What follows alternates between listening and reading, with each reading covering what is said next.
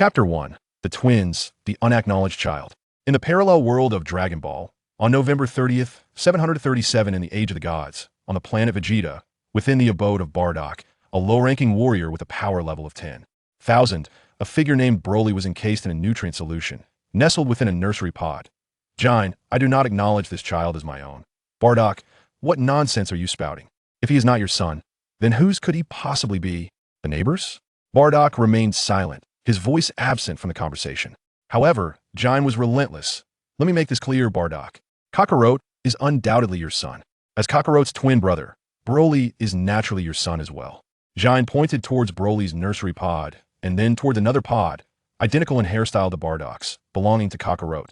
The atmosphere fell into a hushed silence, with Bardock's voice still not emerging. After Ginez's fervent declarations, she seemed to grapple with this startling revelation. Broly, on the other hand, quietly absorbed this explosive news. The system had just transmitted language comprehension to him, and he had only recently begun to grasp the language of this realm. His adoptive parents entered and delivered the aforementioned dialogue. Unable to open his eyes, Broly found their words resonating clearly within his mind. His adoptive parents, oblivious to the awareness of their mere days-old infant, never suspected that he could comprehend their conversation. Despite their occasional glances, he remained utterly still, as everyone assumed him to be just a newborn, not perceiving anything amiss. Yet, unbeknownst to Bardock and Jine, Broly, though unable to speak, possessed unrestrained thoughts. Is this some grand jest? Am I truly the child of the neighbor, old Wang Ba? System, can you confirm the identity of this place? Insufficient data rendered the system incapable of providing clarity. Broly felt a sense of helplessness. He was utterly unaware of his surroundings, and initially, he could not comprehend the language being spoken. It resembled Japanese, yet he only knew the phrase pressure band. Here, he had not heard anyone utter that phrase. The sensation was both familiar, yet distinctly strange. The system had only just deciphered the local language, and it could not even ascertain whether this was Earth.I. In his previous life, he had been coerced into becoming a test subject, leading to a catastrophic explosion. That he had survived, now awakened with consciousness in a new existence, was a matter for celebration. Furthermore, he was thrilled by the presence of a peculiar system akin to a supercomputer in his mind. However, just as he began to comprehend the language and understand their conversation, he was confronted with the disheartening revelation that his father did not recognize him. What was he to do? Their words implied that he was likely the child of the neighbor, old Wang Ba. Just after his birth, if they were to abandon him and the neighbor did not acknowledge him, would he not be doomed to perish once again? He longed to speak, yet his entire body was immersed in the enigmatic nutrient solution. Apart from breathing, he found himself utterly incapacitated.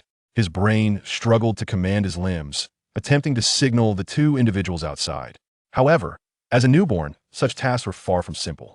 Meanwhile, his tail danced freely with the motion of the liquid behind him. Fortunately, even with his eyes tightly shut, images of the room materialized in his mind, akin to a divine perspective. Bardock remained silent for an extended period, while Jine's countenance darkened ominously. She clenched her fists tightly, her expression betraying her ire as she glared at Bardock. Speak. Have you lost your voice? Bardock, what do you mean? That is precisely what I mean. What does that mean? You should comprehend my intent. Jine, trembling with indignation, found the situation almost laughable. Stop with the nonsense, and state your purpose directly. Bardock regarded Jine, who was on the brink of fury, and after a moment of silence declared, throw him away. Upon hearing this, a chill surged from Broly's spine to his mind. That's far too cruel. You are leaving no chance for survival. Bardock insisted, he is not my son. My own son knows well dispose of him. What? Jine shrieked, rushing protectively to Broly's incubation chamber and eyeing Bardock warily. No, we must at least wait until he can speak. You cannot just discard him now. Finally able to exert a modicum of control over his body, Broly silently shouted in his mind, to encounter such a perilous scene at birth is truly exhilarating. Mother, hold strong. Whether he is my real father remains uncertain, but you are unequivocally my true mother. If I am cast aside, my chances of survival plummet to a mere one. I am counting on you to keep me safe. Bardock, feeling helpless, had fallen victim to the mystical punches of the Kanasan warrior, granting him foresight, and he did not doubt Jine's sincerity. Yet, within his visions of the future, Broly did not exist to preserve the flame. It seemed best to abandon Broly, allowing him to fend for himself in the vast universe, avoiding unnecessary complications. The unfolding events confirmed the authenticity of his prophetic abilities. Frieza was indeed gathering all scions under some unfounded pretense, aligning perfectly with his visions. He could now see Kakarot's journey to Earth and his ensuing battle with Frisia, all without any trace of Broly's presence. Thus, it became evident that Broly could not possibly be his son. An alternative scenario lingered in his mind. Broly might indeed be his son, yet he would perish for not being sent away. He was acutely aware that Frisia had mercilessly obliterated planet Vegeta. Therefore, sending Broly away was imperative. Bardock declared it so.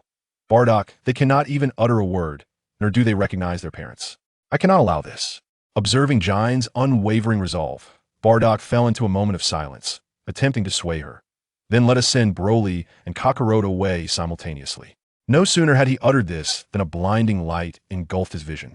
He found himself above a desolate expanse, where bizarre creatures surged like a relentless tide against the distant city walls. That on those walls, Broly, composed and resolute, unleashed his energy blasts with devastating precision.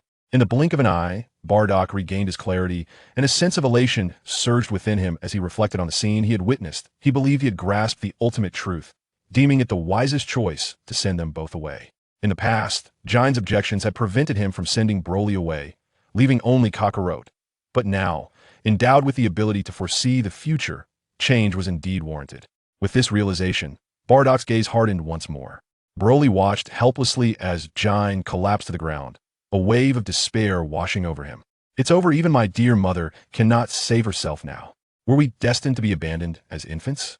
As he watched Bardock rush over, hope rekindled within him. There is hope your love for your wife should suffice, he thought. Bardock, I toiled to bear you 3 sons. Although scions are wicked and irresponsible, you cannot falsely accuse me. Even if their hairstyles differ, Broly does not resemble you. Yet he is to call you father. Do not break my heart. Can twins truly have 2 different fathers? Now, due to your suspicions, you intend to send both sons away? Jine, tonight, I will steal a spaceship and send them both away. Jine roared like a furious lion. No, I have said that they are both your sons, and not one shall be sent away. Bardock refrained from responding. Immediately, he recognized that Jine's emotions were not conducive to further provocation. After a moment, the room finally fell into a profound silence, save for the soft bubbling of the 2 incubators. Jine, allow me to explain. This course of action is unavoidable. Speak, I am listening. Broly, anxious, felt his life precariously held in another's hands. He naturally hoped Bardock would offer a compelling rationale. Even without uttering a word, he silently urged, Yes, yes, speak, I am listening too. Chapter 2. Mother's consent, anxious and uneasy. He barely managed to control his body. The parenting pod of Bolekli was bubbling slightly more densely. Look at you.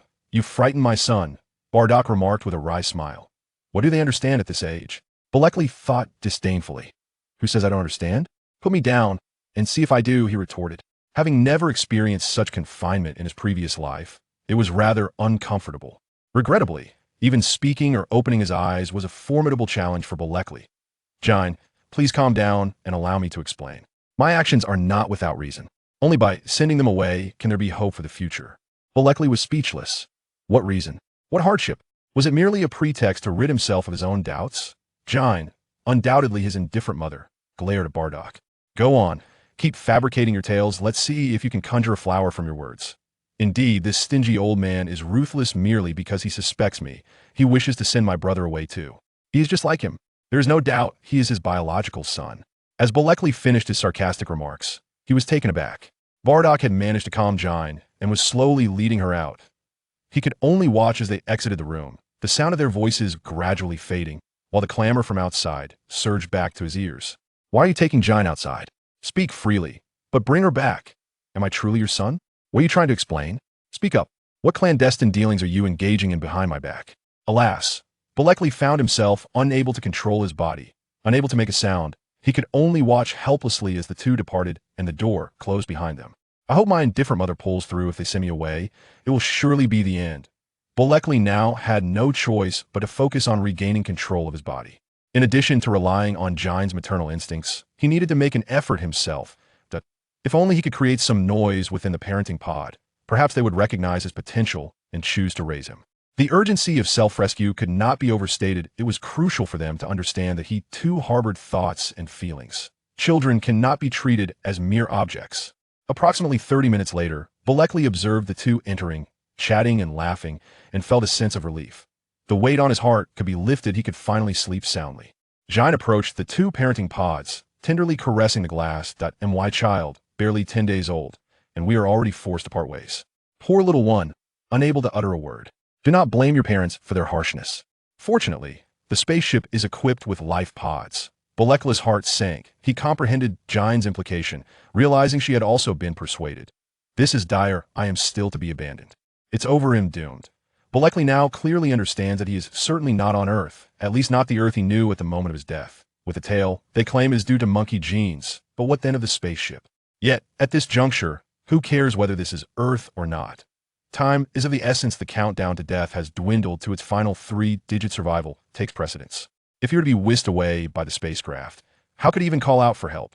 Fortunately, during this period, coupled with his conscious efforts to exert control, he has managed to manipulate his body to some extent, gaining a modicum of authority over his own physicality. His limbs began to flail, and the nutrient solution bubbled forth more frequently. He hoped to capture their attention, to garner some respect for the wishes of the one directly affected. This was too cruel. This what it means to be a father, to be sent away in a spaceship without a second thought. It seemed they intended to eradicate every last Tricino survivors to be left behind. He had only just been born a few days prior, uncertain if death would grant him the chance of revival. As long as he was not sent away, and instead raised as a slave, he would not object. If all else fails, by the time he reached 7 or 8 years of age, he could rely on the knowledge in his mind to sustain his life.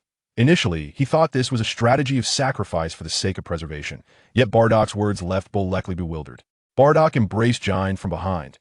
Jine, do not worry, Kakarot, and Bolekli will be sent away. They can support each other, there will be no issues. What he had thought was a mutual concession turned out to be the decision to send both of them away. Bardak, scions are ruthless, but you are even more so. You are a super scion. Bardak could only smile wryly. Ginny, do not say anything more. I simply wish to ask you one question. Is Bolekli your son? Yes, of course he is my son in the incubation pod. Bolekli was momentarily stunned. His life was reduced to instinctive breathing alone. Why? You have acknowledged me as your adopted son, yet you still wish to send us away? As if it were not enough to deny me a chance at life. Now you would cast aside my brother as well. Why would my adoptive mother agree to such a course of action? Bolekla's mind was a torrent of thoughts, while Jine nodded in satisfaction. Very well, we shall send them away tonight. I hope your words are sincere. Jine, even if they are not, I will accept it. However, Kakarot, with a hairstyle identical to yours, must undoubtedly be your son, as Bolekli is a twin, born alongside him. There can be no mistake. I have no regrets. I understand my words are sincere, Jine. Bolekli regained his senses and continued to thrash his limbs, causing the incubation pod to expel a denser cloud of bubbles. At last, Bolekla's movements captured Jine's attention. Look at how anxious Broly has become. Is there truly no other way? Bardak was taken aback. Shouldn't his son be merely a few days old? Could it be that he genuinely comprehends? Broly, filled with joy, intensified his movements. If only Jine's maternal affection could flourish, would the crisis not dissipate? Jine, let us depart. Rest well, for tonight we shall embark on a mission to steal a spaceship. With that, Bardak grasped Jine's hand and led her away. Broly's heart sank, utterly despondent. Dear mother, it was you who sought a carefree existence. Yet now I am the one who must endure suffering, facing death from the moment of my birth. If it must be, you might as well send me to the home of the neighbor, old Wang Ba. That night, Broly and his brother Kakarot were lifted like little chicks. Bardak, do you think Broly truly understands our words? Bardak opened the spherical spaceship in his possession and gently placed Kakarot inside. Do not overthink it. He is merely a few days old and cannot possibly comprehend. Alas, other scions are required to remain on planet Vegeta for 3 years before being dispatched. Broly was embraced by a pair of calloused hands. Departing from the warm embrace and being thrust into the spherical spacecraft, nestled closely beside Kakarot. Subsequently, both were enveloped once more by the breathing apparatus covering their mouths and noses, while a liquid once again engulfed them. And the visor of the spherical spacecraft descended to a close. There was no choice. Frisia was about to strike, and we had to act swiftly. Bardak felt a deep sense of trepidation as he exerted himself more vigorously, propelling himself with all 4 limbs. Jinai, filled with sorrow, spoke softly. Chapter 3, Departed. Yet unscathed Bardak, I believe Broly may truly comprehend our words. He certainly does not wish to part from us. Just look at him. Bardak sighed in resignation. Jinai, enough. I know this is merely my delusion. I must send them away. We cannot afford to delay any longer. Let us observe them a moment longer. so they may remember our faces. Genii, Broly possesses a combat power of 30, while Kakarot has merely 2. They are both low-tier warriors and will inevitably be dispatched to conquer planets. By allowing them to accompany one another now, they can provide mutual support. Rest assured. I have chosen the most remote and insignificant planet in the North Galaxy. Genii's gaze remained steadfast upon the spherical spacecraft. Remove the tracker. It has been removed. It is merely a black ship now. We must proceed without hesitation. Indecision breeds chaos. Bardock shared his foresight with Genii, which garnered her reluctant consent. Yet, time was of the essence. Genii gazed longingly at her 2 sons inside the ship. Bardock, can we not accompany them? No. Our combat power would be easily detected by the scanners. Tears of sorrow welled in Genii's eyes. My children, if your father is mistaken, we shall retrieve you soon. At this moment, a smile unexpectedly graced Genii's face, astonished by the depth of concern a grown scion could harbor for his offspring. Bardock cast a loving glance at Kakarot, who stood beside Broly. I have been engaged in battle for so long. Perhaps this impulse to save someone has arisen within me, especially for my son Kakarot. Deemed a low-tier warrior, Genii, feeling a surge of indignation, called out to Bardock, Hey, Bardock, Broly is also your son. I am aware. But Kakarot's combat power is far too low. Very well, I shall send them away now. Bardock steadied himself against the spacecraft's exterior, gazing through the glass directly at the 2. Remember, you both must strive to survive. No sooner had Bardock spoken than the spacecraft ascended into the sky. The gaze of Baricoli revealed a profound sense of trepidation. He was genuinely alarmed. He was utterly unfamiliar with planet Vegeta, and Frisia was a complete enigma to him. In his past life as a researcher, his sole focus had been on study and scientific inquiry. What should I do about the system? What course of action should I take? I am to be dispatched into the cosmos. I am destined for demise. Please grant me a substantial gift package to facilitate my escape from this place. Baricoli was also in a state of panic. The system was named by him. Its functions explored through his own efforts, and its current capability was limited solely to the collection of languages present here. This system was utterly useless. Akin to a supercomputer devoid of any programming. Under normal circumstances, possessing such a system would exhilarate him as a researcher. Yet at this moment, it served no purpose. Forget about any substantial rewards. Aside from decoding the current language, the system was incapable of anything else. According to deductions, the probability of the master's demise stood at 99.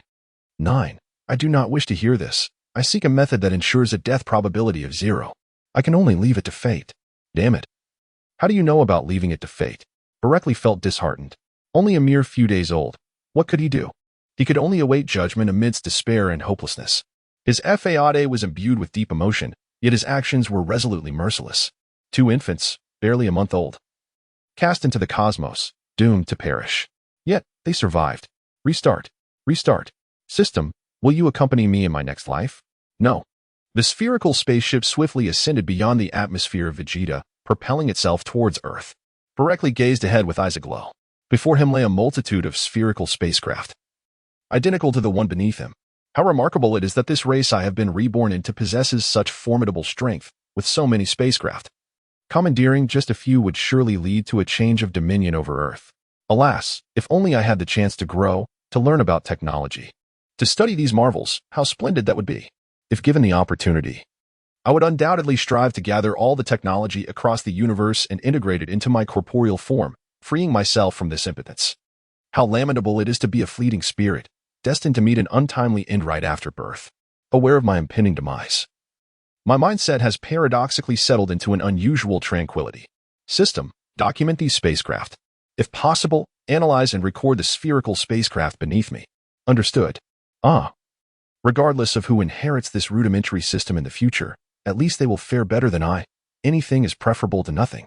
Within the spacecraft, a wisp of smoke emerged from the nutrient solution.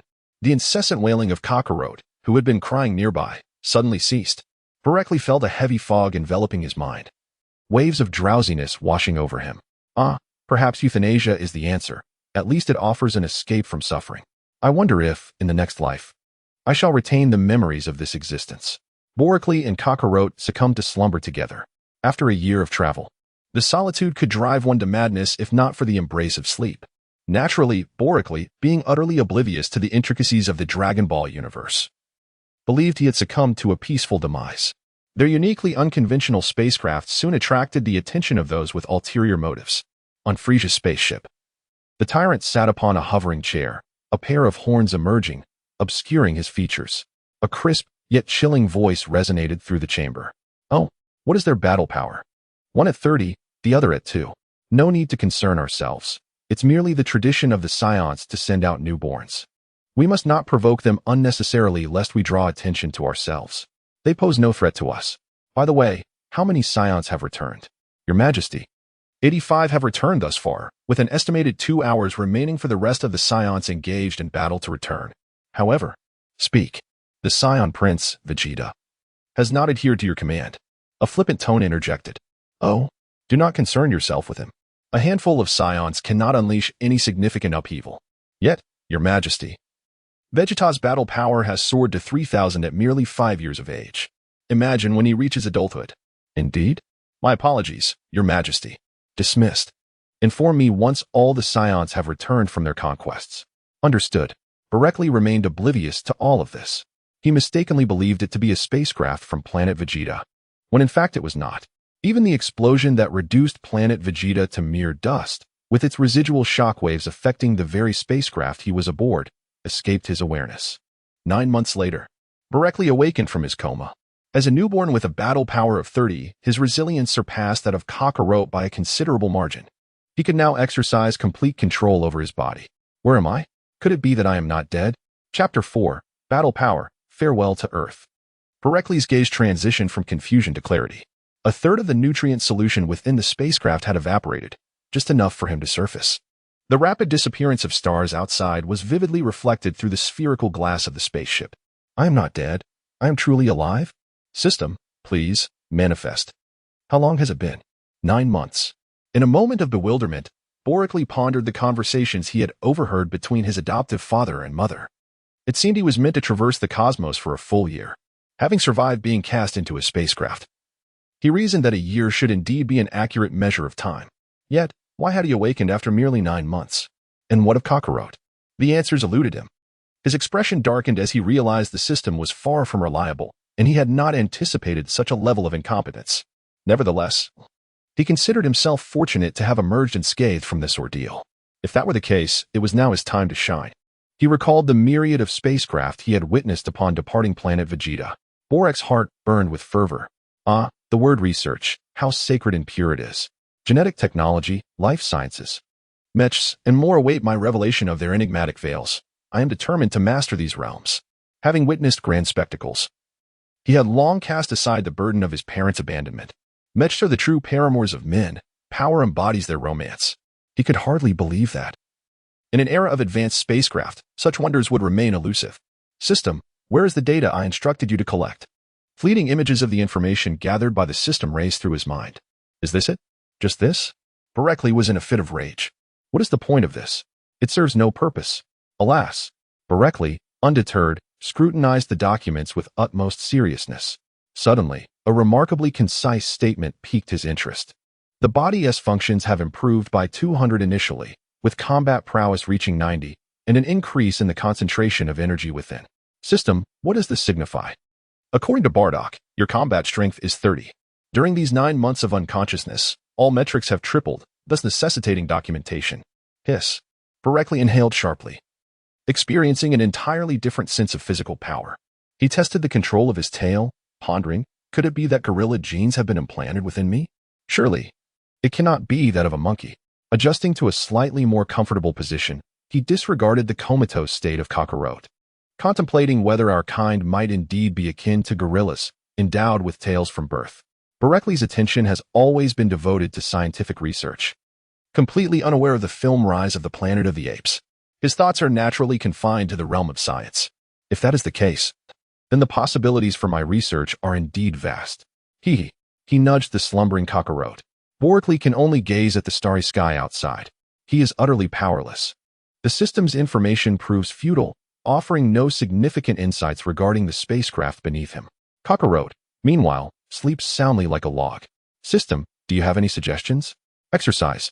Bereckley immediately fell into deep contemplation. Indeed, apart from exercising, there was little he could do. I removed the apparatus from my mouth and nose, What repercussions could arise? It remains uncertain. Can you not test the air? You cannot. Thus I am rendered unable as well. Well, you certainly prove to be quite inept. The host is no better. Correctly. Here, I am utterly constrained. How should I engage in training? Based on the knowledge residing in your mind, simply gather and organize it. Perhaps consider establishing a profile. Indeed. What else did Berkeley ponder? The old man mentioned combat prowess, which surely has its own criteria for assessment. Presently, I am oblivious to everything, yet I can formulate personal attributes based on my own experiences. This would facilitate self-evaluation, and in the future, I might even be able to assess others. Although the system may appear ineffectual, it is entirely capable of growth. As long as the knowledge I accumulate is substantial, I will encounter no issues. Much like a blank supercomputer, the more software I install and data I input, the more formidable it becomes. Otherwise, no supercomputer would be of any use. The principle of the system is analogous. System, establish a personal profile. It would be prudent to base it on the known. Of course, if it were unknown, could you conjure something out of thin air? That would elevate my regard for you, were it not for the absence of others. Berkeley would have rolled his eyes more than once.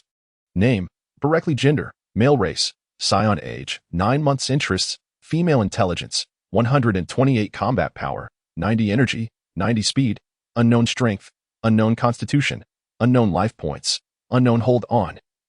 Hold on. What are you doing? Construct your personal profile based on the information you possess. Berkeley, take a deep breath. Concise, useful, and essential. I require only the data. Name, Berkeley combat power, 90-90 energy, 90-90 vitality, 1010 techniques, none moves, none. Berkeley furrowed his brow. This was still somewhat cumbersome, acknowledging that one cannot force matters. He had already streamlined the process to its utmost simplicity. System, why are the techniques and martial arts absent?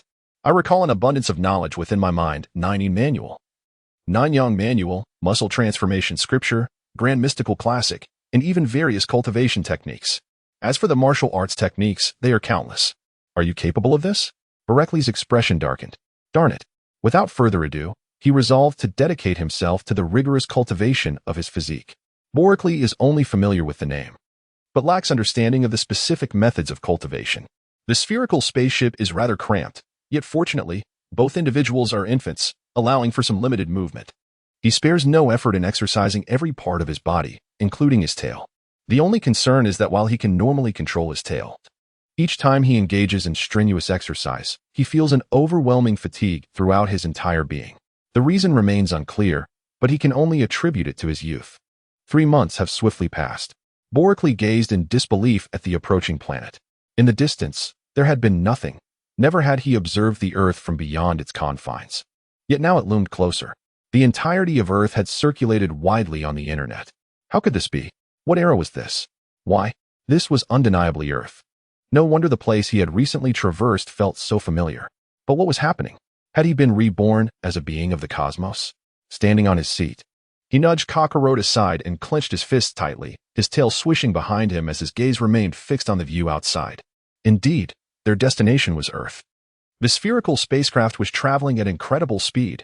Berkeley had scarcely realized it before he found himself in close proximity to the planet. He could distinctly ascertain that they were indeed heading towards Earth. How splendid! If this were the case, could he possibly enact his revenge in the future? Yet, given his overwhelming power, would he succeed? Just as self-doubt crept in, he reminded himself of his current identity as an alien. Furthermore, he had no knowledge of how much time had elapsed. If it had not been long, once he developed new technology, then his thoughts raced, and his eyes started. Oh no, help. Chapter 5, Arriving on Earth, Encountering Bulma. The spherical spacecraft did not decelerate. It plunged directly into Earth's atmosphere. Berkeley could only watch helplessly as a faint sound of friction reached his ears. Stop, for heaven's sake. We're going to crash, he thought, realizing that even if they survived, it would surely attract the attention of governments worldwide. Unfortunately, fate was not on his side. The spherical spacecraft stubbornly collided with the ground. Thud. To his surprise, it remained intact. This spacecraft was surprisingly robust. Realizing he was unharmed, Berkeley found himself in a playful mood. This was quite different from being ejected. He had no time to react at all, as they had descended to Earth in the blink of an eye. He couldn't tell how deep they had plunged underground, as dust obscured his vision. If it's too deep, how will I ever climb out? He kicked the hatch.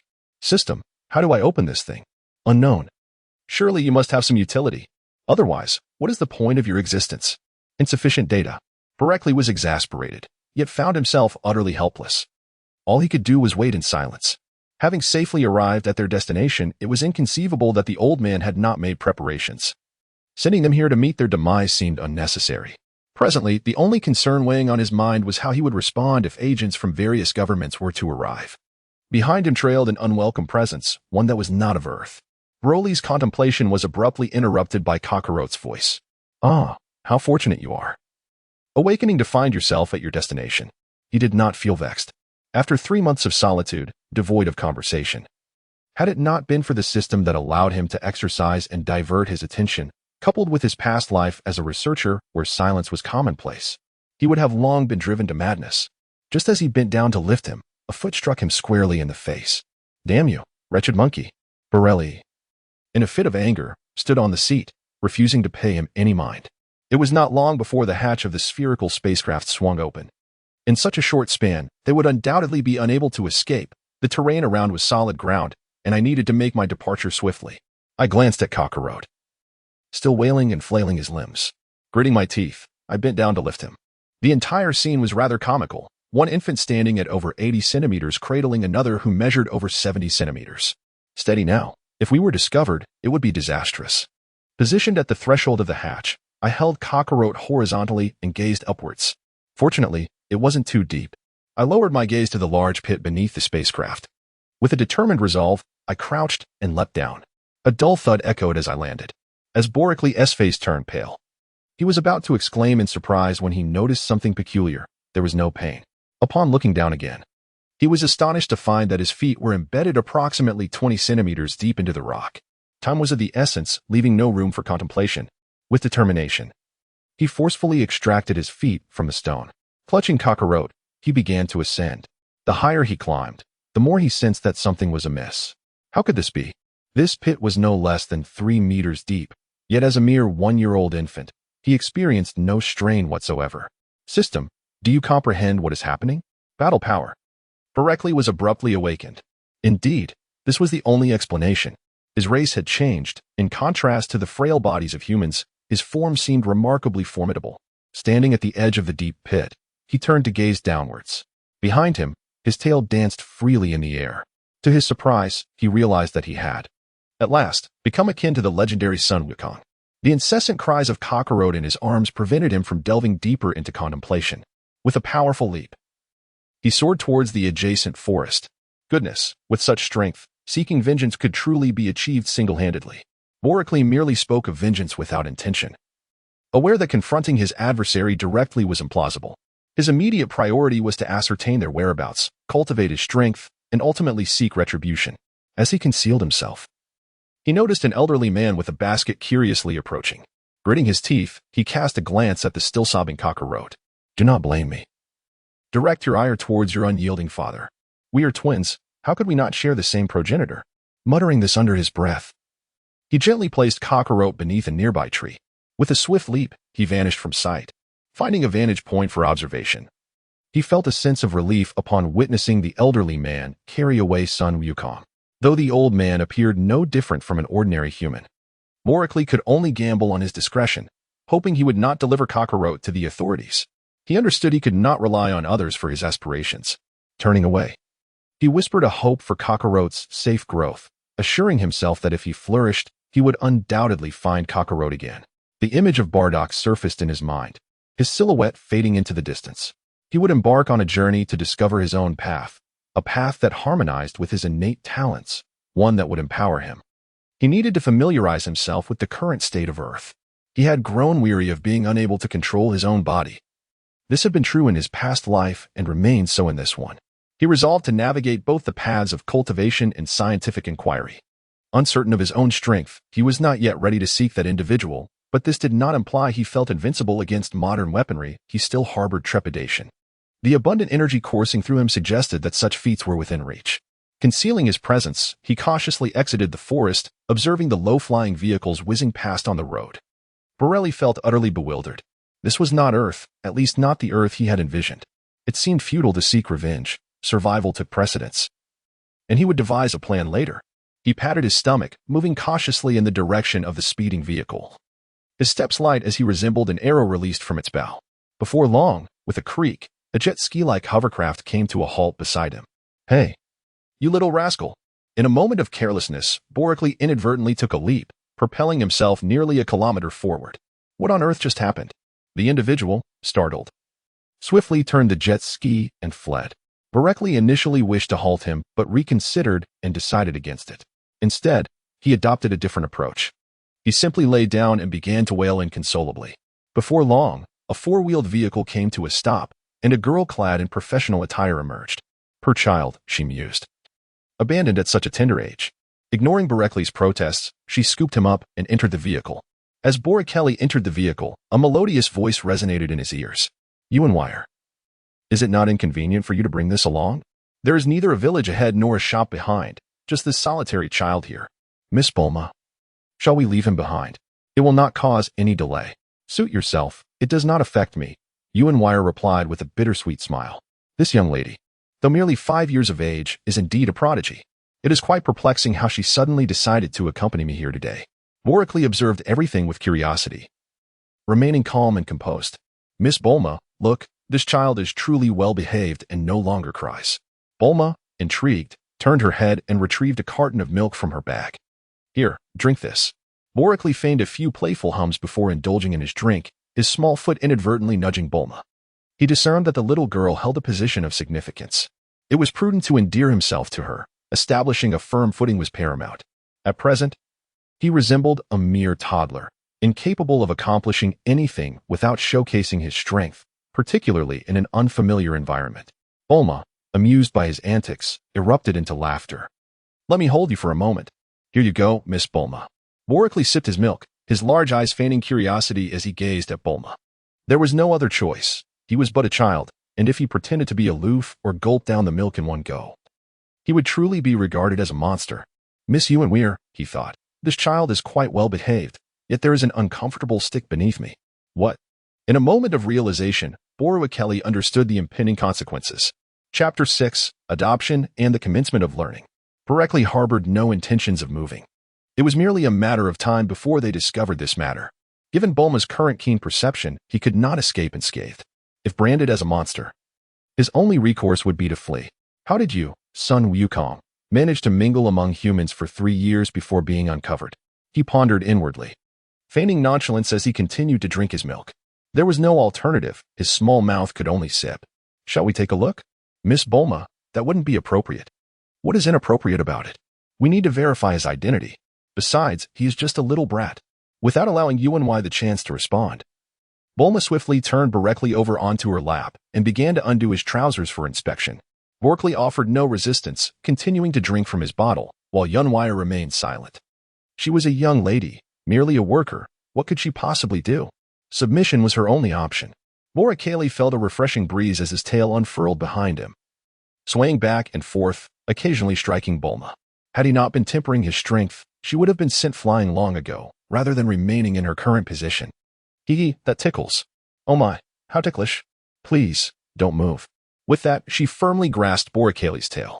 Borically felt as if the world was spinning around him. Darkness enveloped him, and he lost consciousness. Just before succumbing to oblivion, he muttered in disbelief, "What a surprise, my weakness is my tail?" Miss Bulma was toying with Borically's tail when she heard Wire's exclamation and lifted her gaze. "What? Oh dear, has he passed away?" Wire, with a furrowed brow, regarded Bulma with a hint of annoyance. "Is he truly gone? Isn't that a bit premature?" Yet, given Bulma's status, she could only manage a cautious smile. "Miss, it appears he is merely unconscious." "Well then, it seems." Wire's heart sank at Bulma's whimsical demeanor. "Miss, let's halt the proceedings. I shall return. You may carry on without me." "Hey, Miss. Miss." Wire shouted, but Bulma swiftly produced a universal capsule and tossed it to the ground. With a resounding boom, a helicopter materialized before them. Wire's face turned pale in shock. Surely, Miss Bulma isn't planning to pilot the helicopter herself? As if in response to her thoughts, Bulma proceeded to do just that. She opened the door, scooped Borically into her arms, and took off in the helicopter with a hum of the rotors. "Miss." Wire stood there, astounded, watching Bulma navigate the helicopter into the sky. Is she truly that capable? Broccoli was entirely oblivious to the events that transpired after his unconsciousness. Upon awakening, he found himself nestled in a warm bed. Where was this? At the residence of Dr. Brief, who, Broccoli, unharmed, swiftly rolled over and sprang to his feet, on high alert for any potential threats. Unfortunately, in his previous life, he was not a martial artist, rendering his movements somewhat awkward. I am the robotic butler of Dr. Brief's estate. Broccoli descended from his bed barefoot, taking a few steps to approach the robot that was emitting sounds. Are you the steward? He inquired. I am an intelligent program, with subsystems residing within this robotic form. It has always been I who speaks and attends to your needs. Broccoli circled around the robot. His lips pursed in contemplation. In his previous life, he primarily engaged in biological research and possessed little knowledge of robotics. However, he was acutely aware that such advanced and intelligent machines had not existed on Earth in his former existence. What era was it now? It was the 30th of November in the year 738 of the A.I. calendar, an entirely different temporal framework from what he once knew. He chose not to dwell on matters beyond his control. As a researcher, one must embrace a cheerful acceptance of fate. Otherwise, one might toil endlessly without yielding fruitful results. He tapped his forehead, realizing that he had been sent here around the same time last year. Although the calculations differed, the outcome remained consistent. The system had scanned the spacecraft and retained the records. He was well aware of this. Where was he? At Dr. Breve's residence. No kidding. You just mentioned that. I meant the specific location. This was Earth, West City, Dr. Breve's home. Which country? The robot appeared distinctly perplexed. There is only one country on Earth.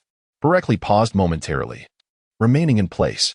He held no doubts regarding the veracity of the robot's information. May I go outside? He inquired. Yes. But Miss Bulma has already been informed and will come to see you after school. I suggest you refrain from leaving. It's all right. I wish to step outside and take a look. Is that permissible? Certainly. He was just about to step out when a rumbling sound echoed. Broccoli awkwardly came to a halt. Before you go out, could you spare me a morsel to eat? He asked, pausing momentarily. Thus, Broccoli's plans were utterly thwarted, for he had spent the entire afternoon confined within the house, dining. In truth, it was not much, mainly. The robot had merely delivered a few meager portions to him at a time. This predicament left Bulma utterly dispirited. As soon as school was dismissed, she dashed home, bursting into his room and seizing his collar, her words punctuated by spittle. You, eating so much. Are you not afraid of bursting? Broccoli gently stroked his belly, furrowing his brow in a display of grievance as he lamented. Yet, I feel as though I have only consumed a third of my fill. Bulma was taken aback, her eyes widening in astonishment as she exclaimed, You have devoured enough sustenance for 20 adult men in a single day, and you claim to be but a third full? Wait a moment. How do you even know this?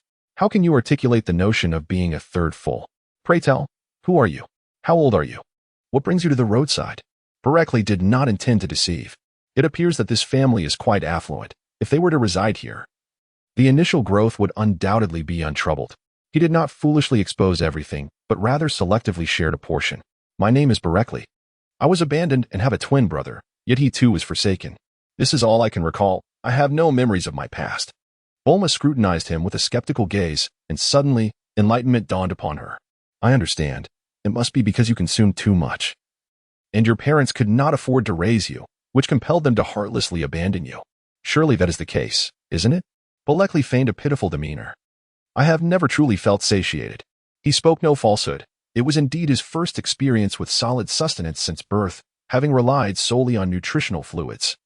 And he had never felt full, not once. How tragic. Then, you shall reside in my home from now on. I shall take care of you. But why do I not recall past events? How old are you? It is improbable that you would remember. Bulma did not ponder this matter further. What Broccoli desires is precisely this effect. Provide her with a hint, and she will conjure the rest in her imagination, which is far more beneficial than fabricating excuses on her own. Being adopted now is undoubtedly a splendid circumstance. Alas, had I known it was a household of affluence, I should have brought Kakarot along from the outset. I can only seek him out at a later time. You have indulged excessively. It would be wise to refrain from further consumption. Allow me to teach you to read and write. Broccoli was filled with joy. Recognizing characters is the foundation of scientific research. All information requires basic written language for documentation, and he was naturally eager to learn this. To his surprise, it did not require his own initiative. However, prior to this, observing Bulma's enigmatic demeanor, Kelly was left in a state of bewilderment. Chapter 7. Meeting the Parents. The prodigy child. Why do you have a tail? Kelly felt a sudden jolt. This matter was indeed difficult for him to elucidate. He was utterly unaware that outside there existed numerous peculiar half-beings, such as those with the heads of bulls, dogs, tigers, and even wolves. The only 4 individuals he had encountered thus far appeared to be entirely human. Naturally, he unconsciously assumed that everyone here resembled the humans from his previous life. I am uncertain. Perhaps this is the very reason I was cast aside, for I found myself there the moment I awakened. Yet, you are well aware of these entities. Kelly silently lamented. How is it that a mere child possesses such profound understanding and meticulous logical reasoning? He shrugged his shoulders innocently, raising his gaze to Bulma. Surrendering. He thought, who is afraid of whom? Never mind, you two are pitiable. Let me begin teaching you how to read and write. By the way, do you know how? Bullock stared at her, and Bulma felt a sense of helplessness. Come, take a look. How's this character pronounced? Internally, she sighed in relief. At least for now she had managed to evade the issue. If she were to forget later, no one could hold it against her. Glancing down, she noticed a perplexing scribble. Raising her gaze once more, her eyes were filled with confusion. Thus, the two began their exchange of learning. Dinner. Bulma took Broly to the restaurant. Mother, I must tell you, he will be my brother from now on. Oh my. I truly envy Bulma for having a boyfriend at such a young age. Kelly, hand in hand with Bulma, was initially captivated by the opulence of the restaurant. Suddenly, he was taken aback by a statement that nearly caused him to lose his footing and fall.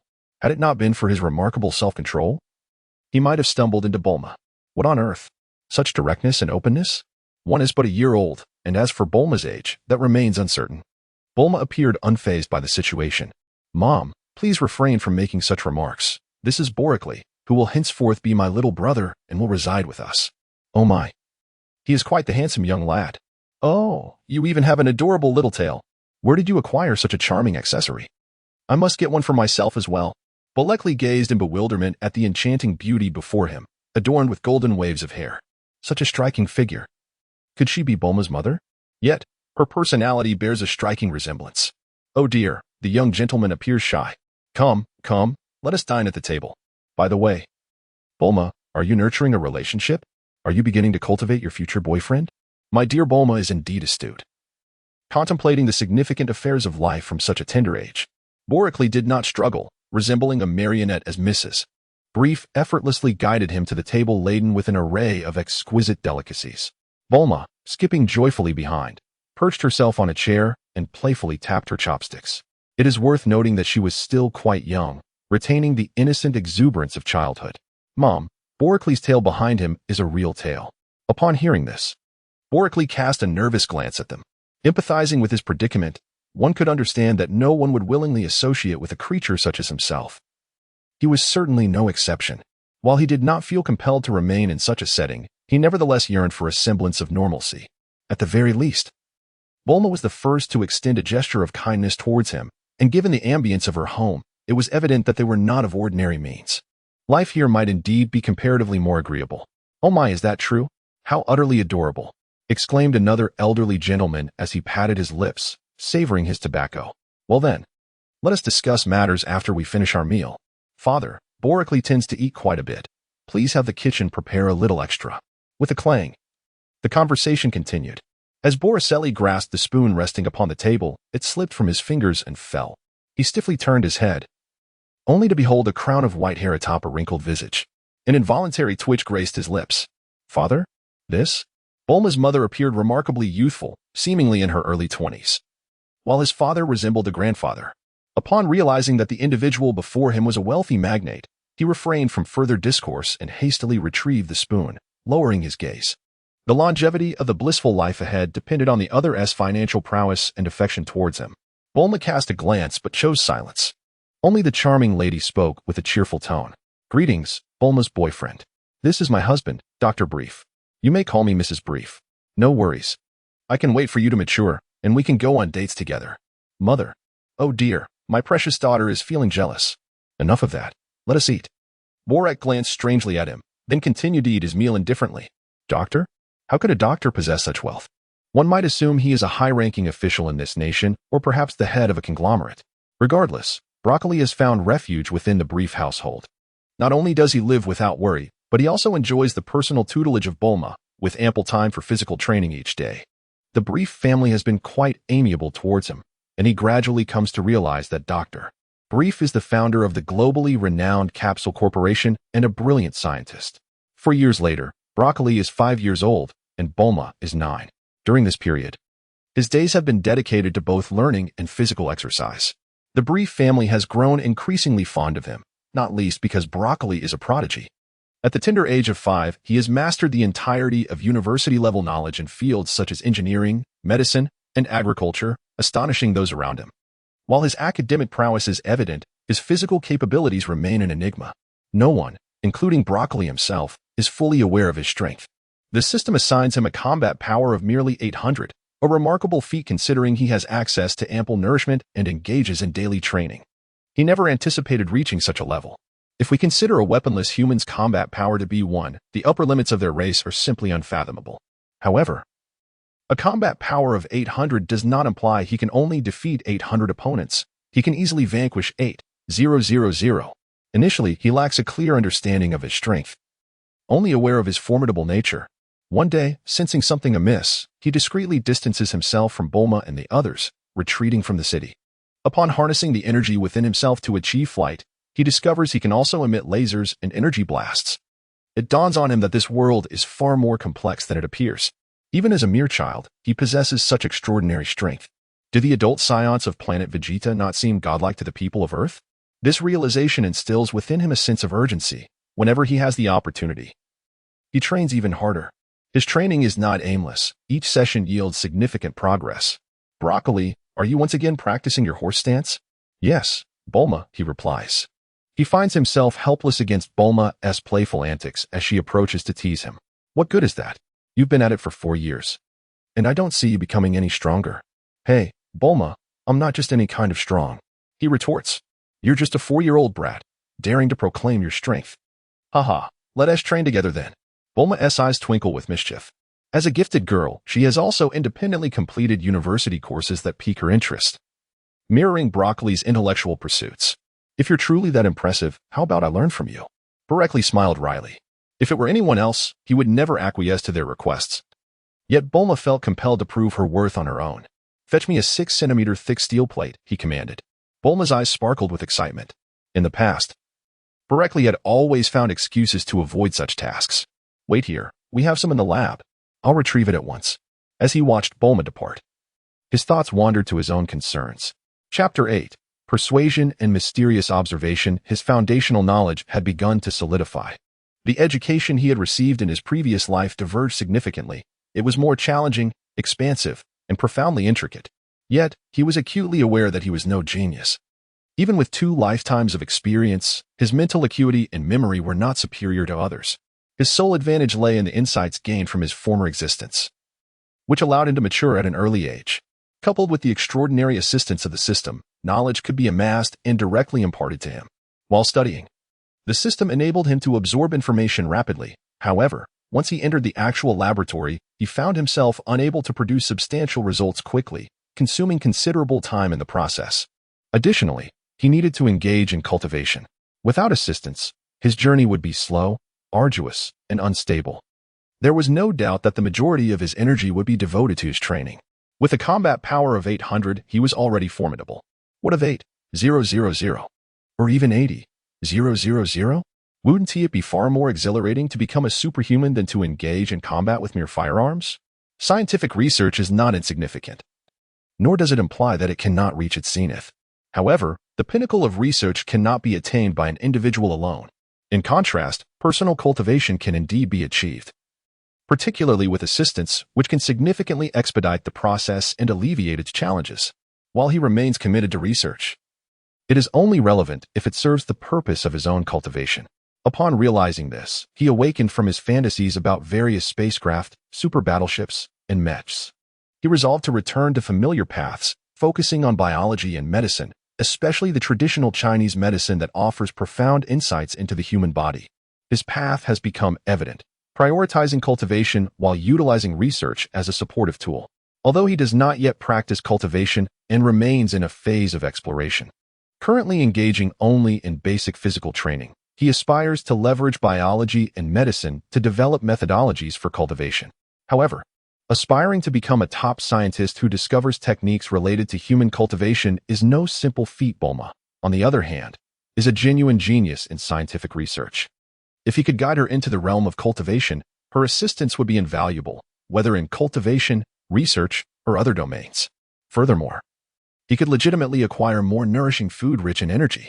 Presently, the food available to him is rather subpar, necessitating copious amounts to satisfy his energy needs, which in turn wastes a significant amount of his time.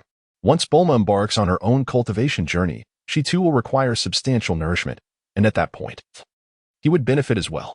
These considerations extend beyond self-interest. Encouraging Bulma's training is also for her own benefit. There are moments when, despite technological advancements, if human capabilities lag behind, progress falters. Perhaps it would be prudent to initially present some achievements from his past life. Relying on handouts is, after all, an undesirable practice. Yet, at the tender age of 5, would it not be somewhat extraordinary to reveal such prowess? While learning and research may appear synonymous, the disparity is vast. Much like the distinction between good memory and strong research capability, such traits merely afford ordinary individuals additional advantages. As thoughts swirled in his mind, Bulma had already procured a 6-centimeter thick steel plate from the laboratory. What do you intend to do with that? Borically first greeted Dr. Brief, who approached him with utmost respect. Dr. Brief, with a beaming smile, spoke, Borically, as I follow Bulma, would you mind if I witnessed the fruits of your training? What? Am I unwelcome? Borically stammered. No, please feel free, uncle. Indeed, Borically refrained from addressing Dr. Brief as father or guardian. Bulma was undeniably beautiful, and he harbored some other thoughts. You still haven't mentioned what you intend to do. Are you not curious whether my 4 years of training have borne any fruit? What good is merely standing around every day? If that sufficed to become a martial arts master, then every farmer would be a master. Bulma crossed her arms disdainfully, anticipating Boricly's embarrassment. Then why not just watch? He retorted, as he took a 6-centimeter thick steel plate from Bulma's hands, not relinquishing it. Holding one end while the other half dangled in the air. Without gathering energy or focus, he delivered a swift knife hand strike, and the steel plate shattered with a resounding crack. How is this possible? Bulma and Dr. Brief stared in astonishment at the small remnant of the steel plate in Boricly's hand. What is impossible about it? Borelli bent down and picked up a piece of steel from the ground. Bulma dashed forward, snatching the 2 segments of steel from his hands and scrutinizing them from every angle. What? This is the steel you acquired? I can't possibly be fabricating anything. Ignoring his protests, Bulma lowered her head to take a bite, confirming its authenticity. What a fierce woman, Borelli mused internally. Dr. Brief observed them with a mixture of suspicion and curiosity. Is this truly your prowess? Impressive. Do you wish to train with me? How did you acquire these skills? Through my own studies in biology and medicine. What? Impossible, Bulma retorted loudly. It is indeed true. I have synthesized this knowledge from my readings. Nonsense. How could I be unaware of such things? However, you possess the ability to create those devices, which I cannot. That is simply because I am older than you. Yet, we have both learned the same material. I have merely engaged in a bit more practice. Broly's words caught Bulma off guard. I don't care. It's simply impossible. But if it's impossible, why not give it a try? Fine, I'll give it a try, Bulma retorted, her voice barely fading. Borically suddenly felt a shiver run down his spine. Who could it be? As he spoke, he also glanced around anxiously. What is happening? This is my home. Could anyone possibly evade the surveillance cameras? Borically remained vigilant, undeterred by Bulma's voice. He sensed an unseen observer, yet he could not identify the source. In the shadows, a pair of obsidian eyes fixated upon him, beyond the reach of Boricly's meager abilities. Truly a disappointment, possessing scion blood yet exhibiting such paltry strength. Is this the consequence of a forgotten past? Too slow. I hope you will come. No one could hear this faint whisper before the enigmatic figure concealed in the darkness vanished. Borically, what is the matter with you? Bulma inquired, her gaze laden with discontent as she scrutinized his paranoid demeanor. No, nothing at all, he replied, furrowing his brow as the sensation of being watched dissipated. Let us begin. Borically could only suppress the unease that gnawed at his heart as he commenced instructing Bulma. Unbeknownst to him, a figure lurked in the shadows, poised to strike when least expected. He had previously vowed to himself that he would not endure such a state of helplessness again, yet here he was, ensnared once more. Whether or not this situation was directed at him, It undeniably posed a threat. With no alternative, he resolved to remain vigilant. You all carry on. I shall return to the laboratory, he stated. Bulma paid no heed to Dr. Brief, while Borkley took the opportunity to bid farewell. Uncle, take care. Haha indeed. Take your time with your training. Bulma, from this moment forth, you must heed my guidance. Enough with the chatter, let us begin. Isn't that the point of learning from you? Chapter 9, The Commencement of Training, a heartfelt conversation with the doctor. Borkley looked at Bulma with a mixture of amusement and exasperation. His own training was far from simple. With this attitude, she would never achieve any results in her endeavors. He watched as Bulma sprang to her feet, hands on her hips, glaring at him with fierce determination. Borkley hurriedly began to explain. Exercise must be approached gradually. Without solidifying the foundational skills, it is utterly impossible to achieve immediate success. So, why are you able to do so? Borkley lamented, my lady. I too began my journey with standing post. I did not start with the horse stance. Indeed, this is a veritable truth. These skills were not inherently mine. However, I possess a system that allows me to monitor my progress in my training at any moment. With the assistance of this system, I have discovered the most suitable methods for my cultivation. Yet, it remains unstructured, merely serving as a foundation. For instance, while the current standing posture is not without merit, its efficiency is woefully inadequate, gaining merely 0.1 in combat strength each day is of little benefit to my current capabilities. In contrast, the adjusted horse stance yields swifter results, allowing for an increase of 1 point in combat strength daily. Is that truly so? Bulma regarded Borkley with skepticism. Her doubts were not unwarranted. As the daughter of the world's wealthiest individual, her pursuit of this discipline was purely a fleeting interest. In the face of genuine peril, could one truly rely on bare hands to confront firearms? A lack of interest does not equate to a willingness to abandon the endeavor. Borkley has resigned. He requires more than just Bulma's inconsistent efforts. The so-called fighters on Earth, supported by Dr. Brief, have shown him that none possess any genuine skill. Borkley's remarkable enhancement of his physical prowess is entirely attributed to the refined practice of the horse stance. He has long disowned that through nourishment. His combat capabilities could also be augmented, albeit at a slower pace. However, when adopting the horse stance, the rate at which his body assimilates the ambient energy becomes exceedingly rapid. With a systematic monitoring apparatus in place, he possesses a keen awareness of these occurrences. Lacking superior alternatives, he presently resorts to rigorous training, simultaneously harnessing the power of scientific inquiry to study his own physique and subsequently formulate a cultivation technique. At this juncture, traditional forms of exercise hold paramount importance, a lesson he imparts to Bulma, who, being a prodigy, is expected to grasp these concepts swiftly. Once Bulma achieves success in her training, he will have ample data to analyze. In his estimation, those fighters are largely mediocre. It stands to reason that if mere training sufficed, these fighters would have already established their prowess. Even those with lesser aptitude should be capable of absorbing energy. Unless it is indeed the case that Earthlings are ill-suited for cultivation. Yet, what of the legendary martial arts master, Master Roshi? Surely, there must exist a unique method of cultivation to facilitate energy absorption. What he intends to impart to Bulma is the distilled essence of external techniques. Due to his scion heritage, he inherently possesses the ability to absorb energy, and with the aid of this external technique, his strength is significantly amplified. He is resolute in his belief that Bulma will not falter. However, should Bulma lack earnestness, he would rather refrain from exerting effort in her instruction. If she truly has no desire to learn, he will not compel her, for training is indeed a strenuous endeavor. Nonetheless, it is rather dull and seemingly futile. Bulma, initially unaware, finds the early stages of training to be nothing more than standing idly. If that is the case, she would prefer to engage in creating something intriguing in her laboratory. Reluctantly, Borkley can only urge her with gentle persuasion. Strengthening one's physique is foundational, and he is keen to explore whether scientific research might transcend human limitations, whether in speed, strength, or longevity. What is there to research? Isn't it the same? A single bullet resolves everything. No matter how skilled one is, a bullet can incapacitate them. Furthermore, extending lifespan is nearly an impossible endeavor. That is not quite the case. Just look at you. So beautiful, intelligent, and kind. Learning a bit of self-defense is hardly a burden. It's not as if I'm asking you to become a fighter. Moreover, if we could indeed discover a method, even if it does not promise eternal life, imagine if you could retain your youthful visage. That would be something worthwhile. Really? Of course. Would I deceive you? Then I shall practice earnestly with you. Really? You ramble on so much. Are you going to teach me, or not? Bulma replied impatiently. Of course I will teach you. But let me be clear, if there are no results. Barecki thumped his chest confidently. Rest assured. I guarantee with my character that the group messages are indeed valid.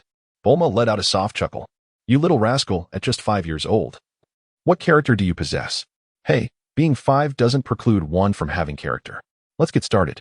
As Bulma readied herself, Barecki straightened his face and began his instructive demonstration with earnestness. Calm your mind, regulate your breath, and relax your body. Maintain a tranquil state of mind. Following Barecki's rhythm, Bulma began to adjust herself accordingly. With her feet shoulder-width apart, knees slightly bent, and arms crossed in front of her chest. Her hands positioned approximately 10 centimeters apart with fingers aligned. Bulma diligently followed his guidance. One taught, the other learned, as the atmosphere gradually settled into a serene quietude. Barecki could hardly afford to relax. Standing still may appear deceptively simple, yet there lies a profound knowledge within. Lacking comprehension, he could only rely on the system's judgment, continuously correcting Bulma's posture to achieve optimal results. After 30 minutes, he declared, All right, let us pause for a moment. Prolonged exertion is inadvisable. Observing Bulma's expression of confusion and disbelief, Barecki elucidated, You are still in the foundational stage. One cannot enhance oneself at the expense of physical well-being, for that would deplete your potential. What purpose does merely standing like this serve? Bulma retorted, a hint of disdain in her voice. Bulma, the human body is a treasure.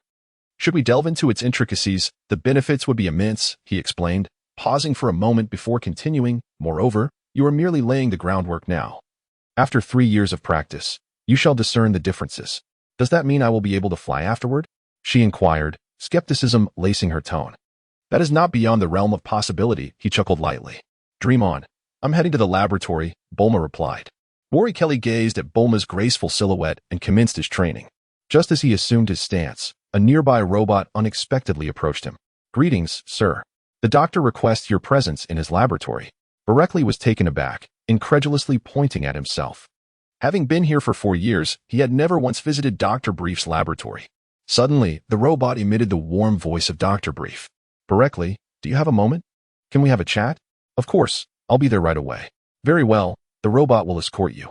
As soon as Dr. Brief finished speaking, the robot turned and made its way toward the laboratory. Barecki could only trail behind the robot, his mind swirling with thoughts about why the doctor had suddenly sought him out. Chapter 10, The Path of Research, Setting Ambitions. Confused and unable to gather his thoughts, he followed the robot through the expansive courtyard until they arrived at the entrance of a room. As he raised his hand, the grand door swung open automatically. Come in. Barecki, let us converse.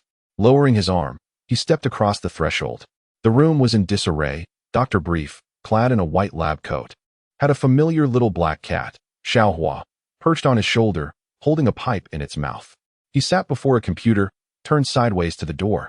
While behind him, an experimental bed equipped with various functions stood silently, resembling a bloodthirsty beast waiting patiently for its prey.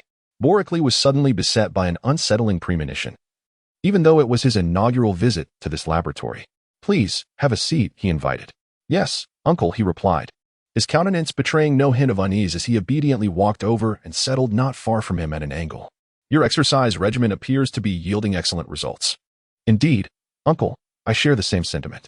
I conducted a search for humans on Earth and found none of your kind. Might you be an extraterrestrial? Barecki raised his head in bewilderment, gazing at the doctor who was intently scrutinizing him. I am not entirely certain, but I believe I have an elder brother. Most of my past events are rather hazy. Barecki neither acknowledged nor denied the matter, merely evading it. According to his understanding, Earth has yet to discover any extraterrestrial beings. Who knows what stance Dr. Brief adopts? It is prudent to exercise caution. With a combat power of 800, he does not believe he could withstand the might of Earth's military forces. After all, he is human and requires sustenance and rest. Only if there were several with a combat power of 800, and under circumstances where the weaponry was not excessively formidable, could they hope to confront their adversaries. Yes, that is how he perceives it. He overlooked a critical detail. The combat power of his younger twin brother is merely 2, and at the time of departure, it would only reach 6. Concealing this serves as a form of protection for Kakarot. After all, he is his younger brother, and one ought to assist when possible. Would you like me to check something for you? Check what, uncle? I have actually observed you for some time. I won't delve into the pursuit of scientific knowledge, but your physical training yields results far superior to those of us Earthlings. Moreover, I have detected a peculiar energy within you. Dr. Brief took a puff from his pipe, slowly exhaling a ring of smoke, and began to speak. Borically was initially taken aback, but soon his heart swelled with joy. If detection were possible, his cultivation speed would undoubtedly accelerate. The ability to detect implies that scientific methods would not only provide a clear understanding of the body, but also facilitate an effortless comprehension of energy. Dr. Brief's assertions directly corroborated his hypothesis, confirming its validity. As for being monitored, having stayed at their residence, what harm could there be in being observed? Although I am not particularly versed in biology, I have several doctoral friends, some of whom hold degrees in the biological sciences, whom I can consult. Moreover, I am capable of grasping simple concepts. Borically hesitated momentarily. Uncle, if you conduct the test, will you keep the results confidential, regardless of what they reveal? He observed Dr. Brief turn around with a look of confusion. What if I truly am an extraterrestrial? Would I be confined and treated like a lab rat? Without allowing him time to respond, Borically continued to bombard him with questions.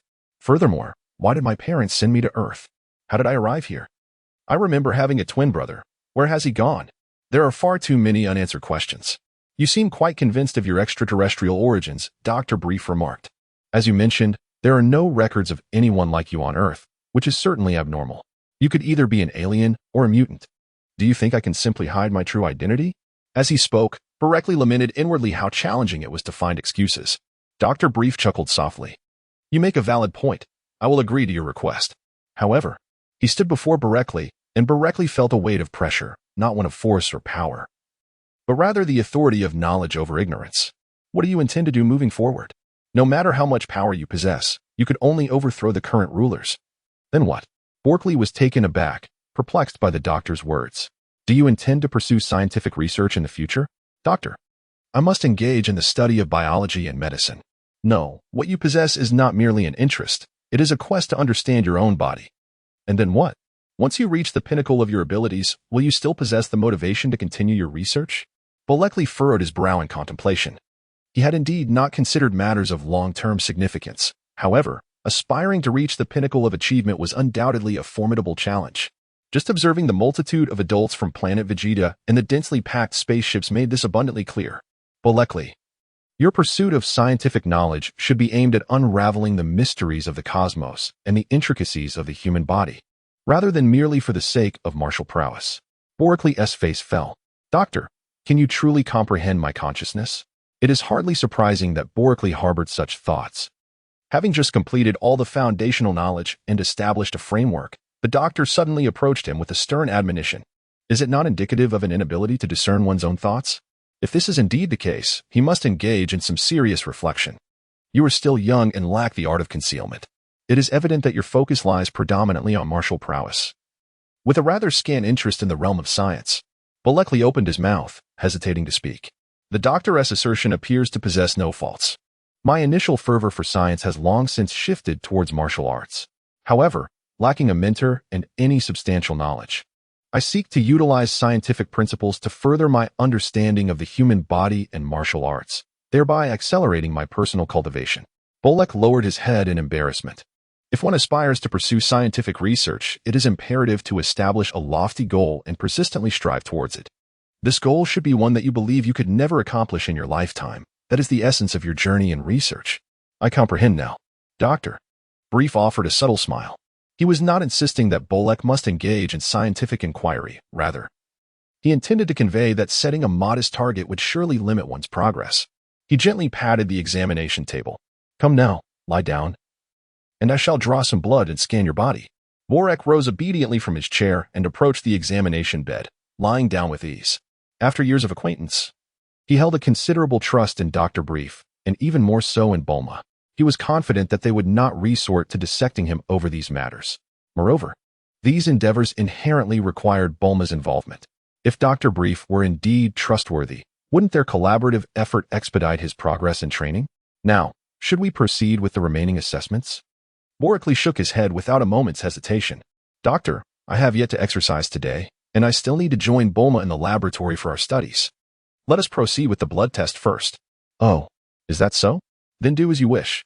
I'll seek you out once I have the results, rest assured. Your confidentiality will be preserved. Bolek bid farewell with a gentle demeanor, feeling a sense of relief within. Chapter 11. Ding Kawu. As time swiftly passes, trust indeed comes at a cost. However, the final words of Dr. Brief instilled a modicum of reassurance in his heart, even if his body harbored a profound secret. Whether the doctor chose to expose him or engage in clandestine research, he would not regard the doctor as a hypocritical deceiver. How many individuals can maintain their composure in the face of immense temptation? He certainly might not be one of them. Beyond the confines of the doctor's laboratory, the sky had begun to adorn itself with stars. Gazing upward at the celestial tapestry, he realized he had not observed the stars for 5 or 6 years. In his previous life, he had scarcely looked upon them, and now he was consumed by his studies, soon to be absorbed in experiments as well. Turning his head slightly, he noticed the moon. If only this experience could have been postponed by a couple of days, then he would have been graced by the sight of a full moon. A bold thought suddenly emerged in Borkelly's mind. Perhaps he could venture out in a few days to take a look? However, he quickly dismissed the notion. After all, there were pressing matters at hand. This afternoon's discussion regarding the internal publication group, designated as 9, 80 feet 2 inches, 05, 8, 5, 6, was not merely a figment of his imagination. It concealed formidable individuals within the realm of the internal publication group. The internal publication group, 9 foot, 80 feet 2 inches, 05, 8, 5, 6, must not fall under the manipulation of others again. Berkeley firmly clasped his hands, inhaling deeply, centering his energy in his dantian, and adopting a standard horse stance with precision. This posture was a testament to his own effectiveness. Each movement, every exertion of force, the direction, and even the rhythm of his breath were all meticulously adjusted through the statistical capabilities of the system he utilized, rendering it a more efficient workout than mere strength training. He speculated that these practices may be intertwined with the Taoist and traditional Chinese medicine knowledge he had acquired in his previous life. Yet, he chose not to dwell on such thoughts. Ultimately, he needed to return to the laboratory. His understanding of his own body was alarmingly scant, compelling him to rely on this method to expedite his training. He was acutely aware that his internal composition held secrets yet to be uncovered. At merely 5 years of age, his strength was already formidable. Were he to refrain from exercising and solely rely on nourishment, his physical prowess would still be on an upward trajectory, albeit at a slower pace. It was a period of development, and rapid growth in physique was quite normal.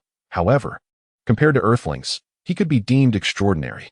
Due to Bardock's deletion of the spherical spaceship's positioning system, he and his brother Kakarot remained in their youth. Broly and Kakarot did not acquire any knowledge about the scions from the spacecraft. Conventionally, scions with lower potential would spend 3 years on planet Vegeta before being dispatched, during which they would be indoctrinated with all the knowledge of their kind through the spacecraft. However, these two are not bound by convention. Broly, in particular, defies all norms. Consequently, the two brothers arrived on Earth devoid of any inheritance, completely unadorned.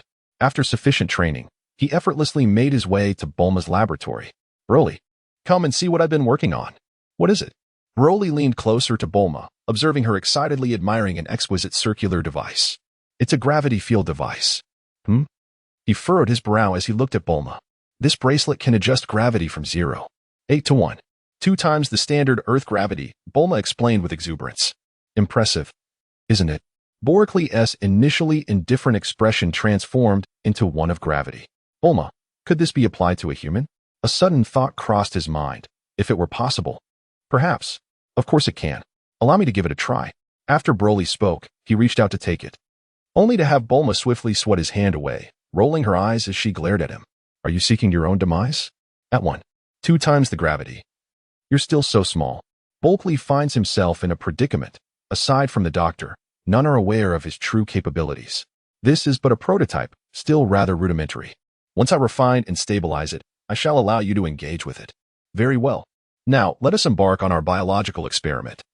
Bulma carefully sets down the ring in her hand, and the two commence their endeavors at the laboratory bench.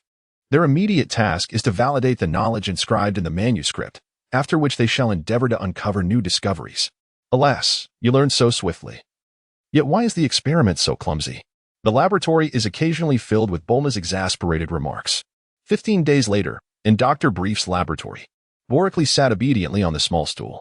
Borkley, I have a question for you, Dr. Brief inquired solemnly. Uncle, Please ask, Borically replied. Can you fly?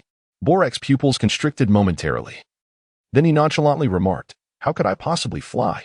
It seems you have yet to harness the energy within you. According to my research, you possess the ability to soar. Allow me to instruct you while you experiment. Dr. Brief gazed thoughtfully at the experimental conclusions displayed on the computer. Uncle, perhaps you should first share the findings of your examination. Why is Broly unable to fly? Once his combat power surpasses 100, he can soar through the skies. It merely requires a modicum of skill. Even without such finesse, upon reaching around 130, his overwhelming strength can defy the gravitational pull of the Earth and enable him to ascend. Moreover, it is inconceivable that Broly would be so foolish. That technique is easily mastered by anyone with the courage to attempt it, provided they possess a modicum of intelligence. Dr. Brief instinctively smacked his lips, finding himself without a cigarette. Just as he was about to retrieve his lighter, he was reminded, Uncle, smoking is prohibited in the laboratory. Your lack of diligence is rather surprising, even for a doctor. Broly makes a valid point, he conceded. The doctor must relent. In truth, you are quite similar to the inhabitants of Earth, save for the presence of an unusual type of cell. Borically rose from his chair, approaching the computer screen. What are these cells? I have designated them as S cells, though their exact nature remains elusive. I surmise that it is precisely these S cells that grant you your tail and enable you to absorb energy. They also enhance your cellular vitality to a degree at least 200 times greater than that of Earthlings. It is truly astonishing. You are nothing short of divine in your power. The doctor marveled as he elucidated. Borelli's gaze was profound. Indeed. However, this type of cell also possesses a drawback. What is it? Borelli inquired anxiously. He was acutely aware that in his previous life, certain scientific endeavors had resulted in the creation of numerous genetic monstrosities. Most of these were entirely uncontrollable, while some were partially so. If he were to harbor such a genetic affliction, especially one inherited by nature, it would be devastating for him. Uncontrollable, the doctor affirmed. Borelli felt a tightening in his heart. Indeed, what one fears often comes to pass. What is happening, Uncle? Brief shook his head in distress. I am not particularly certain either. The information is too scant. Then let us draw more blood. No, you are still young. Such frequent blood draws are not advisable. Uncle, I assure you it is not a problem for me. If there is instability, it could lead to significant trouble. How about this? I will have my blood drawn every 6 months, and we shall examine it together. It can be considered your research topic, and it will not hinder your training. Upon hearing these words, Borically readily agreed. Undergoing a blood draw every 6 months would certainly not pose any adverse effects on him. Moreover, the opportunity to conduct research alongside the esteemed Dr. Brief would allow him to hone both his scientific and martial skills. Thus, he resolved to follow this path. He would engage in regular training, learn from Bulma, and collaborate on research every 6 months. Very well, thank you, Uncle. Off you go. Borically stepped out with a grave expression. This was a ticking time bomb, and yet he found himself powerless to alter its course. He clenched his fist once more, acutely aware that the more he learned, the more helpless he felt. Fate? I must seize control of it with my own hands. Borek's gaze was sharp. From that moment on, he dedicated himself to the household of Dr. Brief, diligently engaging in mundane tasks each day. Time swiftly passed, and 5 years elapsed in the blink of an eye. In those 5 years, they underwent profound transformations. Chapter 12. A New Breakthrough. A Serious Warning. On November 30th, year 747 of the Age of the Isle, within Dr. Brief's courtyard, Bulma crouched in a stable stance. Broly, adorned with blue metallic rings on his hands and feet, levitated cross-legged approximately 1 meter above the ground before Bulma. He had resided there for 9 years and had now blossomed into a 10-year-old youth. His combat prowess had surged beyond 1,000, and he had become an exceptionally gifted boy, mastering the intricate disciplines of biology, physics, chemistry, and medicine. Bulma, now a graceful 14-year-old young lady, had also ceased attending school, justifying her decision with the notion that Broly had yet to surpass her academic achievements, rendering her attendance unnecessary. Dr. Brief was quite progressive and did not impose any obligations upon her. Consequently, Bulma found herself as an idle wanderer, engaging primarily in physical training and experimental pursuits.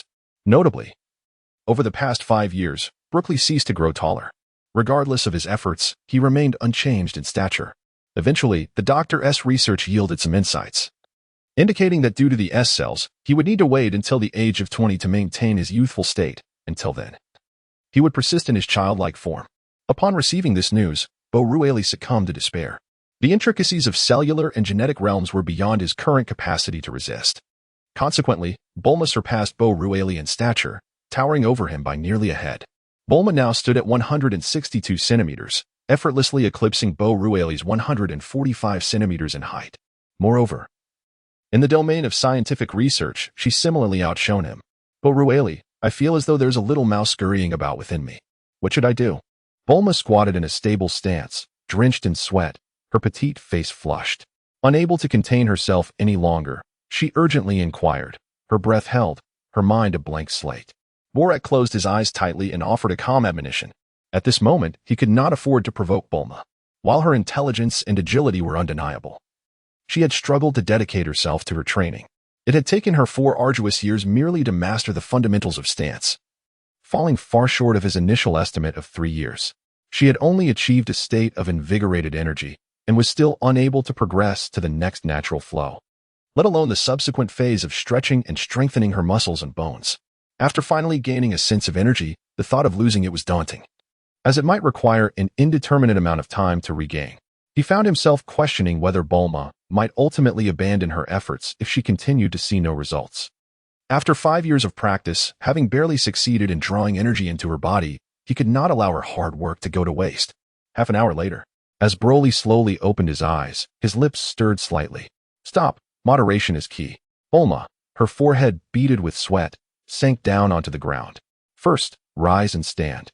You have exerted yourself greatly. Do not sit down directly. Originally suspended in midair, Broly's feet gently touched the ground. He retrieved a piece of candy from his pocket, took a step forward, and pulled Bulma up, promptly offering her the candy to taste. Stand firm. Take a deep breath. After a brief pause, Bulma, in a weakened state, inquired why. This time it was so exhausting. I didn't feel fatigued while standing. In the mind of Borakeli, the system provided an answer. Name, Bulma combat power, 111 energy, 111 vitality, 12 techniques, unknown. She was aware of her recent breakthrough, during which her body's energy was temporarily depleted, leaving her in a brief state of emptiness. Do you not sense a change within your body? What do you mean? Bulma's bewilderment was only half formed. A look of sheer ecstasy spread across her face as she perceived the flow of energy within her. An overwhelming sense of both fragility and strength surged within her, creating a powerful contradiction. Borakeli? Haha, indeed, congratulations on your initiation. So, can I fly now? Taken aback, Borakeli replied somewhat irritably, dream on. You are far from that yet. However, with continued training, you should be able to unleash energy blasts soon, surpassing the threshold of 10. Accumulating energy to 20 should be relatively straightforward. Bulma gazed at Borakeli, puzzled. What do you mean? Once you've rested well, I will take you tomorrow morning. Observing Bulma's current state, it seemed that tonight was not the right time to continue that endeavor. You should go and rest properly. Bulma gritted her teeth and insisted. I can do it. Do not overexert yourself. Physical training requires a balance of effort and rest, and one must never leave hidden injuries within the body. After expressing this, Borakeli felt the moment was ripe. By the way, I have developed a high-energy food with an energy density 30 times that of ordinary sustenance. Let us consume that from now on. Borakeli cast a furtive glance at Bulma, his eyes narrowing slightly as he regarded her with a half-smile. Fortunately, she refrained from speaking, merely nodding in agreement. This particular device was a product of his research on the nutrient solution aboard the spaceship. While its efficacy was not superior, it proved to be quite beneficial for his current needs. Whenever you require something, simply inform Yuanwire to take care of it. Very well, you ought to return and rest. I shall proceed to the laboratory. After a brief moment, Bulma regained her composure. In the laboratory, she settled comfortably into a chair, a sphere of radiance suddenly manifesting in her hands. Bulma, exercise caution. There are numerous experimental data here. Do you not remember? No, Bulma. That does not grant you the liberty to recklessly mishandle the experimental apparatus. Bulma withdrew the luminous orb, rising to her feet with her hands placed defiantly on her hips. With a boisterous laugh, she declared, as long as I am pleased, I shall act as I wish. Borakeli shrugged nonchalantly. After all, it was not his possession. It was highly probable that Bulma's device would not function, as her current energy level stood at a mere 18, still a tad short. Yet, who could say for certain? What of the new laboratory? It posed certain challenges. I aspire to incorporate a gravity chamber within it. The materials are not permissible, and those that are allowed are not particularly conducive to the experiments, presenting a rather paradoxical situation. Is it not feasible to construct a separate laboratory for personal portability? Borkley turned around, gazing at Bulma as if she were a fool. What? In the realm of science, you dare to look down upon me? Bulkley turned away, somewhat disheartened, and continued to tinker in his laboratory. The high-energy food he had spent 6 months researching was effortlessly improved by Bulma in just 3 days, resulting in 6 different variants. The impetus for this transformation was the overwhelming energy level of 30, which she found excessively burdensome.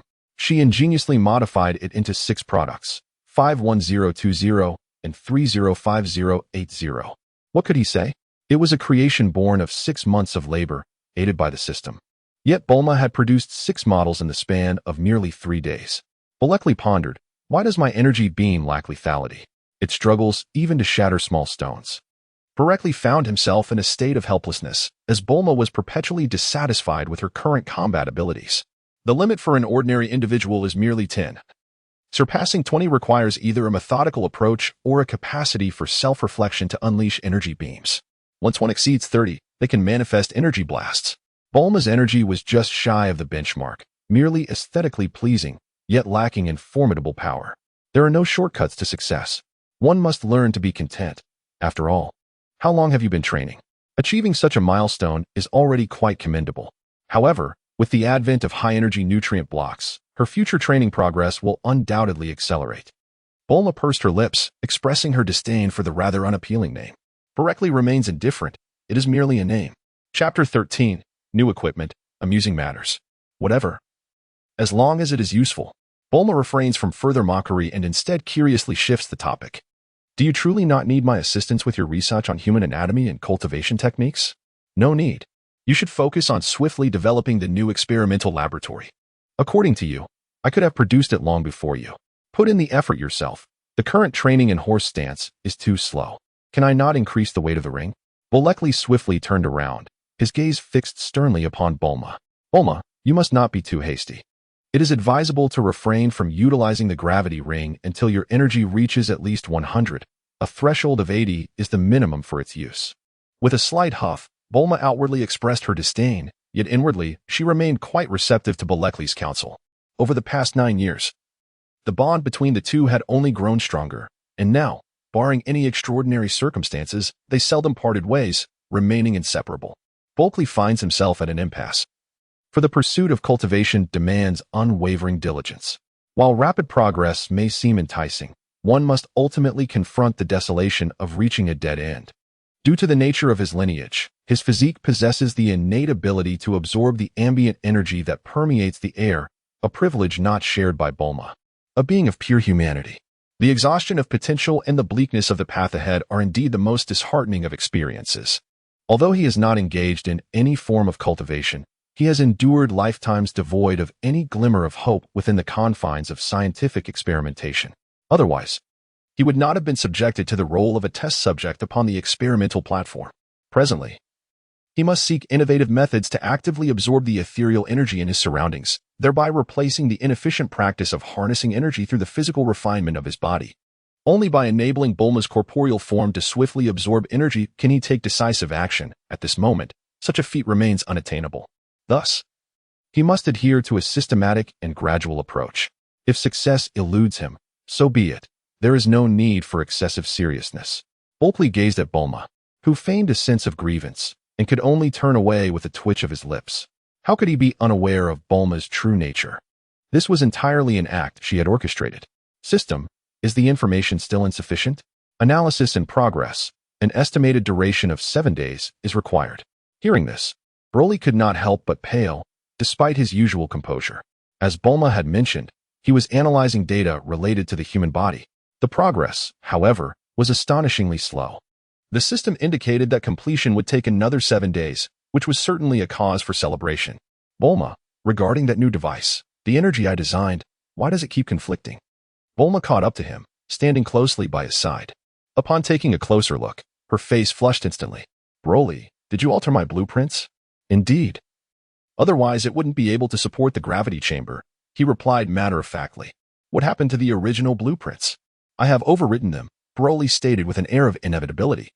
This is a suggestion from the system. It cannot be wrong. So what does it matter if I deleted it? Ah, you fool. Why would you tamper with my blueprints? Bulma exclaimed, seething with anger. Listen, without that modification, it would be impossible to integrate the gravity chamber. It's only been 3 days. Do you really think you were smarter than me? Borically fell silent, sensing that a significant matter was amiss. It seemed that even with the assistance of the system, he could not surpass his opponent. The previously composed expression on his face could no longer be maintained as he cast a feeble glance at Bulma. Surely, there was no issue with this. Noticing Bulma's lack of rebuttal, he was about to feel triumphant, only to be abruptly seized by the collar. A surge of force drew him towards the computer, and he did not resist. Bulma, with her delicate fingers, pointed at the screen, her tone devoid of any softness. Come now, great inventor, enlighten me on how you intend to resolve the energy conflicts here, and here. And what is this you've written? High-density energy blocks? Have you overindulged in high-energy nutritional blocks? Explain your rationale to me. I believe traditional energy sources are inefficient, and I aim to improve them, Borically stammered. But Bulma was already laughing in exasperation. Improve? With that pig-ass brain of yours? Do you even comprehend biology? How dare you venture into the realms of physics and electrical engineering, let alone the energy sector? And you think you can extend your reach into industrial manufacturing? Tell me how you plan to resolve this conflict. As she indicated the problematic areas, Boricly's mind raced, realizing he had landed himself in a predicament. I was merely trying to alleviate your burden, he protested. Forget it. You handle your enclosed biological experiments. I'll figure out the physics lab, manufacturing room, and gravity chamber on my own. I can recreate a blueprint from memory.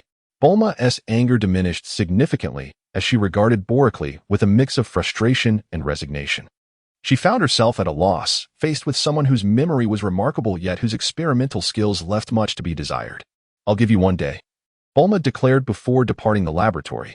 With the blueprints gone, he could accomplish nothing. Staying there to doze off was not an option. Thus, Dr. Brief's household returned to its routine of study, research, and exercise. Boricly had indeed considered encouraging Dr. Brief and his companion to engage in exercise, yet they declined his invitation. Their rationale for such a refusal was rather peculiar. They argued that dedicating extensive time to physical training would leave them with insufficient opportunity to tend to their beloved plants and small rescued animals. Nor would they be able to leisurely enjoy their tea. Boricly was compelled to abandon his thoughts. Each individual's pursuits are distinct. The sunrise is indeed beautiful and vibrant. Yet some hold a deep affection for the evening glow. There exists no absolute right or wrong in such preferences. After another 2 years, Bulma exuberantly dashed out of the laboratory. Boricly, where are you? Where have you vanished to? After a thorough search, she finally extracted him from the gravity chamber. What is it that you intend to do, dear? Boricly finds himself in a state of silent indignation. Should she choose to dismantle the gravity chamber, he would be powerless to intervene. Indeed, Bulma has engaged in such antics before, and not merely on one occasion. Since that time, Boricly has truly refrained from crossing her. It can be said that her requests are met with unwavering compliance. The new equipment, a remarkably potent mobile energy laboratory, has been completed. Boricly, who was initially in a state of confusion, suddenly becomes acutely aware. Is it truly so? Indeed. Bolik embraced Bulma tightly. You truly are a genius. Indeed, Bulma replied, only to realize she was enveloped in Bolik's arms. Her cheeks flushed, and she fell silent, allowing him to spin her around. Suddenly, a clattering sound caused both of them to freeze. Mrs. Brief watched them with a cheerful smile. Oh dear, I didn't mean to startle you. My apologies. I shall take my leave and have seen nothing. Please, continue. With that, Mrs. Brief turned and walked away. However, she added, young man, now that your date with Bulma is over, feel free to ask me out. Mom, Bulma exclaimed, stamping her foot in frustration. Yet, Mrs. Brief hastened her pace, disappearing from sight in the blink of an eye. Boricly, however, found himself lost in contemplation. His strength had surged rapidly, yet his mastery remained insufficient. Even Mrs. Brief's approach went unnoticed by him. My current power feels rather superficial. I must take the time to consolidate it. Thanks to the gravitational ring, the gravity chamber, and the high-energy nutritional blocks, the current combat power of Broly stands at 2,000. Seeking clarity, I gazed at Bulma. Take me to see, I urged. Wait a moment, I added, as I stumbled upon something intriguing. Bulma, with an air of mystery, intervened to halt Broly. Chapter 14, Dragon Ball, Kakarot. Boricly remained silent, gazing intently at Bulma, awaiting her own explanation. The legendary Dragon Balls. What? Broccoli was perplexed. In the ancient legend, he stumbled upon something called the 7 Dragon Balls. By gathering all 7, one could summon the dragon and make a wish, for the dragon could fulfill any desire. Bulma, increasingly animated and delighted, was nearly spitting with excitement as she spoke. Her enthusiasm palpable. Pretending to wipe his face, he maintained a stern demeanor and said, Bulma, you are no longer a child. You should possess your own discernment. Yet, Broccoli found little interest in such tales. His mind was wholly focused on enhancing his combat prowess. Moreover, legends are merely that, legends. In a past life, there were tales of Aladdin's lamp and river deities, and yet, did they truly manifest to grant wishes? Enough of this nonsense. You are 16 years old. Do you still believe in fairy tales? It was indeed a sorrowful matter. While Bulma had reached a height of 167 centimeters, he remained at a mere 145, showing no signs of growth whatsoever. But I want to go. Let us at least check out the new laboratory. No. If you do not agree, I shall not activate it. Broccoli turned around helplessly to gaze at her. Bulma, however, I have genuinely discovered the Dragon Ball. It was during my final test when I ventured into the warehouse to retrieve an item tucked away in a corner. And then, that item bore an uncanny resemblance to the legend. Bulma, I am disinterested in the intangible notions of legends. My sole ambition is to conduct biological research and to cultivate my skills. To this day, I have yet to uncover a method for my training, and my progress has considerably stagnated. Broccoli resolutely opposed. Why don't we take a stroll? Perhaps we might uncover something new. Let us explore various places. Did you not mention that cultivation cannot solely be confined to closed-door practices? Moreover, given your current prowess, the effects of solitary meditation are not particularly beneficial. Venturing out poses little risk at this point. Bulma's words resonated deeply with Broccoli. Indeed, he had come to grasp his own fate. With a combat power of 2,000, he felt invincible on Earth. Aside from that shadowy figure who had once observed him, he had sought out numerous so-called martial arts masters, yet none possessed genuine skill. Not a single one boasted a combat power exceeding 10, and those surpassing 8 were exceedingly rare. On Earth, the threats to him were indeed scarce. However, I have yet to discover my cultivation method, and it has been a decade. Then shouldn't you be even more compelled to venture out? Even if you cannot locate a hidden master, consider it a well-deserved break to rejuvenate your mind and body, to witness diverse landscapes firsthand. After 11 years in West City, have you ever stepped outside? Bullock Limeran. Although Bulma harbors suspicions of self-serving motives, her words possess a certain validity. A handsome smile graced her lips. Very well. I shall accompany you. Bulma felt as though she had tasted honey, her spirits lifting from overcast to clear skies. All right, wait for me. My Dragon Ball radar has also been devised and is currently in production at the factory. Once it is completed, all will be well. Very well. She nodded in agreement. Broccoli revealed a rare smile, one that lingered for some time.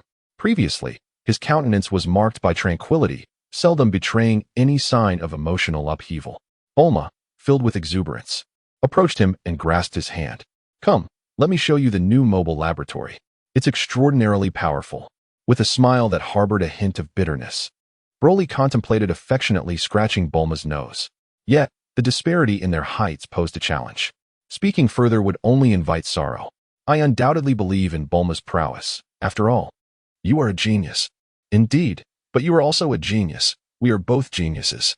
As they proceeded forward, merely a couple of steps later, Bulma's expression suddenly darkened. Broly, if I cannot persuade you, will you truly allow such a stunning beauty as myself to venture out alone? Broly was left speechless. While you are undeniably beautiful, you are far from fragile. Not to mention your combat prowess nearing 100. Even the peculiar inventions you wield leave few capable of besting you. Women can be remarkably capricious. Just moments ago, everything seemed perfectly fine. Though I think this inwardly, I cannot utter it aloud. No, I merely advise you to remain. Should you insist on pursuing adventure, I shall undoubtedly take on the role of your protector. Humph, sweet words veiling sharp intentions. Broccoli stood in stunned silence as Bulma released him and proceeded to walk ahead, seemingly engrossed in her own thoughts. Is this how the expression is meant to be used? Has something finally begun somewhere? If there is no movement soon, I was prepared to take action. Your life seems rather indulgent, does it not? Those individuals are utterly devoted to you, allowing you complete autonomy without any restraint. Do they not fear you might wander off? Yet, I suppose you are merely one among them. I can only hope my wager is correct. Given you such favorable conditions, the forthcoming moments shall not afford you leisure. It shall be either annihilation or transformation. The world of Dragon Ball is but a trivial skirmish. Old Turtle, I suddenly feel the urge to take a stroll. How peculiar that you, of all people, would forego the sight of bikini-clad beauties to seek a walk. Enough of your prattle, let us proceed. Fine, let us go. Borically remained oblivious to the fact that he was being watched. After inspecting the newly renovated laboratory, he set off with Bulma as soon as the Dragon Ball radar, as she referred to it, was complete. Along the journey, the diverse landscapes indeed dispelled the shadows that lingered in his heart. Bulma, ahead of him, skillfully navigated the motorcycle, opting not to engage the flight mode, but instead gliding along the highway. Bulurki embraced his waist from behind, a playful gesture. Indeed, venturing out occasionally brings about a delightful experience. If only I could soar through the skies, that would be splendid. I could take you along. I prefer to fly on my own, the proud Bulma retorted. Over the years, she had been carried aloft by Bulurki countless times, rendering such assistance rather unremarkable. Her fervent desire now was to surpass a battle power of 100, to achieve flight independently. This aspiration was ignited by Bulurki's influence, who emphasized strength through combat prowess. It won't be long. Within 2 years you shall undoubtedly break through. Speaking of which, what progress have you made on your research regarding carbon dioxide conversion into food? There has been some, albeit minimal. Bulma turned her head, curiosity evident. Oh, do enlighten me. Watch the road. Fear not, my skills are impeccable. As they conversed, their motorcycle traversed a small hill, launching into the air. Currently, our high-energy nutritional blocks are derived from food essences, compressed into a concentrated form. I was contemplating. Look out.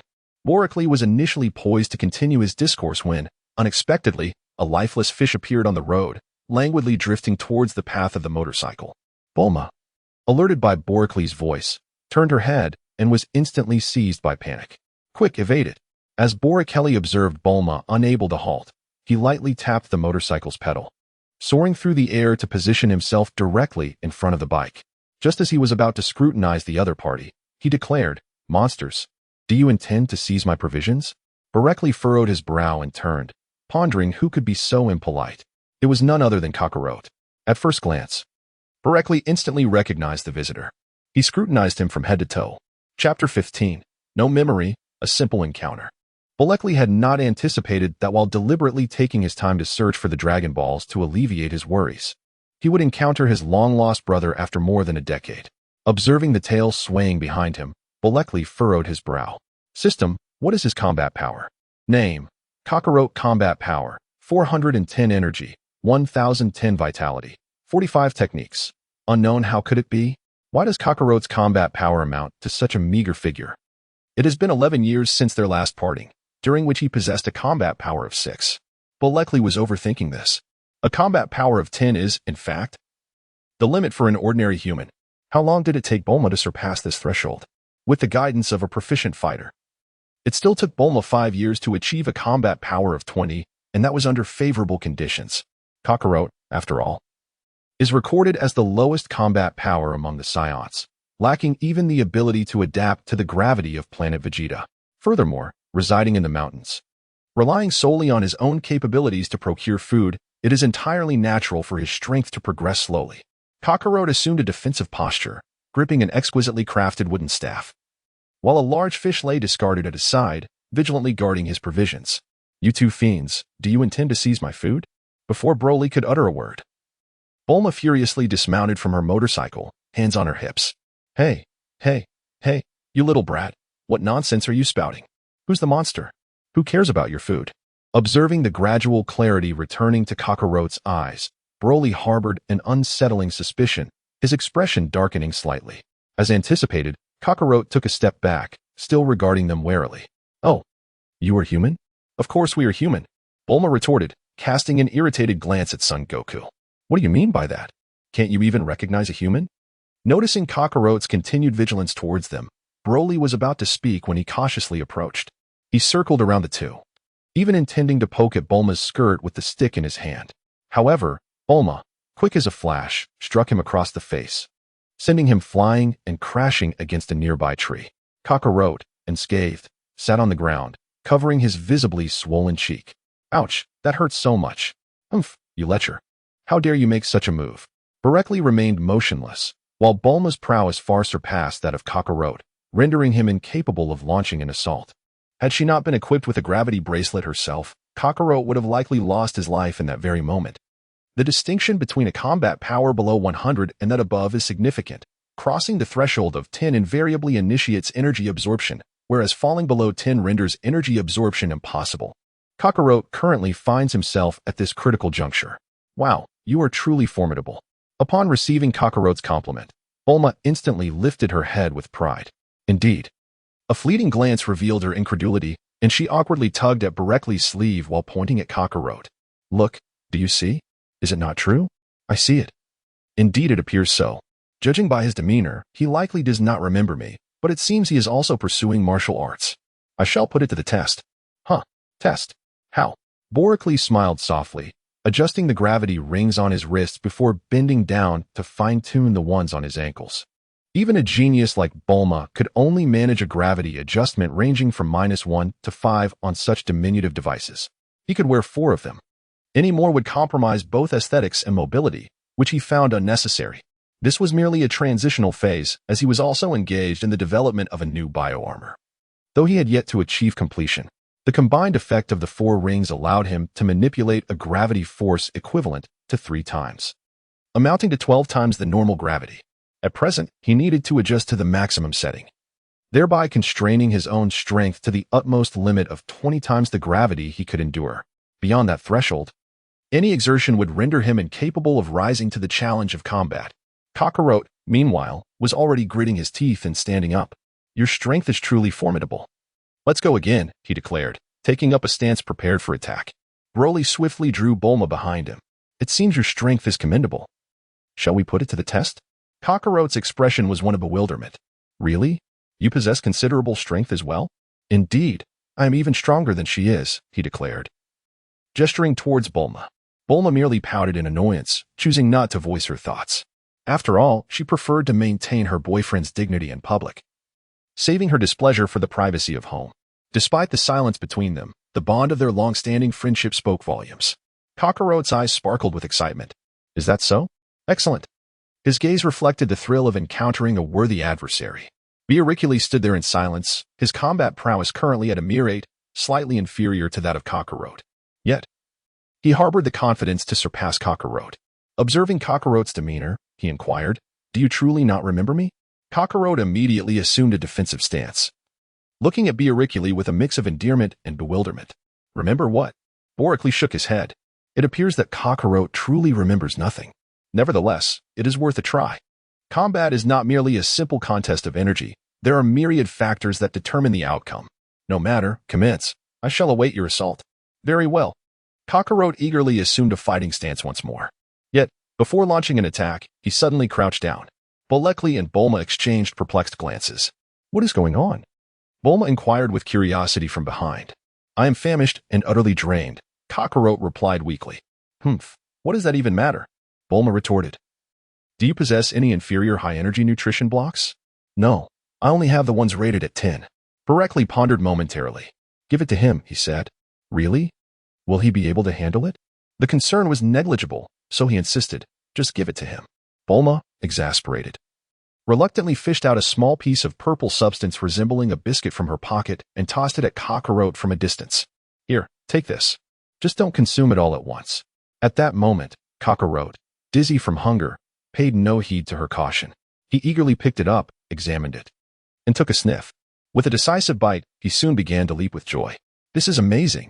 Ha ha, so wonderful. I'm no longer hungry. This is incredible. Bulma rolled her eyes, casting a disdainful glance at him, reminiscent of one who had never encountered the sophistication of the world. Yet inwardly, she marveled at the fact that this small being was consuming the equivalent of energy meant for 10 burly men in a single day. Can we begin now? She inquired. A glimmer of astonishment flickered in Barekli's eyes. Merely a cookie, yet Kakarot's combat power astonishingly reached 12. He could sense the surrounding energy, intentionally or unintentionally, flowing into his being. Their lineage is indeed extraordinary.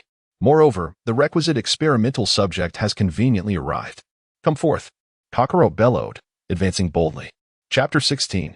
No tail, special invitation. Barekli's expression remained unchanged, his steps light and fluid, effortlessly evading Kakarot's attacks. He tilted his head slightly, again dodging a back kick.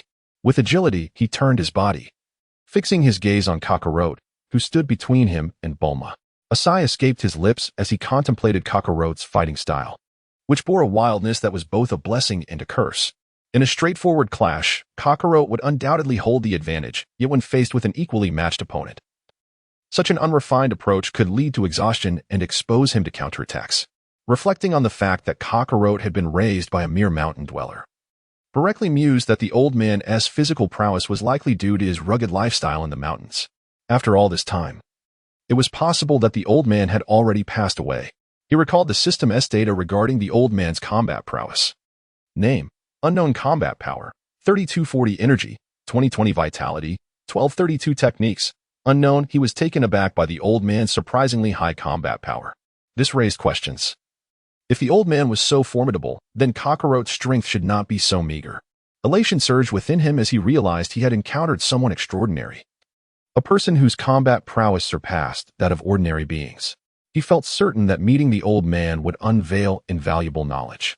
Once more, he bent low to avoid Kakarot's strike. Is this all the strength you possess? Kakarot paid no heed to Barekli's taunt. His brow furrowed in confusion as he stared at his own hands. Strange, why can't I ever land a hit on you? Bulma, watching from behind, chuckled, swaying with amusement. The man who resembled Barekli's brother was unexpectedly charming, far more so than the usually stoic Barekli. Both shared similar heights, tails, and even appetites. For the moment, Bulma was inclined to believe that the individual before her was indeed his sibling. However, observing the clash, Barekli deftly maneuvered to evade his brother's wild attacks, indicating that his brother's capabilities were rather lacking. Furthermore, it seemed that Kakarot had no recollection of Barekli, which was understandable given he was only 1 year old at the time. It was remarkable that he bore no suspicions, a true testament to his simplistic nature. Bulma's lips curled into a smile as she crossed her arms, glancing shyly. If only there were some sunflower seeds, watermelon, and mineral water, she would undoubtedly resemble an onlooker enjoying the spectacle. Hey, you there, Broly, you haven't even exerted yourself. You need to step it up after indulging in such a delightful treat. Bulma, unfazed by the situation, provocatively taunted Kakarot. After several exchanges, Kakarot had had enough. He plopped down on the ground, declaring, I'm done fighting. Why is that? She inquired. You keep dodging. I can't land a hit on you. So you're giving up? It's not that I'm surrendering. It's just that you all are good people who offered me such a delicious meal. I'm at least 6/10 full now, and there is no need to continue the battle, Kakarot explained while patting his belly. Broly furrowed his brow, choosing not to elaborate further. Indeed, it was true that his brother's temperament was far more agreeable than that of their father. What is your name? I am Son Wukong. And you? What? Bulma leapt to Broly's side, gazing in astonishment at Kakarot. Did you say your name is what? I am called Son Wukong. Is there a problem? Kakarot replied, tilting his head in confusion. Son Wukong? Bulma repeated, looking up at Broly. She was aware that his brother was supposed to be named Kakarot. It is not surprising that Barekli placed his brother at the base of the tree, for in his haste and unfamiliarity with the surroundings, he was solely focused on extricating himself from the situation, leaving no information or clues behind. Once he confirmed that the old man had found his brother, he departed with nonchalance, subsequently encountering Bulma. It is entirely reasonable that his brother would be given a new name. However, one cannot help but ponder why the name Son Goku was chosen, especially since he wields a staff as well. Could it be that he has indeed inherited some traits from the great sage, equal to heaven? Barekli maintained an impassive expression, yet internally he was silently mocking. Indeed, I am called Son Wukong. By the way, I have yet to learn your names. Barekli. Barekli? What a peculiar name. It bears such a resemblance to broccoli, doesn't it? Son Wukong murmured to himself, while Bulma, unable to contain her frustration, stepped forward and firmly tugged at Son Wukong's ear. What are you laughing at? I am not laughing. Son Wukong grimaced in pain, innocently tilting his head to gaze at Bulma. On the surface, Broly appeared unremarkable, yet the slightest quiver at the corner of his mouth betrayed him. I said you were smiling. Indeed, you were smiling. Well, what's the harm in sharing a smile? I retorted, if I say no smiling, then there shall be no smiling. All right, what is your name? I am Bulma. Really? What a delightfully amusing name. Bulma's face flushed crimson with indignation. In a moment of exasperation, she seized Goku's ear, twisting it with considerable force. Ouch. That hurts, Bulma. Please, let go. After a brief moment of persistence, Bulma finally released her grip. Goku, still wincing, rubbed his ear. Bulma, what was that for? I called you out for mocking me. Goku, feeling aggrieved, could only remain silent. Bolekli observed their playful antics with a sense of amusement. How old are you, Son Wukong? A cold sweat trickled down, and he nearly exclaimed Wukong's name. It was inevitable for a person of Huaxia descent. That name held an irresistible allure. I am 14, Son Wukong declared, his curiosity still piqued as he gazed at them. You are quite formidable, yet unlike me. In what way are we different? They inquired. You lack tails. You must not be normal. Bulma and Bolekli exchanged incredulous glances at the self-assured Son Wukong. Should they commend him or chastise him for such reasoning? Just as Bulma was about to voice her thoughts, Bolekli interjected, Have you truly never encountered a human before? You are the first people I have seen, apart from my grandfather. Broccoli comprehended the situation with clarity, confirming his initial suspicions. This place was not far from where he had landed on Earth when he first arrived, though it was somewhat more secluded. He had traveled a considerable distance upon departing. And that road had little traffic. It was entirely reasonable for Kakarot and his grandfather to reside here. By the way, you treated me to delicious food. So I invite you to my home for grilled fish. Sounds delightful. Bulma hesitated behind him, her words caught in her throat. Chapter 17, Not Allowed. Take it away. Considering the information at hand, Bulma internally dismissed the possibility that this individual was Broccoli's biological brother. Firstly, their naming conventions were entirely dissimilar. Secondly, he appeared to have no recollection of Broccoli whatsoever, which was unlikely even if he were to conceal his tale. Lastly, the age discrepancy was evident, as Broccoli was merely 12 years old. However, seeing Broccoli readily agree, she chose to withhold any further comments. Bringing him along was intended for leisure, and a slight delay in collecting the Dragon Balls would not have significant repercussions. Moreover, given that Son Goku possessed a tail, it was conceivable that they might uncover the truth of Broccoli's origins. Of course, it was imperative that matters concerning Broccoli took precedence, with no distractions from the main objective. Unlike Broly, who desires to meet the old man in hopes of uncovering secrets unknown to him, he recognizes the necessity of bringing Son Wukong along. Life in the mountains is unbearably arduous, with insufficient sustenance, inadequate warmth, and restless nights. Furthermore, given that he has discovered an exceptional specimen, the prospect of simultaneously studying both of them promises to significantly accelerate his research. In due time, whether in scientific endeavors or cultivation, the pace of progress is bound to increase substantially.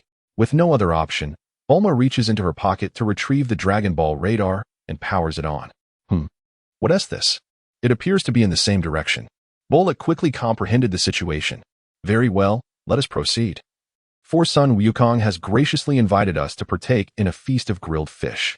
Bulma joyfully followed suit. Son Wukong, already burdened with a large fish, marched ahead with determination. Do those outside not possess tails? What? I'm a girl. Where would a tail come from? A girl?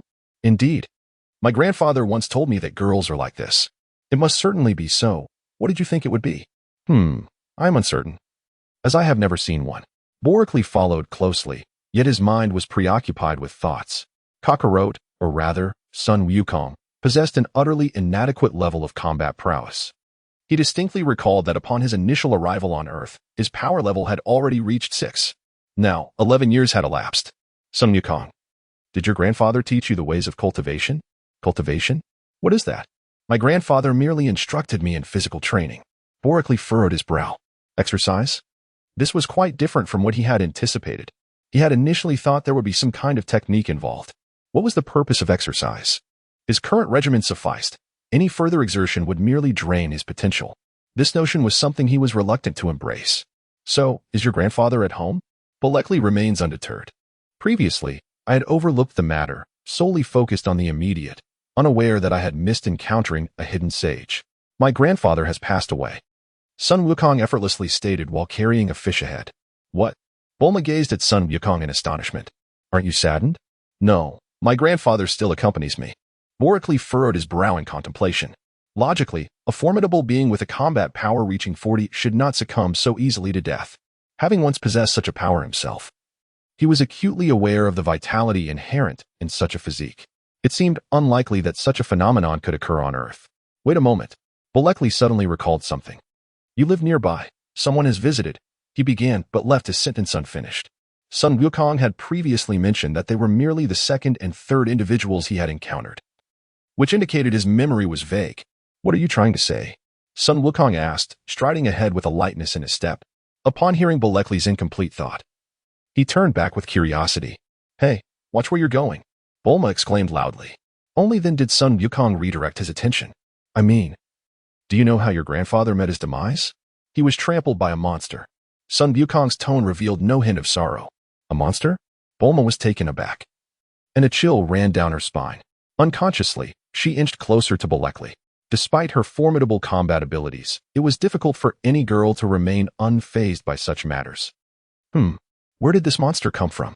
Bulma still felt uneasy, glancing around and even tilting her head to survey the clear blue sky. Monsters appear at night. They emerge whenever the moon is visible. As Bulekli heard Son Wukong's words, an uncanny sense of familiarity washed over him. Yet he could not quite grasp the reason behind it. Rarely did he venture out to gaze at the moon in the night. Originally frightened, Bulma suddenly burst into laughter, clutching her stomach. What are you laughing at? Son Wukong's endearing voice echoed, filled with palpable curiosity. Surely your grandfather must have told you a story to elicit such a response. That's not it. That monster dug a massive pit, destroyed houses, and even killed my grandfather. Bulma's laughter ceased instantly. Observing the seriousness with which Son Wukong spoke, her interest waned. After traversing several mountain peaks, they finally arrived at Son Wukong's abode. A quaint little house came into view. Son Wukong set the fish down from his shoulder. Please wait for me a moment, he said before bounding joyfully into the house. Bulekli surveyed his surroundings, the towering trees having been cleared, leaving only a solitary house atop the mountain. Has he truly lived like this for the past decade? Bulma had recklessly ventured inside. He was unaware of what transpired, only hearing Bulma's piercing scream. The Dragon Balls? Bulekli still did not enter. He held no interest in the ephemeral tricks meant to deceive children. Even though Bulma had already located 2 of them, he remained steadfast in his convictions. Hey.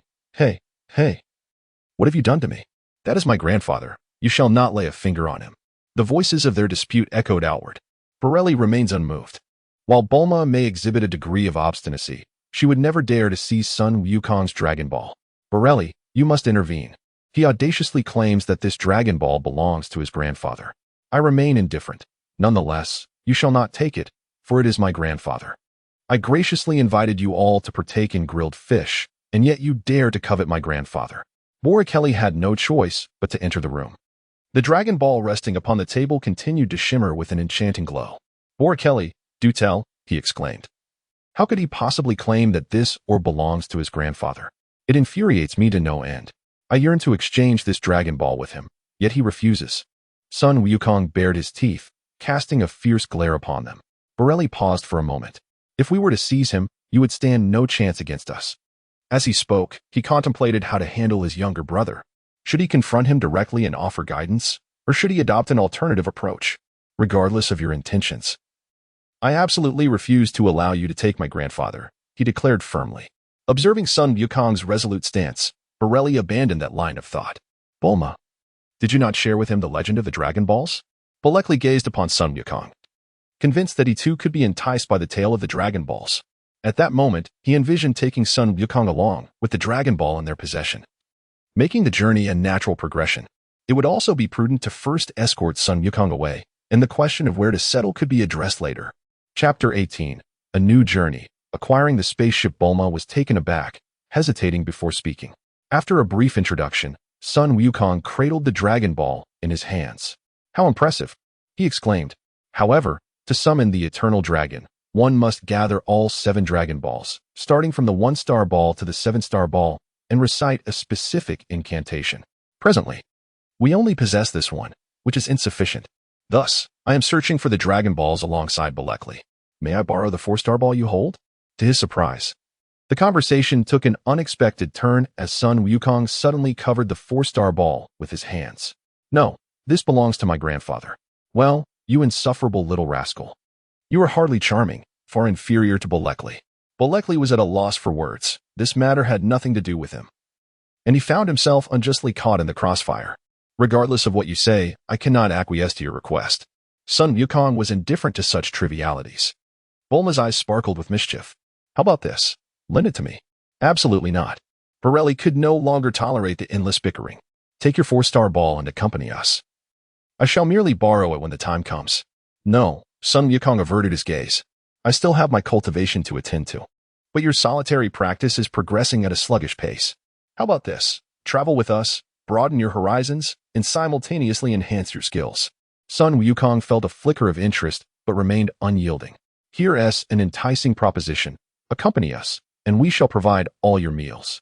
I assure you, you will not go hungry. He recalled how he once required copious amounts of food and remembered vividly how, just moments ago, Son Wukong had consumed an entire high-energy nutrient block rated at 10 without so much as a blink. Borically made such a suggestion. Really? Sure enough, upon hearing this, Son Wukong immediately perked up. Naturally, we have plenty of those energy blocks that you just consumed. All right, I shall accompany you. Bulma leaped up, filled with exuberance. Oh yes, splendid news. We have also located the 4-star ball, which brings us to 3, quite close to summoning the dragon. Just to be clear, I am merely lending these to you. They must be returned to me later. Of course, that is understood. You promised to treat us to grilled fish, so hurry and prepare the meal. With a cheerful smile, Bulma playfully nudged Son Wukong out the door. She then returned to embrace Borically. Mwah! Borically, you are incredibly clever, simply marvelous. Even he, with his profound composure, was momentarily taken aback by Bulma's unexpected gesture. What was that for? He asked. Is a kiss not permissible? Well then, I shall return the favor. Oh, you rogue.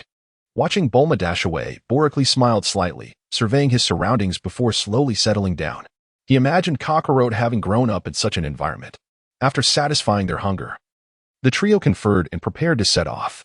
Bulma suddenly produced a universal capsule, opened one, and released a car. A monster. Oh, that's merely a car. You really haven't seen much, have you? Bulma retorted with exasperation. We are embarking on a new journey with a new companion, so we require a new vehicle. Bulma, put it away. Huh. Borically stepped forward. Since we are to exercise, let us proceed with a run. Upon hearing this, Son Wukong stirred with excitement, while Bulma turned pale with dismay. What? Broly gazed intently at her.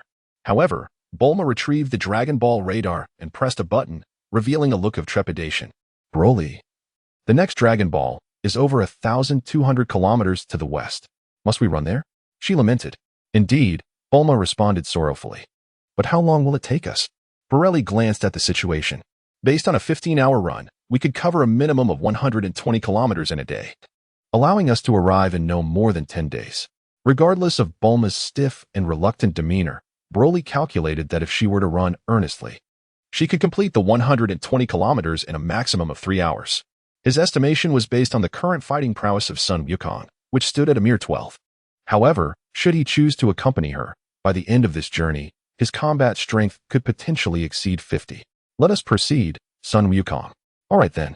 With that, the two of them swiftly began their run. Bolplick has not removed his gravity ring and remains in an environment of 20 times gravity. His strength is comparable to that of Son Wukong. Hey, wait for me. After a cloud of dust settled, Bulma felt a chill sweep over her. Unable to do anything but stamp her feet in frustration, she had no choice but to retrieve her car and hurriedly catch up. As Broly ran, a sudden thought crossed his mind. Son Wukong. He had just leaped over a large tree, and Son Wukong responded joyfully. Have you ever seen an extraordinarily large and peculiar metallic sphere? No, I have never encountered such a thing, he said, effortlessly jumping over a stone of moderate size. Son Wukong, can't you take the main road? Bulma interjected, exasperated. Why not? Isn't this faster? But it consumes more energy. It's fine, haha. As long as I have enough to eat, my stamina is abundant. Son Wukong was entirely unconcerned, and Broly did not feel the need to remind him. He was well aware of the Scion's formidable endurance, for he possessed it himself. By the way, Broly, why are you asking about this? Well, you all continue running. I'll go take a look first. This place should be relatively close to the spaceship. I'll see if I can find it. Perhaps I might uncover something. If he could thoroughly understand the technology of the spaceship, it would undoubtedly aid in the development of his biological battlesuit. Previously, he was incapable, however. After absorbing a wealth of knowledge, he should be able to discern certain things. With that said, he adjusted the gravity rings on his wrists to 1. This was not the time for exercise. He understood the urgency of the matter. In the astonished gaze of Son Wukong and the envious stare of Bulma, Broly soared into the sky.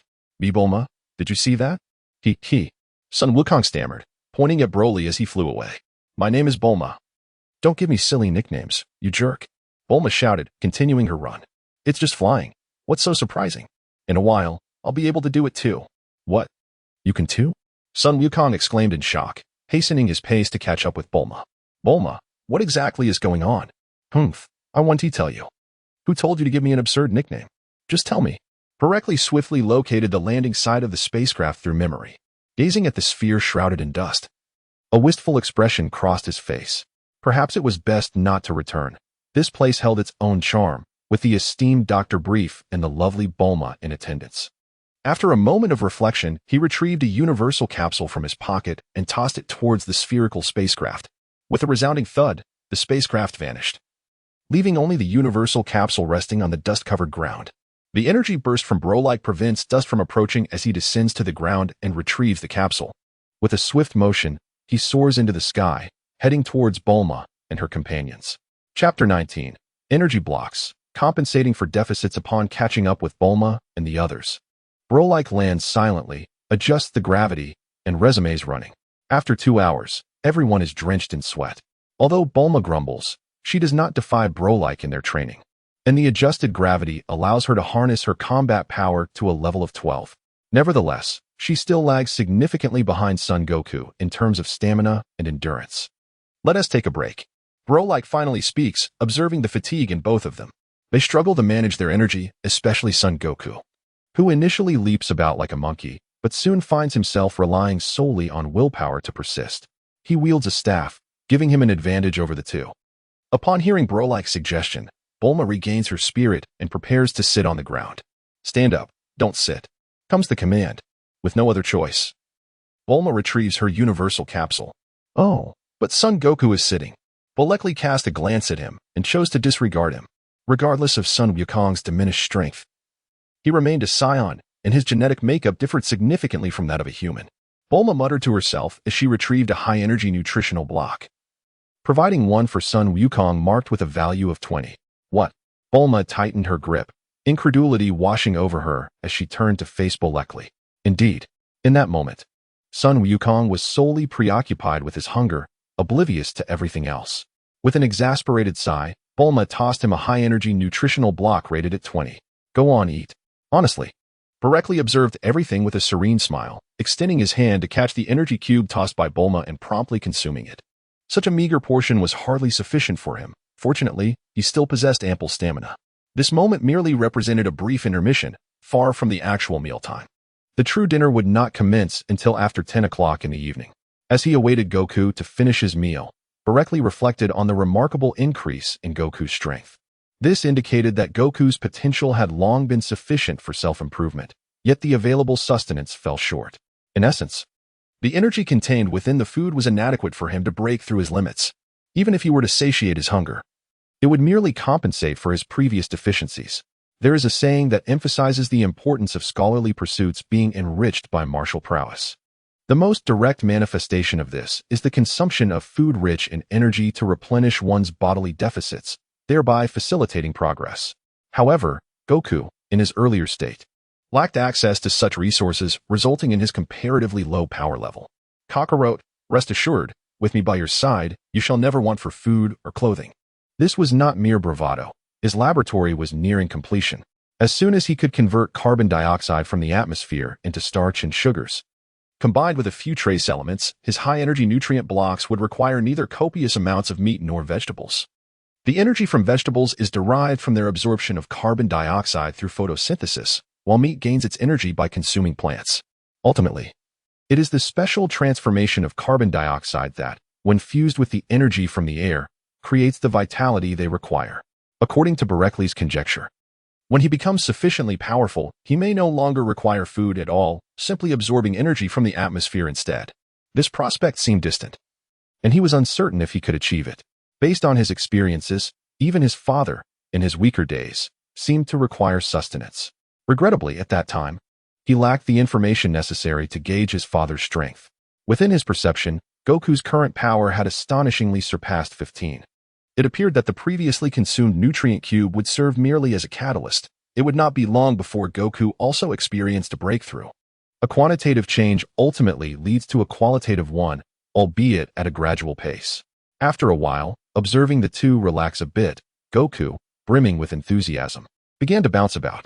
Having filled my belly, shall we continue? Absolutely. Upon hearing this, Goku dashed over. Directly, I feel that both my strength and speed have increased. That's excellent news. So let us venture forth. Goku nodded vigorously. Yes, yes. Let us run swiftly. Only Bulma appeared reluctant. Bulekli offered no solace. Her indifference towards cultivation was palpable, and with such an attitude, it was hardly surprising, were it not for the ambition of flight propelling her forward. Bulma might have long since surrendered. Bulma, if you could maintain this intense dedication for just a month, you might very well achieve a breakthrough, enabling you to soar through the skies. Bulma, once again moved, gazed at Bulekli with sparkling eyes, filled with yearning, eagerly anticipating her affirmation. Really? Absolutely. Then hurry. Let us run. Run. Bulekli smiled faintly and followed suit, meticulously observing every movement of Bulma. 2 days later, astonishingly, Son Wukong's power surged to an unprecedented level of 30, prompting Bulma and Bulekli to adjust their gravity rings accordingly.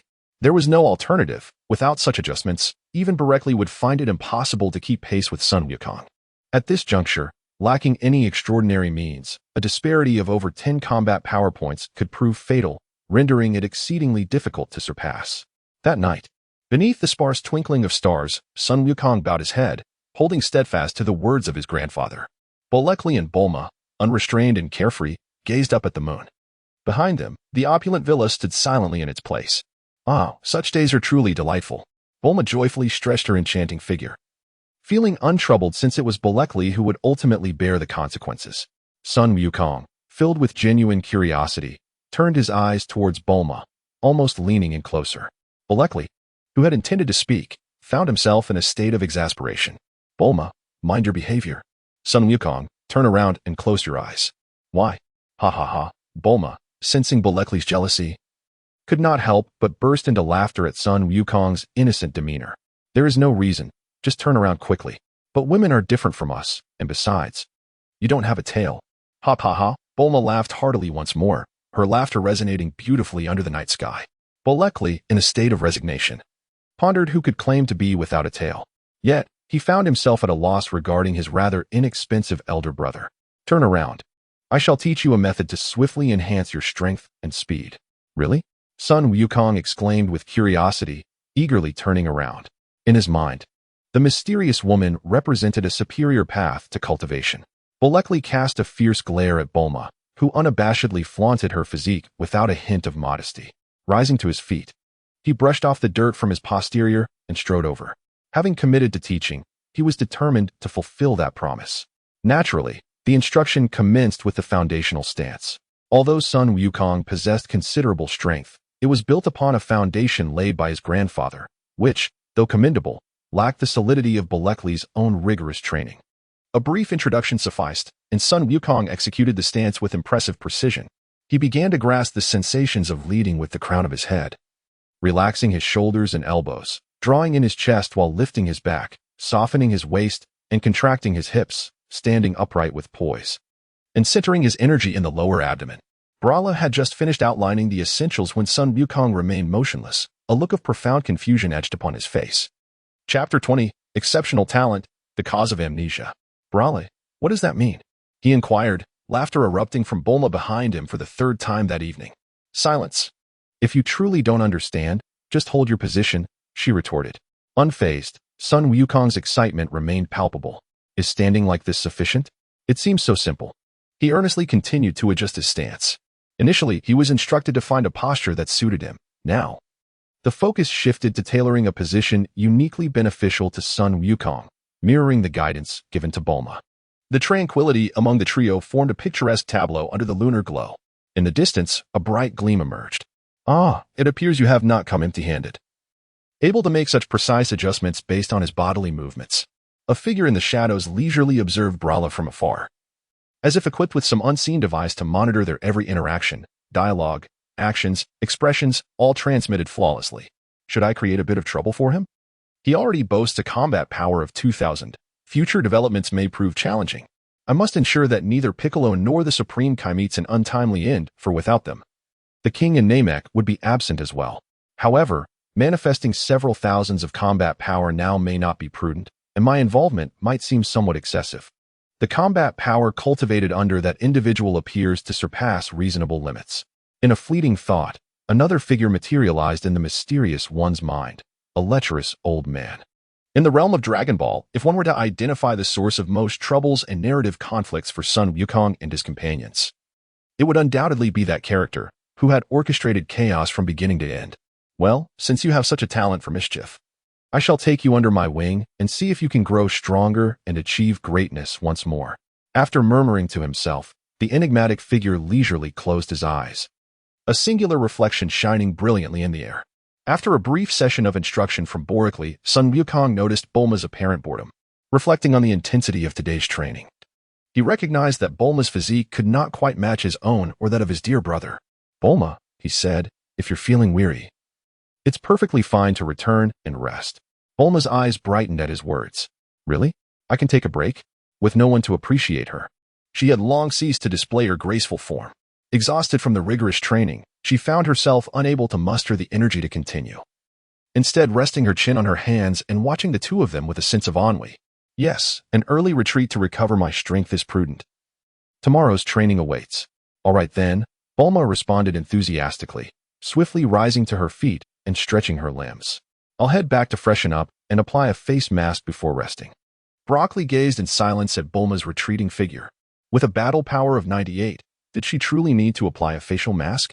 He pondered that perhaps it was merely a source of psychological comfort for her, and chose not to interrupt her. After all, a person with such formidable power as hers would not be harmed by a mere cosmetic. His attention then shifted to Goku. "Is this truly how you have grown so powerful?" Broccoli inquired. "Indeed, but what you are currently learning is merely the foundation. There are far greater things to come." "Is that so? How wonderful."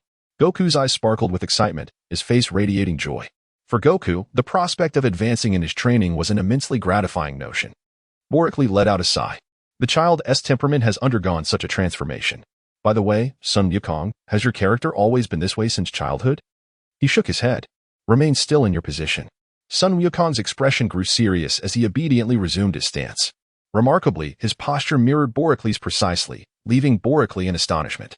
It is worth noting that, even with the aid of the system, achieving the optimal position for the most advantageous flow of energy and vitality after countless practice sessions is no simple feat yet. Son Wukong managed to accomplish it effortlessly. "Son Wukong, now, please move slightly." "Ah." Responding promptly, Son Wukong immediately raised his hand and scratched his body before returning to his stance. Just as Son Wukong perfected his posture, Boricly's eyes widened in disbelief. Internally, he was shouting in a frenzy. "Impossible. This is too exaggerated, utterly inconceivable." However, on the surface, he maintained an impassive demeanor, pretending to be somewhat satisfied. "Not bad. Quite impressive. Let us continue to hold this. Please elaborate further on the issues regarding your character." "I am unsure, but my grandfather informed me that I had fallen and hit my head while wrestling, which is why I cannot recall prior events." Broly pondered thoughtfully. Such an outcome is indeed fitting.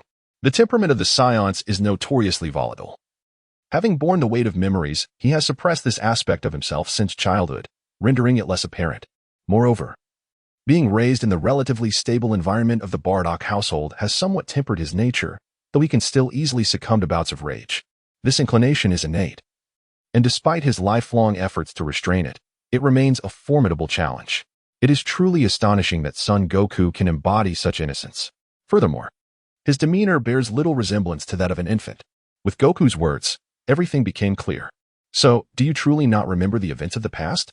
"Well, I have long forgotten." Observing Goku's composed expression, it was evident that he had no intention of pursuing the matter further. "Do you not feel sorrowful?" "I do not. My grandfather taught me that we must look forward." Borelli. "All right, I've learned my lesson. You possess a truly admirable mindset." "Is that so?" "I believe so as well. Hee. Borically shook his head, observing Son Wukong's stance, unwavering and perfectly attuned to his vital energy flow. He opened a universal capsule, revealing a metallic square box in the open space. Lowering himself, he unlatched the box, exposing a plethora of energy blocks meticulously arranged within. Each block, amounting to 51,020 was prepared in anticipation of any significant events, ensuring he could only consume the lesser energy blocks. He reached in and retrieved one block of 10-0-20, placing them into Son Wukong's pocket with a deft motion. You know what to do with these energy blocks. Consume them when hunger strikes. The left pocket contains the 10 scale, while the right pocket holds the 20 scale. Remember that, he instructed. Yes, I will remember. Borically, you are truly kind. Son Wukong replied with a smile and a nod. Continue your cultivation until exhaustion renders you immobile. I shall take my leave to rest, Borically said. Very well, go ahead. Borically, Son Wukong responded. As Borically collected the square metallic box, he strode steadily towards the villa, with the dawn breaking around him. When Borically arrived, Son Wukong was already anxiously pacing in front of the villa's entrance. What are you doing? He inquired. Borically, good morning. There is an old turtle outside, asking me for a sip of salt water, but I do not know what salt water is, and I am unable to open the door. Borically stood in astonishment, simultaneously berating himself for his lapse in memory. You remember nothing. This is an electronic password lock coupled with facial recognition. You trained all night and did not enter? No. I merely rested beside the large boulder. When I awoke in the morning, I discovered an additional boulder nearby. I initially intended to engage in some exercise by lifting that stone, only to find it had transformed into an old tortoise, which requested water from me. Son Wukong gestured toward the sizable rock while using his other hand to illustrate his explanation. Borically understood. He opened the door. Chapter 21. A Kind Heart and the Mysterious Tortoise. Wait for a moment, he said, before turning and entering the villa's kitchen. He retrieved a large bucket and placed it beneath the faucet, turning it on to fill it with water. Simultaneously, he turned to grab 10 packets of salt, tearing them open and pouring their contents into the bucket. Once everything was prepared, Bulma, still drowsy, made her way to the bathroom, moving the large bucket aside. Drink up, she urged. Thank you, thank you. You are truly a good person. Borically paid no heed to the elderly tortoise. Son Wukong, you should come in and freshen up as well. Oh, just wait a moment until we finish washing up. Gurgle, gurgle. Very well, thank you, kind souls. Turning, he pulled Son Wukong inside, ushering him into the kitchen to begin his cleansing. Ah, old tortoise. As Bulma emerged, she beheld a wizened tortoise with a brown shell. Madam, I am a sea turtle, not a tortoise. They're quite the same, Borically. What is the meaning of this? Bulma exclaimed nonchalantly, after elucidating the entire situation. Son Wukong gazed at the creature with pity. Shall I escort you back to the ocean? No, the ocean is far away, in the opposite direction of our destination. It would delay us excessively. I cannot. I must assist the sea turtle in returning. Borically observed with a discerning eye. He sensed something was amiss. Yet he could not pinpoint the cause. Son Wukong, you must understand that we are 600 kilometers from the coast. It will take us 3 days to reach there. And we will still need to account for the return journey. Despite Son Wukong's enhanced abilities, which had significantly increased their speed, Bulma was still unwilling to squander 6 precious days. If you refuse to accompany me, then I shall go alone, Son Wukong declared, defiantly hoisting the old sea turtle onto his shoulders and setting off along the route Bulma had just indicated. Unfortunately, neither the old turtle nor Son Wukong knew the way. Then, you must give me the Dragon Ball, he insisted. Once I deliver it, I will catch up with you. Bulma, exasperated, stamped her foot. You think you can catch up when you don't even know the route? She glanced at Borically, who appeared deep in thought. What should we do? Bulma, don't you find this strange? What do you mean? She replied. A large sea turtle can be so far from the ocean, yet manage to travel 600 kilometers inland? Bulma paused, then suddenly grasped the implication. Indeed, you have a point. They can't possibly be trying to steal the Dragon Ball, can they? No. Son Wukong is far too powerful for that to be the case, but Bulma gasped in shock. They wouldn't be attempting to deceive us, would they? We should pursue them to find out. Very well. As Bulma prepared to sprint, Borically's expression darkened. At this moment, we should utilize our tools. Bulma abruptly halted, anxiously retrieving a universal capsule and tossing it out without delay. Borically gazed incredulously at the massive aircraft before him. Good heavens! Hurry aboard. Bulma had already dashed up, beckoning Borically to follow. With a shrug, he complied. Soon, they spotted Son Wukong, and without uttering a word, they descended directly, assisting the great sea turtle and Son Wukong onto the plane. Upon reaching the seaside, Bulma halted. Great sea turtle, you have arrived. It is time for us to depart. Farewell. Wait a moment. Bulma and Borically exchanged subtle glances. Indeed, the great sea turtle had been waiting in ambush all along. What more is there? Son Goku, having done a good deed, stood by with a foolish grin, oblivious to the unfolding intricacies. You have aided me. Please allow me a moment to summon my master to properly reward you. Very well.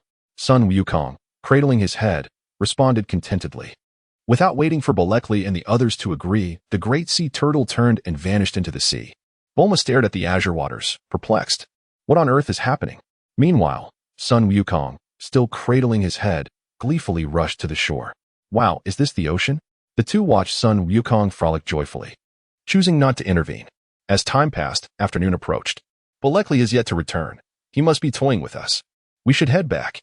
The pursuit of the Dragon Balls is of utmost importance. Shaking her head, Bulma replied, there is no rush. He should reappear soon. As Bulekli's voice faded, the silhouette of a great sea turtle emerged from the distant waves, bearing a rider upon its back. Ah, splendid. You're still here. I was concerned that too much time had passed and you might have departed, exclaimed the rider. Do you realize how busy we are? How much time you have wasted? Retorted Bulma, irritated. I never asked you to wait. You could have left at any moment, came the dismissive reply from the turtle, harboring a grudge against Bulma for her earlier refusal to assist in its return. Ignoring Bulma's ire, the turtle turned to guide the bald figure it carried towards Son Wukong. Master Roshi, it is he, the kind-hearted youth who brought me back, the bald man exclaimed comically as he leapt from the turtle's back. Ah, so it is you. This benevolent young lad who rescued my dear sea turtle. I am profoundly grateful. Bulma stared in bewilderment at the grotesque old man who had approached her. The sea turtle, displaying its distaste, interjected, Master Roshi, what are you doing? Can you not embody the demeanor befitting a sage? At this, the elderly figure, known as Master Roshi, finally comprehended and turned to Son Wukong with the same inquiry. Hee, no worries at all. It is most wonderful that it has found its way home. Bulekli gazed quietly at the elderly man before him, who carried a turtle shell upon his back, his eyes filled with profound intrigue. The combat prowess of this old man surpassed that of both Son Wukong and Bulma. He was the first extraordinary outsider with formidable strength that Bulekli had ever encountered. This fellow possessed certain elusive qualities, and the sight of him utilizing a sea turtle as both a pet and a means of transportation exuded an air of mystery that rendered disbelief inevitable. I owe you my gratitude, Bulekli remarked. Subsequently, Master Roshi summoned the flying nimbus and bestowed it upon Son Wukong. The group bid their farewells, preparing to depart. Under Bulekli's subtle guidance, Bulma stifled her anger and quietly followed him. Wait a moment. Master Roshi, do you have something to discuss? Roshi met Bulekli's gaze without flinching. You are practitioners, are you not? Indeed, Bulekli affirmed. Have you not heard of my reputation? The giant sea turtle raised its head in astonishment. Master Roshi, could it be that you are? The old turtle nodded proudly. Indeed.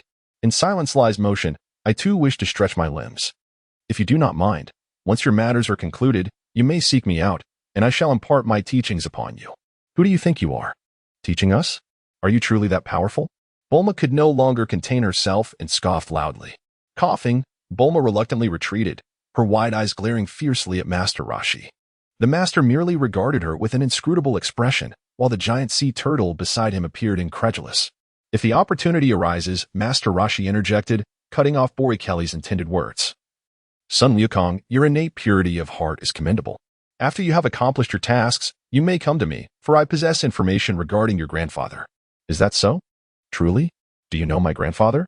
If I am not mistaken, the staff you carry is the Rui Jingu Bang, which I gifted to your grandfather, provided his name is Son Gohan.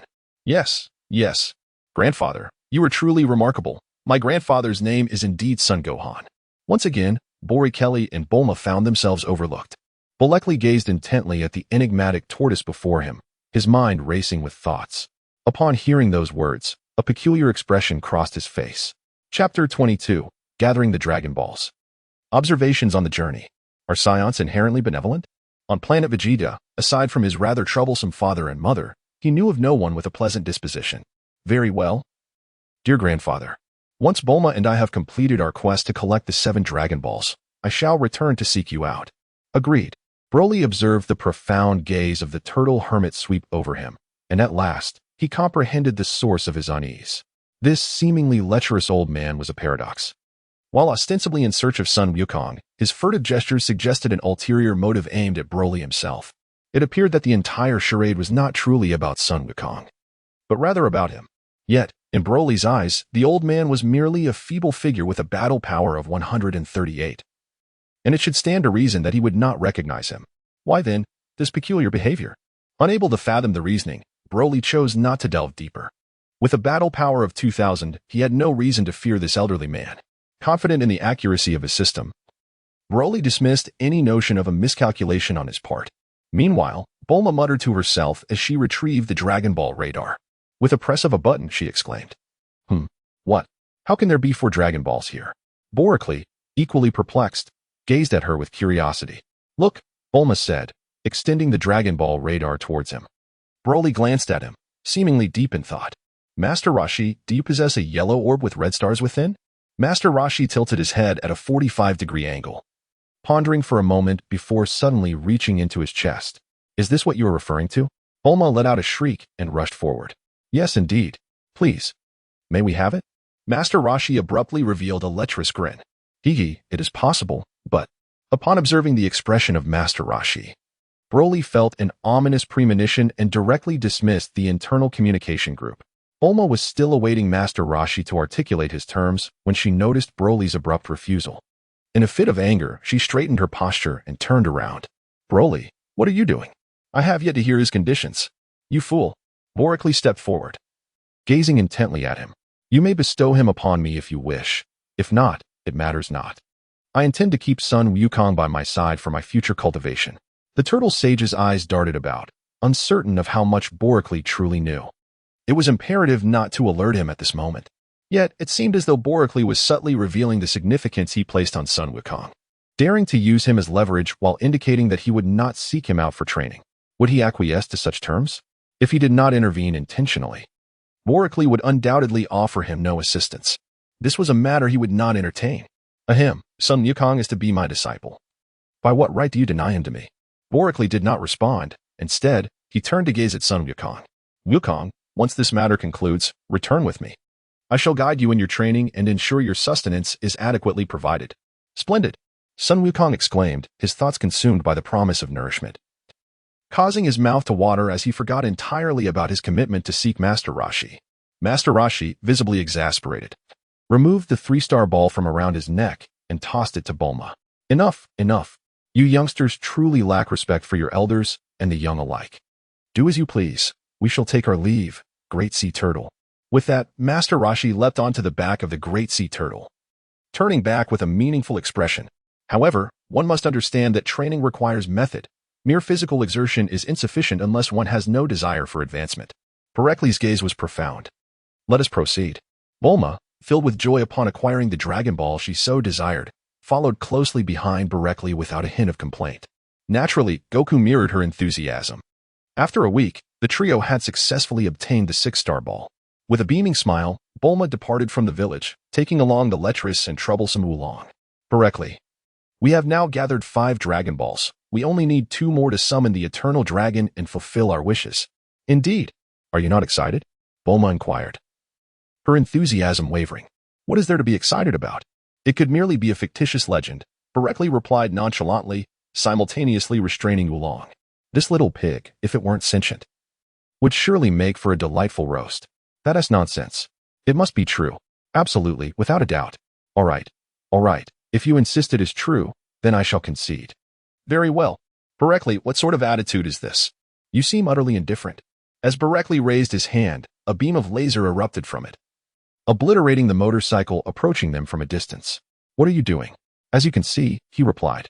Son Wukong curiously chimed in. Boricly, are they the villains? I am uncertain, but their intentions seem far from benign. Bulma gazed towards the distant plume of smoke, remaining silent.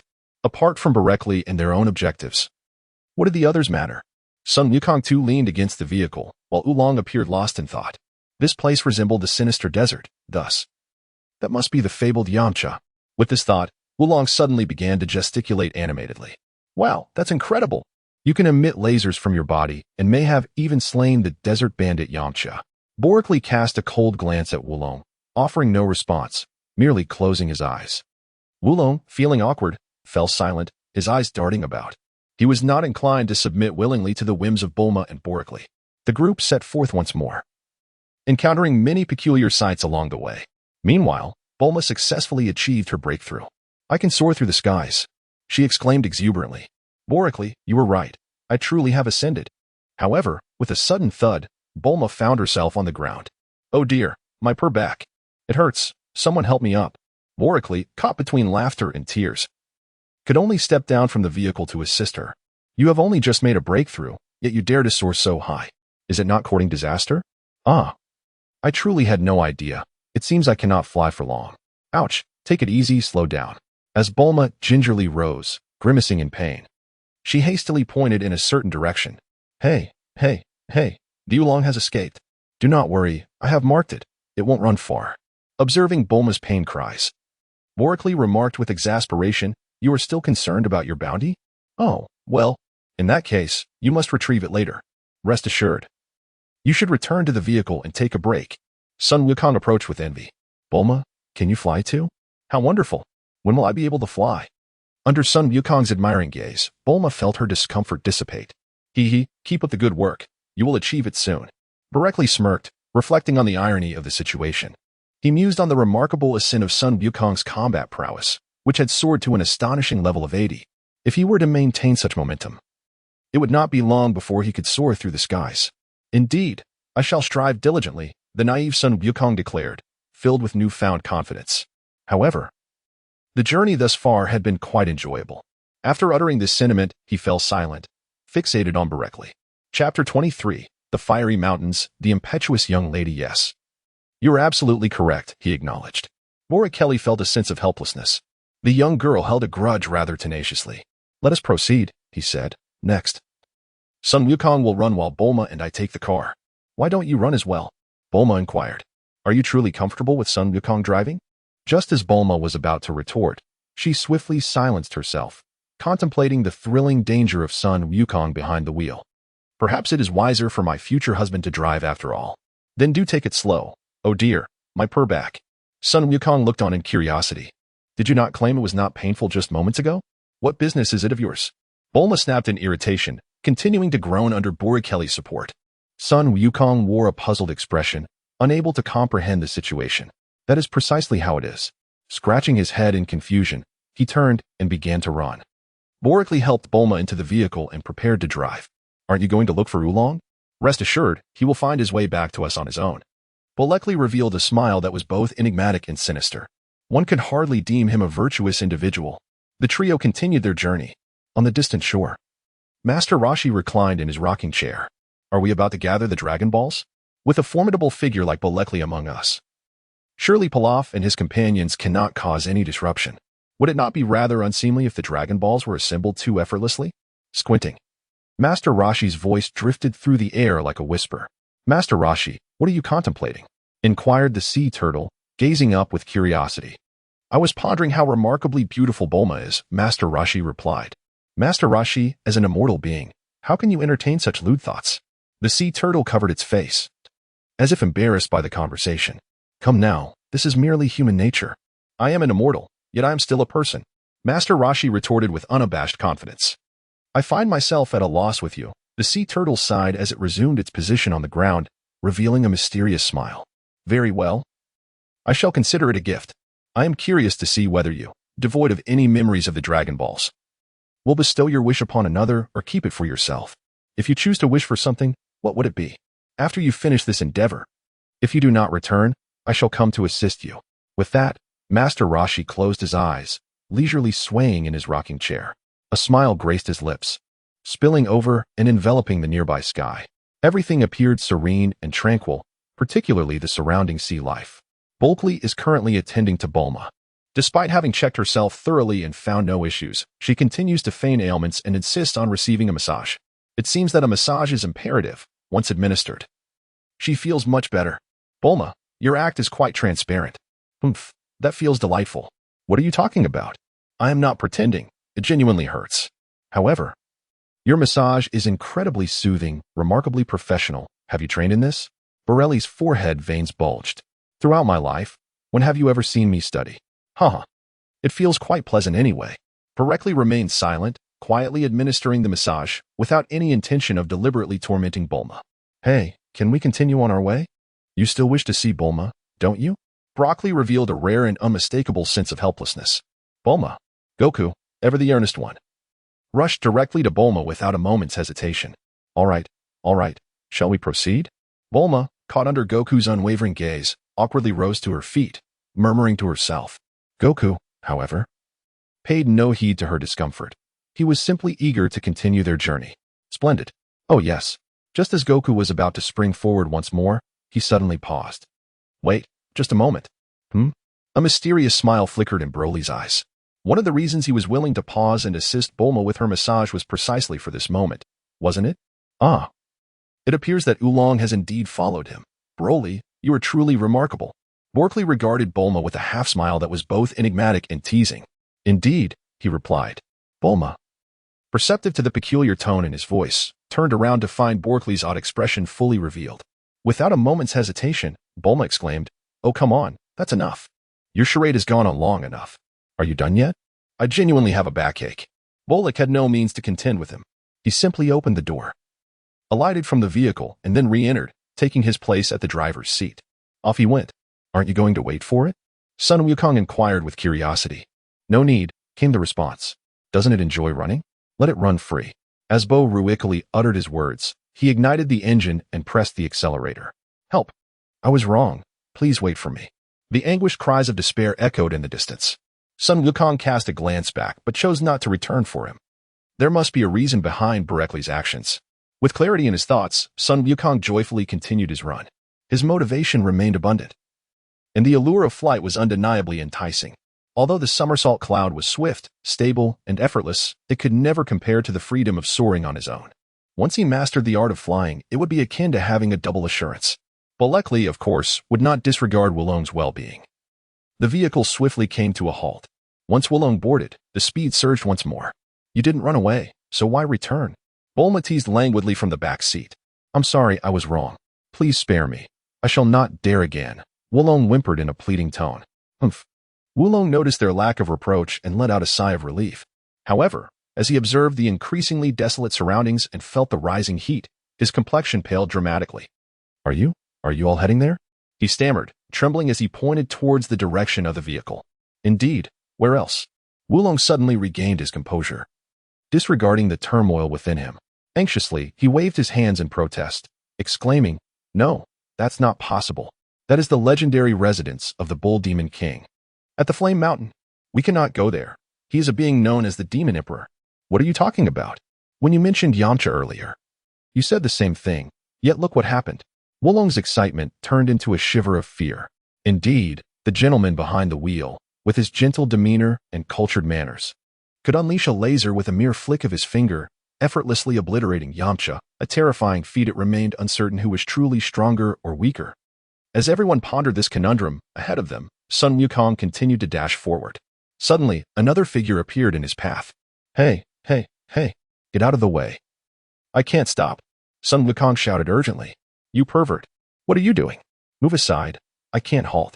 With a loud crash, Son Wukong collided with the careless girl. Bulma glanced over and remarked, Oh, two clumsy fools. Yet Wulong's focus shifted entirely, his eyes gleaming with excitement. Wow. What a stunning beauty. Bong, you lecher, what are you staring at? Broly calmly approached. Chapter 24, Flame Mountain, Bold Speculation. Son Wukong had already crouched on the ground, covering his head. Ouch, that hurts. What are you doing? As Broly glanced back, he saw a girl adorned with a pink horned helmet and draped in a blue cloak, similarly touching her forehead. How despicable, you little trash, resorting to ambush. The girl opposite him shouted, her hands forming a sword-like gesture on her helmet. Take this. A beam of laser instantly shot forth. Son Wukong yelled and dodged frantically. Oh dear, a monster, he exclaimed. Humph, not bad with those moves. With that, the girl unleashed another attack. Son Wukong adeptly evaded once more. However, this time Broly was moving towards them, and the girl's laser hurtled towards him. Watch out. Be careful.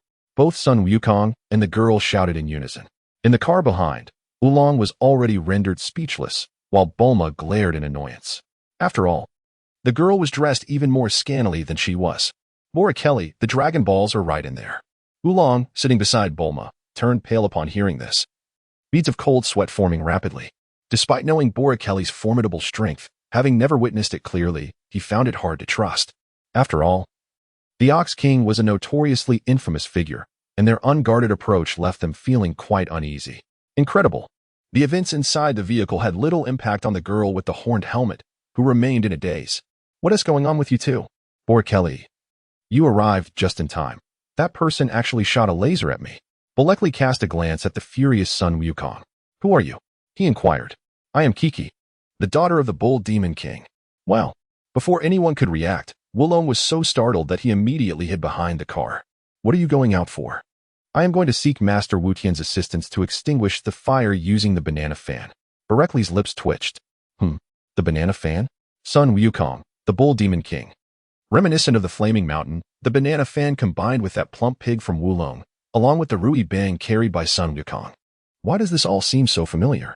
The flames of Flaming Mountain. Ordinary water cannot extinguish them. Only with the banana fan can the fire be quelled. Bolekli gazed at the towering inferno in the distance, momentarily at a loss for what to do. Until now, he had been solely focused on honing his combat skills. Yet he still found himself lacking in many techniques. Who is Master Wu Tian? After pondering for less than 2 seconds and realizing he could not comprehend it, Bolekli swiftly shifted his mindset. Given that he possessed the extraordinary treasure of the banana fan, he must surely be a transcendent being. Perhaps he had methods of cultivation that could be emulated. The girl across from him looked at him in utter disbelief. What? Is there something on my face? No. It's just that you are unaware of the martial arts god, Master Wu Tian. A flash of insight illuminated Broly's mind. The god of martial arts, Master Rashi. The turtle hermit? Damn. Bulma had already approached him. What's wrong? She inquired. Nothing. I simply did not expect that this lecherous fellow was indeed the legendary turtle hermit. Indeed. Did he not mention that? Bulma asked with curiosity. I momentarily failed to recall. It has been a long time since I last heard that name. And I did not react immediately. Then who is she? Bulma asked, pointing warily at Chi-Chi. Bolek quickly grasped Bulma's meaning. Kiki, the daughter of the Ox King. What? Bulma's eyes widened in disbelief as she gazed at the endearing and obedient girl before her. All her preconceived notions about the Ox King shattered in an instant. Behind her, Oolong followed closely. Borelli pondered for a moment. Wukong, you should take her to find Teacher Wu Tian. Only you possess the ability to locate him. What? You know where Teacher Wu Tian is? Chi-Chi exclaimed suddenly. Borelli cast a bewildered glance at her. Did you not claim you were seeking Teacher Wu Tian? Chi-Chi, feeling somewhat embarrassed, replied, Indeed, but I am unaware of Teacher Wu Tian's whereabouts. I have ventured out numerous times in search of him. Yet I have never succeeded in finding him. By the way, do you not know? Please take me with you. Bolekli was at a loss for words. Had he truly been deceived? In the realm of Dragon Ball, it was imperative to extinguish the flames, no matter the circumstances. Bulma's words echoed in his mind. Indeed. That is so. Goku, would you take her along? However, only those with a pure heart can ride the Nimbus Cloud, and I have no knowledge of its whereabouts. The Nimbus Cloud is essential to locate Master Rashi. As soon as Goku finished speaking, a deep voice resonated through the air. Did you say you possess a Nimbus Cloud? Yes, it was a gift from Master Rashi. Then let us see it. All right. Unbeknownst to him, Goku swiftly called forth the Nimbus Cloud. Oolong watched with trepidation as a tall, dark figure emerged behind Goku and Chi-Chi. The Demon King is doomed. Bulma observed with curiosity. Her confidence was soaring. Aside from Bolekli, who could possibly rival her? Bolekli's attention, however, had already drifted away, moving directly towards Flame Mountain. Hey, kid, I can't even approach Flame Mountain. You shouldn't get so close. Bolekli did not heed his words at all. He felt the need to verify. In his memory, the flames of Fire Mountain were not ordinary earthly fire. If there were elements in this world that bore resemblance to what he knew, could it be that this world also housed deities? Perhaps even a celestial court? If a celestial court existed, it would imply that many myths from his past life were indeed true. Did this mean he might even have the opportunity to return? With this thought, Bolekli quickened his pace. The Bull Demon King narrowed his eyes, indifferent to him. After all, entry to Fire Mountain was impossible. It was best to entertain this little fellow with the somersault cloud first. Young man, Son Wukong said, casting a puzzled glance at the towering Bull Demon King. Is this somersault cloud a gift from Master Wu Tian? Indeed, the Bull Demon King responded with great excitement. Wonderful. At last, there is news of Master Wu Tian. Could you kindly invite Master Wu Tian to bring his banana fan? Only the flames of the banana fan can extinguish the fire of Fire Mountain. Of course, Son Wukong replied. glancing at Chi-Chi. Hey, you mentioned you wanted to find Master Wulian. Are you going? Yes, I want to go, the Bull Demon King nodded eagerly. Then let's see if you can hop on. Following Son Wukong's intention, the somersault cloud descended. Chi-Chi leapt onto it, standing firmly atop. Wow, you are the second person to ride the somersault cloud, Son Wukong exclaimed. He frowned. In the bewildered gaze of Chi-Chi, he knelt on the somersault cloud, audaciously reaching out to pat Chi-Chi's privacy. Chi-Chi shouted in a mixture of shame and anger, slapping Son Wukong away. She swiftly fled down. Wow, Bulma. That was a woman, just like you. Everyone looked bewildered, unsure of the logic driving Son Wukong's thoughts. At that moment, Chapter 25, Extinguishing the Flames, Wukong's wife. In the vanished realm of Borkley, a brilliant radiance emerged. With a resounding boom, the entire flame mountain was effortlessly leveled by a column of light, causing the flames to vanish instantaneously. It felt as if I had exerted an overwhelming force. Just how formidable is my power? Broly repeatedly examined his hands, reflecting on the recent beam of light that he had unleashed. Before the Bull Demon King and the others could utter any further words, they hastily approached, their expressions one of bewilderment as they beheld the flattened mountain before them. Bulma quickly stepped forward, inquiring, Broly, did you do this? With an air of nonchalance, he replied, I merely exerted a bit of force. Who could have anticipated that this mountain would yield so easily? Such incredible power. Broly reflected carefully on his recent actions. In truth, Bulma, if you were to make just a little more progress, you could easily obliterate this mountain, even if not as thoroughly as I did. You should be able to temporarily extinguish the flames of Fire Mountain. Bulma, incredulous, pointed to herself. You mean I can do that too? Well, I believe it's possible. Then I shall give it a try. With Broly's affirmation, Bulma was eager to attempt it. You wish to create a large hole? Bulma's expression fell. Everything had already been flattened by Broly, leaving her unsure of what else she could do. This turn of events was unexpected even for Broly himself. Ever since Bulma perfected her gravity ring, he had been wearing it and had not realized that his strength had escalated to the point of being able to annihilate an entire mountain with a single blow. In comparison, in my previous life, no weapon, aside from the ultimate weapon, possessed such formidable power. It seems that my focus should not be on hastily enhancing my strength, but rather on finding ways to fully harness my abilities. With this thought, Broly clarified the path he needed to pursue in the short term. Turning back, he said, Apologies, but I accidentally extinguished the flames of Fire Mountain, yet your castle. No worries. As long as the fire is gone, that suffices. The Ox King was left speechless. He hadn't anticipated Broly's extraordinary capabilities. This single blow indeed extinguished the flames, but also obliterated the entire Fire Mountain, rendering his castle a lost cause. However, it was fortunate that the local villagers would enjoy a better life, and the spoils from future raids would surely increase. Even Master Wulian would be incapable of achieving such a feat. Broly was merely being polite. Displaying such remarkable strength, he likely dared not voice his true thoughts. In his eyes, the formidable prowess of the Bull Demon King was but a mere 16 points. Having vanquished him, it was time to seek out the Dragon Balls and depart. Wait a moment, the Bull Demon King interjected. What is that staff you carry upon your back? Is it the Rui Jingu Bang? Indeed, it is a gift from my grandfather, came the reply. So your grandfather is Son Wukong? Yes. How did you know? Son Wukong regarded the Bull Demon King with curiosity, harboring no further thoughts, merely astonishment. How splendid! Since you are the grandson of Son Wukong, and just now you have touched my daughter, I shall betroth her to you. You shall be my son-in-law. The Bull Demon King exclaimed with great enthusiasm. Son-in-law? What is that? Can one eat it? Indeed, one can enjoy a plethora of delicious feasts. The Bull Demon King, blissfully unaware of Son Wukong's true nature, believed he spoke of a wedding banquet, bursting into hearty laughter. As visions of barbecued delicacies danced in Son Wukong's mind, drool trickled down. How wonderful! So much delectable food. I accept. Oh yes, this is splendid. Chi-Chi, come forth. True to the adage that a father knows his daughter best, the Bull Demon King seized Chi-Chi, who had been hiding nearby. Chi-Chi, quickly, call him husband. Husband.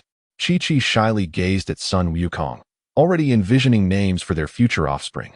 Son Wukong remained blissfully ignorant of their conversation, lost in his own world. Meanwhile, Broly felt a wave of embarrassment wash over him. Was his own brother truly being arranged for marriage in such a manner, without his understanding, solely eager for food? Initially intending to turn away and refuse the arrangement, he reconsidered, Since Sun Wukong had not objected and their identities had yet to be confirmed, it would seem inappropriate to intervene. Thus, he chose to avert his gaze and remain undisturbed. After all, it was not he who was being led off. He turned to accompany Bulma in search of the sixth Dragon Ball. However, I must first join Borically and Bulma in locating the remaining Dragon Balls. And then I shall train with Master Roshi. That is of no concern. You are still young. When you grow older, it will happen naturally. How about this? When my daughter matures, I shall send her to find you at Master Roshi's. To provide an address, I am a brother-in-arms with Sun Wukong. Both trained under Master Roshi, the Bull Demon King said with a tone that suggested everything was negotiable, reminiscing about past experiences. Borically was on the verge of laughter. Address? What is an address? Can one eat it? In this predicament, both the Bull Demon King and Kiki found themselves somewhat at a loss. The situation was unconventional, rendering them somewhat defenseless. Please leave our address. When Broly comes to train with Master Roshi, at least you will know where to find us. Currently, we are uncertain of Master Roshi's whereabouts. Bulma kindly took on this responsibility, speaking casually. Wait, wasn't Goku's flying Nimbus gifted by Master Wulian? Indeed, but it was given to him by the seaside. So you might as well have your daughter search for him there in the future, Bulma replied with irritation, before turning to rummage through the ruins. At this moment, Broly did not earnestly search for the Dragon Balls. He sensed something amiss. The flames here had not been extinguished by him, but merely momentarily halted. The pathway, engulfed in flames, remained buried.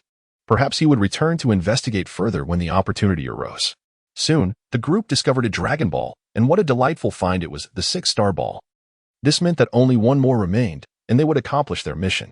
Bulma, cradling the newly found Dragon Ball, was brimming with excitement, her lips curving upwards in an uncontrollable smile.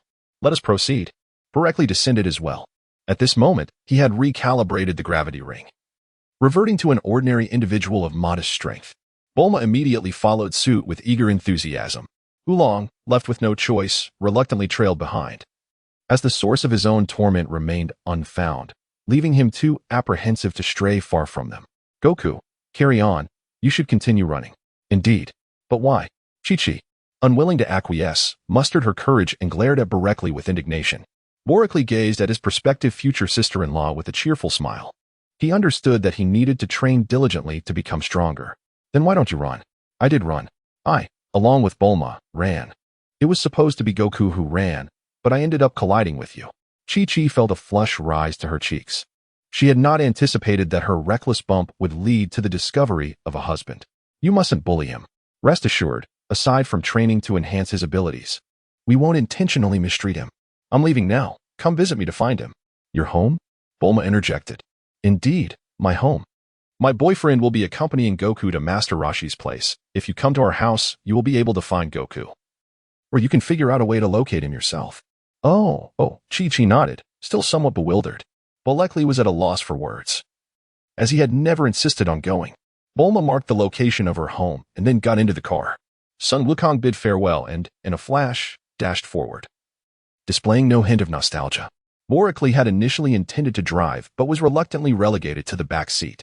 He growled in frustration. Chapter 26, The 7 Dragon Balls. No wishes. Oolong, you take the wheel. Why? Bulma fumed from the rear seat. It's none of your concern. With great reluctance, Oolong ascended to the driver's seat. After all, there was no pleasure in driving compared to the comfort of being a passenger. However, against the persistent insistence of the unreasonable, he had no choice but to comply. Shortly after Oolong had started the engine, Bulma's voice pierced through from the back seat. Borically, make it comfortable. Put some effort into it. Oolong cast a lewd glance back, inwardly grumbling. The formidable Broly is unexpectedly giving Bulma a massage. To my astonishment, Bulma is expressing her enjoyment audibly. Truly, I find myself at a loss for words. Broly, we are merely one Dragon Ball away from gathering them all. Borically, with an air of indifference, pressed lightly yet deliberately. Do you have any wishes, Borically? He inquired. None, replied Bulma, reclining on her seat and pouting slightly. Then you possess nothing at all. Borically remained skeptical about the existence of the dragon and expressed his disbelief with exasperation. You can talk about summoning the dragon once you actually manage to do so, he retorted. However, we have indeed located 6 Dragon Balls, which are precisely as described in the legends, from the 1-star to the 7-star ball. Only the 1-star ball remains. Bulma detected Boricly's nonchalance and expressed her dissatisfaction. Well, yes. I never claimed otherwise, she replied, her frustration palpable. Ignoring the open car door, she abruptly stood up and leaped out in a fit of pique. I'll run on my own, she declared defiantly. Boricles shrugged, offering no further commentary. This matter was indeed astonishing. However, he was not entirely dismissive. The individuals he encountered bore striking resemblances to those from the mythological tales of old. Even if the bull demon king was not the son, the red boy, but rather the daughter, Kiki, the similarities were nonetheless perplexing. Furthermore, the flames of Flaming Mountain, in his perception, were not mere ordinary flames. Unlike what outsiders described as fire impervious to water, these flames possessed an almost ethereal quality. They induced a sense of disorientation within him, albeit faintly detectable. Such flames were extraordinary, and he sensed that delving deeper would undoubtedly yield remarkable insights. Boricles gazed out of the window, observing as Bulma and Son Goku had already raced ahead. Under Boricles' guidance, Son Goku had experienced a remarkable surge in power, increasing ninefold in just over 40 days, reaching a combat strength of 90. Meanwhile, he himself had made no such progress. At this stage, he yearned for a more discernible advancement, at least an increase of 10 points in combat power, but even that seemed a formidable challenge. Yet, he remained unperturbed. After all, cultivation is a journey best savored. While diligence is undoubtedly necessary, when urgency is lacking, taking the time to admire the scenery along the way is a delightful alternative. Why don't you go run? Then why don't you? Oolong's face turned a shade of green. I just ran over here. I'm still catching my breath. Don't worry. I want to make you run. Oolong's expression brightened at this. If truly compelled to run, it would indeed be a dire situation. Does such a creature as the dragon exist? I am uncertain, but Bulma certainly believes so. Her faith is unwavering, and thus you accompany her. Naturally. So keep your cunning thoughts to yourself. Otherwise, I would not hesitate to feast on roasted suckling pig. Boricles gazed at the looming figure ahead, feigning indifference as he spoke. No. It's precisely her fierce demeanor that I find unappealing. No, that is not it, not at all. He chuckled. However, you are indeed correct. Bulma can be rather headstrong at times. But tell me, how much longer must we search for the eternal dragon? Will you release us once we find it? Aren't we the ones who released you? Came the reply. You chose to return to us of your own volition. What choice did I have? He countered. Otherwise, who would willingly seek you out? But why? You had already departed, yet you chose to come back. Bojack feigned ignorance and curiously inquired. Well? I find you all rather appealing and wish to accompany you. As he uttered these words, Oolong internally cursed them vehemently, wishing, may you fail to locate the Dragon Balls, be unable to summon Shenron, and be devoured by the mechanical monstrosity that steals your Dragon Balls. Unbeknownst to Oolong, his simmering resentment inadvertently caused trouble for Son Wukong. He sprinted at great speed, knowing the route along the road, swiftly entering a shaded avenue adorned with lush trees. In the distance, atop 2 grand trees, a conversation transpired between 2 individuals ensconced within their mechs. Is that him, Ashur? Indeed, he possesses one. A striking woman with flowing hair, known as Xiaowu. And a dog-headed Ashur communicated through their internal channel. Should we wait for that woman to arrive before proceeding? Have you lost your mind? That fellow can fly. We could seize one and return directly to report to Lord Pilaf, couldn't we? Yet, ultimately, we must confront them, Xiaowu retorted loudly. You're foolish.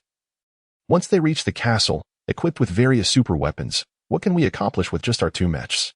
Furthermore, if our endeavor fails, we would be in dire straits, returning empty-handed only to face Lord Pilaf's ire. Why take the risk? Ashur's words resonated deeply with Xiaowu. You make a valid point. Perhaps we should refrain from any theft. Idiot, if we don't seize even one, won't we also incur Lord Pilaf's wrath? Then let us act swiftly. He approaches. I shall descend, Ashur declared as he leapt from his perch atop the towering tree. Xiaowu, however, paid him no mind and launched missiles with a swift motion. Just then, Bulma happened upon the scene. Be careful, Son Wukong. Son Wukong, alerted by the commotion, extended his Rui Jingu Bang and deftly swatted away the missiles with a series of strikes.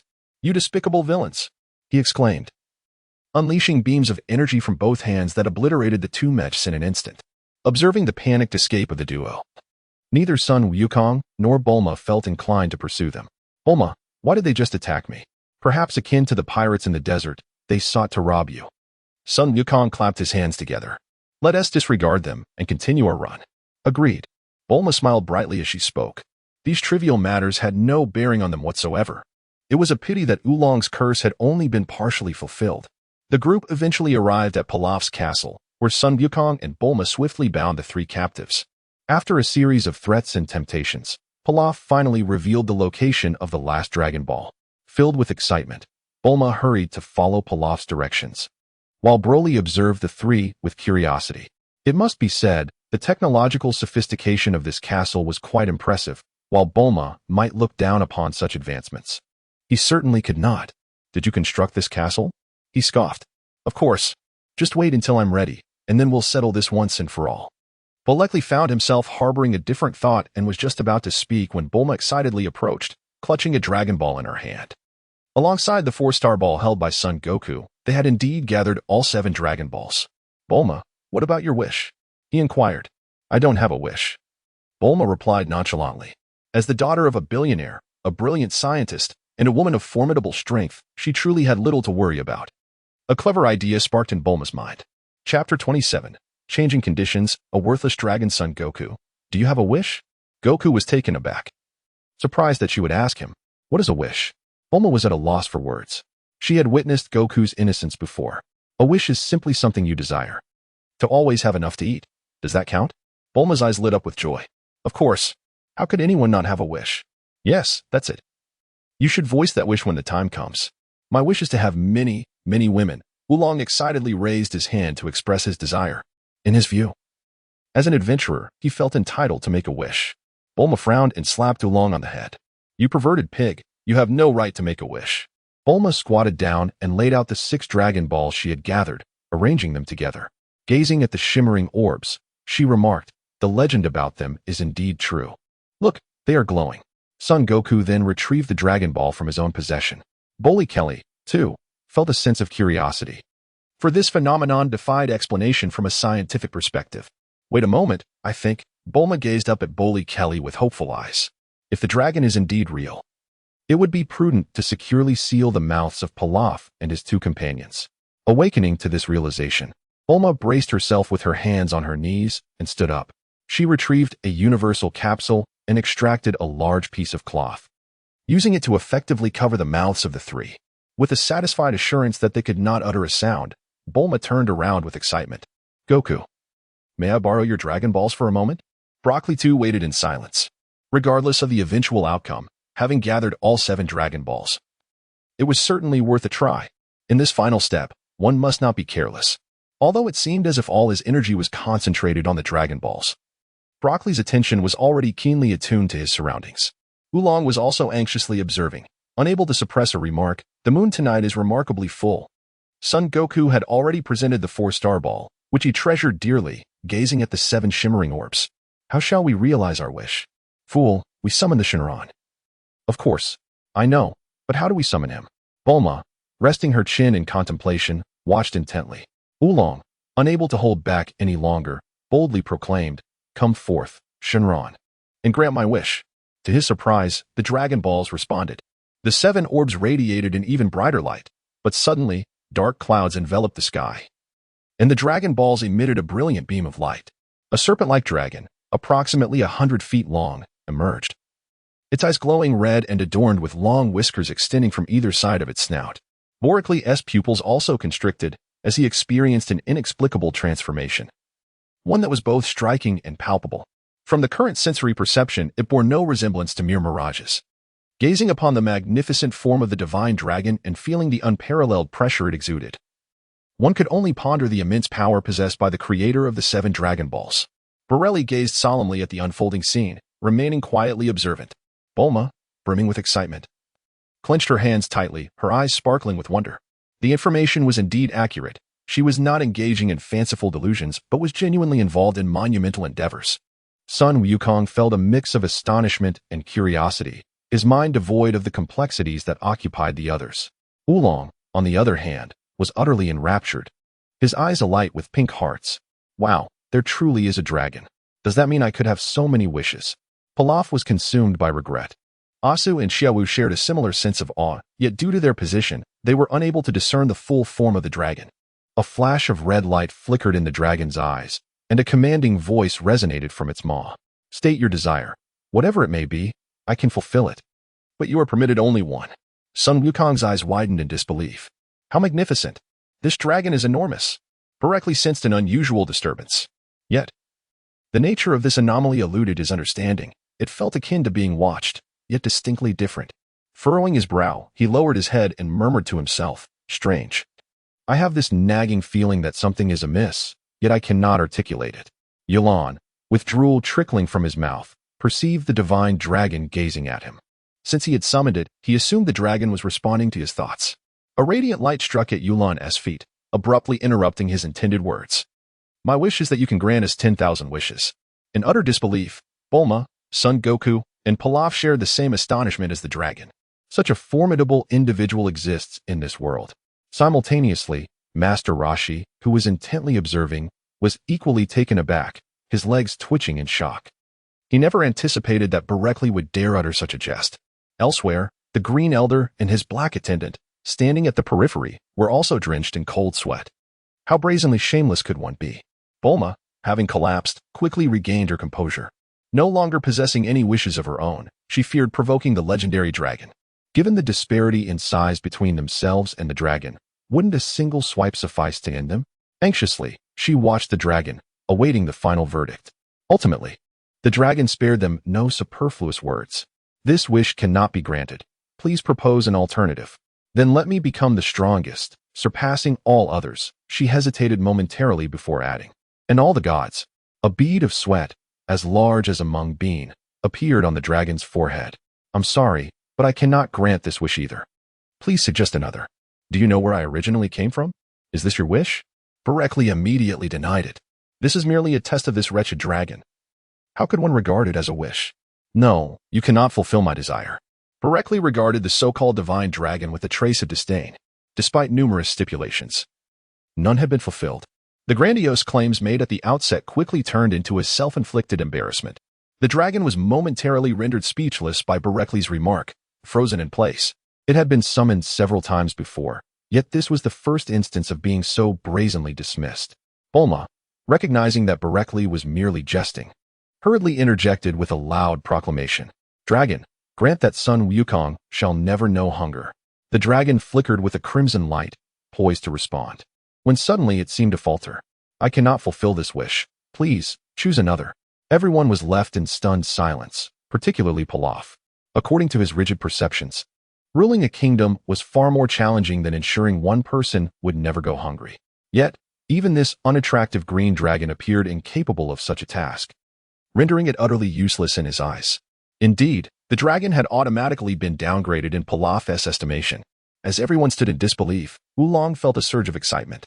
With Pilaf sidelined, and the wishes of Son Wukong and Berekli unattainable, Bulma had no further need. It seemed the opportunity had now shifted to him. Speak your wishes, whatever they may be, and I shall grant them. The light in Bulma's eyes had completely dimmed. This worthless dragon was merely a blusterer, incapable of accomplishing anything. Wulian could no longer contain his eagerness, envisioning a blissful life for the next 50 years. He unconsciously exclaimed, Dragon, grant me mastery over all the acupressure points in the human body. The voice of Broly resounded once more, interrupting Wulian's daydreams and bringing him back to reality. It was quite straightforward. The Shinran ceased its pretense and refrained from asking further questions. If that man were to alter the terms again, it might truly become impossible to fulfill his request. Primarily, the rules could not reciprocate, and as a vessel, it found itself in a state of helplessness. Such a simple wish now necessitated prompt action before it slipped away. A flash of crimson light flickered in its eyes. Very well, your wish has been granted. Farewell.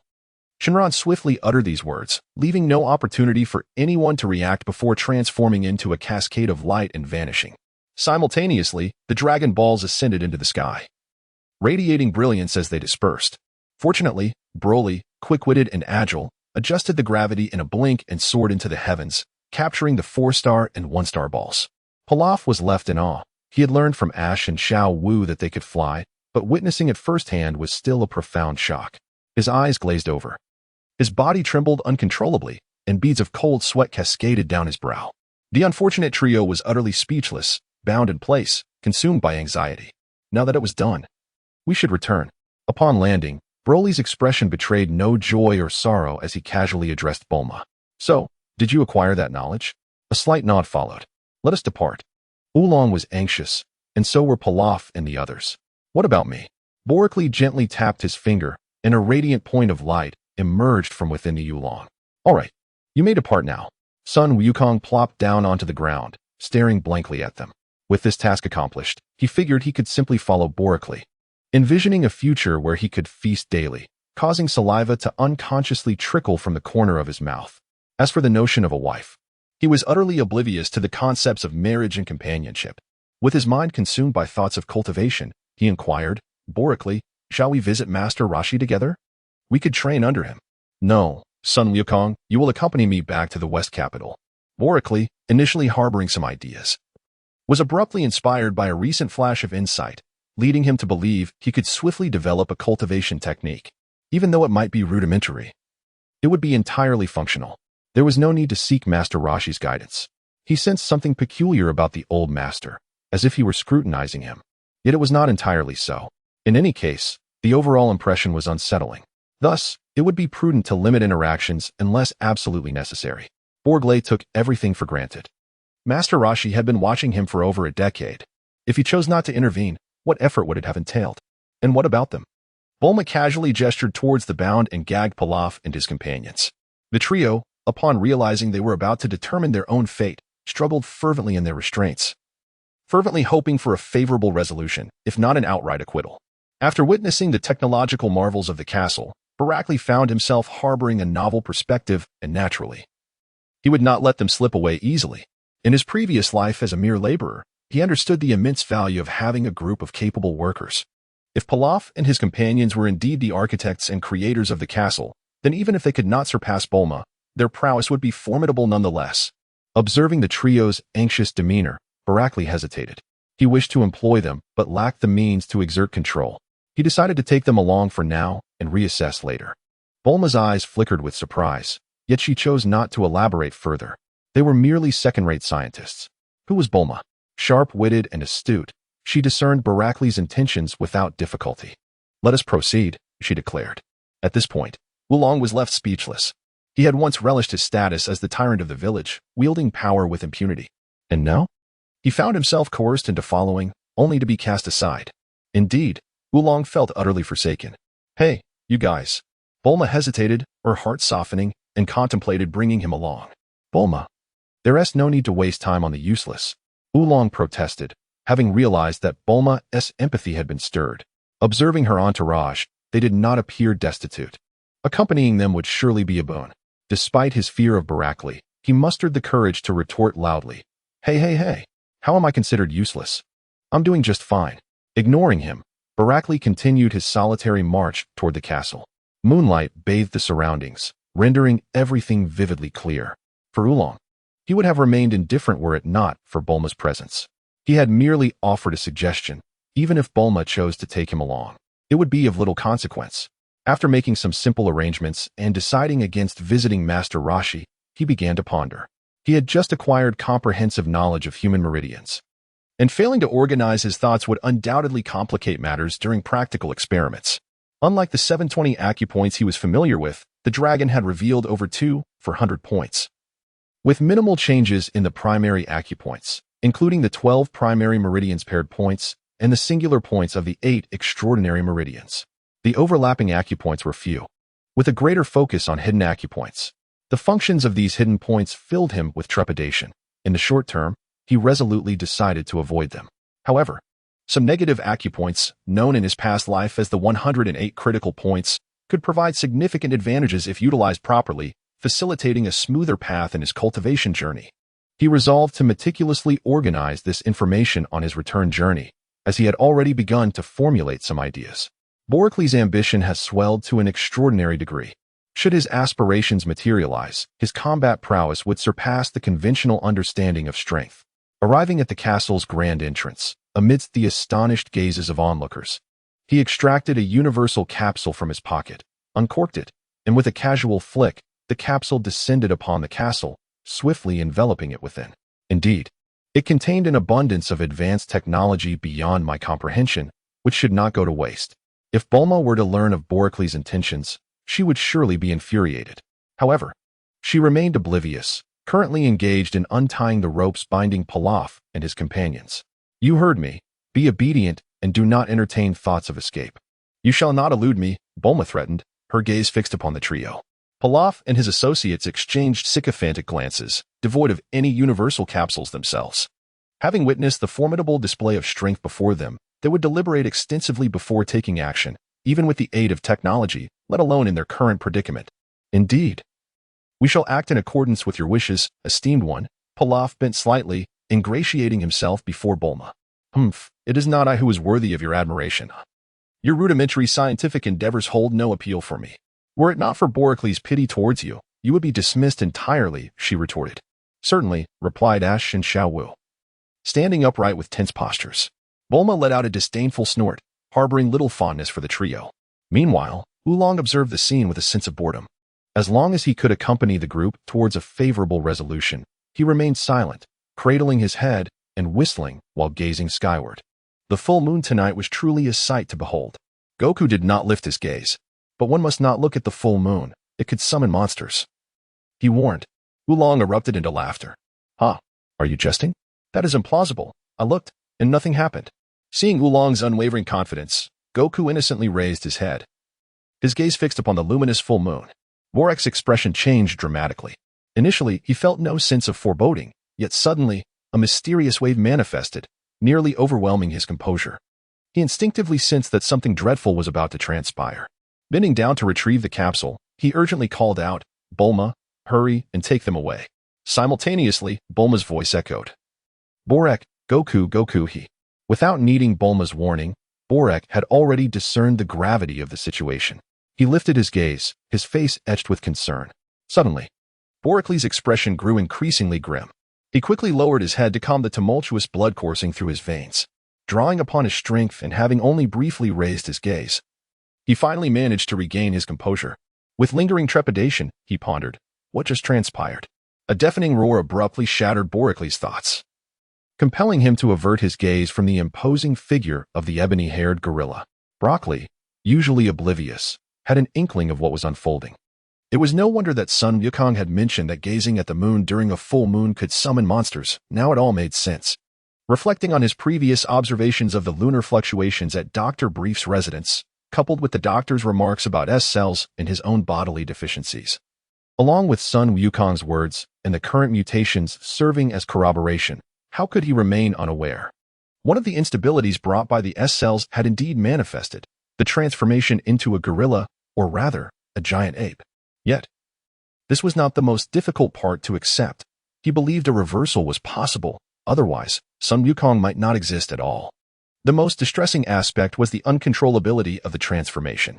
It was evidently clear that a full moon was a necessary or significant condition for this metamorphosis. You should retreat. I will handle him, he urged. Observing Bulma's eagerness, Broccoli felt a wave of dread wash over him. The imposing figure before him was not merely undergoing a simple change in physical stature. Its strength was surging exponentially. I want to give it a try, she exclaimed. Damn it, Bulma, get away quickly. Broccoli promptly adjusted the gravitational ring on his wrist back to its original setting of 1. A habit he had long cultivated, restoring everything to normal immediately after completion. Yet, the release of gravity from his hands did little to instill confidence in his ability to triumph over the immense, ape-like form of Son Wukong. Crouching down, he inquired of the system, what is his current strength? Name, Son Wukong combat power, 500, 140, 900 energy, 900, 900 vitality, 111 techniques. Unknown such power is astonishing. A tenfold enhancement, and there exists the potential for an unstable eruption beyond that. Observing the giant ape, it was evident that it lacked any semblance of rationality. It was clear that had there been any reason, Son Wukong's grandfather, Sun Wufan, would not have fallen victim to the giant ape's wrath. Broly no longer concealed himself, his aura erupting forth, and the tail that had been hidden within his trousers unfurled, lacking the dexterity afforded by a tail. He felt no confidence in his ability to maneuver gracefully. He, Oolong stammered, pointing at Broly. It was a well-known fact that Son Wukong possessed a tail. Yet why did Broly also have one? Pilaf, Xiao Wu, and Asu huddled closely together, trembling as they gazed at the colossal legs of the giant ape before them. What should we do, King Pilaf? Xiao Wu stuttered. If you ask me, I am just as clueless, Pilaf replied. Heavens, how can there be so many monsters in this world? It's utterly terrifying.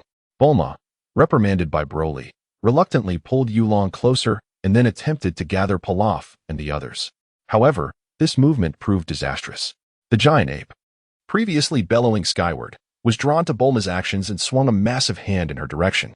Humph, I'm not afraid of you. Despite the overwhelming presence of the giant ape, Bulma remained undaunted, preparing to confront him.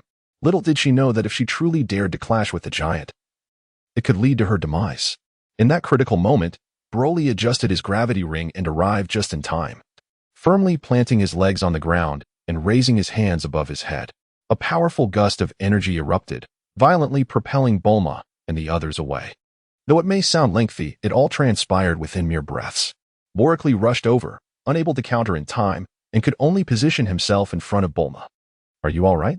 Borelli subtly curved his body, his hands forcefully pressing against the ground, propelling himself like a released arrow onto the arm of the colossal ape. During this ascent, he inquired about Bulma's condition. My goodness, starting from a distance of 30 meters, at a height of 10 zhong. This transformation of the giant ape, if it possessed consciousness, would serve as an exceptionally formidable weapon. Alas, gazing into the giant ape's crimson eyes, Borically harbored no grand aspirations. Son Goku, possessing an inherently good-natured and innocent disposition, though not originally of such nature, had consistently portrayed a naive demeanor. Yet, even this could not shield him from the profound influences of his genetic heritage. A mind so brimming with thoughts left little room for hope. With both hands clasped around the massive arm of the giant ape, he endeavored to lift it. Awaken, you scoundrel! Borically let out a furious roar, energy coalescing in his arm. The mighty giant ape, exasperated by this diminutive ant, swatted at him with its other hand. Borically had no choice but to abandon his initial intentions. Sacrificing his arm, he propelled his body forward with great speed, aiming directly at the creature's chest. However, the force of his strike against its chest proved utterly ineffective, merely serving to further infuriate the colossal ape. Broly found himself constrained, unable to unleash his full potential. Despite his current madness, he remained his brother, and it was not merely a matter of his subjective perception. With no other options, he could only devise a strategy to restrain the giant ape. I'm fine, Broly, just be cautious, Bulma's voice quivered after some time, as the battlefield had shifted several hundred meters away. After this harrowing experience, she truly dared not engage recklessly with unknown adversaries. It was terrifying. Even the residual shockwaves of the battle left her utterly defenseless, sending her flying. If she was so affected, one could only imagine the plight of Pilaf and his companions, who stood dumbfounded, having narrowly escaped, now bewildered spectators of the chaos. Have you ever witnessed a giant ape create a 56-meter crater with a single punch? Its fists were not merely the size of sandbags, they were as large as couches, exuding immense power. Yet that was not all. There was that flamboyant fellow with the stylish pompadour, who, despite his diminutive stature, toyed with the colossal beast. The very thought was astonishing. Broly, teach him a lesson, Bulma urged, but in an unexpected turn, Broly was caught off guard and sent flying by Goku's tail. His combat experience was woefully inadequate. Were it not for his superior physical prowess surpassing Goku's, he might not have stood a chance. This was intolerable. He felt utterly hamstrung. Realizing he could only call for help, he shouted, Bulma, is there any way to restore him? There was no alternative. After all, this was his brother, and he could not bring himself to harm him fatally. Bulma was taken aback. How could he possibly recover from such a state? Clenching her fist, she cried out. Chapter 30, Master Roshi, the moon is shrouded. Broly, there is no saving him. We might as well bury him. Borically narrowly evaded the grasp of the colossal ape, a blend of exasperation and amusement crossing his features. The question lingered. Was it Son Goku who failed to save him, or was it Borically himself who was beyond salvation? Moreover, how could one truly be lost in such a moment? There remained ample time. Endurance was essential, and one must persevere. This transformation into a giant ape must surely consume an immense amount of internal energy. Otherwise, it would be utterly inexplicable. It should be unsustainable for long. As his mind raced, he seized a single hair from the giant ape, swinging it back and forth upon its thigh. The ape grimaced in pain, baring its teeth. After several futile attempts to capture Borically, the giant became enraged. With a mighty roar, a robust beam of light erupted from its gaping maw. Borically narrowed his eyes. Could it be that we possess a racial talent? His understanding of his own physical potential was rather superficial, however, with the knowledge acquired this time. He felt confident in his ability to develop something new. It was merely a matter of not having enough time. Now, before him stood a colossal ape, a creature of the same lineage. Even if his unworthy mother had strayed, his father must surely be a scion, and their bloodline should be akin, providing some semblance of power. Lost in thought, he was suddenly swept away by the tremendous force of the giant ape. Borically felt a surge of joy as the pressure lessened. His strength had waned considerably. Bulma and the others observed with palpable tension, primarily due to the overwhelming presence of the colossal ape, a moving behemoth towering over 30 meters, akin to a 9-story building. While the battlefront was fraught with anxiety, the opposite side remained eerily calm. Master Roshi rose, stretching his arms and yawning. It has been ages since I last exercised. I think I'll take a swim in the sea. Wait, didn't I just go out not long ago? The great turtle raised its head, bemused. Mind your own business, Master Roshi retorted, his tone exuding exasperation as he leaped into the water without a backward glance. The great turtle, merely puzzled, uttered no further comment. Although Master Roshi could have covertly switched things up in front of the great turtle, he preferred to handle the preparations himself. Not long after entering the sea, Master Roshi abruptly vanished. In an unknown location, he appeared revitalized, shedding his previous lethargy. Surrounded by a range of mountains, isolated from the world, he stood before a pitch-black passageway, obstructed by a magnificent stone door. Since you refuse to follow the script, neither shall I. Let us disrupt everything and see how those individuals will cope, and how they will report back. With a mysterious smile, Master Roshi ventured into the cavern. Upon entering the dark corridor, the stone door swung open, revealing a replica of Master Roshi, exuding an aura as deep as the abyss, rendering his true strength indiscernible. Though his expression was reminiscent of a zombie. Has the target qualified for observation? No, the target is disordered, the rhythm chaotic. It requires arrangement to seize dominance. The counterpart remained expressionless. What number of test subjects are we on? What is the lowest number of test subjects cultivated currently? 62. Power level, 800, 000. Master Roshi grimaced. Even the most recent test subjects possessed a combat power of 800, 000. What could be done about that? They cannot be dispatched. What about the highest? Due to resource limitations, the top 30 have reached their current limits and cannot advance further. Their combat power is 1 million, barely qualifying them as enforcers. Master Roshi, distressed, rubbed his bald head. Is there time to create one now? If it's only a few thousand, it should be feasible. With a clap of his hands, he declared. All right, let us find someone. The Master Roshi before him nodded slightly before vanishing. Before long, a youth, approximately 18 years of age, was brought forth in his grasp. Who are you? What do you want? Let me go? The turtle sage gently waved his hand, signaling the expressionless turtle sage to proceed.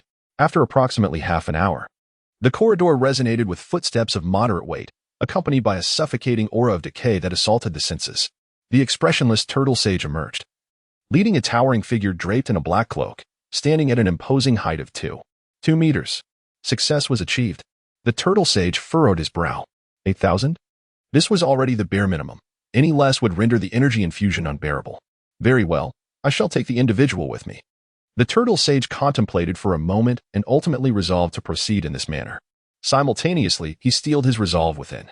It appeared that he had no choice but to employ the deceptive technique known as the magic sealing wave.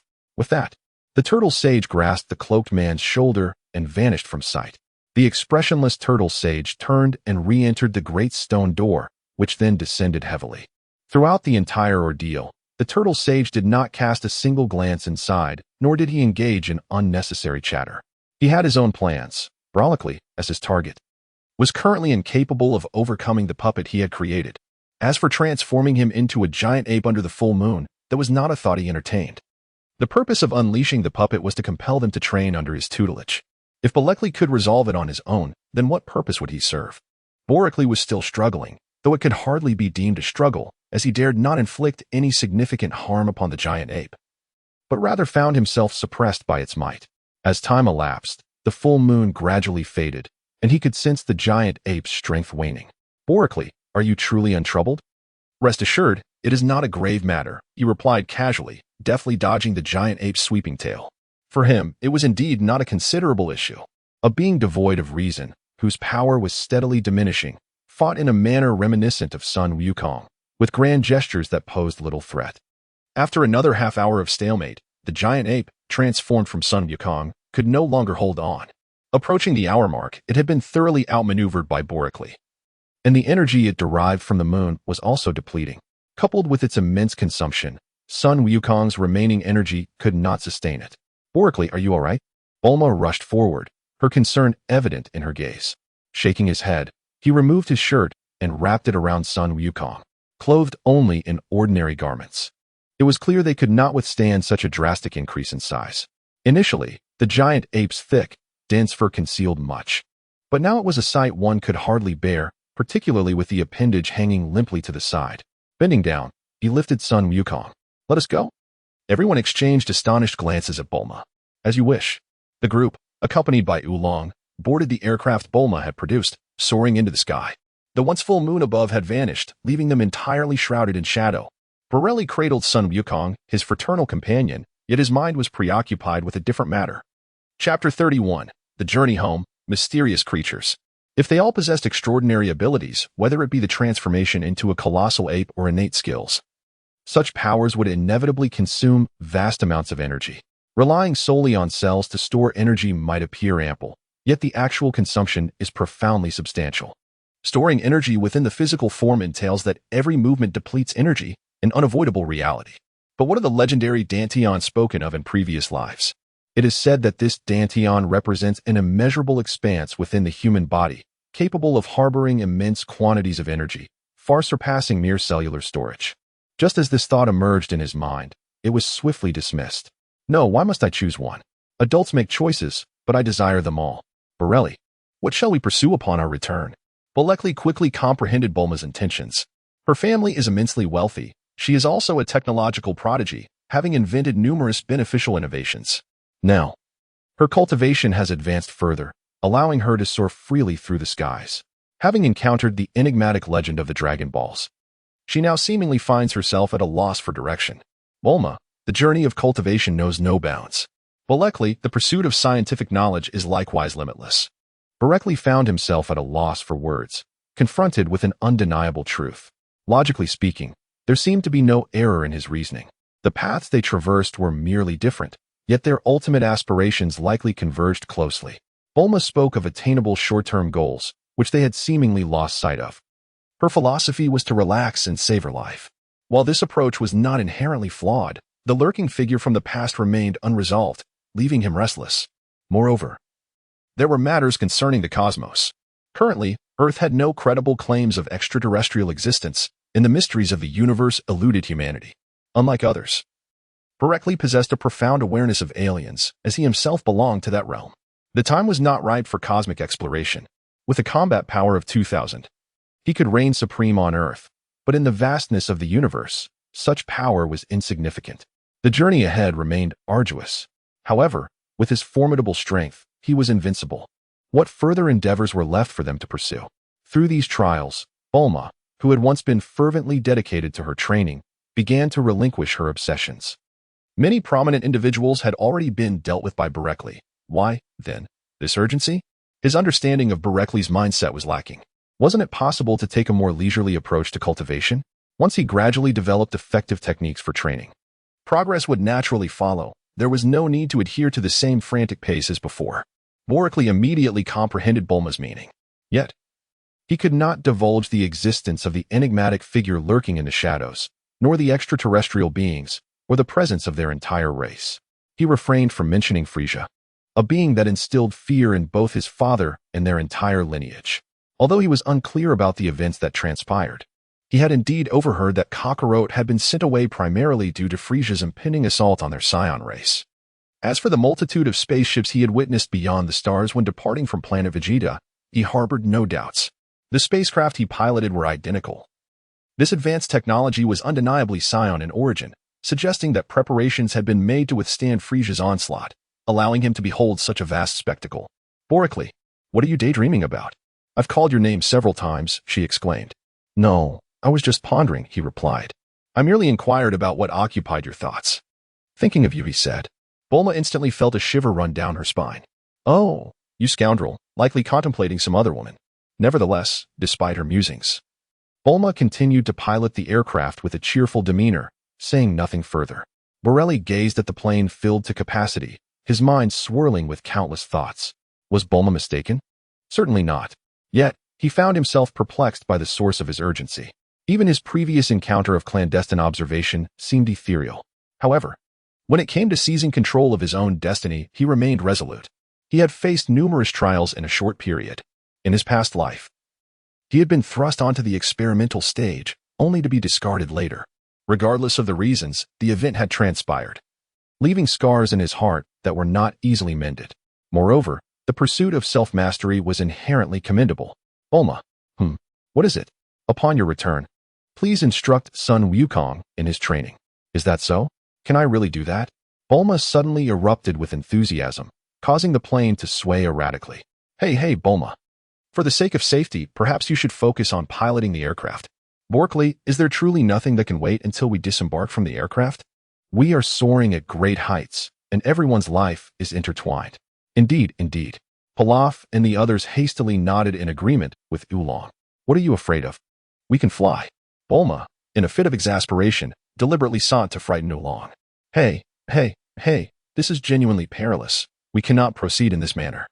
Oolong's complexion turned a shade of violet. If you were unable to fly, that might be acceptable, as it would capture attention. But proclaiming that you can fly dismisses the lives of the rest of us, he cautioned in a state of alarm.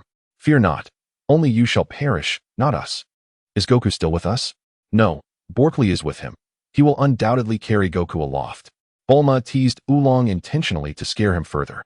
As she spoke, she increased the aircraft's tilt, causing it to sway precariously. Bulma, the lives of all aboard rest in your hands. This is no laughing matter. Yet Bulma remained unfazed, engrossed in serious discussions, while you insisted on interrupting her. If not you, then who else would I torment? Hey, Bulma, if this plane truly plummets, it could cost us our lives. The aircraft tilted dangerously, prompting Goku to awaken groggily. What happened? Upon uttering this phrase, his stomach emitted a thunderous growl. Transforming into a giant ape had indeed drained his energy. Borkley had long been prepared. He retrieved 2 blocks of high-energy nutrient solution, each marked with a 20-grade scale, from his pocket. Eat this, he urged.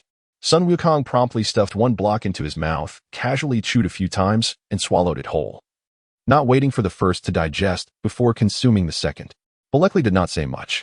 The energy block, rated at 40 units, was insufficient to fully replenish Son Wukong's stamina. However, it was adequate for him to regain a portion of it. The pressing concern now was that Son Wukong's power had surged explosively to 120. The rate of this increase was astonishingly rapid. Bulma continued to tease Oolong and the others, while the aircraft's tilt remained unabated. Oolong, Pilaf, and the others clung tightly to anything stable. Bulma, please stop. The plane is going to crash. Borkley, initially indifferent, suddenly wore a troubled expression. Bulma, bring the aircraft down to the ground. What is happening? Borelli's expression was grave. Even if he could not precisely wield his energy, he sensed the malevolence of the approaching presence. Quickly, do not delay. Enemies are upon us. Silence fell over everyone, and Bulma promptly executed Borelli's command. However, Oolong and the others began to wail in despair. Chapter 32. A dire situation. The reappearance of the immortal were doomed. There are enemies at this altitude. If the aircraft is destroyed, we are certain to perish. Oolong lamented, his face a mask of anguish. As the aircraft descended and stability returned, Pilaf and his companions huddled together, weeping profusely. What shall we do? I am still so young. I do not wish to die. Help, they cried. My lord. They will surely rescue Son Wukong, but we will be left to our fate. We are doomed. My lord, are we to be buried in the sky? I do not wish to be blown to smithereens. They pleaded. Silence. If you do not cease this clamor, I shall end your lives myself. Borkley's countenance darkened, and he spoke in a chilling tone. The 4 individuals immediately fell silent, not daring to utter a single sound, even covering their mouths in a pitiful manner. Urgently, he commanded, Bulma, descend swiftly, and then flee with Goku and the others. What? Bulma exclaimed in astonishment, turning her head, her face a canvas of shock. Focus on piloting the aircraft, he instructed, raising his hand to unleash 4 beams of light, which struck their bodies amidst the bewilderment of Oolong and the others. Only Bulma can unravel this. Should you provoke him, you will surely be pierced by 1,000 arrows. With these words from Borkley, all 4 felt as though countless ants were gnawing at their flesh. Please, sir, have mercy, spare us, they pleaded, crawling over in a state of utter distress. Borkley paid him no heed, recalibrated the gravity ring, and opened the aircraft's hatch. He soared out amidst their astonished, anxious, and perplexed gazes. Bulkley hurried anxiously towards the direction of the monstrous threat. Bulma and Son Wukong lacked the necessary strength if they were to become entangled in this conflict. It would spell trouble. The air was thick with a putrid, nauseating odor, accompanied by the howling winds. A fierce battle was imminent. The approaching presence was far from benign. Borkley gazed ahead with a look of concern, devoid of any certainty. This was not the crux of the matter. The true orchestrator was certainly not present. However, the formidable strength of his adversary left him feeling utterly defenseless. Furthermore, the timing of their appearance and their keen surveillance raised the unsettling possibility that every move he made was under close scrutiny. A surge of power erupted within him, causing his speed to dramatically escalate. Simultaneously, he endeavored to amass the greatest amount of energy around his palms, the most accessible point for an attack. He also retrieved several high-energy nutritional blocks, rated at 80, from his pocket, hastily consuming them. The distance was closing. The moonlight had completely vanished, and the landscape beneath him became increasingly desolate, shrouded in shadows. The flight speed of Borkley came to an abrupt halt. Here, in the desert, it should not affect too many people. After speaking to himself, he cast a sharp gaze ahead. He sensed that the other party's condition was unusual.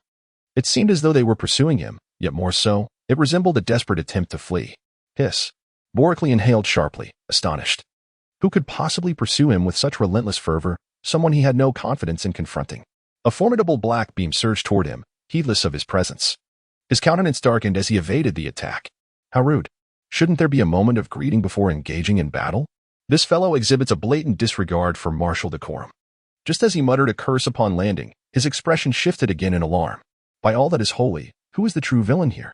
Charging into combat without any preamble makes it exceedingly difficult for me to respond. With a forceful stomp, he launched himself at an angle, his entire body propelling forward. His hands glowed with brilliance as two blinding beams sliced through the night sky, swiftly targeting the adversary shrouded in darkness. A roar erupted from him. Oh, another monster. It seems. Borkley found solace amidst adversity. Had he been struck by those two attacks moments ago, he would have been unable to withstand the impact. What should he do? This monster seemed to possess a strength that was entirely ordinary. System. Name. Unknown combat power. 8,000 energy. 8,000. Boryak's eyes widened in astonishment. Hey, system. Do you truly believe that I am about to perish and are preparing to abandon me? No, that cannot be the case. Then why?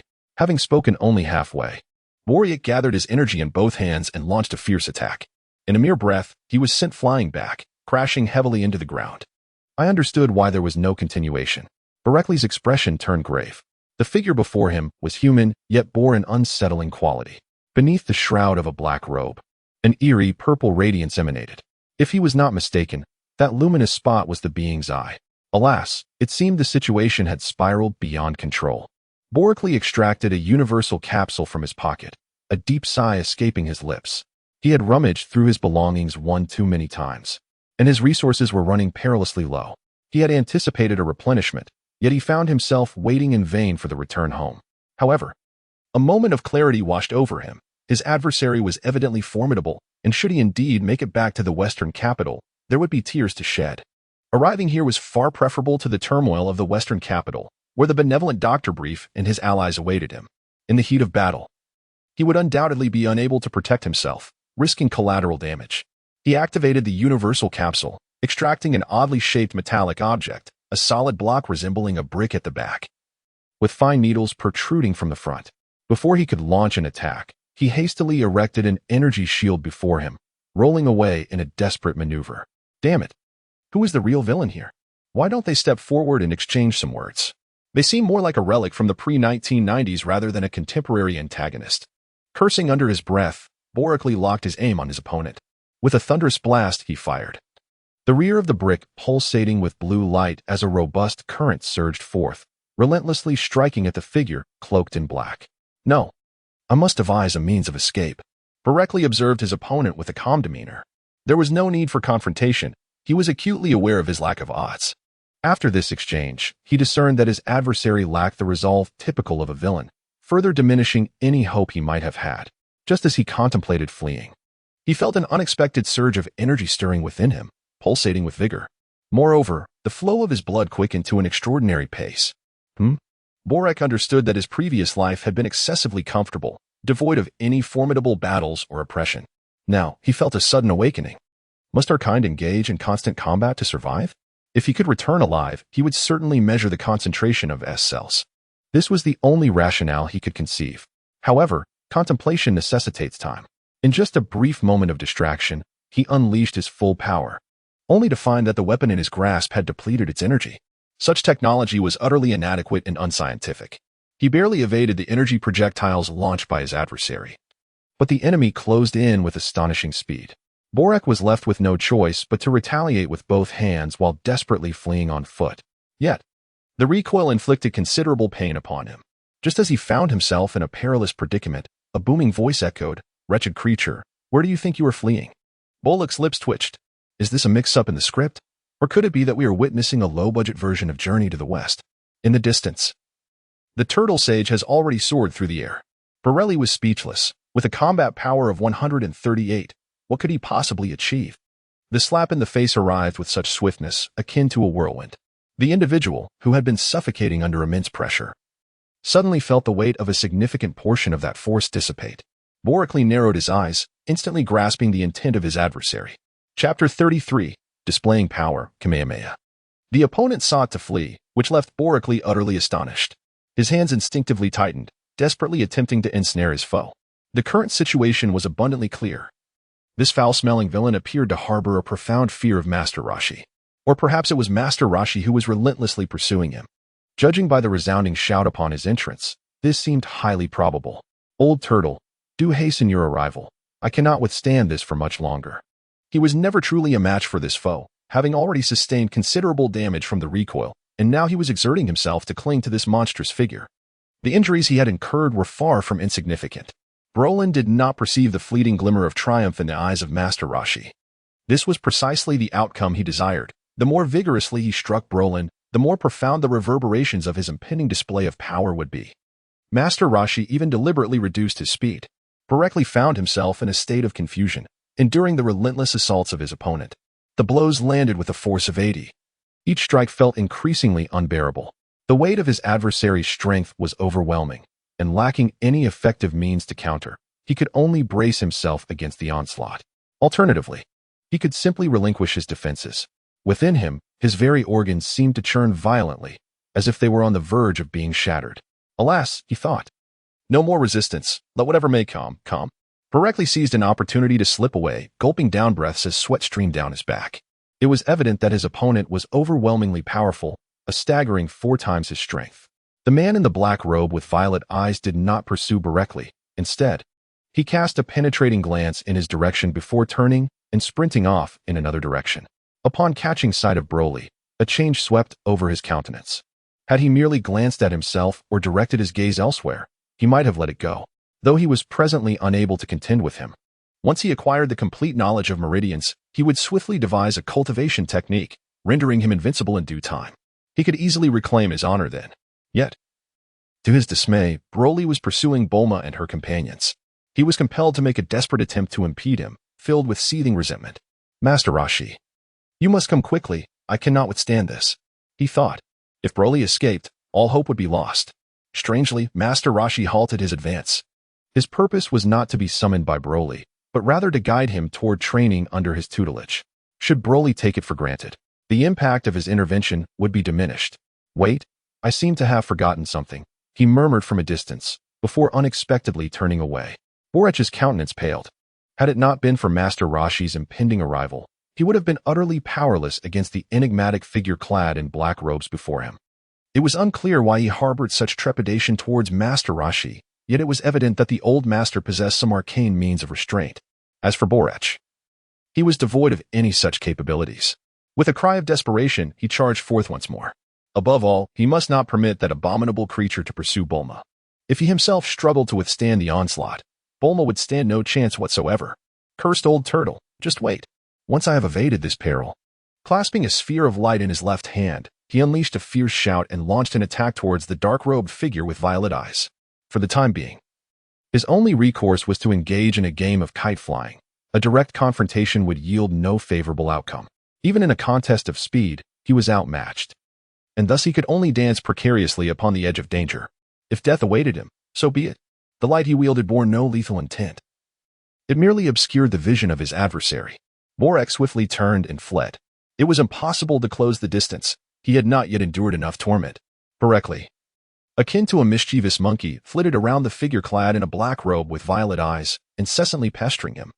It remains uncertain whether this is due to the absence of Master Roshi or some other reason, but the individual has now come to a halt, surprisingly reluctant to depart. Borekly, in a state of helplessness, can only endure this relentless consumption. The losses are monumental. What exactly is the cause of this predicament? Broly was utterly perplexed. How could the turtle hermit, with merely a combat power of 138, instill fear in him, a creature boasting an astonishing combat power of 8,000? To this moment, he had yet to contemplate the possibility that his system might have miscalculated. From his encounter with this formidable being, it appeared that the actual combat prowess was indeed consistent with the measurements. Suddenly, as he pondered, a fleeting moment of distraction proved fatal. He was struck. A mouthful of blood erupted from his lips, splattering onto the ground. The blow was devastating, so severe that he found himself unable to rise again. Borekly's gaze dimmed, his heart akin to ashes. It was disastrous. He was already far from being a match for his opponent, and now he gathered the last remnants of his energy within, preparing to unleash one final, desperate assault should the adversary draw near. The sound of footsteps echoed. Yet the foe did not employ any energy. Instead, they approached him leisurely, as if savoring his torment. Borekly raised his head defiantly, gazing with his mesmerizing violet eyes. "Who are you? What is your purpose?" Yet, the other party remained utterly silent. The head of Borekly fell heavily to the ground. A surge of formidable energy emanating forth. In a complete and utter defeat, Borekly found himself devoid of any chances for a comeback. With a bitter smile, he ceased to conceal his intentions, allowing his hands to radiate a brilliant light. Suddenly, a thunderous explosion resonated as energy pierced through the air. Borak, without a moment's contemplation as to why sound arrived before light, unleashed all the energy within him towards his opponent. In this second life, the past 12 years had proven to be quite favorable. He had gained much. Yet, a bitter thought lingered within him, realizing something was amiss. His strength should not have allowed him to withstand the onslaught for this long. Furthermore, why was there a sensation of radiant energy emanating from his left eye? Startled, he glanced upwards, discovering that on his left side, a beam of energy was clashing against the violet energy orb before him. It was this supplementary attack from his adversary that afforded him a temporary reprieve from obliteration. However, he discerned that this brilliance was not formidable. It paled in comparison to his full-force strike. Death appeared inevitable. Kamehameha. The intensity of this beam of energy waned as Master Roshi, abandoning his previous infatuation, spoke with an air of solemnity and gravity. A more robust energy beam surged forth from the left side. This energy holds promise. Borekly was merely gravely injured. Yet the system he bore remained unscathed, capable of precise perception. Master Roshi swiftly approached his side. "Are you all right? Do I appear to be unscathed?" Borekly replied with irritation, clearly dissatisfied with the recent escape of Master Roshi. "Do not take offense, young man. I simply forgot to bring something essential. Without it, I would be unable to contend, and my sacrifice would be in vain." The hunched figure of Master Roshi stood before Borekly, cautiously retrieving an item from his robe and placing it upon the ground. Borekly's gaze finally discerned what it truly was. Before him, the turtle hermit produced a small glass vial sealed with a cork. Although it was adorned with strange and arcane symbols, they appeared to hold little significance. Astonished, he inquired, "Is this contraption what you speak of, young man?" The turtle hermit replied, "Do not underestimate it. It is precisely because of this that I possess the confidence to seal him." "What is it?" Borekly asked. "It is the vessel of the demon sealing wave, I assure you. You ought to defeat your opponent before boasting." Chapter 34. Altering the Journey, a New Path of Cultivation. Borekly felt a sense of helplessness. The other party appeared visibly hesitant. He was already gravely injured, his mind clouded and dazed. There was no time for extensive contemplation. He could not fathom how Master Roshi had arrived here, why he could instill fear in the monster, why the creature chose not to flee this time, and what purpose the small vial served. Master Roshi was a familiar figure, yet in this moment, he could barely hold on and succumb to slumber. As for his own fate, if death awaited him, so be it. After all, he was utterly devoid of strength. The fourfold disparity in power, compounded by his injuries, left him in a dire state. What transpired thereafter remained unclear to him. The pain was excruciating. Bulma, Bulma, Burikeli finally stirred awake. Goku was shouting wildly within the confines of the aircraft. Master Roshi stepped forward. You've awakened, which indicates you are not gravely harmed. That is a relief. Gazing at Master Roshi, his consciousness fully returned. Master Roshi? What about that monster? Rest assured, I have sealed it with the Mafuba technique. Once we reach the seaside, I shall cast it into the abyss, ensuring it can never escape. Burikeli laboriously raised his hand, gently massaging his temples. You must be thirsty. Please, have a drink. The turtle sage thoughtfully offered him a glass of water. Bulkley, unceremoniously, took the lead, while Bulma urged along to pilot the aircraft, squeezing herself forward. Bulkley, how are you? Are you feeling better? Observing the anxious expression on Bulma's face, Bulkley managed to force a smile. Do not worry, Bulma, I am fine. I am quite resilient. Overcome with emotion, Bulma suddenly collapsed onto him, weeping. You scared me to death. If anything were to happen to you, I would not wish to live either. Bulkley raised his arm and gently caressed her flowing locks. What nonsense is this? Do you not see that I am perfectly fine? There is nothing to worry about, dear. Oh, I wished to seek you out, but your stern demeanor rendered me hesitant, leaving me no choice but to frolic with Son Wukong and his companions. Only when Master Roshi brought you to me did I finally breathe a sigh of relief. Bulma, with intermittent sobs, conveyed the tumult of her emotions. Fear not, for I have returned unscathed. Unscathed, you say? You were unconscious. After a brief exchange that eased the tension, Bulma wiped away the traces of her tears. Look at me. I am neither missing limbs nor in disarray. In a fervent attempt to prove his resilience, Bulkley overexerted himself, inadvertently aggravating his internal injuries. Stop. Do not move. Just lie there and rest, Bulma urgently implored him. She then muttered in frustration, even in such a state, he still insists on putting on a brave front. What is the point of such bravado? Bulkley chuckled wryly, realizing that his intentions were merely to spare the other's feelings. However, he refrained from elaborating further. Wulong pull off. And the others remained silent. Regardless of the severity of Bulkley's injuries, the four, paralyzed by a fear of death, dared not act recklessly. Bulma, too, was not one to be trifled with. Goku, will you join me in training? The words of Master Roshi interrupted their intimate moment, alleviating the awkwardness felt by Pilaf and the others as they witnessed the display of affection. I will heed Bulkley's words, Goku declared, his large eyes wide with determination, speaking without hesitation. At that moment, his fondness for Bulkley was unmistakable. Among those present, only the two of them bore tales. Broccoli, in his aimless kindness, was easily perceived. The turtle hermit found himself at a loss for words. His sole intention was Broccoli, yet here he was, inadvertently backtracking to seek him out once more. Such a situation could not be more awkward. The eyes of Master Roshi flickered momentarily. Did you defeat that creature? Was there anything particularly special about your final move? Master Roshi ponderously shook his head. Not at all. That technique is quite feeble and holds little effect against you. How so? Bulma inquired nonchalantly. Broly struggled to sit up, only to be firmly pressed down by Bulma. Helpless, he resigned himself to the situation, lying quietly in bed, awaiting Master Roshi's further explanations. That technique proved remarkably effective against malevolent beings. The seal on the small bottle exerted a powerful suppression of evil auras. Once sealed within, no one could unlock it from the inside. What technique? Goku inquired, tilting his head with curiosity as he gazed at Master Roshi. If it can't be opened from the inside, can it be opened from the outside? Master Roshi furrowed his brow, looking at Goku with a mix of exasperation and helplessness. You wanted to observe how others handle things, yet when it comes to explaining to you, you become insistent. What's wrong? Can't you explain? Bulma, understanding Master Roshi's implication, was astonished that he was actually willing to explain things to Goku. That old lecher, it seemed, truly cared for Goku. Then why didn't you use it from the beginning, allowing Broly to sustain such severe injuries? Master Roshi retorted sharply, his eyes widening as he glared at Goku. If it were that easy to resolve, how would it showcase my prowess? But he could not voice this thought aloud. As he grappled with his dilemma, Broly redirected the conversation. Master Roshi, you harbor immense energy within you, and you can utilize that technique known as Kamehameha, Master Roshi declared proudly. Yes, Kamehameha. Do you possess a special training method? Master Roshi shook his head. There is no so-called training method, just nonsense. Bulma, displeased, interjected. Although she had not been deeply involved, she had spent every day with Broly. Having witnessed the progress firsthand, she firmly believed in the existence of a training method. Otherwise, how can one explain Broly's rapid improvement after adjusting her training posture? Old Lecher, if there is no training method, why do you possess such formidable energy? Do others lack it?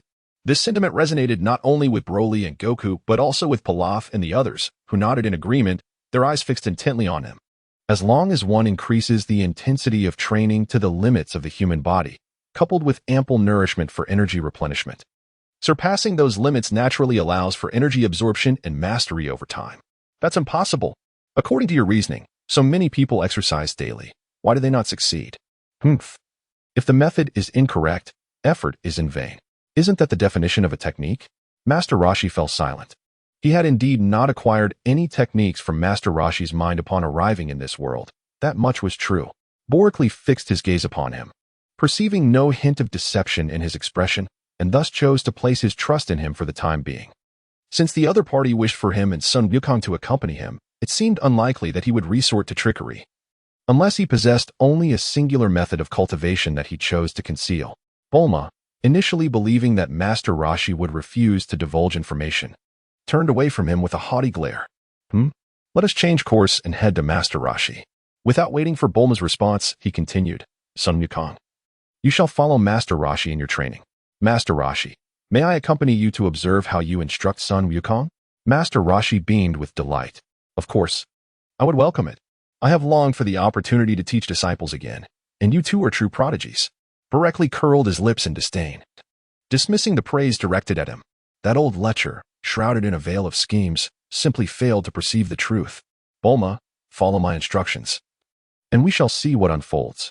After all, there is little to occupy our time at home for the moment, and we have already brought the laboratory with us. Upon hearing these words, a smile broke through Bulma's facade, unable to be contained. Chapter 35. In addition to the Brotherhood? Listen closely.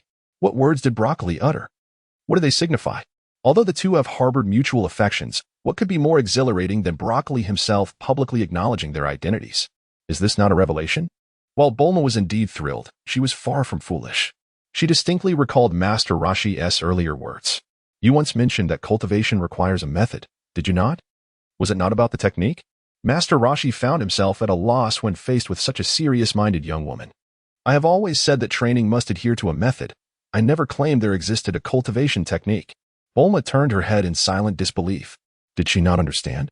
It was merely a test, a ruse, just in case he let something slip. How stingy. Couldn't you just tell us directly? Master Roshi, exasperated, retorted. My dear, if I were to give you a book, would you be able to comprehend it? Of course I can, she replied. Unyielding, Master Roshi continued, that's mere boasting. TCH. Believe it or not, it's up to you. Externally, Master Roshi appeared speechless and his expression soured by Bulma's retorts, yet internally, he remained unperturbed. He was well aware of Bulma's brilliance. This was merely a ploy to allow her to think she had gained the upper hand, thus ceasing their fruitless arguments. Bojack has fallen into a state of repose, embroiled in a quarrel with Bulma. Meanwhile, Pilaf and his companions tremble in trepidation, well aware of the repercussions of disregarding Bulma's words. Bojack, in their eyes, has morphed into a veritable demon. In stark contrast, Goku remains indifferent to their destination for him. Any place that offers delectable food, opportunities for training to enhance his strength, and the chance to engage in combat with formidable opponents is entirely acceptable. Naturally, being in the company of a good person like Bojack is the most desirable scenario. Is that not the essence of the matter? Thus, the group of 8 firmly establishes themselves on the island of Master Roshi. A great turtle approaches, flapping its flippers. Master, what brings you here? Boricly's expression was peculiar, and the term immortal he uttered resonated with profound melancholy. Indeed, I have taken on 2 disciples. This individual is a family member and servant of one of them. Bulma had always harbored a disdain for the turtle hermit, but with just those 2 words, her animosity dissipated, and she beamed with a smile that conveyed her newfound appreciation for him. However, she remarked, but this is rather excessive. The small island cannot accommodate everyone. Rest assured, I shall make the necessary arrangements and escort them away. What? The great sea turtle was taken aback. I merely expressed a bit of whimsy. And now you intend to leave home? Fear not, I shall not disturb you. Besides, should I cause any inconvenience, you are free to retreat to the sea. The great sea turtle slumped dishearteningly upon the ground. What is this? I spoke but a few words, and now you wish to expel me? The turtle hermit paid him no mind and proceeded directly into his dwelling. Boracli was undoubtedly forthright. Just moments ago, he had mentioned accepting a disciple and chose not to publicly refute the claim, yet this did not imply his acquiescence. He followed suit and declared, I could never be your disciple. Why? Do you deem me unworthy? My combat power now stands at 4,000, while yours is merely 141. Indeed, after recovering somewhat, he realized that his combat prowess had surged to an impressive 4,000. Although Master Roshi had made some advancements during this period, the gap between their strengths had widened even further. As for Roshi's abilities, he was not surprised. The Scion bloodline contributed to this phenomenon. Yet not every individual possessed such potential, nor could everyone discern it. Otherwise, the warriors engaged in battles beyond their realm would have uncovered this truth long before Boracli and Goku arrived.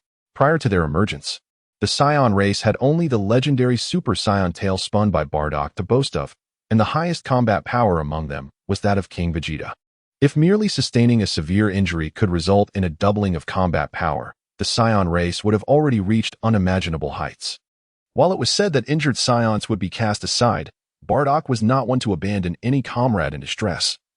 He would tirelessly rescue those who had been gravely wounded, and it was likely that some would have been discovered in the process. Yet, what was the outcome? Who among the Scion clan truly understood this matter? Master Roshi had no intention of divulging this information to Boracli. This extraordinary ability required not only a certain level of strength, but also the crucial capacity to connect with that otherworldly realm. Otherwise, the S-cells would remain dormant. No matter how many times one sustained injuries and recovered, one would do well to ponder whether their strength would truly increase. Broly is indeed an outsider. But is not Master Roshi also one?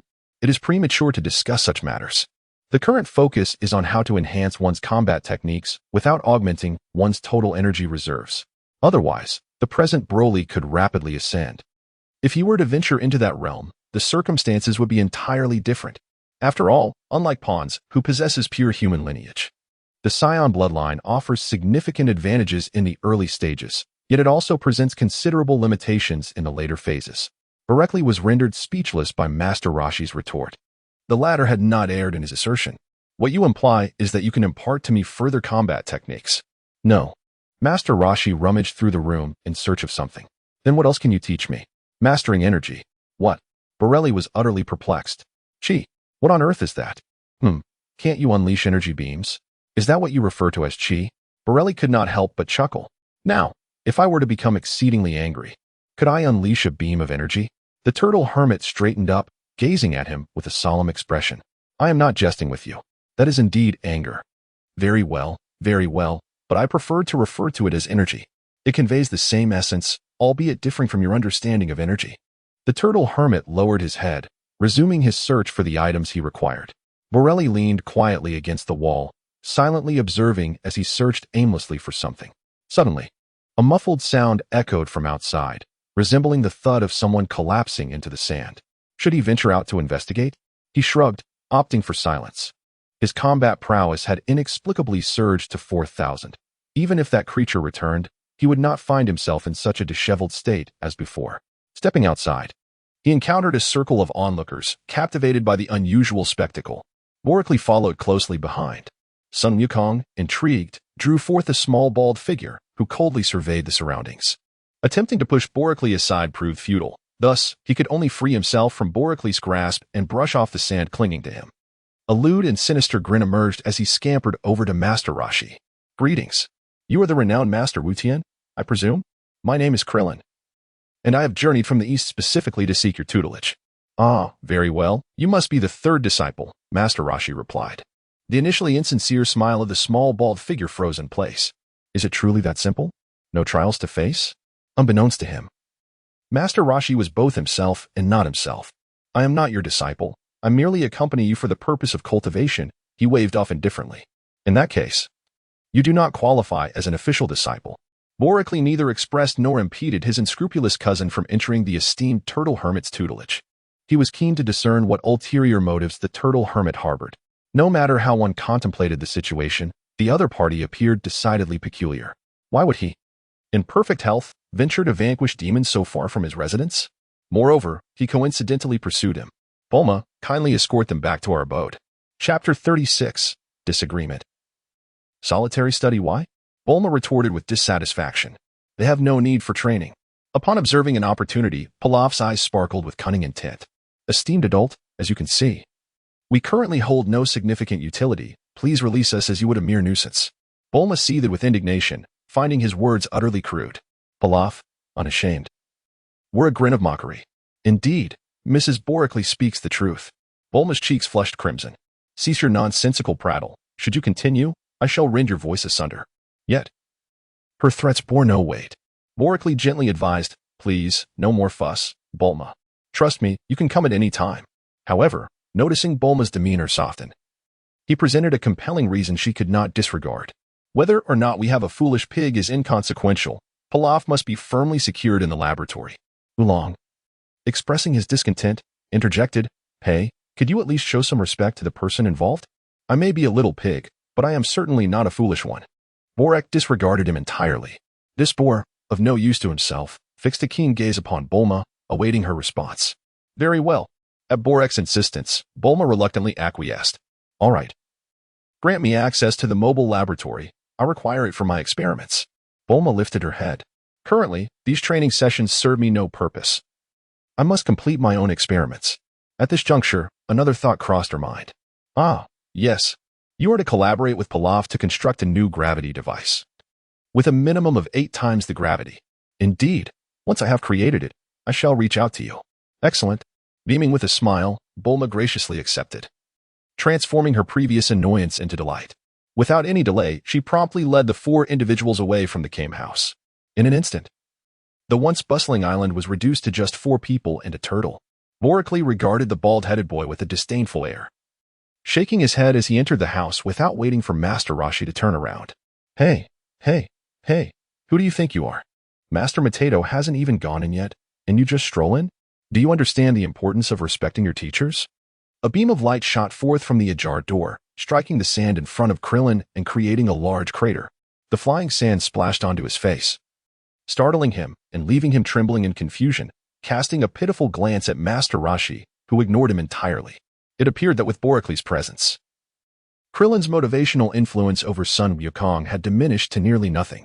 The classic scenes of Krillin's fervent devotion and boundless power would no longer be witnessed. However, he was indifferent to the addition of another disciple, as the Dragon Ball world was merely a minor skirmish. The true purpose lay beyond, perhaps even in a realm they could return to. Master Roshi turned and entered the house with an air of inscrutability, leaving behind a scornful Son Wukong and a bewildered turtle. Laughing? What is so funny, you fool? Fool? Is that an insult? Son Wukong curiously regarded Krillin, even leaning closer to him. Seeing that Son Wukong had come to him first and was now designated as the elder brother by Master Roshi, Krillin perceived him as somewhat naive and easily deceived, deciding to extract information from him. He suppressed his apprehension and looked at Son Wukong with a flattering gaze. Elder brother, the younger disciple has just arrived and knows nothing. I would be grateful if you could enlighten me. Son Wukong, perplexed, replied, I just got here too. I don't know anything. Krillin, incredulous, assumed Son Wukong was reluctant to share information. How could that be? Elder brother, we are both disciples under the same master. We should support one another. Please share some insights with me to avoid any potential missteps, lest we both face consequences. Son Wukong nonchalantly cradled his head. Not a chance. I came with Borically to learn and train from Master Roshi. A glimmer of joy illuminated Krillin's face. It was clear now that the arrogant individual who had just entered was indeed Borically. Borically? The one who just went in? Yes, that's him. But why did he bring a gun? Is that a laser gun? No, that's the light skill released by Borically. What? Krillin's expression conveyed skepticism. Just as Son Wukong prepared to elaborate further, he heard, Wukong, come in. All right, I'm coming. Son Wukong now relied heavily on Borically. The more he witnessed, the more he recognized their differences. Thus far, they were the only two with tails. I'm going to find Borically. You should come in too. With that, he hurriedly dashed inside, ignoring Krillin's flustered attempts to keep up. Borically. Removing the wristband from his hand, he realized it held little significance for him now. Here, wear this, he said. Is it a gift from you? Of course, but it mustn't be taken off. As he affectionately spoke, he fastened it on. adjusting the gravity to 3 times its normal weight. It's quite heavy. Son Wukong gazed in astonishment, attempting to leap, only to find his body felt as if it were laden with lead. Haha, don't waste your energy. During this time, focus on training diligently with Master Roshi. Alright. Master Roshi had finally discovered what he was searching for. Are you truly not going to join them in their training? Do you think my thoughts lie in that direction? Broly retorted to Master Roshi. Your strength indeed surpasses that of ordinary beings, even exceeding my own by several magnitudes. However, you fail to harness the energy within you, which is a grievous waste. Just then, Krillin entered the room with his belongings, catching Master Roshi's earnest declaration, and he gazed incredulously at Broly, who was of a similar stature to himself. What does Master Roshi mean? That individual has surpassed the martial arts god? Is this a jest? This is precisely why I remain here. Otherwise, I would have departed long ago, Broly declared. Observing Broly's determination, Master Roshi refrained from pressing further, recognizing that excessive urgency might arouse suspicion. Very well, follow me, he instructed. Master Roshi, this small island is too diminutive, even restrained by the gravity ring. Son Wukong finds this island overwhelmingly small. A mere glance reveals it exceeds the island's confines. Rest assured, follow me, came the reply. Thus, Son Wukong and Krillin commenced their training and cultivation under the guidance of Master Roshi. Borically occasionally observed, yet most of the time, he found himself immersed within the confines of the biological laboratory. He procured a sample of Son Wukong's blood and meticulously compared it with his own. Ironically, despite Son Wukong's combat prowess reaching an astonishing 120, he harbored an aversion to needles. However, when it came to borically drawing blood, there was no room for resistance. Each time, Son Wukong would howl in protest as his blood was extracted. For some time now, Borichelli observed the teaching methods of Master Roshi while contemplating his own approach. Although he did not entirely concur with Master Roshi's pedagogical techniques, he could not deny their remarkable efficacy. This was particularly evident in the case of Krillin, a human who had shown significant improvement. The most notable enhancement was seen in Son Goku, whose scion heritage undoubtedly contributed to his progress. Nonetheless, through similar training, Krillin managed to transcend the limits of human capability in a remarkably short time, subsequently beginning to absorb energy from the surrounding atmosphere. There was indeed no conventional methodology behind it, yet it proved to be effective. In the laboratory, Borically gazed intently at the data displayed on his computer. Although he harbored some reservations, he felt he was on the verge of completing a significant breakthrough, especially in conjunction with his professor's insights. At the very least, he had discovered the path toward energy cultivation. Chapter 37. The Meteoric Realm. Mastery of the stars. It had been over 8 months since he began his studies under Master Roshi. During this time, Bulma had visited twice, each time departing within half a day. Her research on the gravity ring had yet to yield any breakthroughs, and she felt reluctant to linger. Nevertheless, she made it a point to engage in lengthy phone conversations with Borically every day.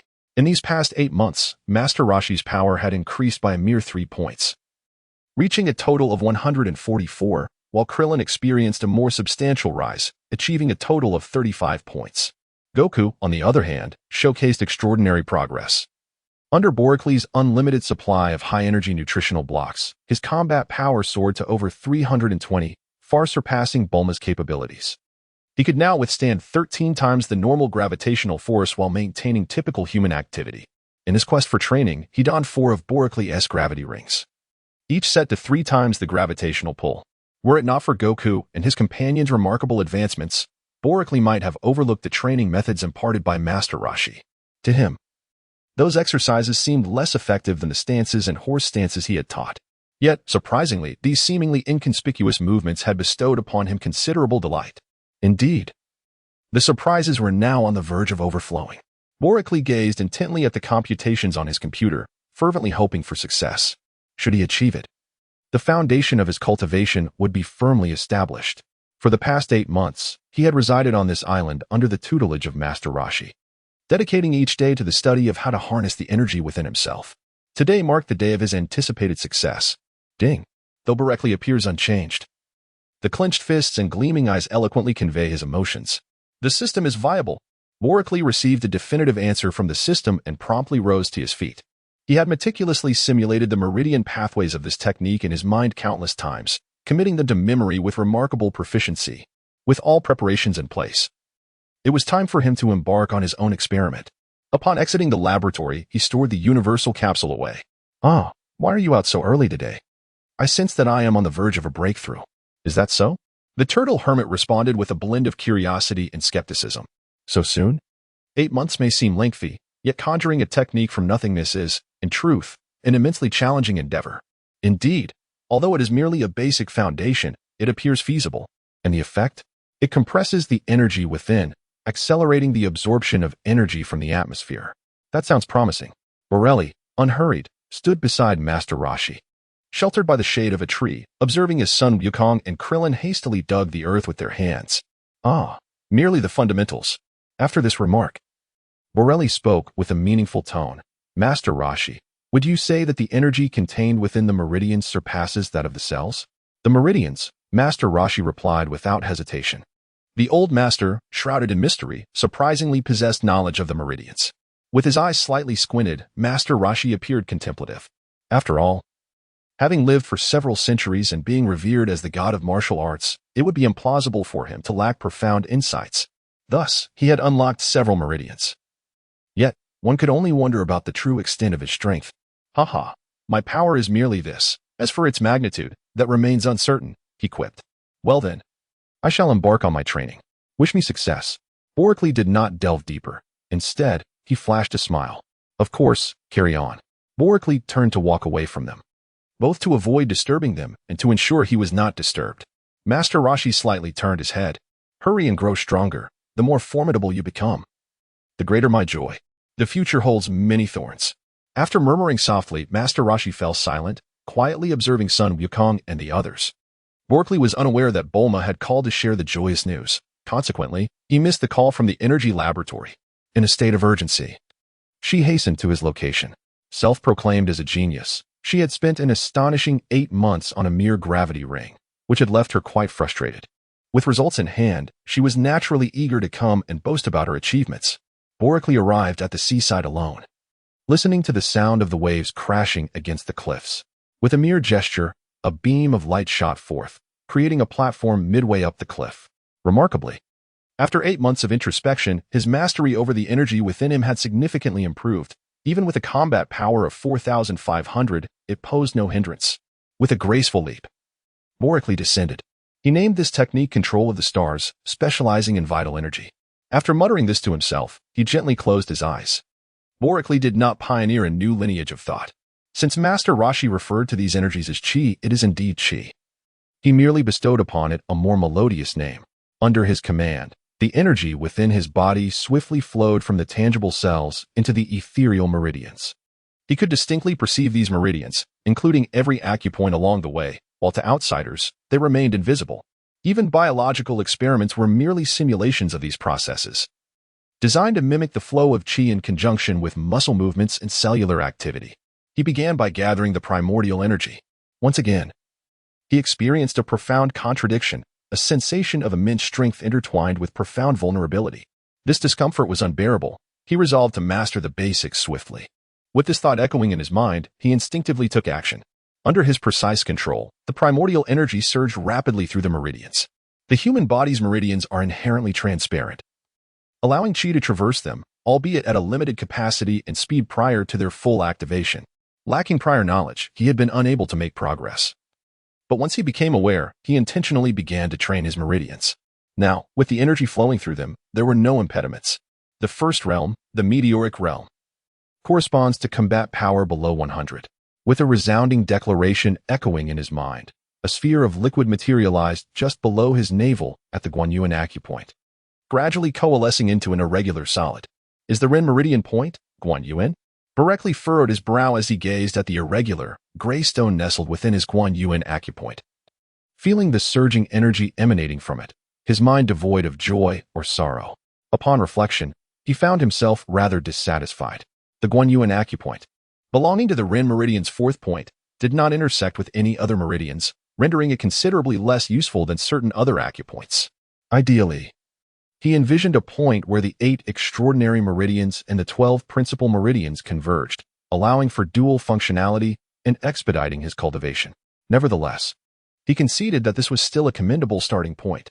After all, the Guanyuan acupoint is one of the three primary dantians within the human body, compared to other acupoints. Its interior space is boundless, capable of accommodating vast amounts of energy, akin to a microcosm of the human body.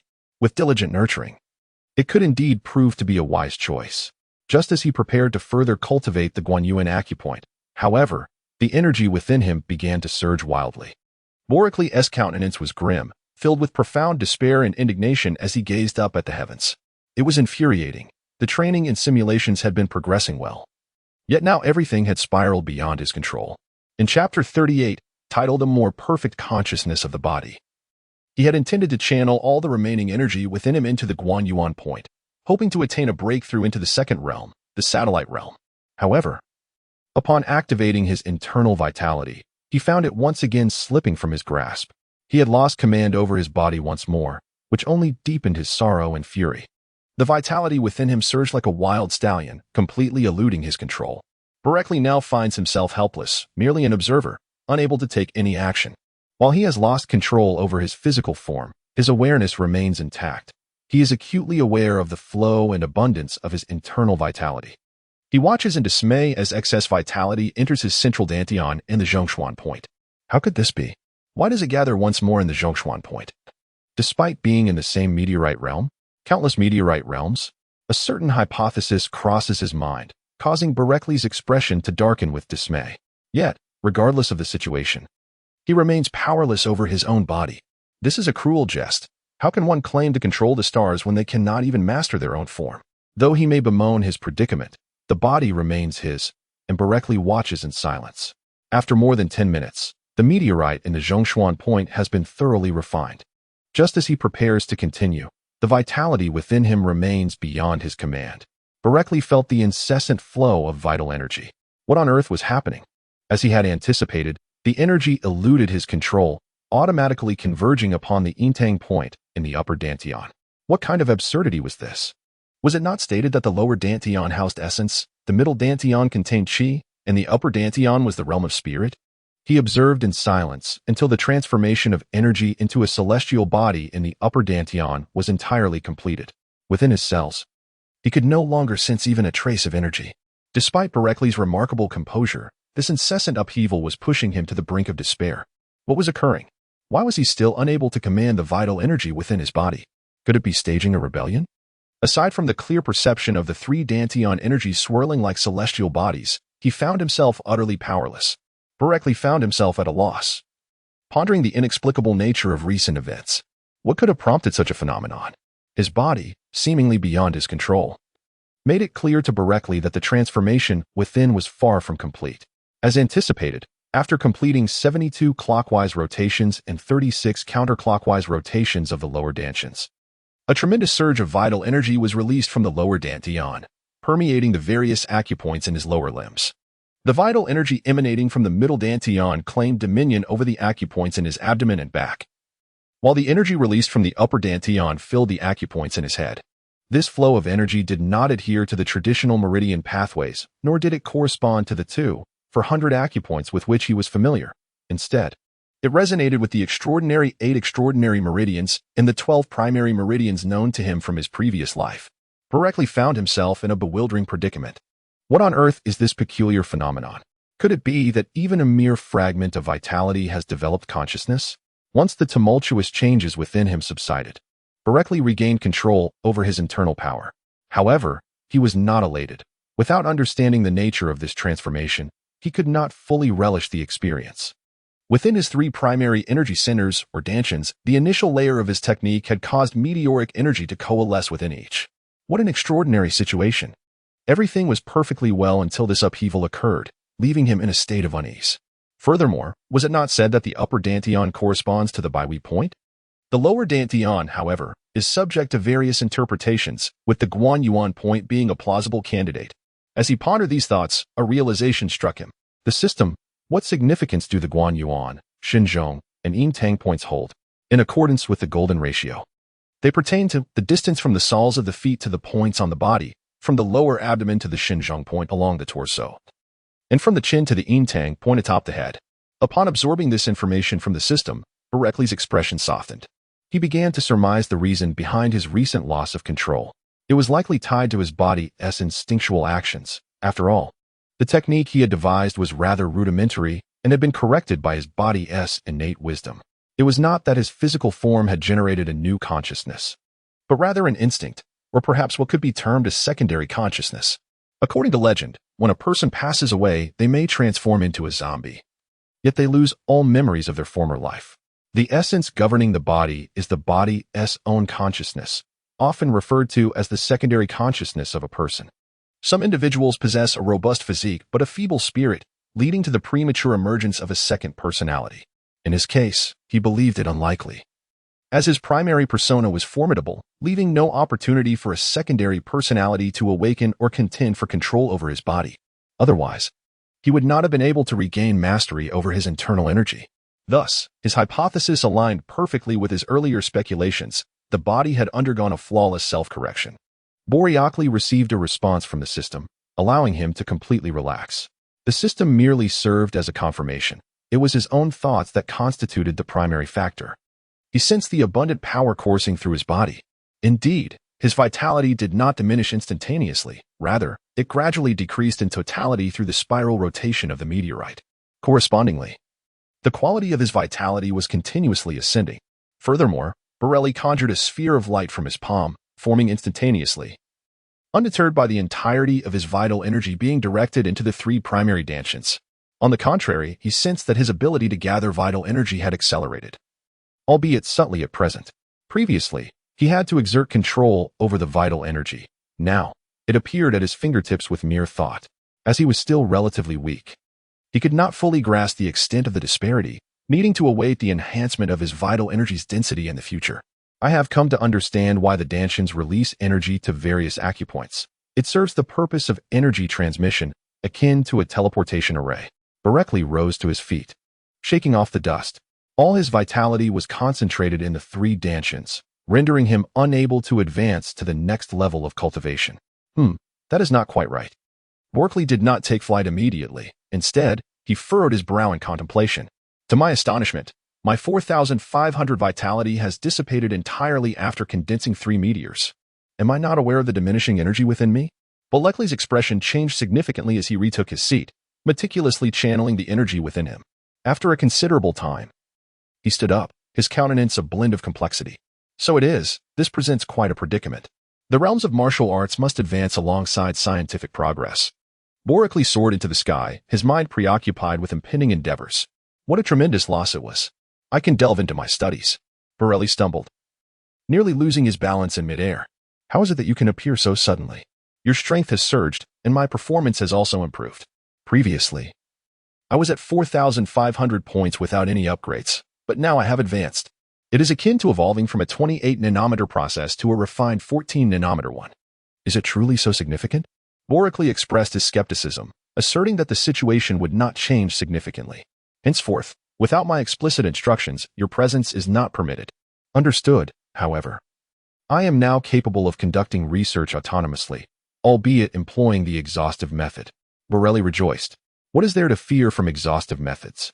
In a previous life, the Huaxia civilization was able to contend with foreign encirclements and blockades, relying precisely on exhaustive approaches. A single material requires the fusion of 10 components, each contributing 0.5. Gradually calibrated. Huaxia possesses an abundance of resources, particularly in manpower, laboratories, and researchers. If a single researcher conducts 200 experiments in a day, and there are 100 researchers in one laboratory, with Huaxia housing 100 laboratories, how many materials can be synthesized in a single day? He refrained from calculating. Yet this method is undoubtedly viable. Very well, proceed with the experimentation. The raw data for those materials has been recorded. Once it has passed through his scrutiny, the system will be aware, necessitating no further expenditure of his time. Now that a breakthrough has been achieved, it is time to relax.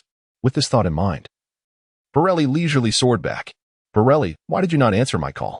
Chapter 39, Martial Arts Conference. Borekli gazed at the imposing Bulma. How should I respond? What do you suggest I say? Bojack looked at Bulma innocently. I am training. The laboratory has been shut down, and I have no means to contact you. I don't care. You simply did not answer my calls, Bulma replied, a blend of playful pouting and subtle reproach in her tone. only to realize the implication of her words afterward. You said you were training? Indeed. Bojack suppressed a chuckle. Wow, that is impressive. Bulma noted the subtle difference in his words. In the past, Bojack would only mention his workouts, but today he spoke of training. What is this training? Frequent discussions with Bojack had made her well aware of its significance. She lunged towards him, her eyes filled with hope. Have you made any breakthroughs? Borically embraced Bulma's slender waist. You remain as spirited as ever, he remarked. Unfazed, Bulma replied with a cheerful smile. Now tell me. Have you made any progress in your research? He nodded slightly. Indeed. It was precisely because I achieved breakthroughs that I decided to close the laboratory and come to the seaside for training. And what were the results? Under Bulma's sparkling gaze. Borically chuckled softly. Well, why don't you take a guess? You succeeded, Bulma declared with an air of pride. Haha, what else could it be? To his surprise. Her words left him momentarily speechless. Indeed, you truly deserve me. You, Bulma exclaimed with delight, pulling out 4 bracelets from her pocket. So, what do you think? Don't you think you are worthy of me? Borically gazed at the exquisite blue bracelet and immediately grasped its significance. Goodness, Bulma, you are truly brilliant, remarkable indeed. Heh. That's right. Bulma proudly lifted her head, resembling a peacock in all its splendor. Broly exerted force with both hands. What are you doing? What do you think?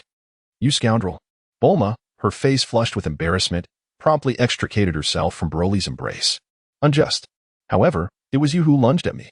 Borically protests, Humph, you little brat. How much more do you wish to attain? Boricly's expression darkened as he acknowledged the truth in the other's words. He was indeed but a mere child. Bulma, in a fit of laughter, rolled about in the air with glee. Let us seek Master Roshi, she exclaimed. But why? Bulma retorted with dissatisfaction. Feeling unappreciated for her advancements in developing a more sophisticated gravity wristband. As she flew over, she affectionately brushed her fingers against his nose. It felt oddly misplaced. A child of 145 centimeters playfully teasing a girl over 160 centimeters. It was disconcerting, leaving him to ponder how long it would take to mature. Grappling with the burden of his genetic limitations. If he were an innocent little boy, akin to Son Goku in his naive simplicity, he would be free from convoluted thoughts. Yet, his soul was that of an adult. Bulma's affectionate demeanor towards him, without any inappropriate notions on his part, would be utterly abnormal. Regrettably, there was little he could do at present. Master Roshi's training methods had provided him with profound insights, enabling him to swiftly construct his techniques. And he felt it only right to express his gratitude. Noticing Bulma's low spirits, Borically could surmise the cause. Undoubtedly, Bulma was the true genius. Her creation of a more powerful gravity ring capable of achieving extraordinary multiples was remarkable. Instantly, Bulma's enthusiasm surged. 8 times. With 4 rings. That amounts to 32 times the gravity, quite an enhancement. After speaking, she tilted her head in anticipation of Boricly's praise, casting a glance her way. He couldn't help but exclaim, indeed, that is truly grand. Boricly's words are not without merit. They were spoken sincerely, within the confines of such diminutive wristbands. The creation of a device capable of manipulating gravity is a feat that, apart from Bulma, few, if any, could achieve on Earth. Even Dr. Brief cannot accomplish this. It may appear trivial, yet it is no less complex than having a primitive individual fabricate a smartphone single-handedly in a previous life. Energy, gravitational modulation, effective range, and material must all be accommodated within such a compact space. Beyond Bulma, he cannot fathom who else might possess such capability. Of course, there exists another individual whose prowess, while not at the pinnacle, is certainly commendable for Bulma's age, and Boricly is undoubtedly satisfied. Bulma, your research capabilities have surpassed that of your uncle. Humph, indeed. I am a genius. With a smile of admiration, he took her hand. Shall we proceed? Are you not going to wear the gravity ring? You can always don it at home. Home? Bulma momentarily paused, struggling to comprehend, before her face lit up with joy. What does this mean? Are you truly planning to return home? Indeed.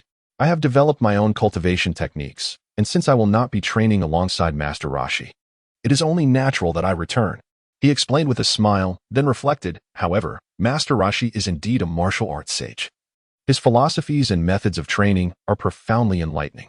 I am truly indebted to him. Well, weren't you once quite disdainful of him? Bulma murmured. To speak candidly, I still harbor some disdain for him, he admitted. Then why? Bulma pressed, anxious. If you detest him, why follow him and sing his praises? My disdain does not preclude me from acquiring valuable knowledge from him, nor does it hinder my ability to commend him. All right then, let's be on our way. Borically led Bulma towards Master Roshi. His next task was to delve into the study of high-energy nutritional blocks and bioarmors, as well as explore combat techniques. Remaining here served no further purpose. Goku could stay behind, for Master Roshi's teaching style was far more suited to him. There was no need for contemplation. He merely had to follow instructions and engage in relentless training.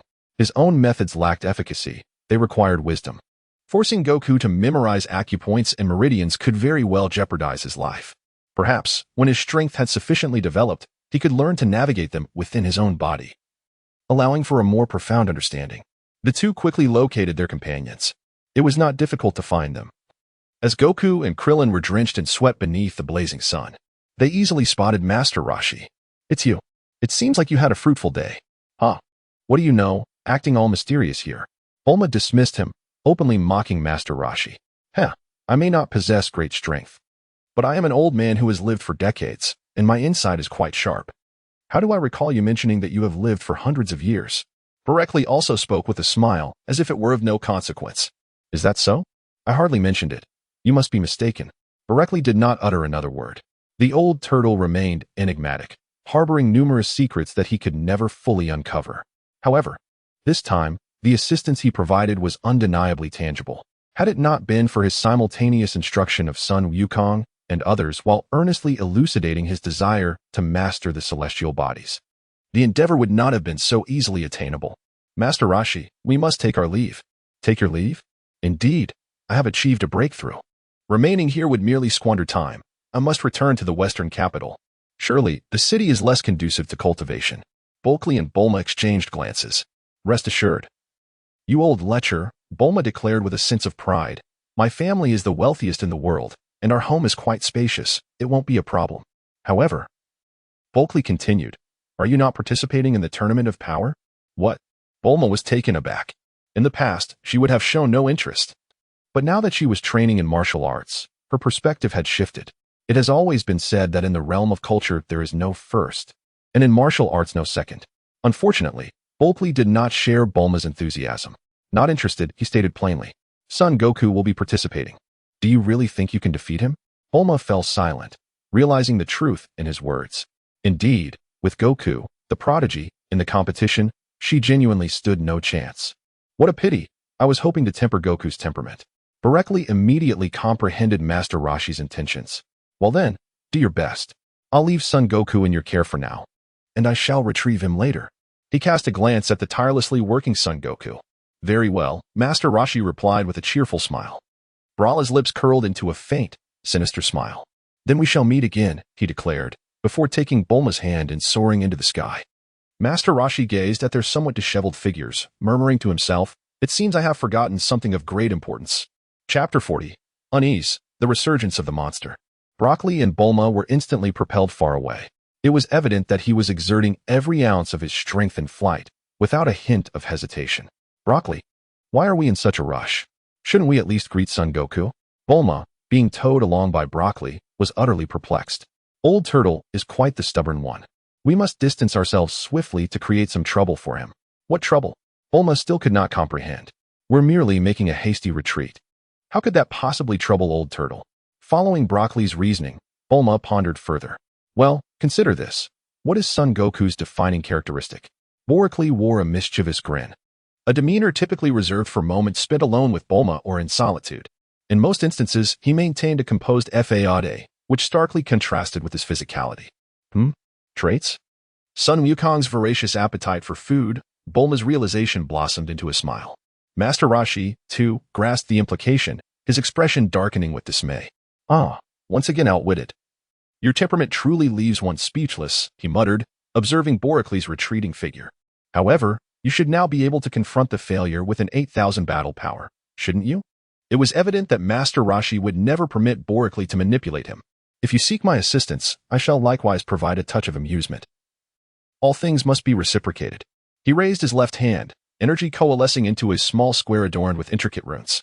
Let us indulge in a game, then. Will you be seeking my guidance on the Math BA next time? Master Roshi's expression shifted to one of pride. Boricly, in a state of exuberance. believed he had outsmarted Master Roshi, oblivious to the impending calamity that awaited him. Of course, fortune often intertwines with misfortune. The ebb and flow of fate depends on the unfolding of future events. Belekli, you are rather mischievous. How could it be otherwise?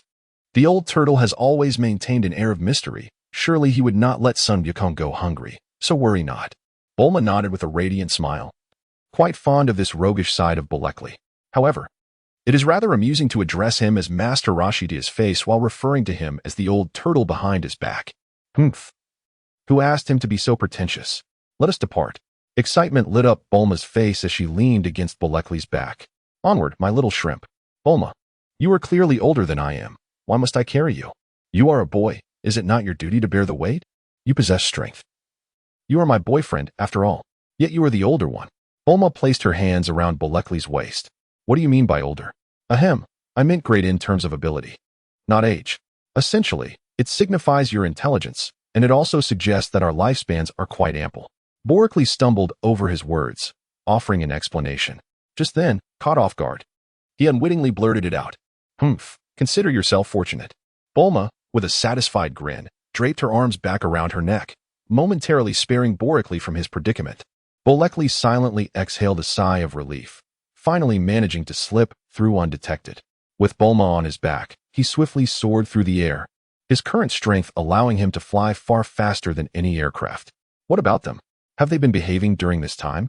With me keeping them in check, how could they possibly stir up any trouble? Indeed, Bulma was correct. Let us accelerate. In the skies, the two frolicked freely and joyously. Meanwhile, in West City, at Bulma's residence, Oolong languidly reclined on a beach chair beneath a sunshade, a table laden with an array of snacks and fruits beside him. How delightful. I truly hope Bulma and the others remain entangled with that creature for a while longer and do not return just yet. Oolong was unaware of how many prophetic words he had uttered. This time was no exception. Amidst the mountains, a shadowy figure emerged. Go forth, fulfill my request, and create some trouble for him. Once again donning an expressionless demeanor, Master Roshi turned to close the massive stone door behind him. How dull this existence is.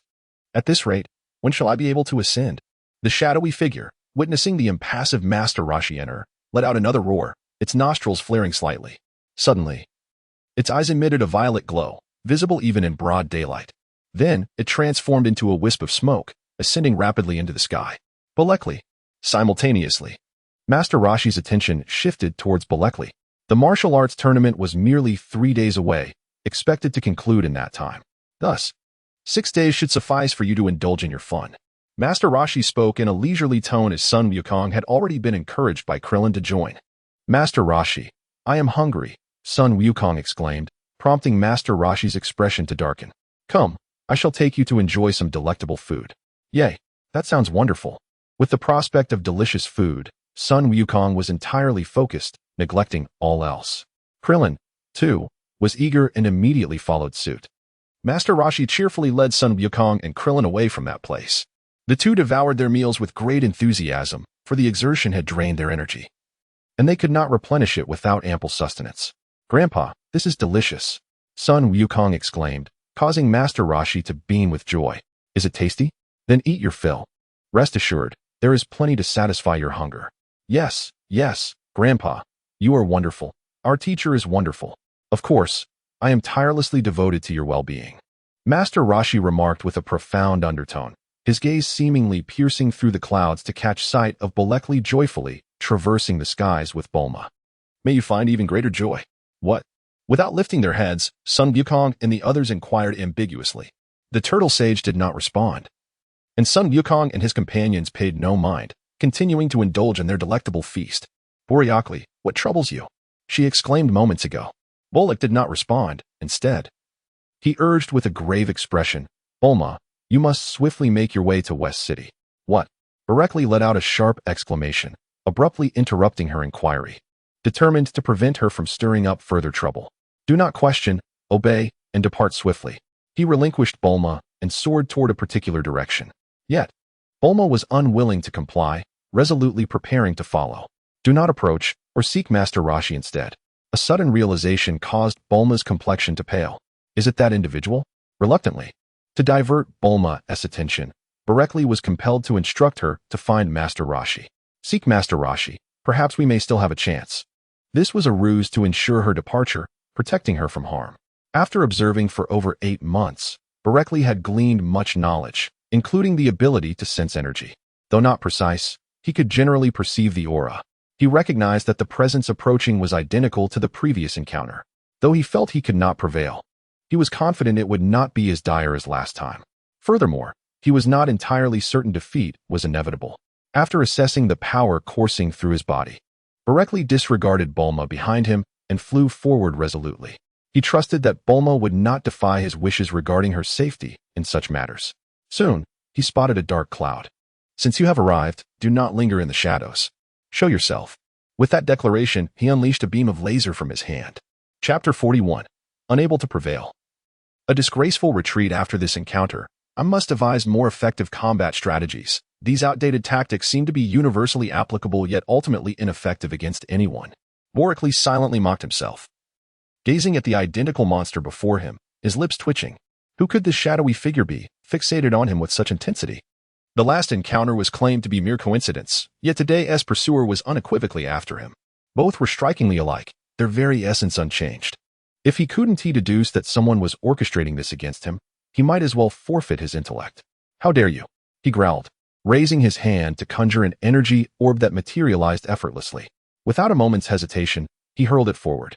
The opponent showed no inclination to evade, charging directly at him. But I am not the same as before. Within the confines of Bereckley, the velocity of the meteorite surged, invigorating the very essence that coursed through his limbs. In a fleeting moment, he vanished from his original position. Energy orbs erupted from each hand, not released, but instead revolving ceaselessly in his grasp. Come forth, he bellowed, maintaining the rotation of the energy orbs.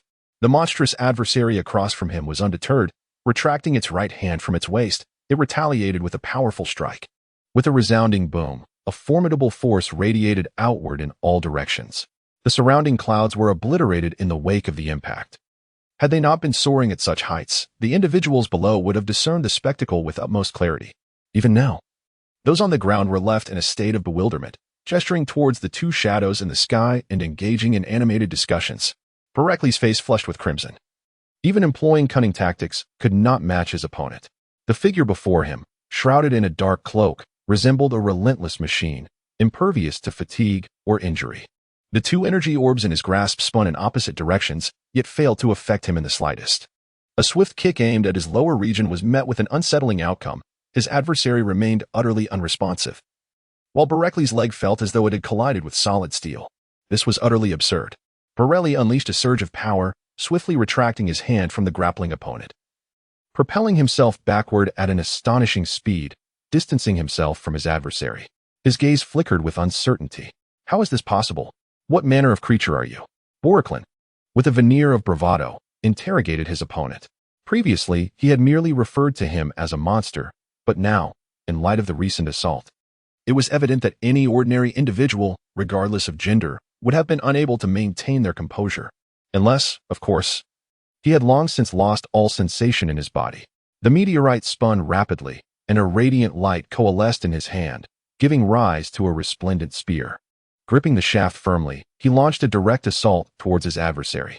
The figure clad in black robes and possessing violet eyes remained unfazed, clenching his fist and preparing to deliver a powerful counterstrike. Bereckley, with a fierce determination, infused his spear with an unyielding vitality.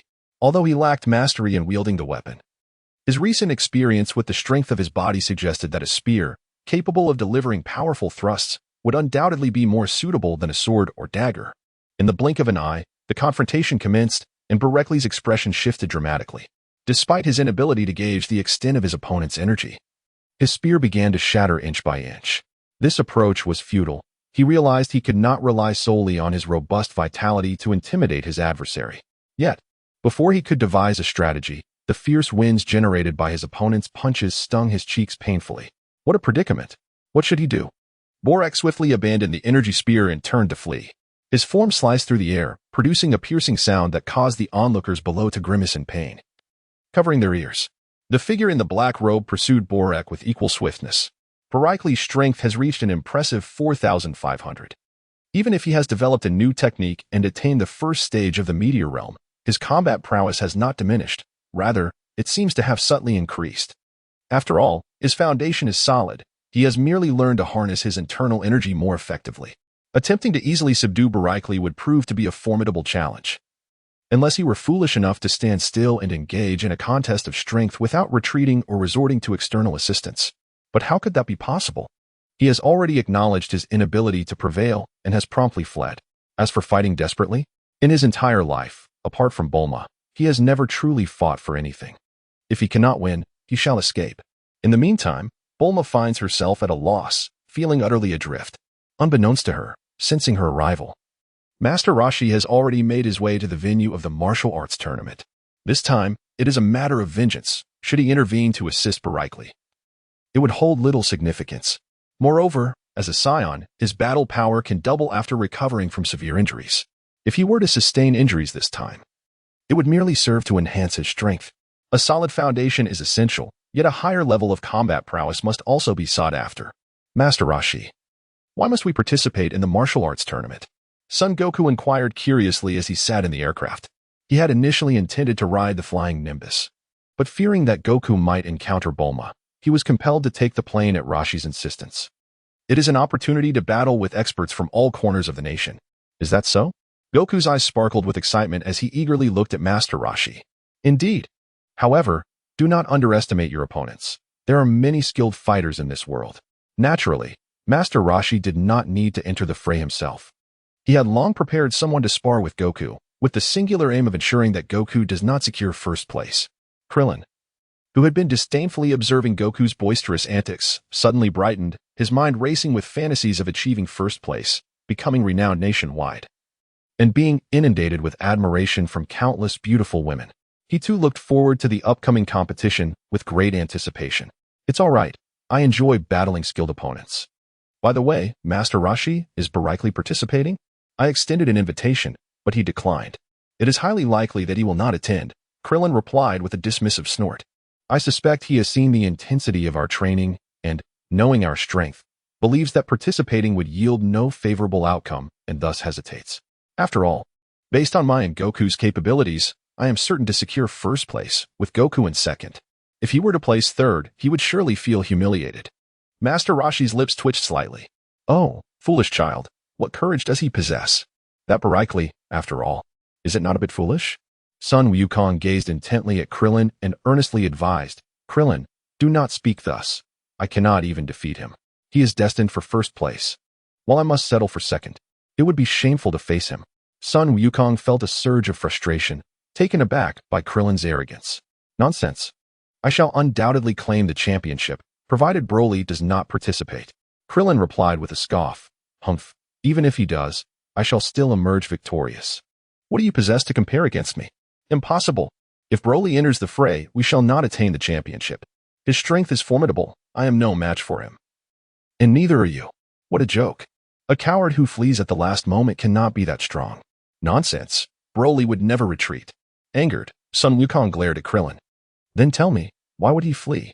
Son Wukong stammered. How is he to know? Regardless, Broly would not run away. Krillin shrugged dismissively. Master Roshi, would Broly truly flee? The turtle hermit wore a mysteriously inscrutable expression. Of course he would. Is he not fleeing right now? Quite a pitiable sight indeed. Chapter 42, Huang Lanqi. Destined fate. Krillin looked upon Son Wukong with an air of triumph, as though he had already secured victory. Indeed, Master Roshi had declared that Broly had fled. What more was there to discuss? Humph, Broly would never run away. Son Wukong clenched his fists tightly, a surge of frustration welling within him. Master Roshi's words rang true. Son Wukong had been too quick to place his faith in Broly, who would likely be in a state of disgraceful retreat. He had been intermittently battling his opponent, initially intending to wear them down. After all, he possessed high-energy nutritional supplements, and he was confident that he could outlast his adversary. Yet, as the day dragged on, he discovered that his opponent seemed impervious to exhaustion and required no sustenance to replenish their strength. This revelation left him feeling quite vexed. What was to be done? He could not compete in terms of energy, nor could he deplete his opponent's reserves. From whence did this individual's energy originate? Barikli was merely perplexed regarding this matter. He was quite aware. It was either that the energy being restored consistently exceeded the energy consumed, or there existed something akin to a portable power bank. He had yet to breach the critical threshold. Based on his current knowledge framework, this was the only conclusion he could arrive at. He sincerely hoped that Bulma possessed the wisdom to escape swiftly and refrain from returning to seek him out. After a brief encounter with his opponent, Broly swiftly resumed his escape. He undoubtedly possessed the confidence to flee, yet he recognized that running away was not a viable solution. His adversary was resolute in pursuing him and could certainly sense his presence. Until he neutralized this threat, he could never find peace. Even employing the Mafuba technique to seal his opponent, as suggested by Master Roshi, was not something he was willing to consider. What nonsense is this? You come to confront me, yet I am forbidden from retaliating? This was a notion that Master Roshi had not anticipated. At that moment, he was leisurely strolling on the island with Son Wukong, Krillin, and the giant turtle, primarily to indulge in some lighthearted enjoyment. Master Roshi, is there a way to enhance one's strength here? Krillin inquired. Of course, you fool, Master Roshi replied curtly. With a look of approval, he regarded Krillin, who spoke first. Indeed, it seems that I have made a valid point, Krillin asserted, pleased with himself. Son Wukong, filled with excitement, pointed at Master Roshi and exclaimed. He didn't say your point was valid. He was referring to that person's physique. The naive Son Wukong, incapable of discerning gender through mere observation, relied on comparisons to people. Yet, they were in a public space, and Master Roshi's and Krillin's lewd gazes had already displeased many beautiful women. A hunchbacked old man and a short fellow who would want to showcase their allure to such individuals. Their loud commotion drew ire, leading the crowd to express their disdain. Left with no other choice, Master Roshi had to lead Son Wukong and the others away in embarrassment. Unbeknownst to them, a blonde beauty, fueled by righteous indignation, had taken notice of their antics and was stealthily following them. Wukong, why must you act so recklessly? You've ruined everything. What shall we do now? Krillin lamented. Son Wukong, oblivious to the implications, responded, what do you mean by ruining your good fortune? Are you referring to those long legs? Of course, Krillin replied, disgruntled. What is so fascinating about legs? I used to be a monk, unfit for such distractions, and I have spent considerable time training with Master Roshi. Just when I finally caught a glimpse of those long legs, you've thrown me back to square one. You don't understand, Krillin continued.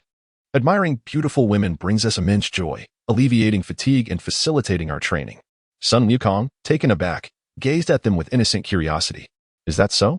Why do I not feel that way? I find training quite effortless. The turtle sage, sensing the arrival of a golden-haired beauty, could not suppress a smile. He held no particular opinions or desires regarding her. Otherwise, he would have certainly dispatched Son Wukong to bring her back. Given Wukong's innocent nature, he would likely have succeeded in retrieving her. However, the turtle sage chose not to take that course of action. To his surprise, the golden-haired beauty sought him out herself. How amusing. Was this not Lan Chi? She had come of her own volition, while others might have been oblivious. He was acutely aware that this was the same Lan Chi who had gradually faded after the Scion race's arrival on Earth, having accompanied him for quite some time. Now, in this predicament, one could only conclude that it was fate. Thus, he decided to accept Lan Chi. Although he was not the original lecherous old man, he was still himself. And having a beautiful woman by his side was undeniably pleasing to the eye. He led the two of them to a secluded spot. Stop right there. It's a robbery. The three were caught off guard as Lan Chi sprang forward, eager to execute her scheme. The turtle sage remained composed, but with Son Wukong present. There was no room for any underhanded tactics. If any arose, they would surely be laughable. As anticipated, just when the turtle sage feigned lechery, Krillin genuinely displayed his lascivious intent, prompting a displeased glance from Lan Chi, who was unperturbed by the two lecherous men brandishing weapons. She was about to speak again when Son Wukong, clueless and innocent, interjected, robbery? What is that? Lan Chi, momentarily taken aback by his naivety, stared at him as if he were a fool. After emptying a magazine, all the bullets landed before Son Wukong. Enough chatter. Hand over everything valuable, you disgusting creeps. Son Wukong, still innocently curious, prepared to ask another question when the turtle sage interrupted him from behind. Wukong, they're here to rob us. They are bad people. Subdue her first. Upon hearing the turtle sage's words, Wukong wasted no time. He bared his teeth in a fierce expression. Adopting a half-squat stance with his feet positioned for combat, hands poised for an attack. Why do you want to rob us? No wonder you're using a gun against us. Lan Chi had never encountered someone so unperturbed in the face of firearms. It was her first experience with someone who did not tremble under the threat of her weapon, leaving her momentarily stunned. She removed the magazine and replaced it with a new one, firing several more shots. Enough of your nonsense. If you don't want to die, hand over your money. This time, however, she could not act with impunity. Son Wukong executed a series of agile movements, effortlessly dodging the bullets. Just as his fists were about to strike Lan Chi, the turtle sage felt a pang of regret, wishing he had sent Krillin instead, fearing Wukong might strike too hard. He shouted, "Wukong, show mercy." Upon being reminded by the turtle sage's voice, Son Wukong instinctively withdrew all his strength. Lan Chi, without a moment's hesitation, collapsed to the ground with remarkable decisiveness. Krillin, observing this, stammered, "Master Roshi, is this not going to endanger her life?" The turtle sage gazed at him with a serious expression while uttering nonsensical words. "Ah, she is breathing. No need for concern. This ensures we have someone to prepare our meals." The turtle sage remained unfazed. Fully aware that while the yellow-haired Lan Chi had a somewhat tempestuous temperament, the blue-haired version was genuinely gentle. Krillin tilted his head in confusion, unsure of the meaning behind the sage's words. Let us go, take her back. Chapter 43, the sixth day, the time for hunting on Bulma's end. There was no news from the turtle sage, and upon returning, she had failed to locate Broly. With unease, she made her way back to West City. Once home, she immersed herself in her laboratory. She too had come to understand the profound frustration of lacking strength. Without training, even achieving her current level was inconsequential. However, she was now a martial artist with a combat power exceeding 100, which made her discomfort palpable. In the face of adversaries, she felt entirely unqualified to even make an appearance. This won't do. I certainly can't catch up in training, but can I not excel in technology? She felt a surge of determination, vowing to close the gap with Broly and his companions. The feeling of helplessness was new to Bulma. In her scientific pursuits, she had never faced insurmountable challenges until now. Mechas? Gene serums? Weapons? Weapons would not suffice. Bulma quickly dismissed part of her thoughts. Regardless of how powerful a weapon might be, her personal strength was inadequate to inflict any significant damage on formidable foes. Gene serums could be a viable option, but only as a last resort. Mechas, while somewhat useful now, would inevitably become less effective as the enemies grew stronger. Yet, they could serve as auxiliary support. As she squinted slightly, Bulma thought, "Just wait, Broly. I shall soon provide you with assistance." She chose to have faith in Broly's ability to escape peril and concentrated on completing her research. Broly possesses a steadfast confidence. Albeit for the moment, he finds himself in a precarious situation akin to being hunted. Such trifles are inconsequential. He can evade them in the blink of an eye. Should the opportunity arise, I shall ensure retribution. The matter itself is not of great concern, yet it is the indignation that festers within that is hard to swallow. Reflecting upon his 11 years on Earth, he believes he has never provoked anyone without reason. Indeed, he has never instigated conflict with another soul. To be pursued without justification is one thing, but to flee like a cornered animal is another. Who would not feel vexed in such circumstances? The crux of the issue lies in the inability to escape, leaving him with no choice but to buy time. The pursuer behind him resembles a perpetual motion machine, relentless, even pausing not for nature's call. As he gathers a sphere of energy in his hands, poised behind his back, he can feel the pressure of his adversary drawing closer. "Wait a moment, can we not discuss this?" he implores. "I must express my disdain for your forebears." The energy projectile concealed by Broly was instantaneously unleashed. As he hastily maneuvered to the side, a greeting before resuming the assault would have been courteous. "Your actions render me the villain in this scenario." Yet, the adversary remained unfazed, sending forth a black beam of light in his direction. Broly had long since adjusted his state, unleashing his light abilities upon his adversary without restraint. The figure cloaked in black, with violet eyes, briefly glimmered with a crimson light, emanating a pitch-black protective shield that enveloped him. Undeterred, he stood resolutely against Broly's radiant onslaught. Broly is not foolish. Confronting the opponent head-on would undeniably be an act of sheer folly. He swiftly retreats. The Earth is vast, and he wishes to explore it, for he has yet to exhaust his options, and those he cares for are not in peril. Come forth.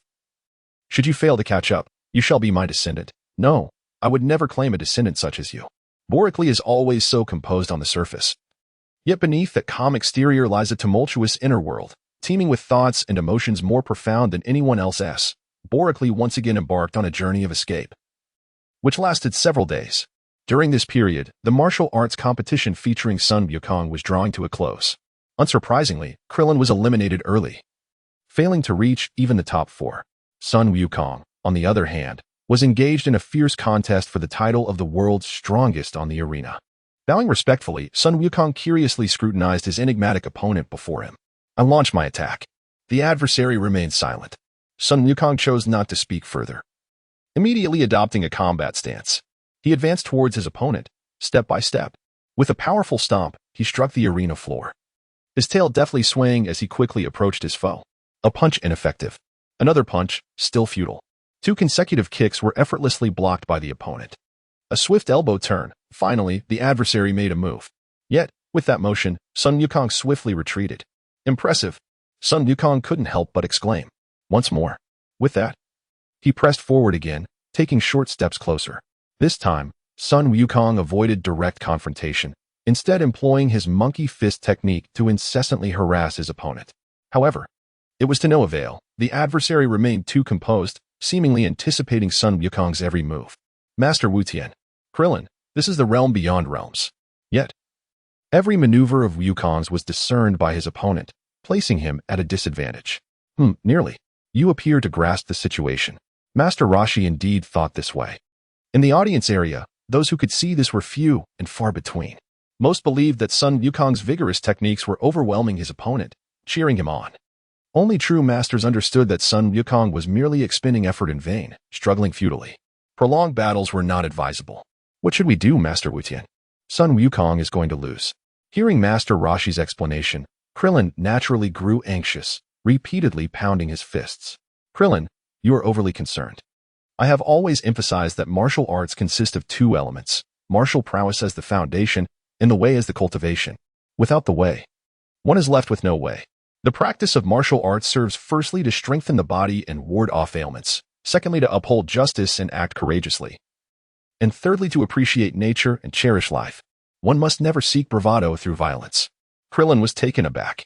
What nonsense! Are we not to be fierce in the arena? Moreover, even if I were to seek valor, how could I possibly match Son Wukong, that martial fanatic? Why should I be criticized while he is not? Yet, he reluctantly acquiesced. The turtle sage discerned the indignation flickering in Krillin's eyes, yet he remained unfazed. His teachings were undoubtedly imparted with diligence. But the extent of Krillin's growth would ultimately hinge upon his own fortune. The sage could offer no further assistance, as his own endeavors demanded his attention. Much like with Broly, he would certainly present him with trials, but to assist him at every turn was simply unfeasible. What he sought was not Broly's gratitude, but rather the strength that would enable him to aid him in the future. If he were to intervene each time a formidable adversary arose, it would be more prudent to mentor another individual. While Goku held promise, he was ultimately deemed an unsuitable choice. His naivety was too pronounced. If Boricli were aware of Master Roshi's thoughts, he would undoubtedly pursue and evade throughout the entire process. Remarkably, he has been running for 6 days, with that fellow trailing him for the same duration. He now possesses the confidence to eliminate his pursuer. In fact, just yesterday on the 5th day, he was already capable of defeating the monster behind him. However, after being chased for 5 days, the sudden absence of a pursuer would feel disconcerting, prompting him to lead the creature westward. Now, as he approaches the western capital, he realizes that he must confront his opponent. He senses an unusual transformation within his body. It appears that his vital energy has not entered the cells, but has instead permeated the meridians and acupoints, revealing an unexpected advantage. Boricli's lips curled into a satisfied smile. The moment of my hunt has arrived. Quietly soaring through the air, surrounded by mountains, the likelihood of being seen is minimal. Here, I shall patiently await the adversary's bait. Chapter 44. Strive to annihilate the enemy. The opponent's prowess is formidable, perhaps even superior. Were it not for Boricli's agile and cunning maneuvers, he would have been pursued long ago. Nevertheless, he only lingered for about 15 minutes before the cloaked monster caught up. This time, Boricli, having learned from past encounters, engaged without further ado. With a resounding whoosh, his fist collided fiercely with that of the cloaked creature. There was something substantial in that encounter. As their fists met, Boricli's voice resonated, and power surged anew. Caught off guard, the foe was unexpectedly sent flying by Boricli's strike. A fleeting glimmer of joy flickered in his eyes. This was the first time he had managed to unsettle the creature. Once more, Boricli relentlessly unleashed a barrage of punches upon his opponent. Each strike delivered with only 80% of his full strength, followed by a subsequent release of 40% of his power. Thus, he continued to repel his adversary. The fleeting joy of Boricli was quickly overshadowed by the realization that, at his current level, Defeating his opponent was still a distant ambition. Nevertheless, he brimmed with confidence. Having the audacity to confront the adversary head-on instilled in him a sense of assurance. With a sudden pivot, he attempted an elbow strike, only to have it firmly grasped by the coarse hand of his opponent. Barekli exhibited no signs of panic. A radiant light emerged near his elbow, projecting an energy assault. This was the strategy he had conceived, yet it was insufficient. After the energy attack momentarily repelled his adversary, he swiftly capitalized on the opportunity. "Monster, are you not afraid of harm?" he declared, as 3 meteoric stones within him whirled frantically, thickening the vital energy coursing through his being. With a mere thought, this energy manifested in his hands, retaining its original essence without transforming into any beam of light. "Allow me to offer you a delightful treat," he proclaimed, as he clenched his fists and, with a grand motion, struck directly at his opponent's temple. The figure cloaked in black was undeterred by Barekli's assault. Having endured a relentless barrage, it reacted swiftly, raising a hand to defend itself. Borek executed a feint, pivoting gracefully, as the tail behind him struck forcefully against his side. Precisely at the front of the first rib. This particular point, known as the Zhangmen acupoint, is one of the 36 fatal points. Even if he were as sturdy as a fortress, the impact would leave him reeling unsteadily. Upon witnessing this scene, Barekli felt an immediate surge of delight, realizing that his efforts could be minimized. "Ah, young one, your doom is nigh. Although you are a creature devoid of consciousness, your fortunate days are numbered. Even if you elicit pity, it pales in comparison to my own." As he spoke, he relentlessly assaulted his opponent, denying him even a moment to catch his breath, while simultaneously mocking himself in silence, portraying himself as a villain. With that, he unleashed his deadly techniques, powerful energy radiating from his hands, striking fiercely at his adversary's temple. The sun and the mute gate surely beckon the king of the underworld. While it may not be as dramatic as it sounds, you can be assured that this strength will not be sustained indefinitely. A triumphant smile played upon Barekli's lips, his eyebrows arched like a crescent moon. "All the hardships you inflicted upon me are now returned in full measure." With a fierce determination, he lifted his feet, aiming directly for the Zhu-Sanli point. This point, one of the 2 longevity points, is also one of the few vital points in the lower limbs, belonging to the stomach meridian of the Yangming system. A heavy strike here can induce numbness and a loss of mobility in the legs. With 3 vital points under simultaneous assault, the abdomen already struck, the other 2 remain, and any one of them would exacerbate his injuries. Though it may not be apparent, the threat posed to him is undeniably significant. The chilling intensity of the moment enveloped him, as he witnessed a flash of crimson in his opponent's enchanting purple gaze. Barekli, unfazed and even elated, exhibited a reaction that struck at the heart of the matter, causing his opponent to grow anxious. He merely needed to endure this tempestuous phase, for everything else would pale in comparison. With his arms crossed resolutely before him, he braced himself to absorb this onslaught of damage. To evade it would be to show a lack of respect to his adversary. Indeed, his opponent delivered a powerful, forceful blow, striking down with great intensity. The strength of Barekli was utterly insufficient, as it was immediately crushed into the depths of the mountains. Before the dust could settle, the dark-robed monstrosity had already surged forward. "Who fears him?" A robust beam of light emerged, fiercely colliding with the adversary. Roar. Barekli unleashed energy with one hand, while swiftly firing energy projectiles in all directions with the other. In an instant, the mountains were enveloped in swirling clouds of dust. Barekli unleashed energy with both hands, an onslaught so formidable that even a single hand would prove insufficient. Fortunately, he swiftly created an escape route for himself. Seizing the opportune moment, he dashed out. The adversary showed no signs of relenting. A black beam of light struck the earth, creating an unfathomably deep chasm. The surrounding trees were coated in dust, only to be stripped of their leaves by the fierce winds that followed, while the remaining branches could no longer hold the dust, letting it cascade to the ground. Barekli patted his chest, exclaiming with relief, that was close, too close to disaster. After expressing his sentiment, his gaze sharpened as he fixated on the ground. That individual had yet to be dealt with. He could not afford to let his guard down. The aura. He sensed something amiss. It appeared to remain at 8,000, unchanged, yet this 8,000 felt as if it were but an illusion. This raises a question. Barekli extended his hands, palms facing downward in a claw-like formation, as a dazzling radiance once again burst forth. With focused intent, the energy orbs between his hands began to rotate in opposing directions. Barekli pivoted elegantly, casting forth the energy orb in his grasp. Go. Beneath the veil of dust, The adversary's furious roar resounded once more. Roar. Following a thunderous explosion, a cloud of debris enveloped the surroundings. Borelli could no longer contain the joy swelling within him. Surely, after these two strikes, his opponent would either be dead or gravely wounded. Borelli remained motionless, while the opposing party exhibited no urgency in their actions. As the smoke dissipated, Borelli was left in a state of bewilderment. The eyes of his adversary, once a vivid purple, had transformed into a striking crimson, interspersed with hues of black and white. It resembled the eyes of an ordinary person, rendered bloodshot to the extreme, resulting in their current appearance. Borelli conceived a dreadful possibility, his expression darkening significantly. Could it be? Undeterred, he charged forward. The opponent's condition had deteriorated considerably. Engaging in a direct confrontation, he now held the advantage. After several minutes of back and forth, Borelli seized the opportunity, striking 3 vital points once more. The adversary fell into a deep pit, unable to rise, only able to roar in agony from below. Borelli remained unperturbed, gazing calmly. 10 minutes later, observing the diminutive figure with reddened eyes, his expression darkened.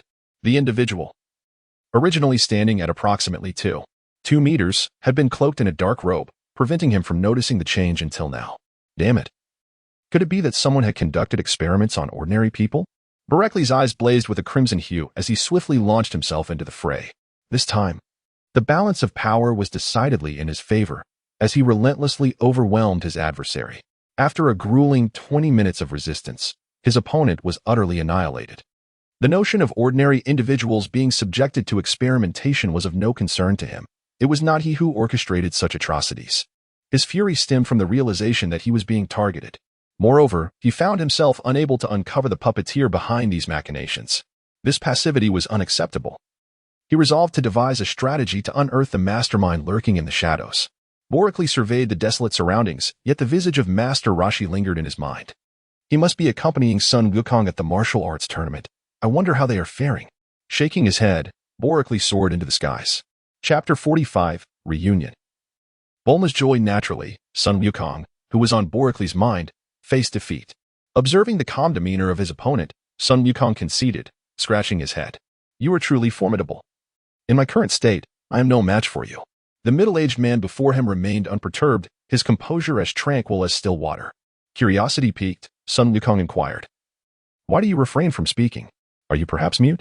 Such a question would typically provoke anger in most, yet his opponent displayed remarkable poise, remaining entirely unruffled. Hey, would you care to join me? My friend Borelli is quite impressive as well. If Borelli were aware that he held a place as a friend in Son Goku's heart, he would certainly express profound gratitude. Such high regard warrants appreciation. However, the middle-aged man remained unmoved by Son Goku's words, taking the prize money and departing without a second thought. How peculiar. Krillin and Master Roshi soon entered. Wukong, you are truly remarkable, Krillin exclaimed, joining in the celebration of Son Wukong's prowess. Moreover, after this experience, he held an even deeper respect for Son Wukong. Of course, he did not concede defeat. He resolved to surpass Son Wukong in the future, but that did not hinder his admiration for him at present, having personally engaged in battle. He knew that none of his opponents were weak, and witnessing Son Wukong secure the runner-up position in a tournament rife with formidable fighters filled him with genuine admiration. He had observed the fierce competition in the final match and was thoroughly impressed by Son Wukong's exceptional performance, feeling no jealousy whatsoever. Master Roshi offered no elaborate praise, merely acknowledging Son Wukong's abilities. It was evident to him that Son Wukong had not exerted his full strength, yet, based on the battles he had arranged, it was clear that Son Wukong was a natural combat genius, far superior to the foolish Borelli. No one knew from whence Master Roshi hailed, yet he appeared quite familiar with the locale. During the championship battle of the martial arts tournament, he scrutinized Borelli's combat without missing a detail, while also observing Son Wukong's performance and Borelli's struggle against the puppet. Frankly, Borelli's fight was utterly unremarkable. Had Son Wukong possessed such power, he would have charged forth and dispatched the puppet in no time. Instead, Borelli barely escaped unscathed, taking 6 arduous days to wear down his opponent. His fighting style bore no resemblance to that of a scion. Should he be subjected to some pressure? With such a level of capability, when would he ever amount to anything significant? Halfway through this thought, he shook his head. It was not the right moment to impose too much pressure on him. After all, he was not a reckless individual like Son Wukong. It was better to observe how far his research could take him. If he truly succeeded in merging science with martial prowess, he could be deemed a genius and would undoubtedly carve out a place for himself in the world.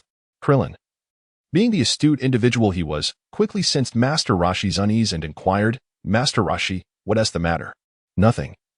I merely meant to say we should take Launchi and return to the island," he replied. Yet, Son Wukong shook his head. "Master Roshi, I wish to train for a while." "Oh?" Master Roshi gazed meaningfully at Son Wukong. This journey marked the beginning of Wukong's path to greatness. Commencing with the defeat of the malevolent Red Ribbon Army, encountering the enigmatic Tao Pai Pai along the way, ascending the Korin Tower, and ultimately returning to the martial arts tournament, where he again fell short of claiming the championship. Subsequently, the era of great upheaval commenced, heralded by the appearance of the ancient flute player, who was vanquished by Son Wukong, paving the way for Piccolo's emergence. Aside from the Scion Prince Vegeta's absence, one could assert that the most formidable warriors of the Dragon Ball universe had gathered. They surrounded Son Wukong, a being of innate goodness and purity, whose seemingly nonsensical antics somehow inspired unwavering trust among them. "Old man," he called. "Huh? Oh? What is it, Wukong?" "Then I shall take the flying Nimbus." Master Roshi regarded Wukong thoughtfully. Under normal circumstances, he would indeed need to ride the Nimbus, but Wukong's combat prowess had soared to 600, making him fully capable of progressing further. This was meant to occur after Granny S's divination session. However, given the situation, Master Roshi's expression turned grave. "No, Wukong. Since you have chosen to train, you must resolutely forego the Nimbus." "Huh? Then how shall I train?" "If it is training, you should measure the length of the earth with your feet, gauge its breadth with your hands, and comprehend its essence with your heart." Son Wukong looked at Master Roshi with a bewildered expression. "Grandpa, what do you mean?" "Oh dear," Master Roshi exclaimed as Krillin and the others collectively stumbled and then picked themselves up again. "In any case, this trial must be completed solely through your own feet." "All right then, goodbye." Although still perplexed, Son Wukong earnestly agreed and swiftly dashed away. His innocent nature led him to believe that once a decision was made, immediate action was imperative. Procrastination was simply not an option. Observing Wukong's retreating figure, Krillin remarked, "Let us go back. If you wish to keep up with Wukong's training pace, you must work even harder." Yeah, Master Roshi, Krillin, the Sea Turtle, and the newly joined launch made their way back to Master Roshi's humble abode. "Morally, next time we meet, will you surprise me?" Beneath his seemingly stooped demeanor, Master Roshi's heart brimmed with anticipation. With the innate Scion blood coursing through him, coupled with the guidance of past scientific endeavors and the accumulation of knowledge in this lifetime, could Borley reach that pinnacle? He eagerly awaited the answer. In West City, at Dr. Brief's grand estate, Borkley descended. He was now, essentially, reluctant to approach the main entrance. As for how to explain to the onlookers, that was a matter for Dr. Brief and did not concern him. Borkley had returned, and Borelli gazed at the stunning beauty standing at the door with a radiant smile, feeling a twinge of discomfort as he called out. After all these years, being alone with Mrs. Brief still felt rather peculiar to him. "Would you care to go on a date with me? I assure you, I possess far more skills than Bulma." Borelli's expression stiffened, and he replied awkwardly, "No, thank you." And, "Oh, what a pity. Would you like to drink? Coffee, tea, or cola? Perhaps orange juice?" And, after a brief silence, Borelli politely expressed his gratitude. "Thank you. Oh, after all these years, you remain so courteous. Please wait for me for a moment," Mrs. Brief said before turning and heading back. Borelli had originally intended to seek out Bulma, but he had to suppress that thought, as leaving now would be impolite. Consequently, he stood there, and after a while, Mrs. Brief did not arrive. Instead, Bulma came rushing over with great urgency. "Borelli, Bulma." Borelli gazed at the anxious yet elated Bulma, feeling a profound sense of emotion within. Simultaneously, he took comfort in the fact that the young girl heeded his words. Had she acted recklessly, the situation would not have been so effortless. Fortunately, her obedience reassured him, and he could hardly believe that Bulma had not sought out Master Roshi. Bulma suddenly dashed towards him. "What have you been doing for the past 6 days?" "I was so worried." Gently caressing Bulma's back, he reassured her, "It's all right. I'm back now." Despite being a girl over 1.6 meters tall, Bulma clung tightly to the diminutive Borelli, who stood at just 1.45 meters, creating a rather comical scene. Yet, Bulma paid no heed to the absurdity of it all. With a quivering voice, she implored, "You scared me to death. What on earth is going on?" Borelli held her close, shaking his head with a bittersweet smile. "In truth, I too am at a loss as to what is transpiring. Yet I am acutely aware that I must be under someone's scrutiny. Bulma immediately raised her head. What? This is the same type of monster as last time. Bulma paused, and then a thought struck her. Could it be Master Roshi? No, it couldn't possibly be him. He lacks that particular aura and is unlikely to have come into contact with those puppets. Borically is acutely aware that it is nearly impossible to create such a monster without being tainted by the stench of decay. The turtle sage remains untouched by it. Borically merely found the turtle hermit to be somewhat peculiar, yet he did not anticipate that the latter would seek trouble with him or put him in perilous circumstances. Unbeknownst to him, the very individual he had dismissed was, in fact, the mastermind behind the schemes, one who had repeatedly acted with malevolence. When he eventually uncovers this truth, it is likely to provoke his ire to the point of exasperation. Upon hearing a sensitive term, Bulma inquired with curiosity, "Puppet?" Indeed, it is precisely that, a puppet. Bulkley displayed a contemplative expression. The true puppet master lurks in the shadows, and I find myself perplexed, having remained in the grand residence with little forays beyond its confines. Whom have I truly offended? Should I investigate this matter? A nod of affirmation. No need for that. Given the current circumstances, this is the most favorable outcome. However, I have returned to inform you of my intention to venture forth. Why? Are we still to fear him? You have returned. I can merely augment our technological defenses here. Do not act impulsively, Bulma. Hear me out. Borically immediately calmed himself and gently advised Bulma. Little did he know, a voice suddenly chimed in from the side. Oh dear. Am I interrupting your little rendezvous? Bulma's face flushed crimson as she quickly dismounted from Borically. Mother, please refrain from such nonsense. Oh my. It seems my daughter has turned her elbow outward, showing disdain for her mother, Mrs. Brief remarked playfully. Bulma stared, wide-eyed, at her mother before striding a few steps to stand before Mrs. Brief. All right. Since you are discussing serious matters, I shall not disturb you any further.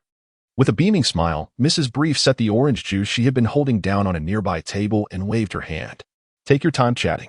By the way, Borically, after your date with Bulma, would you care to join me for an outing? Mother.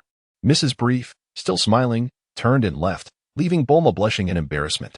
Borically, however, was not preoccupied with such matters. He had more pressing concerns that required his attention, and he could not afford to linger here for too long. Bulma, listen to me regarding serious matters. All right, go ahead, she replied, quickly adjusting her demeanor and focusing intently on Boricly's grave expression. Although she sensed that something ominous was afoot, she maintained her seriousness, patiently listening to him, an unusual contrast to her usual impatience. The puppeteer remains elusive, and there are still many such marionettes. This is beyond doubt and is a foregone conclusion.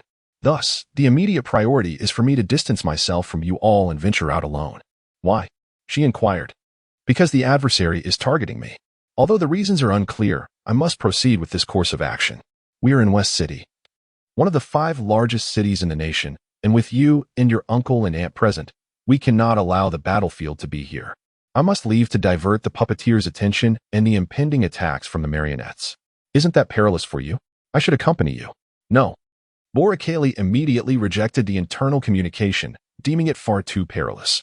Your current abilities are insufficient to confront such a battle. The best assistance you can provide is to ensure your own safety and to delve into the development of more advanced technology, ideally that which enhances cultivation. Very well. Surprisingly, Bulma did not throw a tantrum. She recognized that this was indeed the wisest choice, aligning perfectly with her prior thoughts and actions. She momentarily lost her composure upon his return, but her intentions remained steadfast. It is prudent to refrain from further discussion to avoid any potential assaults from puppets. I must depart swiftly and will not return to West City for some time unless the mastermind is unearthed. Please convey my message to uncle and aunt. What do you require? Shaking her head, she replied, I only need to take Pilaf with me. Bulma displayed a peculiar expression. Those 3 troublesome companions are inseparable. You will likely have to take them all. Borically was taken aback. Wait, do the other 2 also comprehend the sciences? Was it not said that the castle was constructed by Pilaf? However, they were almost perpetually inseparable, and no matter how Lav treated the duo, they remained fiercely loyal to Pilaf. It must be acknowledged that Pilaf's scientific prowess was commendable, albeit slightly inferior to that of her and her father. Yet, his ability to exploit his subordinates was truly remarkable. Curiously, despite their frequent blunders and cowardice, these 2 loyal followers were inseparable, bound by a bond of life and death. If Borically were to take them away, it might actually prove beneficial. His physical laboratory for the energy storage mobile lab would likely see little use from him, while Pilaf could adeptly utilize it, providing him with tangible assistance, as she could maintain frequent contact with others. With such excellent conditions here, you couldn't entice those two? Borically mused. Bringing them along would be futile and rather cumbersome. Bulma found herself both amused and exasperated. Those three antagonists were rather endearing in their own peculiar way. Broccoli felt a sense of discomfort. Whenever he thought of endearing villains, he recalled an incident when he sought out a puppet, only to be met with inexplicable silence and an unexpected beating. Why were the villains pursuing him so unappealing? He had not wronged anyone. So, he decided to move on and engage in other endeavors. Surely, that would suffice. Well then, hurry along. I have experiments to conduct, and should I succeed, it would undoubtedly be of great assistance to you. However, do not forget to hand over the gravity ring, and remember to study it diligently when you have the chance. Bulma stared at Broccoli in astonishment. Isn't 32 times gravity sufficient? At times, you may endure 8 times gravity, but certainly not 9 times. The increase is not merely a matter of doubling. Significant breakthroughs are required in all aspects of the body to withstand such forces. Currently, such intensity is unnecessary. But once I break through again, it may become inadequate. Bulma exhaled in relief. The thought of her painstakingly developed gravity ring being of no use to Broccoli would have been disheartening. However, preparing for future challenges was an entirely different matter. Rest assured.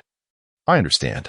By the way, Bulma, I've completed my research on the first tier of the technique. You can begin your training. It is quite straightforward. Given your intellect, you will have no trouble. Once I discover a new location, I shall inform you. Bulma expressed her concern. Are you not going to teach me before you leave?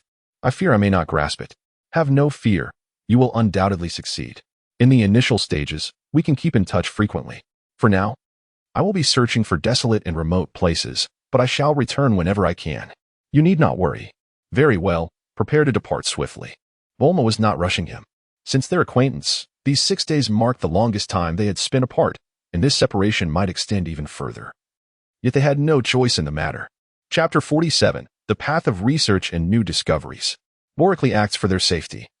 While Bulma is eager to delve into her research, striving to keep pace with Borically, the enemy is formidable, and her presence now would serve no purpose. The only course of action is to avoid causing any disturbances while enhancing her own abilities as much as possible. Beyond that, excessive words would only betray a lack of understanding. Very well, I shall take Pilaf and the others, leaving Oolong behind. Borically was not one to dawdle. There was no need for haste. The enemies trailing behind him could not possibly respond so swiftly. For the time being, safety was not a pressing concern. Yet the matters of his own cultivation weighed heavily on his mind. The distance to his goals had not diminished. Instead, it seemed to stretch further away, as if shrouded in an ever-thickening fog that pushed against him, threatening to consume him. This urgency compelled him to hasten his progress. Well, fine. There's no use for Oolong right now, he conceded. On second thought, you should keep it for now. Why?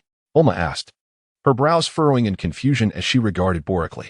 He had previously shown considerable disdain for Oolong. It's all right, just leave it here. Once I've dealt with the hidden enemies behind me, I'll return to study it. Study what? It can transform. Doesn't that pique your interest? But isn't that a matter of zoology? Bulma still couldn't grasp the concept. Indeed, humans are also animals, primates to be precise. Bulma was rendered speechless and chose not to elaborate further. Let us go together. Borek reached out to grasp the orange juice that Mrs. Brief had sent over. After taking a sip, Bulma, with a radiant expression of joy, accepted it and savored a sip herself. Hey, you've already consumed a third of it, she exclaimed. What is the big deal? It's merely this little amount. Bolekli observed Bulma, feeling a slight uplift in his spirits, though his unease lingered momentarily. How could he not perceive Bulma's reluctance? Their separation this time might stretch into an eternity. The helplessness of adulthood often appears so starkly pale. He reflected on his past life, where he was relentlessly pressured yet remained unable to afford a car or a house. In this life, a mere misstep could lead to ruin. He clenched his fist in silent determination. Just wait, I shall return when everything is in place. Suddenly, Bulma recalled something. Should I prepare more high-energy nutrient solution? No need. I am currently researching a more advanced nutrient solution and have already made some progress. Bulma nodded, feeling reassured. Very well. Then, you all should depart swiftly, and remember to think of me. Berekli gazed upon Bulma's exquisite visage and slender figure, suppressing his impulses as he turned to depart. The trio of Pilaf lacked the ability to fly.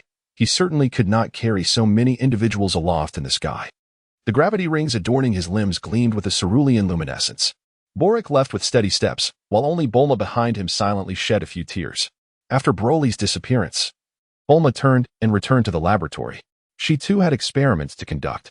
However, the thought lingering in her mind was not easily executed. Bolekli sat in the car while Ashu navigated the open road. The scenery outside whizzed past, and Bolekli gazed through the window, his thoughts drifting elsewhere. Should he invite Son Wukong to join them? Yet, his recent experiments bore no relevance to him. And besides, Son Wukong was thriving under the tutelage of the Turtle Hermit, laying a solid foundation that would facilitate future breakthroughs without hindrance. Bolekli chose to relinquish his involvement, for he believed that he could manage the forthcoming tasks alone. Unbeknownst to him, Son Wukong had already departed from Master Roshi's side, opting instead to venture forth in pursuit of personal growth. This journey proved to be nothing short of exhilarating. The two companions beside him were filled with trepidation, yet Bolekli paid them no heed. Once he had made his decision, he gently closed his eyes. My lord? Bolekli did not open his eyes. My lord, where are we going? Anywhere. Just find a desolate place. Bolekli had not previously disclosed his movements, which sent a chill of fear through the trio. Images of being dispatched by Bolekli the moment they arrived at a desolate and remote location flooded their minds. With a sudden screech, Ash slammed the brakes. Pilaf and Xiaowu, caught off guard, lurched forward. Ash, what are you doing? They exclaimed, a palpable dread in their voices as they reproached him. Yet their anxious glances betrayed their apprehension towards Bolekli, fearing he might eliminate them at any moment. Bolekli remained utterly unaffected, his eyes still shut. Yet, images of their anxious expressions danced in his mind. Rest assured, I harbor no intentions of ending your lives. Pilaf's scientific prowess is commendable, and I require your collaboration in my research endeavors. The initially apprehensive individuals instantly breathed a sigh of relief, while Pilaf's confidence swelled. Indeed, I do not boast. My abilities are merely average, ranking third in the world. Oh, is Bulma more formidable? Bolekli paid no heed to his audacity, merely inquiring in a seemingly casual tone. Well, almost. Pilaf immediately ceased his self-satisfaction, responding awkwardly. Harbor no ill intentions. At present, there exists no weapon capable of inflicting harm upon me, even if I were to remain unguarded and unaware. Bolekli issued a half-hearted threat before sinking back into the recesses of his thoughts. System, are there any results? He inquired. None, came the reply. Damn, it's not as straightforward as you claimed. It now seemed that he would have to wait until he found a suitable location to initiate the energy storage mobility experiment and take matters into his own hands. He contemplated a viable plan, convinced it could work. Upon reaching the end of the road, he was met with the vast expanse of the sea. Wait for me, he called out. Bolekli uttered this remark and soared into the sky, embarking on a quest to discover a suitable island amidst the vast ocean. By the time he completed his endeavors, the night sky was adorned with a multitude of stars. You shall cultivate your own skills, he declared before retreating into the laboratory. His physical prowess was unmatched by the insignificant beings before him. Presently, his primary objective was to devise a new high-energy nutrient block, and he would not concern himself with the nutritional solution of the Scion race at this moment. The value of such a concoction was incomprehensible. Aside from the peculiar all-purpose capsule on Earth, he doubted there existed anything that could rival it. In Bolekli's eyes, the Earth's universal capsule was nothing short of a cheat. And given that Earth was not interstellar, he presumed there would be none outside its confines. He had modest expectations, simply aiming to create a second-generation energy block containing energy levels below 1,000. Currently, he could achieve a scale of 80, and while surpassing 100 posed some challenges. It was not insurmountable. He merely needed to find the right direction. 10 days later, with Pilaf's assistance, he had successfully completed the first step. As the experimental product materialized, Bolekli toyed with the milky white energy block before him. System, conditions met. While Pilaf's contribution was primarily functional, the energy block's main components derived from the sun and the carbon dioxide and water present in the air. A scale of 100 was deemed acceptable.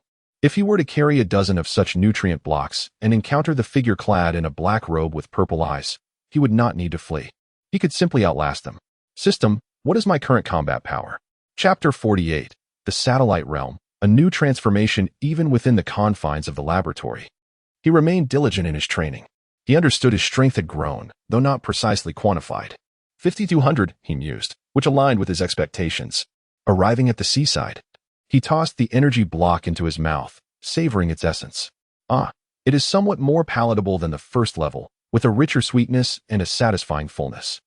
The rate of dilution is rapid, and should his body's nutrition reach 80, the energy release might even slow further.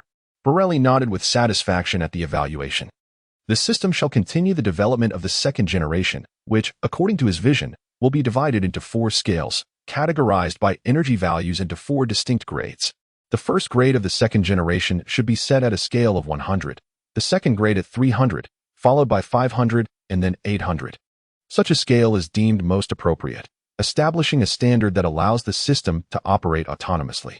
The initial research posed challenges. The second phase progressed slowly, while the third phase employed efficient methods.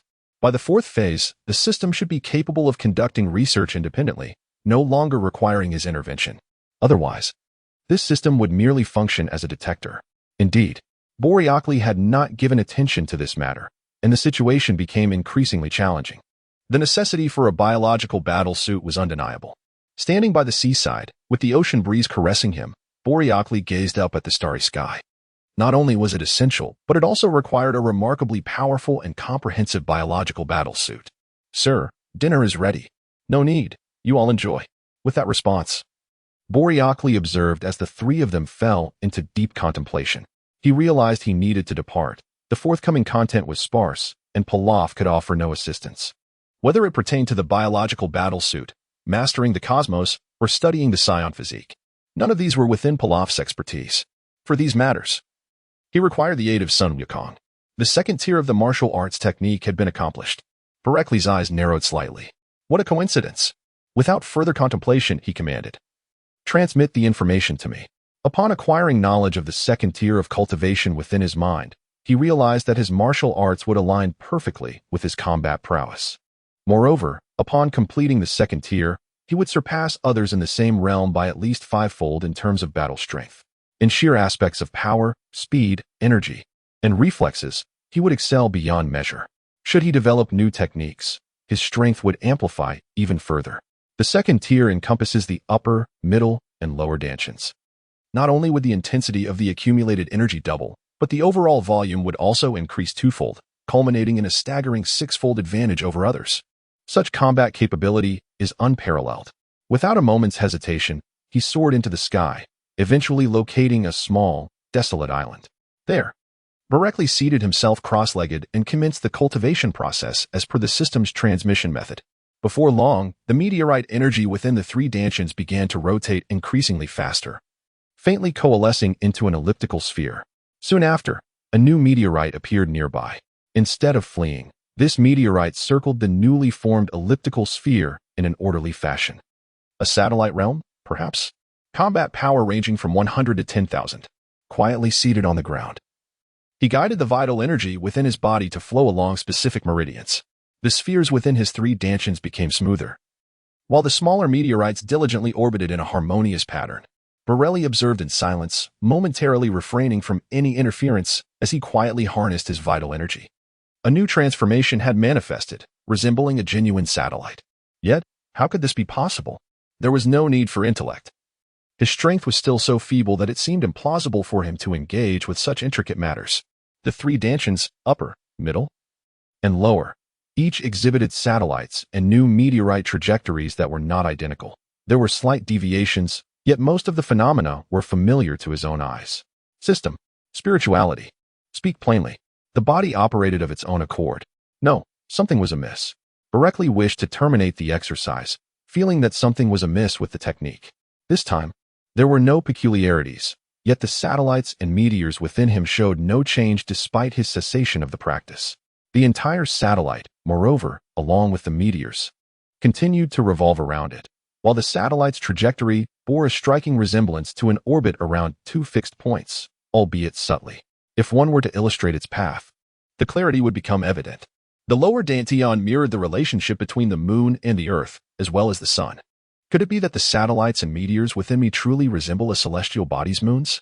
Is it possible that I could actually forge a galaxy within myself? What on earth am I becoming? A creator deity? What is truly happening here? Borelli sat motionless, bewildered by the astonishing spectacle before him. The notion that the three energy-gathering orbs within him could ultimately evolve into an entire galaxy seemed utterly preposterous. While one might accept the idea of such evolution occurring at advanced stages of cultivation, he was merely at the nascent phase of his journey. Had he already manifested satellites? Would the next step be the emergence of planets, followed by stars, and ultimately the inception of life? He felt like an infant on the path of cultivation. This was indeed an exaggeration. However, it was not merely an illusion. It was the passive influence of universal laws, not aligned with his understanding. Though the trajectories they followed were undeniably reflective of his own insights, Berekli's expression darkened. The system reiterated, "Your prowess is still limited to the satellites and meteors forged from your vitality. Within the three Dantians, they exist as entities. Once they leave the Dantians, they transform into ethereal forms. The variation you perceive is merely a projection of cosmic laws cast within your Dantians. It is not tangible. These pathways hold no significance. They do not generate force fields or any other assistance, but are solely propelled by your energy, yielding no substantial transformation or aid." Upon hearing the system's explanation, Berekli remained unsettled. "However, according to classifications, my combat power is merely in the thousands. How is it that others with similar combat power have accessed projections of cosmic laws? It is not the case. The creations of your own making have never manifested in this universe, akin to forging a new path." Berekli initially found it hard to believe. "Isn't this absurd?" he cautiously inquired. "Will it have any repercussions?" "Currently, there are no repercussions. It solely depends on your comfort. What about the subsequent techniques I should pursue?" Berekli was not being overly anxious. He clearly understood the two existing realms and even had a vague notion of the subsequent stages. However, thoughts are merely thoughts. And if the cosmic laws were to seek him out due to his anomalies, rest assured, as far as I know, this universe does not possess a so-called heavenly path, and there are no formidable entities that will take note of you. What utter nonsense! How do you claim to know? I remain oblivious. Moreover, what about those lurking in the shadows, ever ready to conspire against me? My observations over the past decade have led me to conclude that your focus is solely on a fixed set of individuals and matters. Berekli felt a moment of stagnation. The system was not entirely incorrect. How could he possibly record so much? Yet, he remained unconvinced. Chapter 49. The Turtle Sage, Physical Cultivation Techniques. It is unreasonable to assume that one could comprehend the laws of the universe over a mere decade or so. The system had already clarified its findings. How frustrating it was to engage in semantic games. He found such individuals most detestable. Silently cursing to himself, Berekli sought tranquility within his Dantian. Mastery eluded him. From his past life to his current existence, from birth to being scrutinized, from his first encounter with cultivation to the present moment, this objective seemed exceedingly arduous. All these experiences led Berekli to reflect on certain imaginings from his previous life. Had he been a farmer in his past existence, content to toil in the fields, he might have lived a peaceful life. However, should he find himself as a mere pupa, trouble would inevitably ensue. The burdens of working 9 to 6, purchasing a home, raising children, and countless other responsibilities loomed large. Yet, the moment one chooses to lay back and become a mere victim, resigned to fate, all endeavors would dissolve into nothingness. The current sentiment of Borowikeli is one of defiance. He is unwilling to succumb, for even a mere mortal's wrath can spill blood. He refuses to lie down. He is determined to strive, to either thrive or perish in the pursuit of his ambitions. From the moment he was cast aside until his awakening, he vowed to seize control of his destiny, to no longer feel powerless. Alas, the road ahead is arduous, and he acknowledges his own lack of strength. Turning back, he resolved to entrust the development of the biosuit to the system, intending to follow its progress at a later time. He decided to seek out Master Rashi, to find Son Wukong. As for the others, they would remain, awaiting his return. With his mind set, he departed from the seashore. After finalizing arrangements and retracting the mobile energy laboratory, he soared skyward. Observing Borowikeli's retreating figure, Ashu ventured cautiously, "My lord, do you think we can?" "Fool, what are you contemplating?" Xiaowu interjected, unable to restrain her sense of justice. "However, my lord, I believe he is quite commendable, far better than Bulma's incessant commands." Pilaf could no longer contain his indignation. "You imbeciles, have you not seen how he has exploited me?" Xiaowu muttered, "But you seem to enjoy it. You appear far more jubilant than we do." Pilaf was momentarily taken aback, then loudly masked his embarrassment. "That does not alter the fact that he is a villain, draining my intellect." "Pilaf, your scientific acumen pales in comparison to theirs. Enraged, Pilaf delivered a sharp slap to Ashu. Do you wish to meet your demise? The two fell silent. After regaining his composure, Pilaf spoke earnestly. Regardless, it is unlikely he would teach us the ways of cultivation. Why not give it a try, Pilaf? You are a genius of science. He needs you. There should be no significant issue if you propose it. Xiaowu's flattery brought a grin to Pilaf's face, stretching from ear to ear. Indeed, once he returns, I shall make my request. With my abilities, he shall not dare oppose me. The two sycophants eagerly continued their adulation. Fortunately, Pilaf had no tail. Otherwise, it might have been wagging off. Meanwhile, Borwakeli faced a bit of trouble. With his current battle power exceeding 5,000, it would take him nearly 2 to 3 hours to reach Master Roshi. Upon landing on the island, aside from Krillin, who was diligently training, he spotted Master Roshi leisurely reclining in a beach chair, fanning himself, accompanied by a giant sea turtle. Master Roshi, Borwakeli called out, adjusting his glasses. It is I, Borwakeli. What brings you here? Borwakeli observed the scene before him, refraining from immediately disclosing his intentions. He inquired of the turtle sage. What has become of the monster you sealed away last time? The turtle sage sat upright, responding, What is it? Borwakeli continued. I merely wish to ascertain whether my current strength, which has reached considerable heights, would enable me to vanquish it, internally cursing the treachery. The turtle sage maintained a facade of indifference. The small glass vial containing the seal has long been cast into the abyss of the deep sea. It should be impossible to retrieve. Oh, a voice filled with disappointment emanated from Broly, yet he refrained from broaching the subject further. By the way, Master Roshi, when I first encountered you, you were in pursuit of that monster. Are you well acquainted with it? Master Roshi cast a sidelong glance at Broly. I am not familiar with it. At that time, it was merely causing mischief nearby, and I happened to cross paths with it. Being the god of martial arts, it was only natural for me to intervene. Where was it? Parikh relentlessly pursues. What has transpired? Borwakeli remained composed.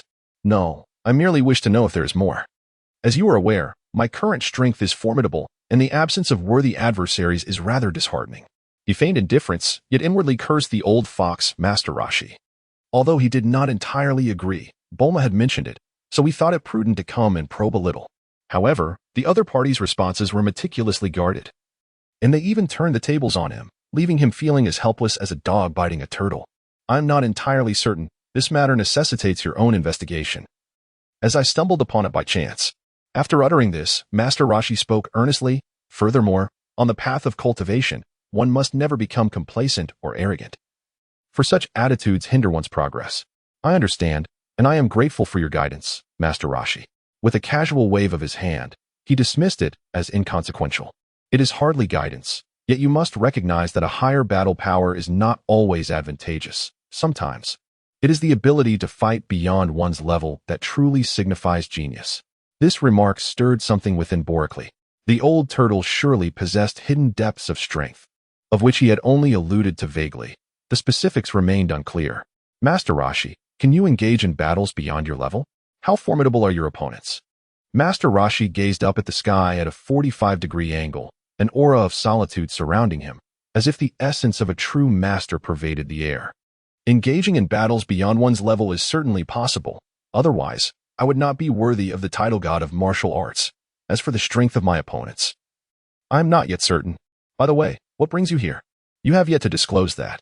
Borwakeli cast a penetrating glance, realizing that the old lecher was intentionally diverting the topic, preventing him from further inquiries.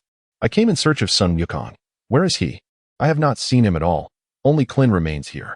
Ah, he departed alone for training after the martial arts tournament, and none of us are aware of his whereabouts. Borwakeli was taken aback. Is it truly so audacious? Venturing forth unarmed? Very well. By the way, what was the outcome of the martial arts tournament? Ah, Goku secured the runner-up position. And who claimed the championship title? After expressing his astonishment and confusion, Borwakeli disdainfully remarked, Master Roshi? Surely you did not compete personally. How could that be possible? The details elude me. Yet it is indeed true that Son Goku finished as the second best. Even with all his might, it was insufficient. Speaking of which, perhaps you should consider participating yourself. Ideally with half the combat power of your opponent. Borwakeli gazed in astonishment at the turtle hermit. Why, with such formidable strength, would one seek out suffering? Why? Your reservoir of energy is vast, yet your mastery over it is feeble, your application crude, and your understanding superficial. Control yourself and devote yourself to learning. Borically was acutely aware of his shortcomings, lost in contemplation. Moreover, the 3 points where he contained his energy within himself were shrouded in mystery. Although he could not fathom the reasons behind such actions or how they were accomplished, he possessed the finest opportunities to cultivate his physical form. Yet he had failed to seize them. Master Roshi, maintaining his usual demeanor, uttered words that plunged Borically into deep reflection. Physical training? Physical techniques? This was not a notion he had overlooked. In fact, he had even ventured to experiment with it. During moments of peril, he had faintly brushed against the threshold of understanding. Ultimately, he reached a singular conclusion. It was unattainable. He had attempted numerous methods, yet all proved futile. Whether it was a consequence of the world around him or a flaw in his training regimen remained unclear. Each time he engaged in physical exercise, the resultant feedback was energy. If his strength had not surpassed 10, it might have been feasible, but now he found himself utterly helpless. Any act of training or cultivation translated back to his body, invariably transforming into energy. Absorbing the energy from the air would also manifest as energy within him. However, apart from physical training and energy absorption, he could conceive no alternative methods to bolster his vitality. He yearned for his physical power to grow robust without the aid of vital energy, yet aside from the legendary essence of life, he could not envision any means to achieve this. At last, Master Roshi relinquished his posture. Are you not troubled by the fact that you cannot control the energy within you, and that every movement merely amplifies your own essence? Borically gazed in astonishment at Master Roshi, marveling at his profound understanding of himself. Indeed, I wonder, is there a solution? There exists but one. Master Roshi displayed a nostalgic expression, one that was not feigned but rather a genuine reflection of his deep reminiscence. Everything he is began from that point. After such a lengthy absence, it is only natural to feel a sense of longing. Boricly's mind stirred. The expression on Master Roshi's face indicated that he was unable to resolve the issue himself, yet he was aware of where a solution could be found. Please, Master Roshi, teach me. This time, Boricly approached the matter with utmost seriousness. He would seize any opportunity that could enhance his capabilities and liberate him from the influence of others. As for the whispers behind his back, calling him an old lecher while he outwardly sought the master's guidance, he felt no discomfort with this contradiction. Moreover, it had not yet come to the point of desperate pleading. Are you aware that there are immortals in this world? Borelli, truly. You wouldn't dare to speak of yourself in such a manner, would you? That would render my conjecture rather foolish. Borelli first shook his head, then nodded in acknowledgement. It was quite obvious. Standing before him was Master Roshi, a figure whose status as a sage remained uncertain, yet he distinctly transcended the ordinary. The sea turtle, equally bemused, raised its head and disdainfully remarked, Master Roshi, you have posed a superfluous question. Are you not a sage yourself? No, replied Master Roshi, his typically playful demeanor replaced by an unusual gravity and respect. His gaze fixed intently on Borelli, he solemnly stated. It is said that within the sacred land lies a tower known as Korin Tower. Broccoli felt uncomfortable under the gaze of Master Roshi. However, what followed? The exact height of Korin Tower was unknown, but atop it resided the esteemed Korin, a true sage. Master Roshi underscored this point. Borically, however, remained unconvinced. Does this world truly harbor deities? He was uncertain, yet the system had asserted that there exists no such thing as a rule consciousness. If that were indeed the case, then these so-called deities would merely be beings of greater power. Given his current strength, those individuals should amount to little more than trifles. If one were to seek the aid of these divine entities, what would that make him? The notion of self-mastery would be nothing short of a farce, constantly relying on others for assistance and support. It would be far more prudent to languish in a state of idle existence, drifting through life in a stupor. What he truly required was a method, not a blind faith in deities to attain strength. The turtle sage, perceptive as he was, immediately discerned Boricly's reluctance and recognized his desire to diverge. He slowly closed his eyes once more, choosing not to confront this directly, but instead suggested, you might consider meeting him. I shall contemplate it, Boricly replied. He can teach you how to reduce your energy to absolute zero, and then unleash it. Not a mere superficial guise, but a genuine reduction to nothingness. Boricly's interest was piqued. Master Roshi, do you possess such knowledge? A look of discomfort crept across Master Roshi's face, and his lips twitched slightly. He indeed had the expertise. Yet he could not simply divulge everything. Although he yearned to impart all his wisdom, what if Boricly were to engage recklessly with those celestial beings in the future? What would happen if he rashly confronted and harmed them? Although Boricly is currently powerful, he cannot compare to that individual he knows. who was able to withstand the annihilation of the Omni King with merely a few hundred million in combat strength. Boricles still has a long way to go, lacking in various aspects. The most effective approach would naturally be to cultivate a good relationship with the celestial beings, much like that of Son Wukong. As for the Cat Sage, he is the most accessible and easiest to befriend among the immortals. This character is integral to the entire Dragon Ball universe. When not traversing to other realms, the Cat Sage provides the most assistance to the Earth Warriors. To foster a rapport with the Cat Sage, one merely needs to bring along some fresh fish. If that proves difficult, dried fish will suffice as well. Contemplating this, a playful smile crept across Master Roshi's face. Master Roshi, have you lost your senses? Boric called out a few times before rousing him from slumber. Upon seeing him awaken, he could not help but exclaim, "You insolent boy, what nonsense are you spouting? Whether you choose to go or not is of no concern to me. I inquire if you possess the skill. What does it matter whether I accompany you?" With a resigned sigh, the turtle hermit replied, "I do possess the knowledge. Yet I confess I do not fully grasp the underlying principles. Each individual learner derives their own insights. I have acquired my understanding from him, supplemented by my own reflections. It would be far more beneficial for you to learn directly from him." Borelli nodded in agreement. The words of Master Roshi were entirely valid.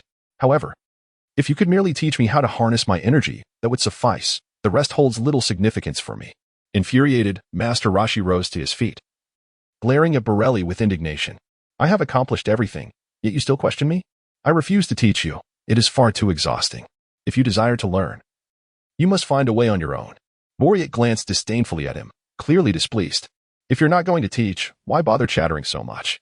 He was oblivious to the ulterior motives of Master Roshi and merely assumed it was all for his amusement. "If you seek profound knowledge, it would be far more beneficial for you to study under Karen than to follow me. But then again, it matters little to me." Bolekli appeared languid, intentionally provoking Master Roshi. Little did he know, Master Roshi simply reclined back on his sun lounger, closing his eyes to bask in tranquility. Yet, his mind wandered. Should I orchestrate a puppet to teach this rascal a lesson? This indolent demeanor is truly unacceptable. However, upon reflecting, he realized he currently possessed no suitable puppets. If he truly wished to rouse Bolekli, he would have to send a clone to capture ordinary individuals for creation. Ultimately, he dismissed the notion. Let fate take its course. After all, without self-improvement, he would have ample means to compel Bolekli to elevate his skills in the future. Not to mention, many of the puppets under his command boasted a combat power of 100 million. In due time, he could manipulate Dr. Gero to produce dozens, even hundreds, of androids, which would be sufficient to challenge both Bolekli and Son Wukong. He was confident that Bolekli, who cared so deeply for Bulma, would not hesitate to train fervently when the time came. Bolekli had not anticipated that his exuberant speech might embroil him in further complications. Fortunately, he was averse to trouble. And so was Master Roshi. Had Bolekli possessed a modicum more strength, he would not have needed to make additional arrangements, allowing his puppet to stretch its limbs.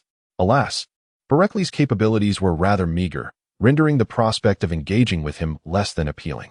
Never mind, simply provide me with the address, and I shall go myself. Master Roshi, with his eyes closed, replied lazily, "I have come to terms with it. After all, I have little to occupy my time. A visit would be refreshing. By the way, should Son Wukong return to your vicinity, instruct him to seek Bulma in West City, and then contact me." "Very well, you may depart. Yet you have not disclosed the address." "Karen's sacred land, Karen Tower, journey westward." Boricles was taken aback. The old pervert before him could not merely be jesting about a location to deceive him, could he? Chapter 51. The Cat Sage, the Karen Sage? The likelihood of the old pervert fabricating a false place was quite slim. After some time of acquaintance, he had developed a certain ability to discern character. Although the old pervert often behaved oddly, it was improbable that he would lead him astray in such matters. "Very well, I shall go and investigate." The turtle sage let out a grunt through his nose, unwilling to elaborate further. Bolekli exhibited no intention of lingering. He was merely an old lecher, a balding youth, incapable of self-improvement. Remaining there held no allure for him, and he swiftly took his leave. Meanwhile, the turtle sage reclined leisurely on his sun lounger, eyes closed. After Bolekli had wandered a considerable distance, the sage suddenly opened his eyes. Alas! The great sea turtle was startled, raising its head in confusion. "What is it, turtle sage?" "I neglected to inform Bolekli to bring some fresh fish for Master Karen," the sage lamented. The great sea turtle paused momentarily, then indifferent, settled back down. If he didn't bring it, so be it. Should I chase after him? Besides, the turtle sage knows he couldn't possibly catch up. After all these years of companionship, the great sea turtle was well aware of the sage's capabilities. 15 days later, Boreocli was captivated by a towering spire that pierced the heavens.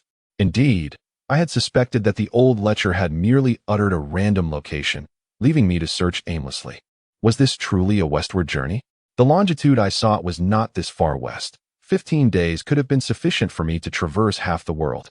With a moment of lamentation, Boreocli hastened his flight, his figure slicing through the firmament, producing a piercing sound. In less than a minute, he had arrived in proximity to the majestic tower, opting not to ascend but rather to alight at its base. It struck me as curious. Why was it that from a distance, I could not perceive Kalinta, yet upon nearing, it became vividly discernible?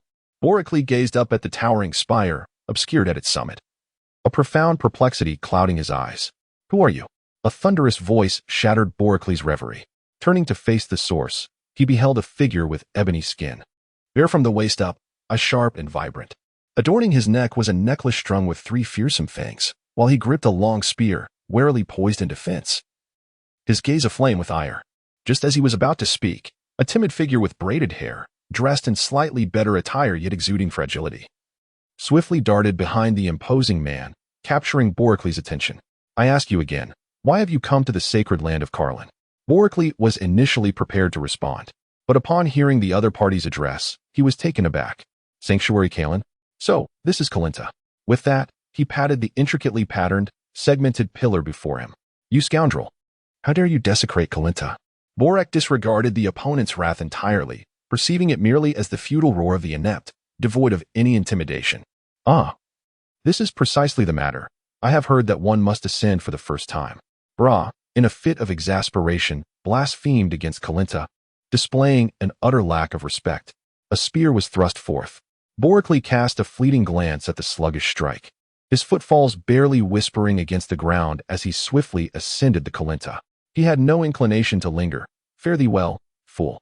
Below, Bra seethed with fury, yet he made no attempt to scale the tower. Father. Even in his ire, Bra refrained from venting his frustration upon his own son. What is it, Yuba? Yuba shielded his forehead with one hand while pointing at Kalinta with the other. Father, look, he climbs with such speed. Bra's expression shifted dramatically as he hastily lowered Yuba's hand. He then turned to gaze upon Kalinta, where he beheld. Boreocli has already reached the clouds. Swift and powerful. Father, surely the immortal Karlin would not reproach the valiant warriors who dare to ascend the tower. Yuba. Bra gazed at Yuba with admiration, saying nothing. Given the latter's formidable strength, it is entirely natural for him to scale the tower. As guardians of the sacred land, it is only fitting that they refrain from hindering such endeavors. Boreocli had long ascended to an indeterminate height, rendering the conversations below inaudible. And he remained oblivious to the fact that the celestial being, known as the Sage of Karlin, was observing him from the pinnacle of the tower. At the summit of the Karlin Tower, an oval-shaped dome housed a cat, its fur a pristine white, eyes narrowed to mere slits, and adorned with 3 whiskers on either side of its mouth, as well as 3 tufts of eyebrows atop its head, with pink ears and leaning on a cane.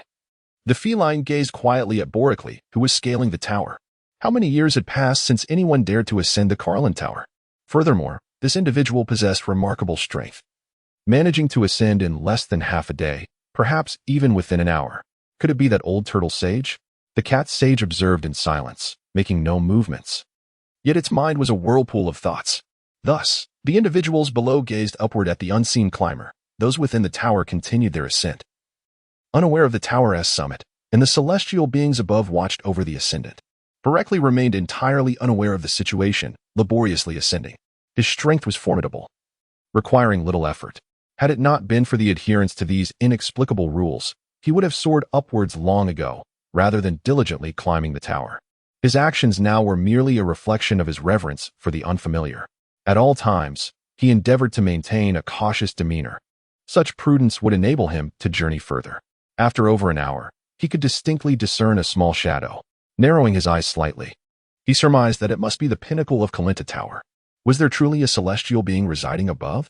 Taking a deep breath, he recognized that, as an ordinary person, breathing was one of his essential requirements for survival, yet the air here was exceedingly thin. After ascending what felt like hundreds of thousands of meters, One would expect to glimpse outer space, which struck him as peculiar. Shaking his head, he resumed his ascent. Why ponder so much? The immediate priority was to ascertain whether the cat immortal was present. Had he arrived? The strongest on Earth. The cat immortal was entirely oblivious to the hidden techniques of the turtle immortal. According to his observations, the current strongest individual on Earth was merely Berekli. Even the puppets unleashed by the turtle immortal went unnoticed by the cat immortal. Time passed in the blink of an eye, and Berekli's strength made the climb effortless. He entered through the opening below, glanced around to ensure no one was present, and found a door to turn towards, ascending the staircase. As he beheld the scene before him, Berekli stood bewildered at the summit of the tower. A cat? Leaning on a cane? Where was the person? Nevertheless, he mustered the courage to speak politely. Hello. The figure slowly turned around, and indeed, it was a cat. Hello. Berekli surveyed his surroundings. Is there truly no one here? This is Kalinta, of course. No one is around. What brings you here? After a moment's hesitation, Berekli spoke. It is said that those who ascend will encounter a celestial being. I have come to seek such a presence. Regardless of this cat's origins, it resides in this place. As the saying goes, even a minor official should be courteous in the presence of a prime minister. A little politeness can yield no consequences. Very well, I shall assume the role of this celestial being, and you may return now. Ah? Berekli was taken aback. Having gained nothing, all for the sake of climbing up to encounter a mere cat, Berekli now possesses formidable strength, his vitality coalescing into a singular essence. The cat sage is utterly incapable of employing telepathy against him. However, being wise from age and having frequently observed the mortal realm, he is aware of Berekli's thoughts. Your combat prowess is exceedingly powerful, and such rapid ascension of the Korin Tower is not necessarily advantageous. Berekli remained utterly indifferent. He merely followed Master Roshi's counsel, and his presence or absence was of little consequence. Moreover, what understanding could a meerkat possess regarding cultivation? Furthermore, is the ascent of Korin Tower not a trial in itself? The cat sage continued to inquire. Are you capable of fully mastering your own strength? To that, I must seek out Master Karin. I am Master Karin. Here, I stand as the sole immortal, with no other beings in existence.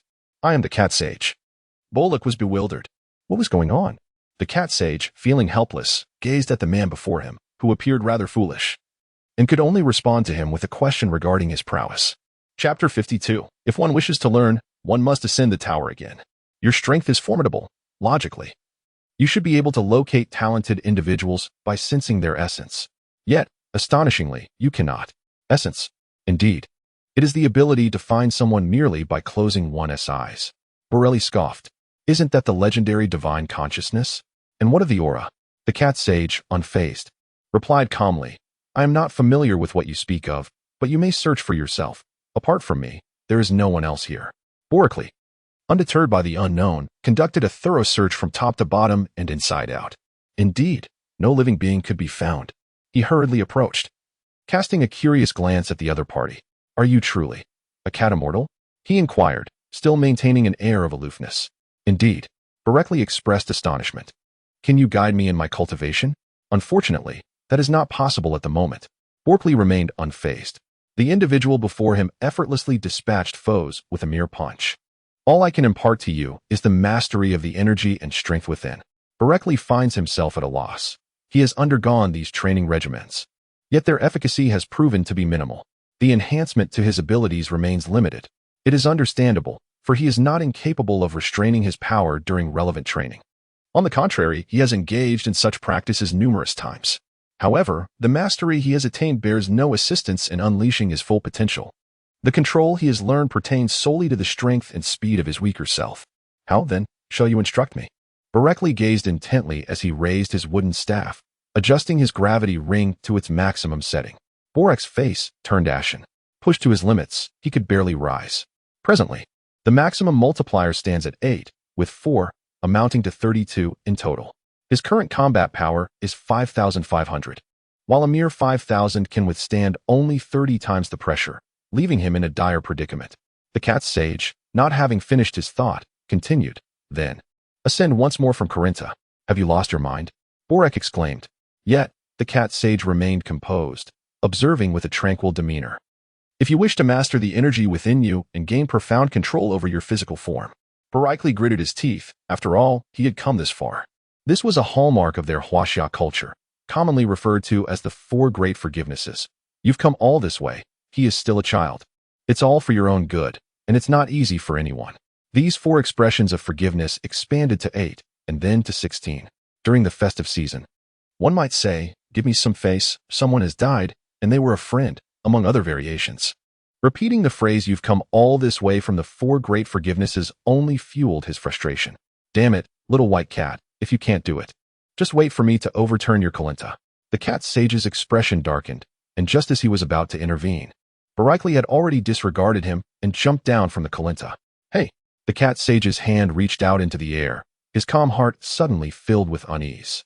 "I merely stated that I could assist you, but I did not specify the extent of my help, for everyone's requests differ."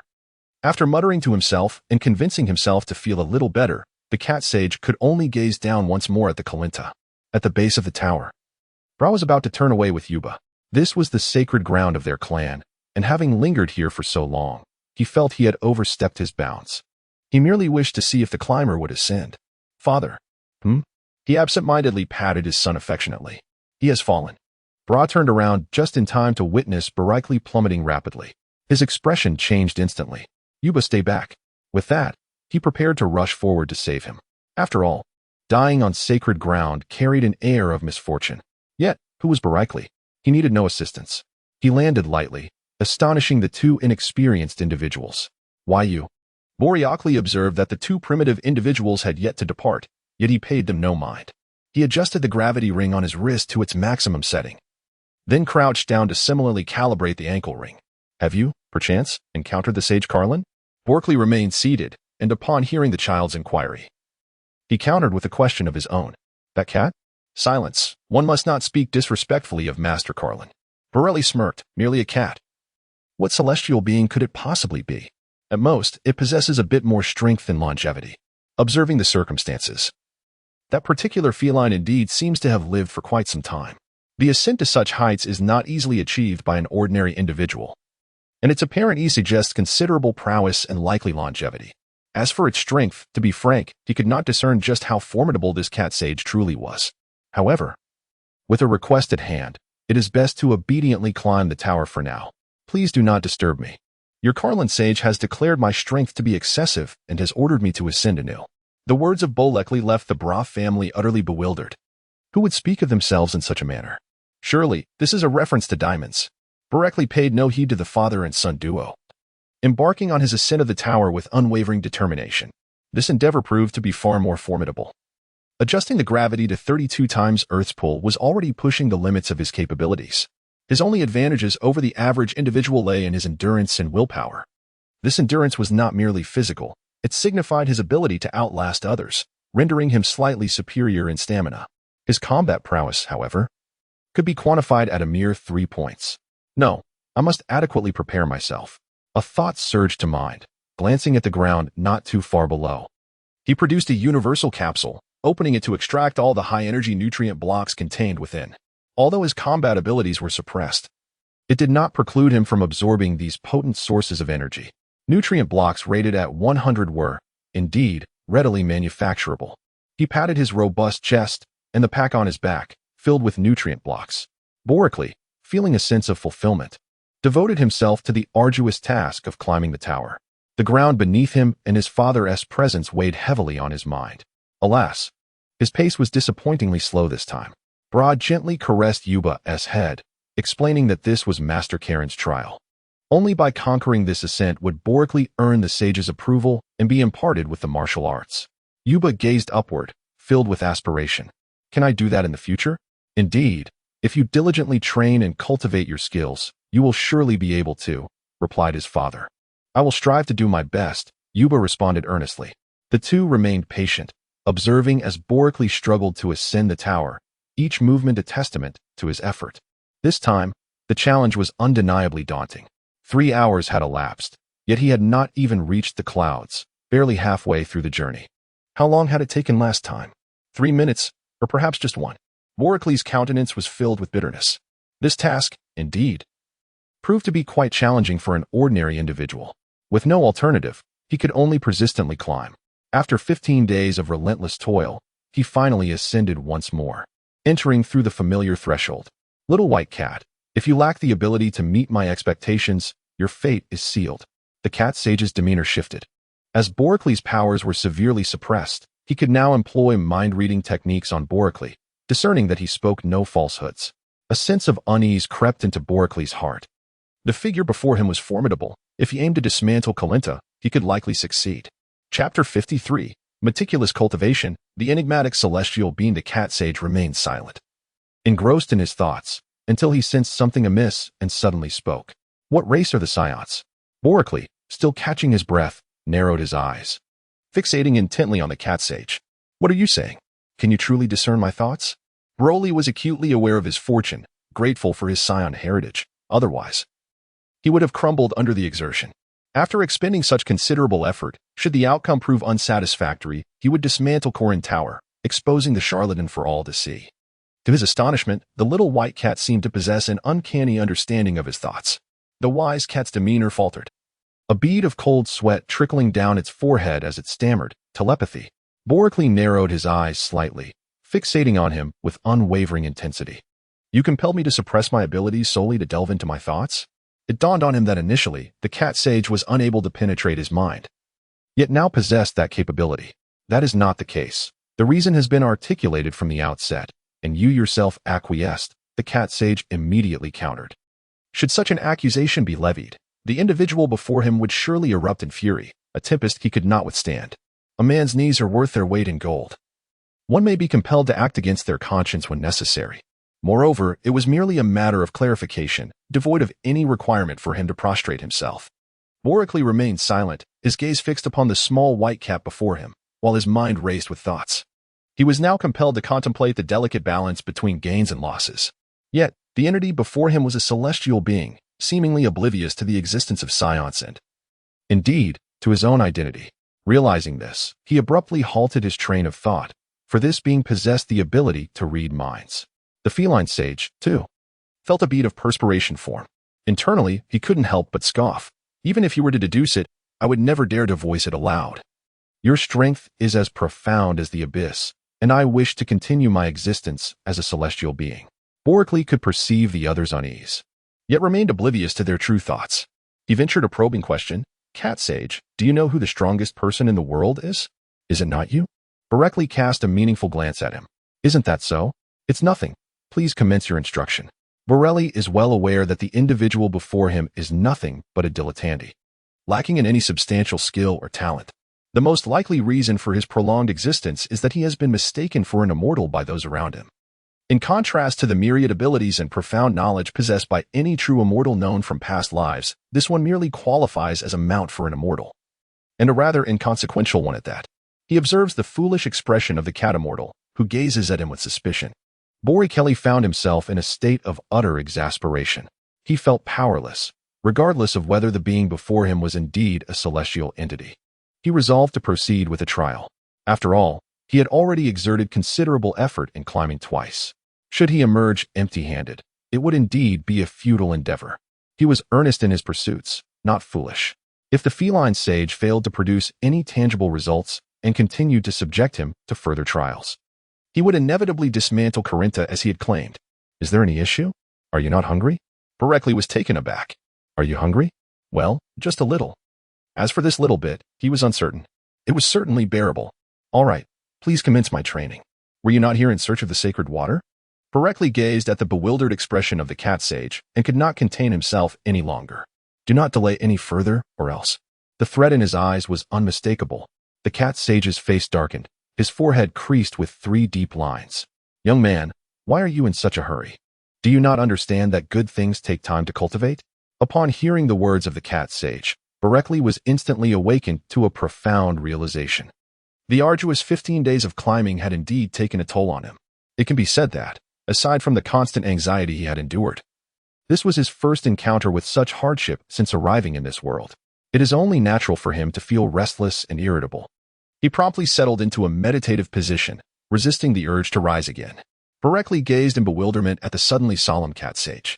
He deftly caught a bean thrown his way, too startled to inquire about the sudden shift in demeanor. Instead, he scrutinized the bean in his hand, seeking to uncover its origins. What is this? He asked. It is a celestial being. Consuming one can swiftly heal both internal and external injuries, and sustain one for 10 days without hunger.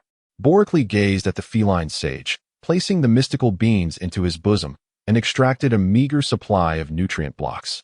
Tossing one into the mix. The effect is quite similar, he remarked, turning his attention back to the cat sage. His tone turned brusque. Why can't you take a seat? This was not akin to the physical training he had undergone, moreover, at his current prowess. Meditating in a cross-legged position to circulate his internal energy would be far more beneficial than merely standing. If the cat sage did not provide a clear directive, Borically would persist indefinitely. The feline sage observed Boricly's actions, and under the threat of his urgency, could only respond with resignation. Your mind is not at peace. You must learn to control your emotions and vitality at all times. You have been relying too heavily on external forces. The control of energy depends on the blue rings encircling your limbs, while restoring your mental state and regulating your energy requires specific movements. Your cultivation is rather rudimentary. After explaining, there remained an unuttered thought. Perhaps due to his innate racial talents and the absence of a formidable presence to keep him in check, he had grown too reckless. Such strength was already the pinnacle on Earth, yet in a different realm, he could easily contend with 10 adversaries of equal might. I have tried other methods, but none have proven effective. The feline sage, with his hands clasped behind his back, assumed the demeanor of a venerable elder. Thus, you have come to me, have you not? Boricly was rendered speechless. The small white cat before him was indeed correct. Very well then, what would you have me do? Keep your power at a level of 100, if you will. Interpret that as you see fit. Having merely skimmed through Boricly's thoughts, the feline sage conformed to local customs by speaking in terms of combat strength. Upon hearing this, Boricly complied and slightly reduced the gravity of the hand and foot rings. And now? The cat sage feigned profundity with a deliberate cough. I inquired, why do you seek to grow stronger? You are already so formidable. Would it not be better to remain untroubled by the world? Boricly remained unfazed. He had no desire to endure the cat sage's incessant prattle. Perhaps, I could also shatter your Kalenta.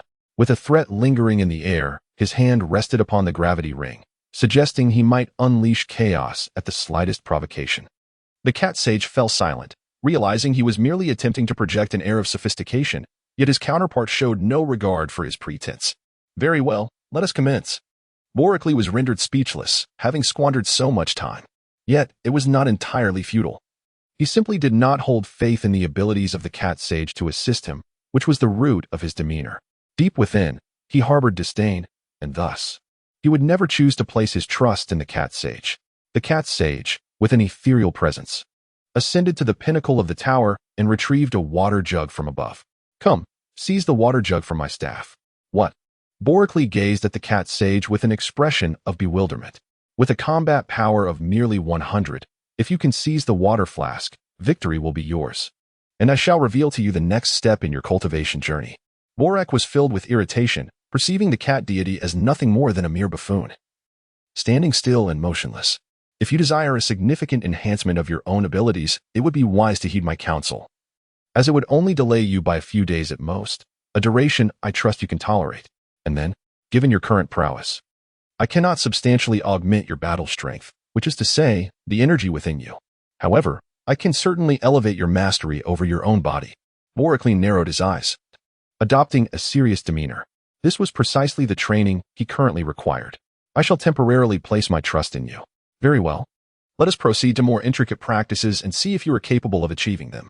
Subtly shifted his stance, seeking the most opportune position to exert his strength.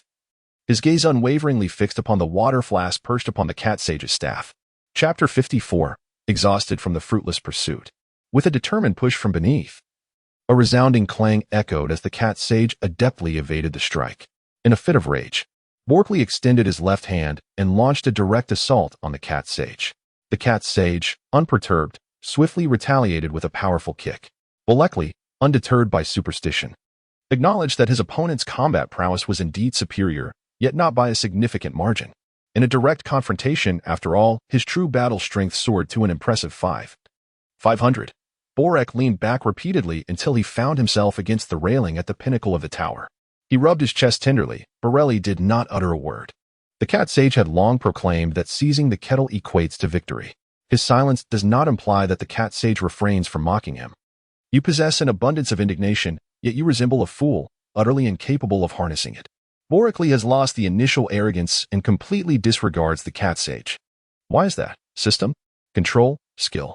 No. In the face of the formidable strength of the exclusive publication group, these qualities hold no significance. What then constitutes the power of the exclusive publication group? Boricles' expression darkened. Indeed, what constitutes true strength? You may be twice as powerful as others, yet they could defeat you with a mere kitchen knife. If you possess quintuple the strength, they might employ a firearm or artillery against you. Even if your prowess exceeds theirs by 1,000-fold, they could annihilate you with a single blast from a starship's doomsday weapon, obliterating the very planet you inhabit. While your individual might may surpass that of others, it does not guarantee your victory over them. What does this imply? The assertion made by the opponent holds validity. According to the data, achieving absolute supremacy is unattainable. Lips twitched slightly. Pengu is still not the absolute authority in the realm. Boricles, reflecting upon the legends of his past life, could not help but utter a mocking remark. Yet, in the portrayal of the novelist, it was a tale of bloodletting and skinning. Boricles found himself at a loss for words. Although the system's analogy was somewhat inappropriate, it undeniably made the concept quite accessible. Are you not planning to continue? Awakened by the cat sage, Boricles stretched his limbs. You are indeed correct, cat sage. Once more, observing the cat sage, who clearly had not yet returned to his senses, Boricles disregarded the rules of combat and swiftly advanced to launch an attack. It was nearly impossible to seize the water bottle from his hands without engaging in an assault. There is still a long way to go. Boricles has had a preliminary taste of the challenge, realizing that a direct approach is far from easy to contend with. What appears to be a swift movement is merely a feint, as he deftly tilts his head to evade and swiftly maneuvers to the side. The cat sage remains composed, closely trailing behind. Boricles feigned once more, returning to the forefront. I seized the opportunity. Before I could finish my sentence, the cat sage's wooden staff struck down upon my head. Boricles swiftly exited. The old coin, with a satisfied stroke of his beard, chuckled heartily. Ha! You cannot comprehend it yourself, yet you criticize others. Boricles found himself in a state of helplessness, his prowess severely constrained by the weight of gravity, rendering him incapable of executing more rapid responses. Achieving this level of performance was indeed no small feat. Suddenly, the cat sage elucidated. I possess the ability to perceive your thoughts. Every gesture and motion of yours is beyond the veil of my scrutiny. Mind reading? No, it is not mere mind reading. Your intentions are not malevolent, yet they lack purity. In the midst of conflict, even I am unable to seize the fleeting opportunity to decipher your thoughts. Moreover, discerning your thoughts is merely the initial step. I must also contemplate how to respond and ensure my body reacts in a timely manner. Boricles lunged forward. What do you mean? I mean it is essential to learn to fight with heart and feeling, rather than merely relying on sight. Boricles was reminded by the cat sage. Yet he did not take the time to reflect. Instead, he resolved to deliver a harsh lesson first. He launched another attack, throwing a punch, which the cat sage skillfully evaded. Transforming his punch into an embrace, little did he know that, just as the cat sage had suggested, the sage seemed to anticipate his moves. After tilting his head to dodge, he unexpectedly bent at the waist, raising his foot in a seamless motion. Boricles' attempt at a backhand swipe not only failed, but he was also met with a swift kick from the cat sage. Boricles gazed solemnly at the cat sage, realizing that something was indeed amiss. Just as he prepared to ponder the situation, the cat sage abruptly leaped into the air, mockingly taunting him while playfully slapping its own rear end in a frenzied manner. With a sudden burst of energy, the cat sage deftly evaded yet again. Boricles delivered a forceful kick to the pillar. Youngster, do not dare to dismantle my Carlin Hall. Boricles, heedless of the consequences, charged forward. Oh dear. One mustn't be so tempestuous. The cat sage deftly evaded once more, not missing the opportunity to mock and deride Boricles, even sticking out its tongue in jest. How infuriating. Why can't I capture it? With a grumble of frustration, Boricles lunged again. I've already stated that one must engage in battle with wit. Is it only fists that you wield? Boricles lamented with great indignation. Nonsense. Your so-called skills are utterly ineffective against me. Is that what you call skill? A superficial display, replete with superfluous movements that exceed even those of your grandmother. Boricles has always been somewhat restless and provoked by the cat sage. He has once again succumbed to madness. You shall not find respite today. Boricles merely spoke with bravado. After 3 hours of intense competition, he found himself utterly exhausted. Slumped on the ground, He gasped for breath. How infuriating it is that your movements are so swift, yet you remain unfazed. Your speed and agility resemble that of a tortoise. At this rate, should you maintain a combat power of 100, you will never catch up to me in a lifetime. We are high above, where the air is thin, and your superfluous movements are far too numerous. Barekli clenched his fist, fully aware that the words of the cat sage held undeniable truth. In his current state, it was futile to think he could ever catch up to the cat sage. If pursuit was an impossibility, then all other efforts would be in vain. But what exactly was the situation? Even if I cannot surpass you, surely I could outlast you. Could I not? Yet, why is that not the case? It is evident that you do not truly command your own body when you chase me. You merely charge forward in a straight line, lacking the finesse to turn, counter, or adapt. You fail to grasp the thoughts of others and neglect to utilize your surroundings effectively. Bolek, drenched in sweat, has been enduring an astonishing 32 times the force of gravity while engaging in such rigorous, high-intensity activities for an extended duration. This would undoubtedly be exhausting. I do not possess the ability to read minds. How could I possibly discern the thoughts of others or leverage the environment? What environment do you speak of? The air is so thin here. What resources can I utilize? The feline being rested its staff against its shoulder. The air, the dust. Even the play of light and shadow. These are all elements of the environment that one can harness. Bulkley appeared contemplative. What should be done? Understand, for I cannot instruct you. Barekli's expression darkened. He was particularly vexed by those who spoke in half-truths and concealed their intentions. Should he consume the miraculous bean before proceeding? Without further hesitation, he reached into his pocket and retrieved the enchanted bean he had initially acquired. He tossed it into his mouth. Barekli suddenly widened his eyes. The cat sage smiled warmly and said, "Proceed." Chapter 55, Divine Water, Beyond Expectations. Then let us continue. Barekli, like a hungry tiger ready to pounce, remains as ineffective as ever. Yet this time, Barekli is still lively and vigorous, having consumed a substance known as the celestial bean, which is remarkably potent. The situation has once again reverted to a cat-and-mouse game of one pursuing while the other evades. 3 days later, Barekli, amidst his struggles, finally attained a moment of clarity.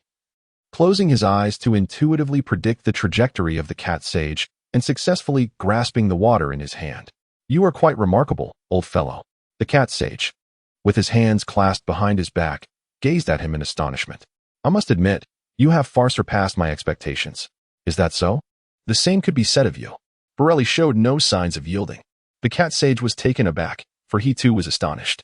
This time, he had merely relied on luck. Should he attempt again, success was far from guaranteed. Securing victory once may ease the path the second time. Yet achieving it at the outset is certainly improbable. Nevertheless, your eagerness betrays a lack of purity in your intentions. It matters not, as long as the objective is attained. Now, you must fulfill your promise. What step should I take next? The cat sage remained silent as a sudden clap of thunder resonated outside the tower. "Have you not heard the saying?" Barekli inquired, looking quizzically at the cat sage. "Great towers rise from the ground." Barekli gazes as if at a fool. This sentiment is universally acknowledged. He is also aware that without the accumulation of small steps, one cannot traverse 1,000 miles, and without the convergence of tiny streams, one cannot form a mighty river or ocean. Barekli, brilliance can only be achieved through one's own efforts. Spare me the pleasantries. Simply instruct me on the next course of action. Beneath my tower, against the wall, there are 3 jars aligned side by side. Go ahead and unveil them one by one. Barekli gazed at the cat sage with profound intensity, remaining silent before turning to descend to the base of the tower. Upon his earlier ascent, he had observed something but refrained from revealing his curiosity. However, now that the master had spoken, there was no harm in taking a look. 10 minutes later, Barekli returned, deep in contemplation. "What was it?" he inquired. The cat sage revealed a hint of a mysterious smile. "Have you not already deduced it? Are you truly a sage? As you can see, can I behold the entirety of my future?" Barekli observed the cat sage, seemingly on the verge of exasperation. "Never mind. I shall not indulge in such frivolities. I have long believed that the future is beyond our control. At this moment, I can choose to languish here, waiting for fate to take its course, or I can persist in my training, or even return home. Each choice will inevitably alter my future." The cat sage bore an expression of one who believed in the potential for growth. "Having grasped these truths, do you still wish to continue?" "What do you mean?" You have now realized how to achieve your aims with subtler movements, to anticipate your opponent's actions through the nuances of breath, the minute reactions of muscles, and the slightest changes in your environment. Have you considered attempting to accomplish this task with diminished force? He shook his head. After several days of training, he had gained much insight but felt no compulsion to force it. Moreover, he had research to conduct and numerous responsibilities awaiting him. No, I am not yet capable of that. You are quite right. I am still lacking on my path of cultivation, and the journey ahead remains long. The method you just described is not suited to my current state. Perhaps in the future, when circumstances allow, I shall seek you out again. Ah, then there is little left for me to impart. The rest, you must pursue through rigorous self-training in extreme environments. Borelli's gaze was menacing. What do you say? In terms of skills and cultivation, he could not compare to the cat sage. However, if pushed to his limits, not even the cat sage, nor many on Earth, could withstand his fury. Indeed, it was uncertain whether Earth itself could endure it. At the very least, the feline teasing him at present certainly could not. Is your cultivation not sufficient at this stage? Not sufficient. Far from it, sighed the cat sage, contemplating deeply. As for you in your current state, I possess nothing further to teach you, especially considering your potential for greater strength. If you are unwilling to further restrain your prowess, I lack even the qualifications to act as your sparring partner. What? Borically clenched his fists tightly, his body trembling slightly with rage. His eyes instantly filled with blood. Are you deceiving me? Not exactly. There is, in fact, another method. Nevertheless, it is evident that, even at this moment, the cat sage has yet to resolve to disclose the information to him. You stated yourself that I would be informed of the next step once I seized it. Borek looked at the cat sage with a fierce glare. Had he not known that the other party possessed some valuable knowledge, he would have already lost his temper. Yet, he continually reminded himself that impulse is a devil, and that patience brings tranquility. The cat sage stood with his hands clasped behind his back. I acknowledge your words are true, but in reality, your current prowess far exceeds mine. I am indeed unable to teach you. As for that method, it is exceedingly perilous. Extremely dangerous, indeed. It can be said that from the inception of that method until now, no one has ever succeeded. What exactly is it? Pericles is truly on the verge of losing his patience. It is but a single matter. The cat sage has dawdled in crafting a single chapter. Will the subsequent events continue to unfold? Gritting his teeth, the cat sage imbibes the divine water. What? Pericles gazed at the other with an expression akin to that of a fool. It was not the deceptive holy water in my possession, but rather the genuine divine elixir with extraordinary properties. Yet, no one has ever been able to withstand its formidable energy. Boricles narrowed his eyes slightly, contemplating the gains and losses involved. The super-divine water is infused with the essence of divine energy. Pericles suddenly rose to his feet. What did you say? A deity? Indeed, the essence of divinity. However, throughout history, no individual has ever consumed the super-divine water without meeting their demise.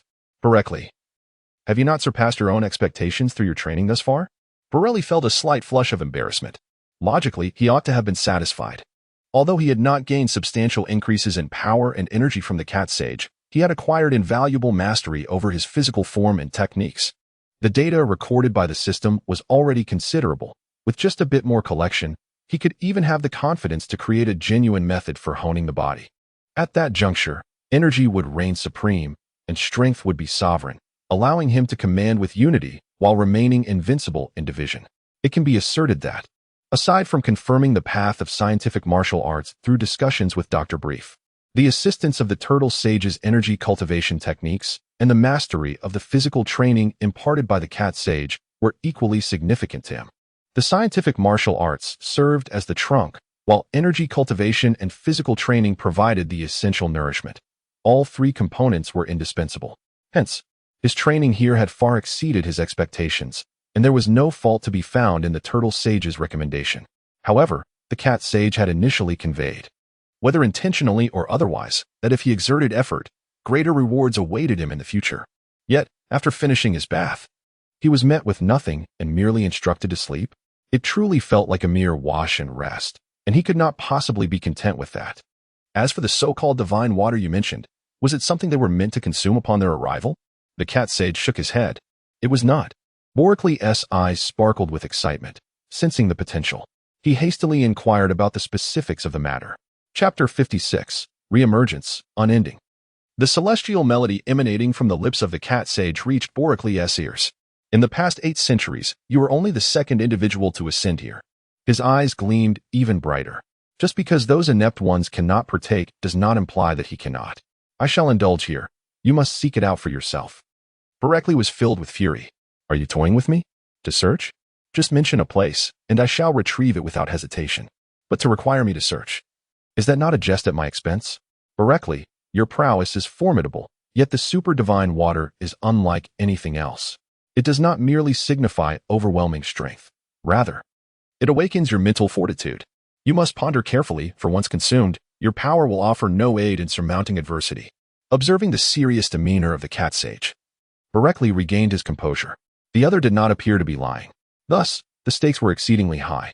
Throughout history, no one has ever ingested the super-divine water and emerged unscathed. Never has it happened. Gazing at the cat sage's earnest expression, Boracle settled onto the floor. One hand propping up his chin, his mind embroiled in turmoil. How perilous was the risk? Uncertain. Cat sage, how old are you? 800. Why do you suddenly inquire about this? The cat sage responded, puzzled, unaware of the smug smile playing upon Boracle's lips. Thus, when the cat sage spoke of since time immemorial, it was, at most, a reference to the past 800 years, derived from recorded accounts. The veracity of this conclusion remains questionable. Moreover, given his already formidable strength, he did not believe he would falter, especially considering it pertained to mental power. Boracle may not possess the simplicity of Son Wukong, yet he bears within him a remarkable essence. This essence, while of little aid to other practitioners, proves to be unparalleled in its contributions to scientific research. Furthermore, it grants him absolute dominion over the esoteric forces of the mind. How astonishing! The resounding voice of Boracle reverberated powerfully in the stillness of the space, piercing through the silence. The cat sage let out a sigh. Turning to face the ominous clouds gathering outside the tower while clutching his wooden staff, his tone was notably somber. At the very edge of the northern world lies a terrifying labyrinth of ice. To obtain the divine water, one must traverse this maze. Deep within, in a shadowy cavern, it is quite elusive. Moreover, once one steps inside, exiting proves to be a formidable challenge unless the divine water is discovered. At this juncture, the cat sage hesitated, aware that lurking behind him were monsters that defied ordinary reasoning. However, for you, this may not pose a significant issue. The cat sage turned his head, his expression relaxed. What troubles you? Boracle gazed at the feigning innocent cat sage, the furrows on his brow gently twitching. Cat sage, pray tell me, what lies at the end of the world to the north? Indeed, Boracle could no longer endure the situation and promptly adjusted the gravity ring on his wrist to a lower setting. With a sudden burst of energy, he seized the cat sage by the neck, forcefully turning him to face the outside of the tower once more. Extending his hand, a beam of laser light shot forth. Come on, you insufferable white cat. Are you toying with me? Point out the edge of the world for me. Do you think I am uneducated simply because I have not read your books? Tell me, where is the end of the earth? Otherwise, prepare to meet your demise. Boracle glared at the cat sage with a gaze brimming with menace. He was truly infuriated. If the cat sage did not provide a clear answer soon, he was prepared to take drastic measures. Having suppressed his emotions for so long, he was now entirely overwhelmed, unable to contain himself any longer. Should the cat sage continue to speak in riddles, he might very well lose control and bring harm upon him. Broly, a scion, has not suffered from amnesia. From a young age, he has possessed the calm and composed mindset of an adult, allowing him to focus primarily on his objectives while striving to regulate his emotions. Growing up in the tranquil and affluent household of the world's richest man, Dr. Brief has further contributed to his genteel demeanor. However, this does not imply that he is inherently benevolent. When unleashed, he can be equally ruthless and indifferent. During his 3 days at Korin Tower, he has experienced the greatest indignities since arriving in this world, and the final words of the cat sage have ignited a fierce fire within him. I speak earnestly. Boracle's eyes glowed in even deeper crimson as he bared his teeth. Say that again. The cat sage tightened his grip around Boracle's hand, his fur bristling, eyes turning glassy. My jar can transport you directly down there. There is no need for you to run. Boracle was taken aback, his hands instinctively relaxing for a moment. Taking a breath of relief, the cat sage hastily added, Could you please set me down first? The cat sage was filled with trepidation. He never wished to experience that harrowing sensation of being a mere step away from death again. Boracle's emotions have settled somewhat. Without further ado, take me there directly. The cat sage coughed twice, muttering softly as he guided him over. There, that is the jar. Barekli followed the cat sage's wooden staff and cast a glance, only to be met with a furrowed brow. What distinguishes these 3 jars? Let us proceed. I shall escort you, he declared. The cat sage, wary of further discourse, promptly led him to the jars. With a flick of his staff, he lifted the lid. It is from here that one may descend. Borek leaned over the edge and indeed beheld a frozen cellar below. After a moment's hesitation, he boldly stepped down. Before he descended, I offered a caution, beware of the darkness. Borekli turned his head to gaze at him. What does it mean? I cannot disclose it to you. However, after enduring the trial of the glaciers, darkness ensues. Be cautious, for they often deceive, leading you away from the divine water. TCH, how cryptic. Borelli possesses an indomitable spirit, bolstered by unwavering confidence. Strength lies not in the absence of fear, but in confronting the profound complexities of the soul. It is devoid of systematic constraints. He plunged headlong into the depths. The cat sage observed the jar within. What a reckless individual. After all this time training with you. Is this the extent of your gratitude? The cat sage was unaware that Borelli was not akin to Son Wukong. The raging scion essence within him had not been purged. Had he not intervened in time to quell Borelli's fury, the latter would have met his demise. Ah, the turtle sage is indeed admirable. By the seaside. A hint of pride graced the turtle sage's lips. Old fellow, do you now recognize my extraordinary prowess? Rising to his feet, he stretched languidly. The sea turtle looked up in confusion. Turtle sage, what are you planning? Oh, it has been an age since I last exercised. I shall go for a swim. But it's so cold. Turtle sage, are you feeling well? Precisely because it is cold, one must invigorate the body. The turtle sage remarked with a knowing smile. Then ambled toward the shore. Barekli arrived in a place enveloped in frigid ice. Before he could properly survey his surroundings, a wave of familiar, putrid stench assailed his senses. There was no need for visual confirmation. Barekli instinctively knew what it was. His countenance turned as pale as if he had just lost his parents. Damn, is this never ending? Here it comes again. Wait, something is amiss. Barekli's expression grew solemn. Chapter 57, The Divine Water, Doubling Combat Power. I should only be known to the cat immortal for being here, especially since I came directly from Corin Tower.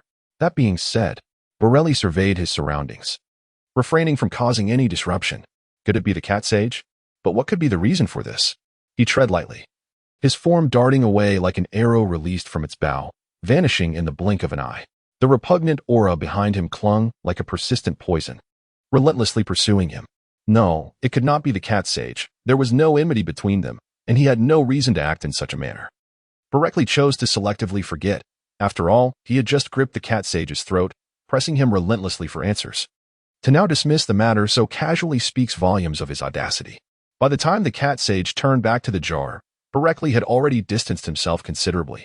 Alas, I neglected to inform him that once he procured the divine water, he could return here, and I would promptly retrieve him.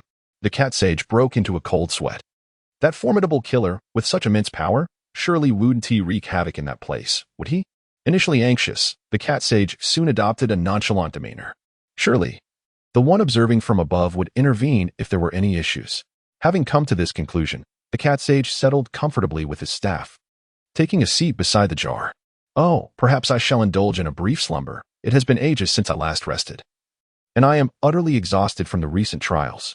Boreakli continued his search for traces of the legendary divine water amidst the icy depths, dismissing the monstrous presence behind him with no inclination to engage. The incessant skirmishes of the past couple of days were nothing but a futile expenditure of his time. The adversary's tactics resembled those of a rabid dog. What could he possibly learn from such encounters? Moreover, having already dispatched the puppets sent against him, the arrival of yet another would serve little purpose. Without the deployment of 3 or 5 foes, it was utterly impossible to approach him effectively. The surrounding eternal ice could not dampen Boreakli's fervor. Once he procured the fabled divine water, his strength would magnify exponentially. Engaging with the puppets trailing behind was hardly the action of a sagacious individual.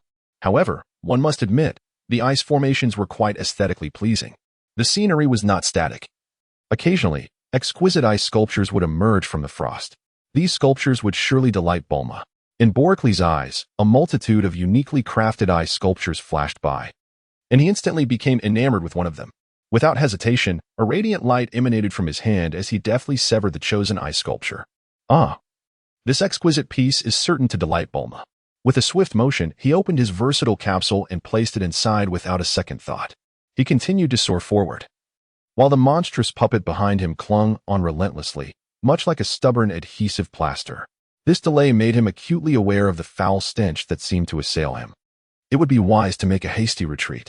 As Berekli ascended into the sky, barely 10 seconds had elapsed before the world around him began to crumble. What on earth was happening? Had I inadvertently disturbed a hornet's nest? Moments ago, I had extolled the virtues of the eternal ice, and now it was melting and shattering before my eyes, a rather ironic turn of events. The upheaval was far from over. The ice fractured, revealing a gaping chasm from which a frigid wind surged forth. This icy gale swirled relentlessly, coalescing the shattered fragments into a legless, yet armed snow creature. What was this? Why could I find no peace, no matter where I went? And what was this snow beast? Muttering to myself, my hands were far from idle. Within me, energy swirled like satellites in orbit, coalescing at my palm as I focused my intent. With a flick of my wrist, I launched a concentrated energy sphere toward the creature's glowing crimson eyes. A howl erupted as the cold wind transformed into a tempest, the blizzard relentlessly assaulting my energy projectile. Yet, this was merely a futile endeavor. Upon entering this domain, I had relinquished the constraints of the gravity rings, relying on the skills I had acquired to wield my combat prowess. When the moment called for it, I could unleash my full strength in an instant. 6,000. Under the tutelage of the cat sage, I had honed my abilities. Beyond mere technique, I had gained substantial power. This insignificant snow creature posed no challenge. As anticipated, my energy sphere easily pierced through its defenses, obliterating a significant portion of its form. Berekli curled his lip in disdain. What is the point of calling out? If words were truly effective, who would need strength? After this scathing remark, he did not linger, swiftly turning on his heel to depart. The frigid winds howled around him, intensifying as he attempted to flee. Suddenly, the ominous shadow behind him compelled him to halt. The creature still possessed quite a remarkable vitality. Observing the snow monster, which had grown twice its original size, he summoned 2 brilliant orbs of energy into his hands. With a flick of his wrists, he directed them with the intention of obliterating the beast. As soon as the energy orbs left his grasp, Berekli darted away. It seemed the creature was not easily vanquished. Annihilating the entire ice cavern was not within his interest. Engaging in such folly was utterly tedious. It was best to make a hasty retreat. Behind him, the snow monster let out a frantic roar, yet Berekli was already far beyond its reach. Berekli continued his search, yet remained oblivious.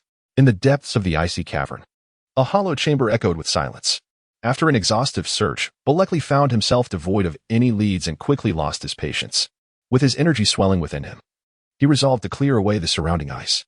As for the rising seawater, it was of no concern to him. Before he could even take action, the pressure of his burgeoning force had already melted a portion of the frost, revealing a deep, unfathomable passageway. What is this? Berekli raised an eyebrow. Was he cowardly in the face of the weak yet bold against the strong, driven by a fear of death?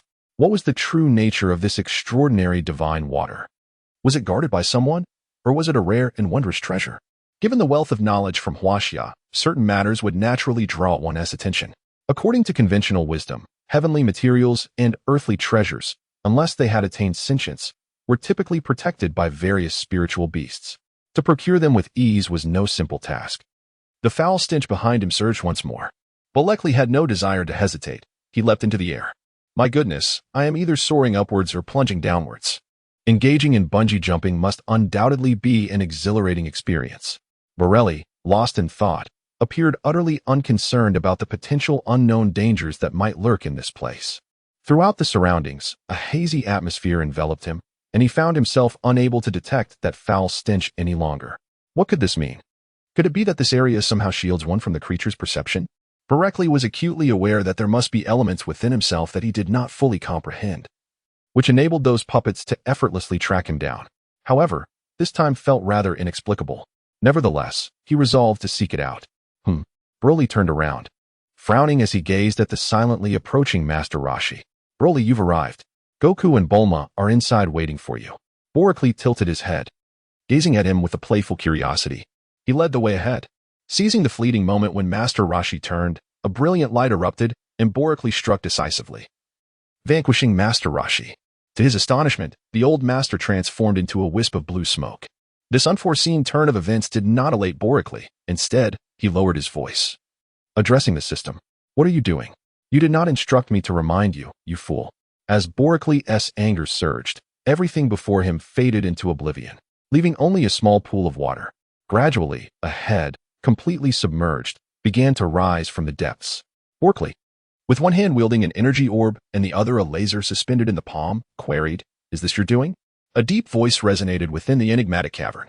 "I am willing to share the divine water with you." Boricly remained indifferent as a brilliant flash pierced through the water pool, creating a gaping hole from which the water visibly drained away. Observing the energy orb forming in Boricly's other hand, one could only exclaim, "Wait, hold on. Is that the divine water? If the guests insist on partaking, so be it." Turning to glance at the table set with the pot, the system confirmed, no deception here. In disbelief, one could only ask, "Pray tell, how did this come to be?" The response remained uncertain. Borelli's expression turned frosty. The system proved to be unreliable. As he possessed no discernible awareness, it could merely ascertain that it was not an illusion. Thus, it must be. Noticing the ominous glint in Borelli's eyes, the mysterious voice from the pool trembled with trepidation. "Esteemed guest, this truly is the divine water. Consuming it would at least double your combat prowess." However, the enigmatic voice hesitated, uttering a however, before promptly falling silent. Borelli nonchalantly raised the energy orb in his hand. Chapter 58, all in disarray. Upon consuming the divine water, a mysterious voice promptly divulged the reasons and consequences with the ease of pouring beans from a bamboo tube. "Esteemed guest, the divine water is a sacred gift bestowed upon us by the deities, possessing the remarkable ability to cleanse the body of impurities and awaken all latent energies within. However, this divine water is also a potent poison. Without extraordinary physical strength, mental fortitude, and vitality, one cannot withstand its corrosive effects and will swiftly meet their demise. Strength offers no advantage when consuming the divine water. Thus, we are compelled to establish trials to prevent the senseless waste of this divine liquid, while simultaneously serving as a means of selection. Those frail or diminished in spirit are deemed unworthy of receiving it. It is not our intention to deceive or entice our esteemed guests.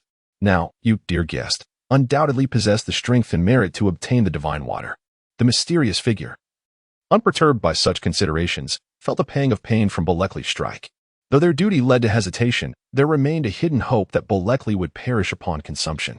After all, he was being coerced. This was not a breach of professional conduct.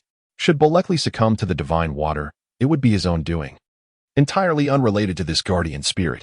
Therefore, consuming the divine water would surely double one's power, would it not? Not necessarily. The glint in Borelli's eyes flickered with a perilous light. Although his memory may not be exceptionally strong, he had not forgotten the words just uttered by the other party. "Dear guest," he stated, "I have already elucidated the effects of the super divine water. It purifies impurities and awakens latent potential." Borelli, upon reflecting on the other party's explanation, felt his restless heart finally find tranquility, and the surging energy within him subsided as well. "However, you previously stated that one's strength could double. In reality, the results of anyone's training often fall short of expectations. To put it simply, if your training yields a strength of 10, you might only be able to exert a mere 3, while a super genius might manage 4. The unparalleled prodigy could reach 6. Therefore, once one endures the toxicity of the divine water, it becomes possible to unleash all the latent energy within, and the notion of doubling is bound to occur.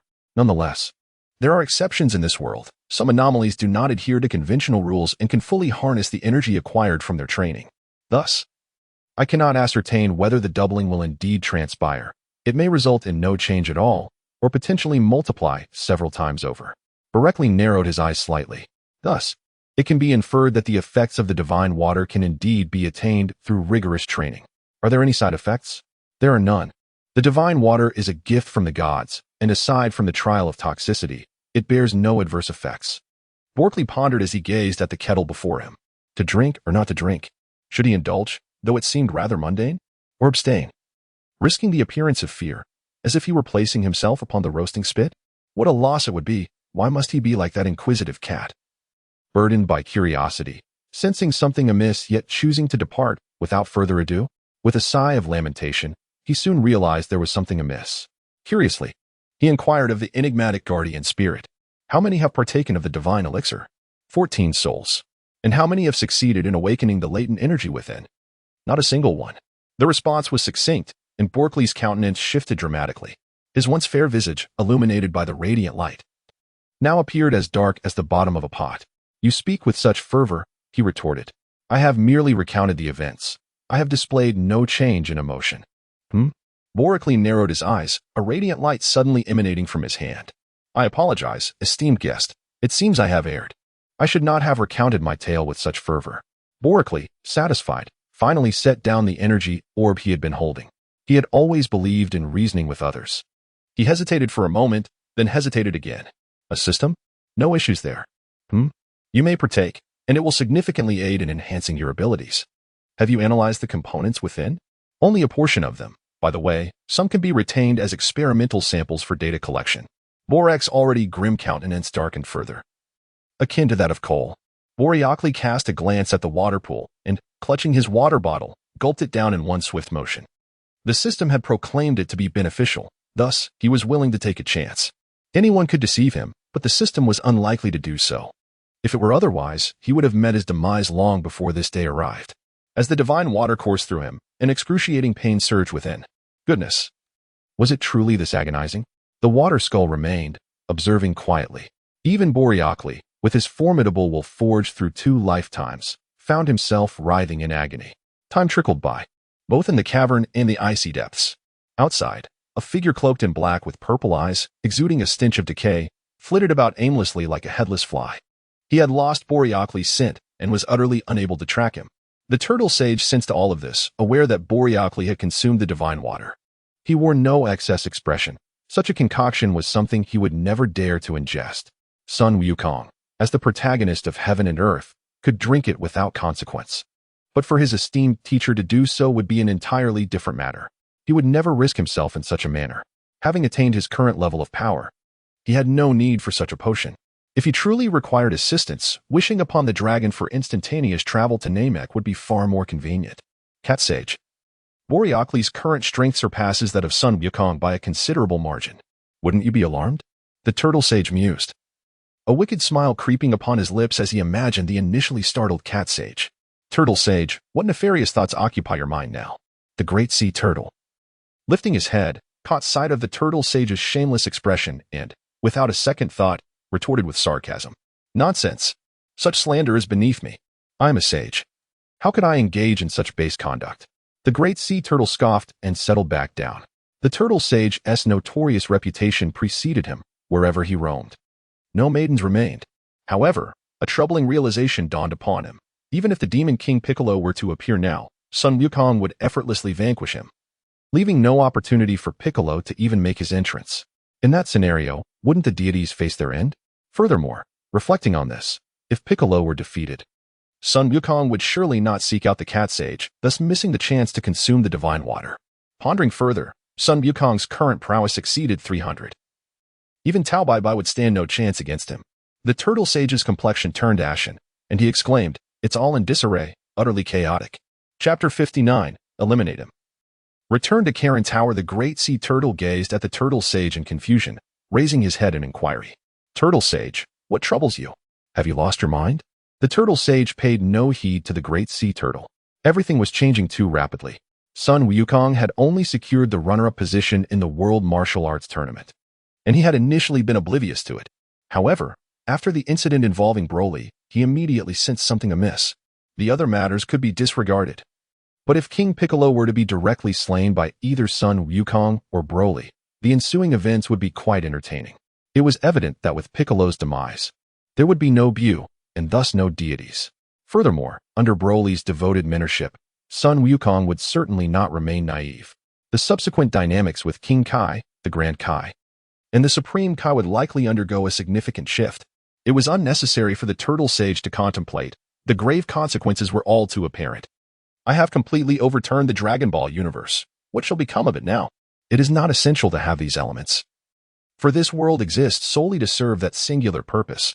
Yet the current predicament is chaotic. If discovered, his plans would be thwarted. What to do? This simply cannot continue. A solution must be devised. The turtle sage paced anxiously along the shore, deep in thought, leaving the bewildered sea turtle to gaze at him innocently. Krillin was diligently training, oblivious to the turmoil, while Launch busied herself in the kitchen. Karen Tower, the cat sage, was indeed astounded as anticipated by the turtle sage. Overwhelmed by the unleashed energy emanating from Broly. Gripping his staff tightly, the cat sage's eyes glazed over, his body trembling slightly. I seem to have glimpsed the energy within Broly. But why is it so potent? At least 10 times stronger than now. Yet, how could this be possible? How could his physical form harbor such immense energy, and why is he a gorilla? What on earth is happening? The cat sage, in a state of shock, approached the 3 jars nearby. Alas, time had passed, and he was not present here. Wait, the cat sage suddenly shivered. Even if he were here, he would never allow me to witness his past and future, especially since he does not believe in the future. Hesitant, the cat sage crouched back beside the jar. If he did not guard it, once Broly, the harbinger of death, found out, he would surely face dire consequences. At this juncture, Broly should be nearing the complete absorption of the divine water, poised to return. I hope he lands back at the designated spot. Alas, he is so impatient. Not even allowing me to finish my thoughts. The cat sage slowly closed his eyes. He genuinely feared Broly. To strangle one at the slightest disagreement is not a sign of normalcy. In the icy cavern, within the ice cave, Borically finally managed to rise, albeit clumsily. Without a moment to tidy his appearance, he cast a fierce glare at the head that surfaced in the center of the pool. Is this what you refer to as toxicity? The voice of the guardian spirit echoed once more with a tone of trepidation. My dear guest, has your strength not increased? Boricly's furious expression faltered momentarily. He had just managed to endure the situation and had yet to fully comprehend his feelings. Upon careful examination, he scoffed, realizing that aside from a surge of vitality, there was no significant change. Just after taking a sip, he sensed something was amiss. System, my strength. Name, Boricly Combat Power, Energy, 99, 999, 999 Vitality, 999, 999 Techniques, Unknown Martial Arts, Mastery of the Stars. Boricly's complexion darkened. There was no doubling of his power. But that was not the crux of the matter. The enhancement of his abilities went unnoticed by him, and even his control over his own body was woefully inadequate. Furthermore, his combat prowess no longer aligned with his energy levels. The system indicated that his vitality had undergone certain alterations, and his physical form had been somewhat developed. Yet, he felt nothing. This was simply due to his lack of training and development. Clenching his fists tightly, he turned to the mysterious guardian spirit and coldly instructed, "You may return." Boricly soars to great heights. Is it not true that one has not mastered their own corporeal form? Is there not someone outside who can offer assistance? Ultimately, none can be blamed for this. Boricly has not fully contemplated that it is due to the possession of the system that he has attained such a lucid awareness and understanding of his own physical form. His belief that he lacks control over his body is merely a matter of perception. It is akin to an individual who possesses the strength to lift 100 pounds, yet is convinced that he can only manage 40 pounds. Presently, Boricly perceives himself as capable of lifting only 40 pounds, while the system reveals to him that he is indeed capable of lifting 100 pounds. Consequently, this creates a profound disparity. The activation of the super divine water has left him completely unprepared.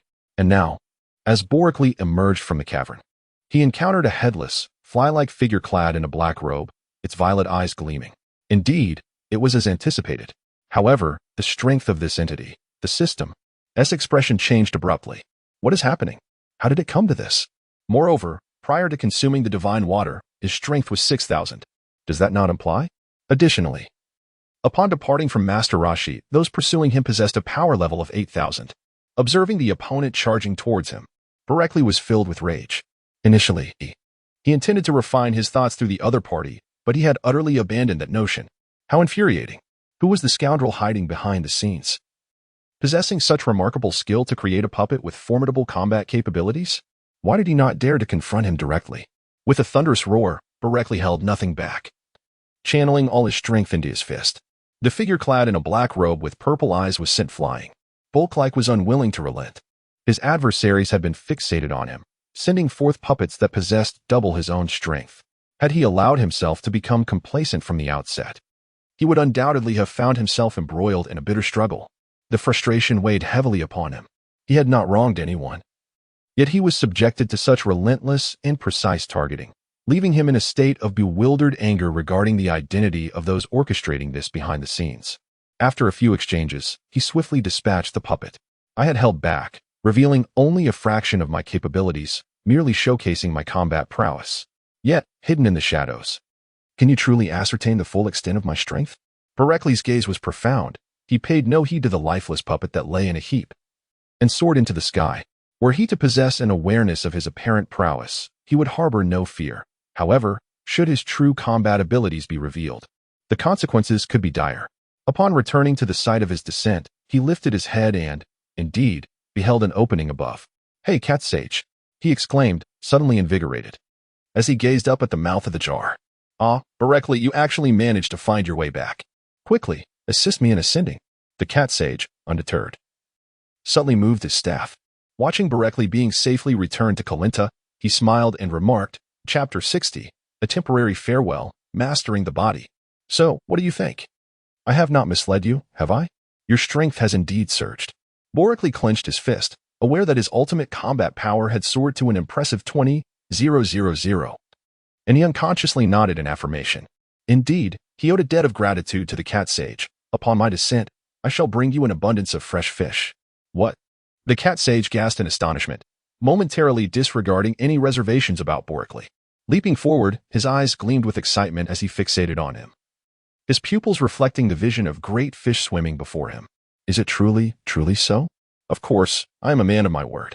This is simply marvelous, Berekli. Listen to me. Thank you. It is of no consequence. You have been an immense help to me." Berekli initially contemplated sending a few items without any significant consequence. Unleashing his strength, soaring upward was indeed effortless.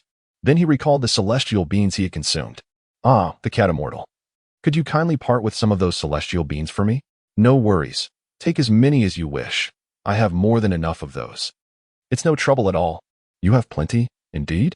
As Berekli's eyes twinkled with inspiration, he immediately conceived a clever plan. "Oh, how embarrassing. Great cat sage. I have no desire to take advantage of you, but as a sage, you surely lack for nothing. How about this? I shall repay you with fish. However, my offerings are limited. Let us exchange the celestial beans for live fish, shall we? In this manner, you will have a continuous supply of fresh, live fish to enjoy." The great cat sage, captivated by the vision of fish, did not suspect that Berekli had any ulterior motives. Without a moment's hesitation, he readily agreed and inquired about the terms of the exchange. 1 celestial bean for 10 pounds of fish, he proposed, only to be met with a swift rebuttal. "That will not suffice. It must be at least 20 pounds. Upon witnessing the feline sage's demeanor, Berekli contemplated the prospect of fishing in the sea, envisioning an abundance at his disposal. Without a moment's hesitation, he acquiesced. "Very well, then, 20 pounds, he declared. The feline sage, intending to engage in a negotiation with Berekli, was taken aback by his immediate compliance, leaving him momentarily stunned. "What is the matter?"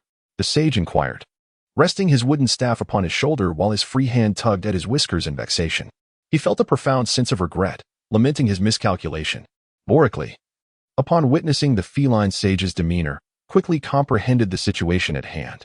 "Oh, feline sage, I merely express my gratitude for your assistance. Otherwise, your magical beans would never have procured such an abundance of fish."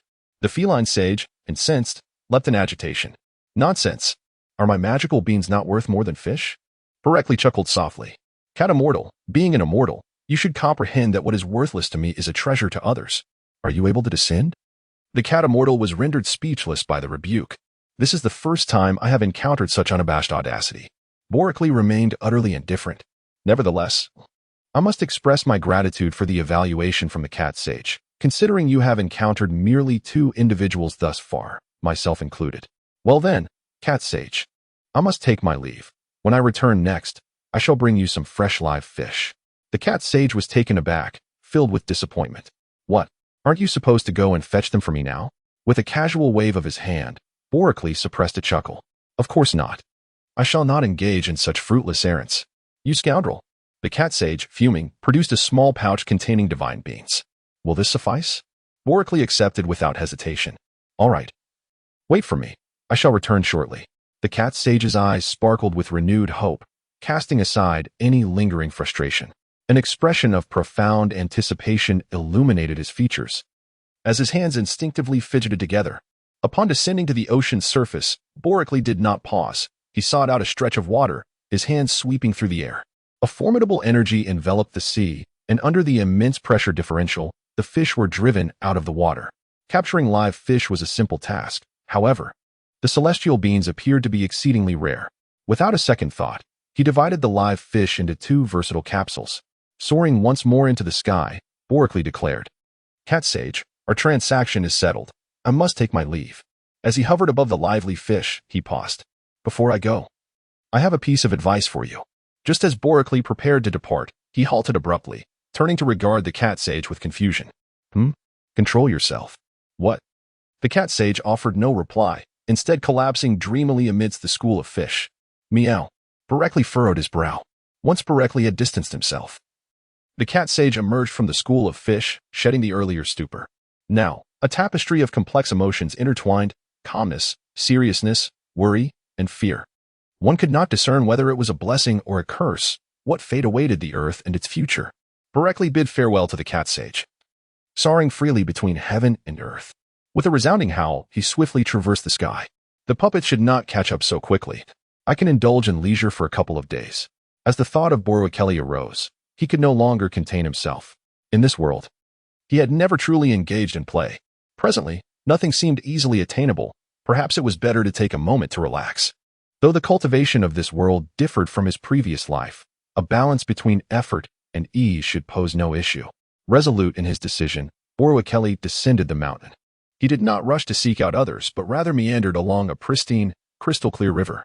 Upon rounding a visual obstruction, he found an expansive vista before him. Yet, Borically could hardly believe his eyes. In the distance, upon a large rock by the riverbank, an elderly gentleman with flowing white hair and a robust physique, donned in a short-sleeved shirt, was engaged in fishing. Borically, to his astonishment, remained utterly oblivious. Was there truly a master present in this place? Stealthily approaching his side, he observed the old man's face, lined with wrinkles, remain completely still, as if entirely unaware of Boricly's arrival. He chose not to disturb him, silently watching him fish. However, as he continued to gaze, an unsettling realization dawned upon him. Rubbing his eyes, he discovered that the old man had inexplicably vanished. With a swift motion, he stood up. "Do not make a sound, lest the fish be frightened away." Borically was taken aback, obediently sitting down once more and gazing at the rippling surface of the water, where the fish below were distinctly visible. "Senior, I am merely an old man who enjoys fishing." Your heart is not at peace." "What?" Borically stared intently at the old man, unable to calm his thoughts. Why is that? He had not contemplated anything at all. "Perhaps you should give it a try?" He glanced at the fishing rod being offered to him and shook his head. "Dear elder, I can catch fish on my own." "Aha, is that so? Then how can you achieve your desires if your mind is unsettled?" The old man lifted his rod slightly, and a fish was deftly caught. Borically was taken aback, his mind tranquil as the tale unfolded. A faint smile graced his lips. "I appreciate the elder's guidance. I shall give it a try." In both past and present, Borically had never engaged in fishing. Mimicking the elder's sequence of actions, he successfully completed the first step. Yet, he was entirely inexperienced, despite his efforts to restrain his strength. He clutched the fishing rod tightly to prevent it from slipping away. "You need not exert yourself so. Relax your entire being," the elder advised with a confident smile. "Though I may lack fishing skills, I possess a remarkable control over my body. I am not exerting force." "Yet your muscles are tense," the elder remarked. Borically glanced sideways at the elderly man. The way you grip the fishing rod causes the hook to sway at the bottom of the water, which will not entice the fish. The rod is akin to your own body. You have yet to master it." Borically shuddered, gazing in astonishment at the old man. "Control? Control. Is it truly possible to wield it in such a manner?" "Elder, do you practice cultivation?" he inquired. "No," the old man replied. "I merely fish, embarking at the same hour each day and returning home punctually. For 60 years, come rain or shine, that is all I know." Borically gently closed his eyes, meticulously recalling the words of the elder. The tension in his muscles did not signify a higher mastery over his body. A restless mind leads to unfulfilled endeavors. The elder's serene and clear voice echoed once more in his ears. Chapter 61. The Five Elements Mountain, Taishang Laojun. Do not succumb to anxiety. Take a deep breath and exhale slowly. No, it should be a deep inhalation, followed by a gradual release. Regardless of the elder's insistence, he dutifully complied. Once his emotions settled into tranquility, He felt as if he had melded with his surroundings, the gentle breeze, the warm sunlight, the rustling leaves, and the murmuring water. What is this? Look up at the sky. Boracly obediently complied, suddenly filled with uncontainable joy. It is essential to calm the mind, unaffected by external circumstances or personal sorrow. Upon hearing these words, Boracly took another deep breath. Your focus remains insufficient. Remember to cultivate vitality with refinement, to nurture spirit with vitality, and to master the essence of life with spirit. Upon hearing such invaluable words of wisdom, Boracly felt a profound sense of respect. Indeed, sir. Yet, the old man remained unaffected, continuing to fish in serene silence. Boracly quietly contemplated the insights he had just grasped. When fishing, one must be fully devoted to the act of fishing. Boracly immediately focused his mind. Dismissing all thoughts of cultivation, he closed his eyes and immersed his consciousness into the depths of the water. Could it be that the fish were approaching his bait? Hesitating on whether to take a bite? Patience is key. One must wait for that moment when the fish firmly grasps the hook. For that will be the instant to strike, swiftly, accurately, and decisively. Now is the time. Boracly followed the elder's guidance, seizing the rod with fervor. He hooked a catch. Ha ha ha, continue. Thus, throughout the afternoon, Boracly engaged in fishing, which also served as a form of cultivation. This practice was no less valuable than that taught by the cat sage, who imparted the wisdom of mastering one's surroundings. While the old gentleman instructed him in the divine manipulation of vital energy, merging oneself with the scenery. Well then, it is time for me to return. Boracly rose to his feet and respectfully bowed. Thank you for your guidance, sir. The elder gathered his fishing rod, bending down to lift 2 baskets filled with lively fish. Ha ha, young man. One must learn from both nature and one's own heart. Boracly stood solemnly once more, bowing with utmost sincerity.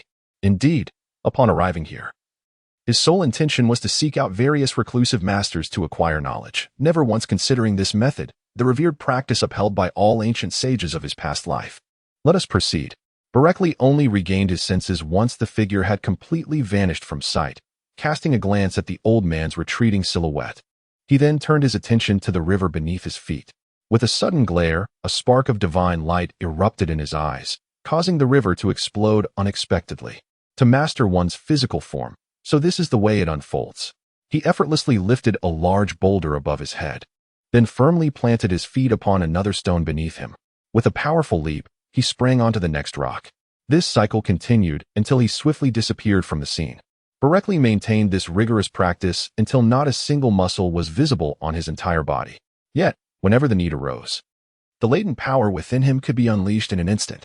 6 months later, atop a mountain shrouded in swirling black mist, Boracly stood silently, cradling a massive stone. System: my strength. Name: Boracly combat power. Energy: 99, 999, 999 vitality, 99, 999, 999 techniques, unknown cultivation method, mastery of the stars. Sigh, despite the passage of 6 months, my vitality has not increased even slightly, yet my strength has surged by 10,000, and even more beyond that. A glimmer of golden light flashed in Boracly's eyes. Has the research been completed? The energy blocks with a scale of 300 in the first-generation bioarmors have indeed been developed. Over the past 6 months, Boracly devoted himself entirely to cultivation and training, scarcely devoting attention to the progress of the system's research. This matter was merely a question of permutations and combinations. Requiring little of his mental exertion, all he needed to do was provide direction for the system to follow in its research. Now that the design and manufacturing route has been established, everything seems secure. With the emergence of these innovations, the foundation of my physical cultivation technique has also begun to take shape, though some elements remain lacking. Contemplating this, Boracly squinted and strode confidently inside. System: is this indeed the correct location? Indeed, after measurement, this is confirmed to be accurate. The figure of Boracly flickered in and out of the dense fog. Was the fire of flame mountain transmitted from here? How intriguing. I too wish to witness what it truly is. As he traversed through the murky haze, a towering gate emerged before his eyes. Boracly furrowed his brow. This defied reason. It was clearly a mountain, before entering the black mist. He could even see the white clouds atop its peak. Yet, upon traversing through the black fog, how could he now behold a towering portal that seemed to pierce the heavens? Before Boracly stood a towering portal, its height obscured by dark crimson clouds that enveloped it entirely, rendering the surroundings invisible. Flanking the grand entrance were two robust red columns. Curiously, despite the obscured summit, three significant characters seemed to manifest faintly upon the door. 5 Elements Mountain. What an enigmatic term, 5 Elements Mountain. Could it be related to the Buddha? Borkley scoffed at these trinkets, lifted his foot, and delivered a swift kick. The door swung open, revealing a cacophony of sounds swirling within, whistling winds, piercing cries, haunting whispers, and seductive murmurs all intertwining and echoing in his ears. TCH, what a parade of phantoms and specters. Borkley, undaunted, stepped forth, firmly entering the land before him. What a spectacle this is! Could it be an illusion? Before him, a narrow winding path materialized, serpentine and elusive, vanishing into the unknown. Flanking the path were numerous sharp stone pillars, imposing in their presence. Not far ahead loomed a sheer cliff, necessitating a leap to traverse. How tedious these trivial antics are. Borelli felt a sense of disdain within, yet maintained an impassive exterior, simply closing his eyes. Had it been 6 months prior, without the system, he might have encountered some difficulties. However, now, these matters were trivial. He could effortlessly discern them without the aid of the system. A minute later, he reopened his eyes. And indeed, the surroundings had transformed dramatically. The narrow winding path had vanished completely. Borkley smiled faintly and took a step forward. Another step. In total, he took 3 steps. And with a flash before his eyes, he found himself in an entirely different location. "Ah, it's quite warm here," he remarked. "Young man, you are the first person I have encountered since my arrival." Borelli squinted his eyes as he gazed at the old man, hunched over beside the central furnace, clad in martial arts attire. The momentary shock on his face vanished swiftly. It was none other than the elderly figure who had once taken Son Wukong away, Sun Wukong's grandfather. Sun Wufan. What troubles could this little old man possibly have? Borkley shook his head, striving to conceal any signs of weakness. "No, where is this place?" "This is Wuxing Mountain, the domain of the Supreme Lord Laozi. Before you stands the 8 trigrams furnace." "What? Supreme Lord Laozi?" Chapter 62. It's a paramour. "You are in charge." Sun Wukong leisurely approached with his hands clasped behind his back. "Indeed, this is the territory of the Supreme Lord Laozi." Borelli found himself at a loss for words. The 5 Elements Mountain was simply that, yet it had somehow transformed into the abode of the Supreme Lord Laozi, complete with the 8 trigrams furnace. One could not help but wonder if the flames within were indeed the legendary 3-flavor true fire. His skeptical gaze swept over Sun Wukong, questioning, "Are you the Supreme Lord Laozi?" Judging by appearances, aside from being somewhat lecherous, he was merely an old man. Apart from the fact that he had only recently passed away in the last decade, Borelli was unaware of any other details. If it were indeed true, it would not be entirely implausible, though it was hard to accept. No, the little second is merely a servant, not the Supreme Lord Laozi." Sun Wukong hastily gestured with both hands, his face reddening. Borkley received a precise response, which prompted him to curl his lips in disdain. He scrutinized his surroundings carefully. Aside from the barren stone walls, there stood an enormous octagonal furnace before him. The central vent boasted a diameter of several dozen meters. Atop the furnace, flames he recognized blazed fiercely, and above them, a large cauldron simmered with an unknown concoction, bubbling and releasing a continuous stream of white vapor that ascended into the air above. It was vast, truly immense. Sun Wukong also regained his composure. Clasping his hands behind his back, restoring his gravitas, he pondered what business might bring a small guest to this place. Circling the Bagua furnace, he mused that perhaps it was merely a whimsical journey that led him here by chance. Is that so? This is a realm that bridges the worlds of yin and yang, though the small guest possesses considerable strength. The corrosive influence of the yin energy may prove to be quite substantial. For the sake of your foundation, I would advise that you depart swiftly. Borkley chuckled. "By the way, I still do not know your name." "I am Borkley. You may call me Sun Wukong, dear guest." "Sun Wukong?" Borkley displayed a perplexed expression, unsure of the connection between you and the Bull Demon King of Flame Mountain. "He is my junior apprentice. We trained together under the guidance of Master Rashi." "Oh." Borelli wore an expression of sudden realization. "Little guest, do you have any questions?" "No. I have visited the Flame Mountain and assisted in extinguishing its fire," he replied, pausing momentarily as Borelli gestured towards the fireplace. "Just like this one." "What?" Sun Wufan's expression shifted dramatically. The little guest did not speak falsely. Every word is true. Sun Wufan's countenance fluctuated, revealing his inner turmoil.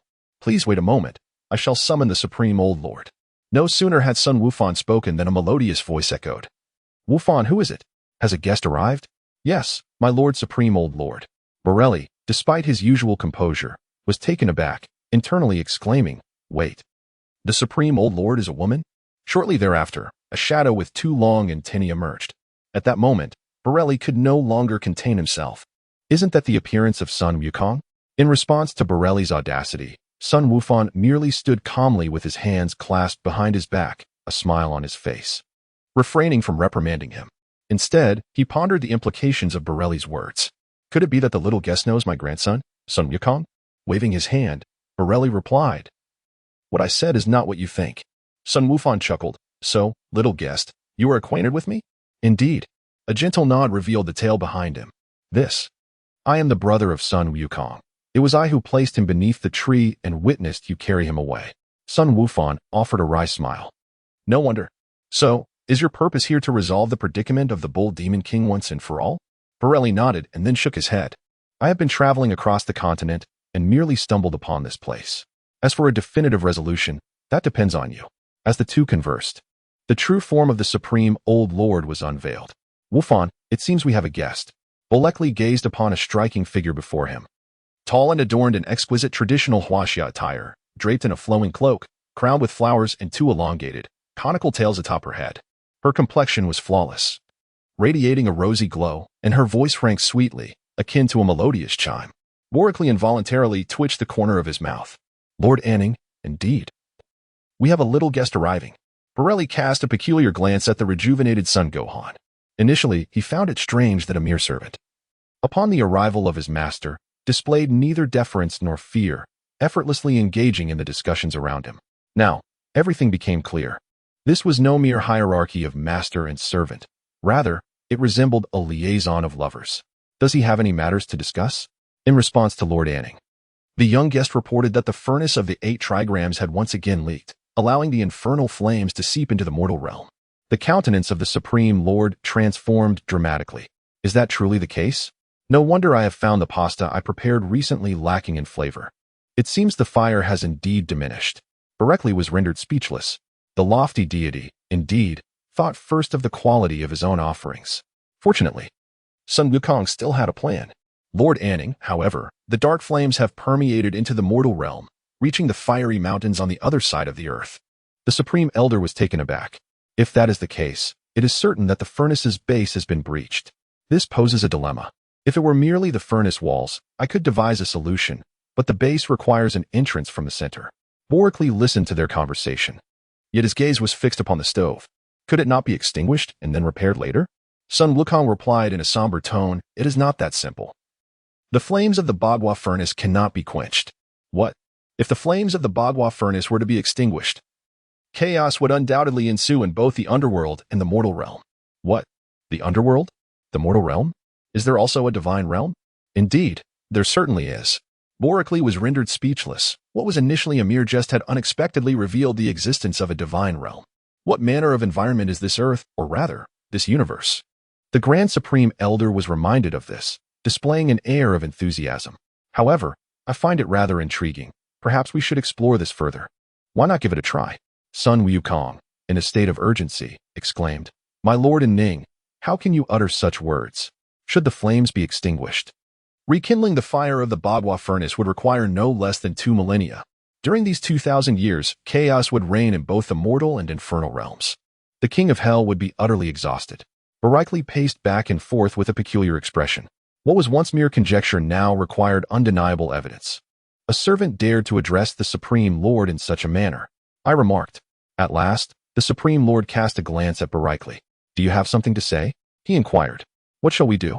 We must extinguish the smoke while simultaneously allowing access to the furnace's depths to mend the flaws. As the overseers of this realm, do you not wish to uphold your responsibilities? If we cannot contain this, the human realm will undoubtedly descend into chaos. Borelli also applied this term directly. There is but one approach. Laozi furrowed his brow and lamented. Chapter 63, Boldness, the Ingress of Fire. What method? Boricli remained steadfast, exhibiting no semblance of respect. The celestial being before him posed no threat, and thus he regarded him with disdain. Consequently, any notion of reverence was entirely absent. Furthermore, due to Goku's influence. Gohan had been defending him, refraining from reprimanding his lack of respect.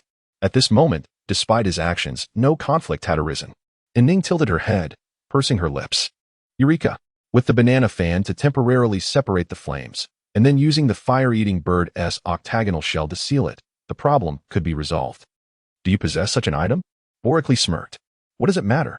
Chi-Chi is the wife of Son Wukong, and the Bull Demon King is his father-in-law. He wouldn't concern himself with such matters. By chance, upon arriving here and witnessing the flames before him, a thought began to take root in his mind, which was the very reason for his quest for accountability. His connection with Son Gohan was merely a means to avoid escalating tensions. I have no involvement in this. It is a predicament created by you as the administrator. Why should I intervene? The Supreme Lord of Heaven glared at Borically, who met her gaze with unwavering composure. It must be extinguished.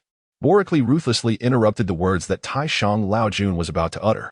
Enough, enough. This matter does not concern me. You must find your own solutions. Whether to incinerate the earth or extinguish the flames and plunge the world into chaos is entirely your affair. With that, Borically deliberately turned to leave. Wait a moment. Is there anything else?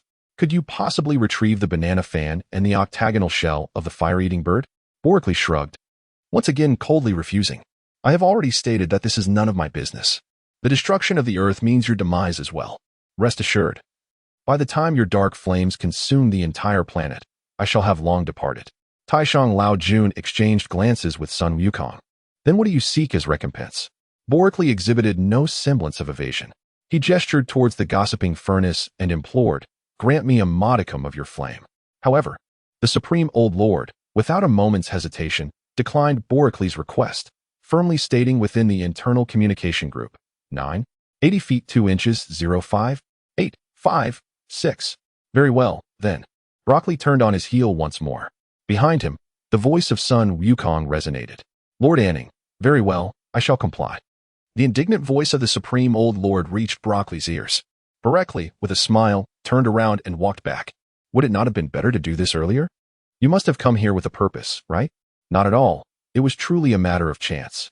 Taishang Laojun shrugged dismissively. I can offer it to you. But do you possess the ability to retrieve it yourself? What do you mean? Taishang Laojun appeared to revel in the success of his scheme. The flames of the Bagua furnace must not be extinguished. However, I can provide the materials to reignite a small flame for you. This will also benefit you. First, it will be less tumultuous, allowing you to tame it with ease. Second, the Yin fire lacks a fixed nature, enabling you to transform it at will, potentially even rendering it vastly more powerful than before. Boricly's eyes lit up. This flame is undoubtedly superior to that within the Bagua furnace before him. Very well, he chuckled. You are indeed bold and insatiable. Follow me. Boricly immediately followed, his gaze fixed intently upon the scene. Was he courageous? Anning was unaware of his own thoughts. Otherwise, he would have been terrified.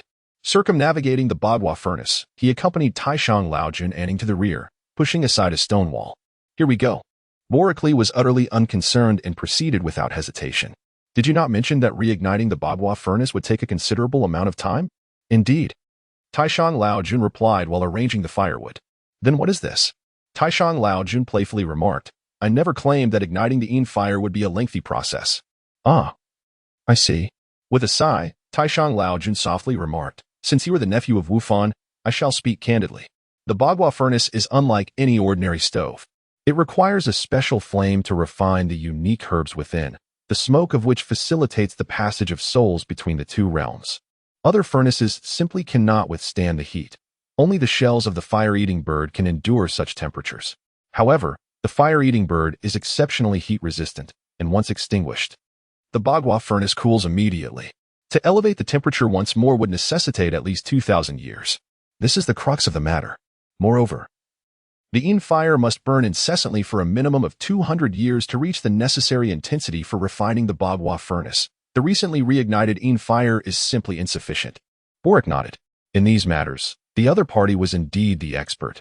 He refrained from making any hasty remarks. He simply needed to wait and absorb the Yin fire. By the way, do you possess a vessel for containing the Yin fire? In the future, it will require various precious materials to sustain its continuous combustion. Rest assured, I have made ample preparations.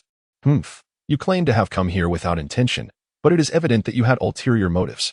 Boricles did not offer her an explanation. As the dark flames began to rise, he simply settled into a cross-legged position before her. "What are you doing?" she inquired. "This is my affair. Once I have absorbed the dark flames, I shall naturally assist you in retrieving the banana fan and the octagonal eggshell of the fire-eating bird." Borelli replied softly, and then closed his eyes to channel the vital energy within him. Without the assistance of such energy, he dared not engage in such reckless behavior. His physical form had yet to attain the strength to be impervious to all. "What? You speak of absorption?" It was only at this moment that Laozi comprehended the implications of Borelli's words, his eyes widening in disbelief as he gazed at him. This situation was not merely a matter of audacity. It was akin to the immortal consuming arsenic, as if he had grown weary of life itself. The Yin fire, the flames of the underworld, could indeed burn in the realm of the living when aided by Yin wood, possessing the capacity not only to sear the soul, but also to pierce the flesh. The child before her, she acknowledged, harbored an immense reservoir of energy. Yet to harness such a unique flame from hell with this energy was nothing short of a fanciful delusion. "Child, you cannot engage in such perilous play. Should you bring about your own demise, where shall I find another to procure the necessary materials?" Laozi urged Borelli with palpable urgency. However, at this juncture, Borelli was already committed, an arrow drawn and ready to be released. The vital energy slipped from his hands, gradually enveloping the Yin fire. The fluctuations of the Yin fire became increasingly pronounced, as if it were instinctively resisting, seemingly aware of the fate that awaited it. "You shall not escape this." Boricles let out a cold snort as the satellite's rotation accelerated, intensifying the pressure of vitality against the dark flames. Borelli understood that this was a celestial thoroughfare. Should he navigate it with clarity, the days ahead would be infinitely more favorable. Thus, he resolved to exert every ounce of his strength. Yet, in the blink of an eye, fine beads of sweat began to form on his forehead, and his breath quickened slightly. His hands tightened with determination. It was unfortunate that although the dark flames were feeble, subduing them proved to be an arduous task. How frustrating it was that even something so diminutive could be so difficult to tame. "Child," he advised, "I suggest you refrain from such actions. If you truly require the dark flames, it would be prudent to seek a vessel akin to the Bagua furnace. I believe the octagonal shell of the fire-devouring bird would serve splendidly." Borelli paid no heed to the incessant ramblings of the Supreme Elder, resolutely standing his ground in confrontation. "System, is there any way?" he inquired. "None," the system replied, unusually verbose. "Not only is there no alternative, but if you wish to survive, you must utterly subdue it before you can absorb it into your being." "Why?" he pressed. "If you fear not death, then by all means, give it a try." Boricles' countenance grew increasingly grim. Despite the system's ineptitude, its data analysis was nearly infallible. He could not afford to take risks and could only stalemate with the Yin fire. "Child, be silent. Attend to your own affairs while I contend with him." The Supreme Laozi, infuriated, stomped his feet and turned to leave. This matter was of no concern to him. Even if Boricles were to foolishly consume the Yin fire and perish, he could find a way to contact the celestial deities of Earth to arrange for assistance. With this thought, the clouds of despair lifted from the Supreme Laozi's heart, and he joyfully departed. In the desolate stone chamber, Boricles remained locked in a standoff with the Yin fire. 3 days passed. Boricles' demeanor grew increasingly grim. Over the past 3 days, he had consumed no less than 10 miraculous beans, and his energy reserves were depleted at an alarming rate, nearly 1 unit per hour. Furthermore, he had not slept for 3 consecutive days. The ominous fire showed no signs of abating. Rather, it appeared to be subtly infecting his vital essence, leading to a peculiar transformation. A faint flicker of heat had begun to manifest within him. What should he do? Perhaps he could wait until the shadows of the ominous fire permeated his entire vital essence before attempting to absorb it. Borelli immediately comprehended the system's intention. His face lighting up with joy, he once again exerted his utmost effort to encircle the Yin fire. After 3 more days, his vital energy had thoroughly assimilated the attributes of the Yin fire, and he adjusted his state once more. That was sufficient. "Awaken," he bellowed, and the Yin fire could no longer be sustained, being consumed by his controlled vital energy and drawn into his abdomen. Chapter 64, Destiny. Until we meet again. As the Yin fire entered his body, Borelli felt as though a torrential waterfall cascaded over him, with sweat incessantly dripping from his body. Veins bulged across his skin, and his eyes nearly bulged from their sockets. Pain, heat, and confusion assailed both his flesh and spirit in a frenzied onslaught. Gritting his teeth, He struggled to emit a sound. Damn, it hurts so much. His body trembled uncontrollably as his vital energy surged wildly to envelop the fire, encasing it heavily. After approximately 3 hours, Borelli began to feel slightly better. With trembling hands, he reached into his robe to retrieve a celestial bean, slowly placing it in his mouth to chew. This seemingly trivial action took him a full minute. Indeed, this was a truly inhumane torment. With cracked lips, he chewed the celestial bean while attempting to alleviate his agony. There was no choice. This was merely the first step, introduction into the body. The subsequent actions would be even more daunting. He needed to integrate the fire into his heart. Yet at this moment, he dared not proceed. It was not a matter of unwillingness, but of fear. His vital energy had entirely enveloped the fire, leaving no surplus energy to draw upon. System. What should I do? 3 major energy centers. No, the energy centers were not suitable havens for the fire. They could temporarily nurture it, allowing the internal energy to adapt to the fire. But what if it took root? This time, the system did not respond immediately. Instead, it remained silent for a considerable duration. After deliberation, the probability surged to 87. Boricli found himself at a loss for words. Under ordinary circumstances, he might have unleashed a torrent of curses, for the system was well aware of his true nature. However, now, racked with pain, he lacked the strength and energy to engage in such pursuits. There seemed to be no alternative but to endure, adapting until it became second nature. Even in his weakened state, the system's words provoked a fierce reaction within him.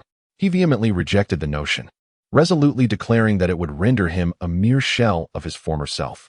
No, the body you currently inhabit is not easily bested by an average person. Can you fly? I cannot. Can you defeat the approaching monster? No, that is simply unacceptable. Boricli outright rejected the internal memo.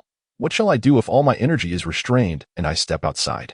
He has not forgotten that a lurking menace has always been watching him.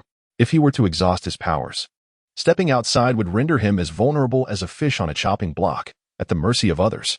The system offers no alternative. It is either to delve into the heart now or face dire consequences. Is this your intention, to see me perish and await the next master? Perhaps that is acceptable. Boricli pondered deeply, tilting his head in contemplation. Within him resided an abundance of vital energy, safeguarding him from the detrimental effects of the fire. Yet this also rendered him incapable of mobilizing any excess energy. Transferring the fire to his Dantian felt akin to entrusting meteors and satellites with the burden. According to the system's assertions, within his Dantian, the meteors and satellites were tangible entities, tasked with containing the mirroring fire, which was already ensnared. Moreover, these celestial bodies had long acclimatized to the properties of the fire, suggesting that the challenge should not be insurmountable. His primary concern was that should the fire take root within his Dantian, complications would undoubtedly arise. Alas, why was I unable to exert control over my physical form? He sighed deeply, feeling utterly devoid of guidance. Resolutely gathering his thoughts, he decided to heed the system's counsel. He could not afford to retain any power. For if the puppet with the black robe and purple eyes were to catch up with him, his situation would be dire, and perhaps even fatal. This was an entirely different scenario from the suppression of gravitational rings, which he could disengage at will. However, if all of his vital energy were to contain the fire, he would find himself utterly helpless. Once more, he focused on controlling the vital energy within him, directing the fire towards his Xinzhong point. There was no alternative. This was the most suitable Dantian, with the 2 supplementary Dantians providing swift support. As soon as the fire entered the Xinzhong point, the rotation speed of the meteors and satellites in the 3 Dantians suddenly accelerated. What was happening? Was it beyond my control again? What was the purpose of my cultivation then? Boricli gazed helplessly at the transformations occurring within his Dantian, overwhelmed by a reality that once again surpassed his understanding. His tears bore no influence on the changes unfolding before him. From both the upper and lower Dantian, distinct silver threads emerged, visibly connecting to the satellites and meteors at the Zhong Dantian's Tanzhong point. The Zhong Dantian, undeterred, responded in kind. As the threads intertwined with its essence, it too extended shimmering silver strands, ensnaring the fire with unwavering resolve. No, please, don't, he implored. This cannot be. Borelli found himself grappling with the fire, which was ensnared within his center like a rogue entity, prompting him to call out in desperation. Should the fire remain trapped in his lower Dantian, it would inevitably take root. However, that was not his intention. Fire, regardless of its shadowy nature, is still a form of fire, an extraordinary flame at that. If memory serves, the heart is associated with fire, the lungs with metal, the kidneys with water, the liver with wood, and the spleen with earth. Thus, the rightful destination for the fire should be the heart. He endeavored to mobilize his vital energy, persistently disrupting the orbit of the Dantian satellite. Fortunately, that particular satellite, which he could not control, could still be influenced by his vital energy, thereby loosening its grip on the fire. What a curious predicament this is. Why do I feel as if an increasing number of peculiarities are manifesting within me? Aside from the vital energy, there were no signs of rebellion. The remaining forces were entirely beyond his control. It was only upon establishing a fleeting equilibrium that he finally exhaled in relief. It seems manageable for now. I shall address it further down the line. Borically rose to his feet, dusting off his trousers and raising his hand to catch a whiff of the air. How unpleasant. With a touch of self-deprecation, he departed from the stone chamber. Upon his return to the side of the Bagua furnace, he found only Son Wukong waiting for him in solitude. "You've returned," Wukong remarked. "Indeed, I express my gratitude for your advocacy on my behalf," he replied, a smile gracing his lips as he spoke. "You wish to inquire about Son Wukong's whereabouts?" Borically asked, his expression tinged with awkwardness. Wukong sighed. "Yes, since that full moon, I have not seen him again, and I remain uncertain of his current well-being. Rest assured, he is thriving, journeying far and wide to cultivate his skills, his prowess nearly unmatched among mortals. He is presently training under Master Rashi, and I will keep a watchful eye on him," Borically assured. Immediately, Wukong bowed deeply in gratitude. "I am truly thankful. There is no need for such formality. He is, after all, my elder brother." "Ah?" Wukong exclaimed, raising his head in astonishment, gazing at Borically with confusion. "But Wukong should be 13 years old by now." "Indeed. We are twins. He is my elder, and I am the younger," Borically clarified. "What about your appearance?" Wukong inquired. "Fear not, for Son Wukong remains unchanged. Just as I do. Until we reach adulthood, our appearances shall remain constant." Wukong offered a bitter smile, recalling how Borically had initially claimed to have released Son Wukong, leading him to assume that this young man, Borically, must be older than Wukong. Instead, he discovered that he was, in fact, his younger brother. Seeing Son Gohan in silence, Broly did not hesitate and simply uttered a brief statement before turning to leave. "I shall take my leave now," he proclaimed, without inquiring if there was anything he wished to convey to Goku. "Borically has vanished from this place. He wishes not to involve himself in such matters. One Bulma is quite enough. When it comes to emotions, the situation is quite perplexing, desiring a multitude of friends, yet finding few with whom one can truly connect is a challenge. In his past life, he was solitary, and in this life, it would be best if only Bulma remained by his side. As for Son Wukong, he will undoubtedly spare no effort in assisting him. But when it comes to entangling oneself in deeper emotional connections, forget it. It is simply too exhausting." Borically could never have imagined that thoughts and reality could be so utterly disparate. Upon emerging from the Five Elements Mountain, he glanced back with intrigue. How fascinating. Is it truly hell? I shall endeavor to visit it should the opportunity arise. 3 months later, in a quaint village adorned with natural beauty, Borically gazed in astonishment at a man and a woman seated upon the somersault cloud. "Son Wukong? What a remarkable twist of fate." Chapter 65, The Red Ribbon. Snatching a bride. In the distance, Son Wukong was riding the somersault cloud, accompanied by a young girl, above whose head fluttered 2 peculiar creatures with wings. As Son Wukong noticed his presence, he called out excitedly and soared towards him. Borically could only wave his hand, gazing at the excited Son Wukong, who took the initiative to greet him. "What a coincidence! How did you end up here?" "Oh my." Perched atop his somersault cloud was a short, plump girl with a notably large, round head. Her violet hair danced in the breeze, and her pair of blue eyes sparkled as they scrutinized Borically, accentuated by the charming black round-framed glasses adorning her face. "Ah, I followed a villain here." Son Wukong sheepishly scratched his head. Borically gazed curiously at Son Wukong. "Oh, are there any villains you cannot conquer, requiring your pursuit?" With the system's notification, his combat power now reached an impressive 380. What foe could possibly stand against him? "Oh, no, I'm merely training, which is why I am wearing the gravity ring," he lamented, realizing he had left himself vulnerable. "It is a nefarious group known as the Red Ribbon Army," Son Wukong replied with a hint of disdain. "And who might that be?" Heral, standing beside Son Wukong, could no longer contain her curiosity and jumped in. Oh my, Sun Wukong, who is he? Sun Wukong, finally aware, pulled Aral closer. Ah, this is my newly made friend. Aral. Oh my. Bulkley smiled gently. Hello, my name is Bulkley. Alale tilted her head adorably. Oh my, I am Alale, but you may call me Ding Xiaoyu. Is that so? Greetings, you are truly charming. Oh my, then shall we go play? Boricle's expression darkened. Is this a compliment or a sign of a troubled mind? No. Oh dear.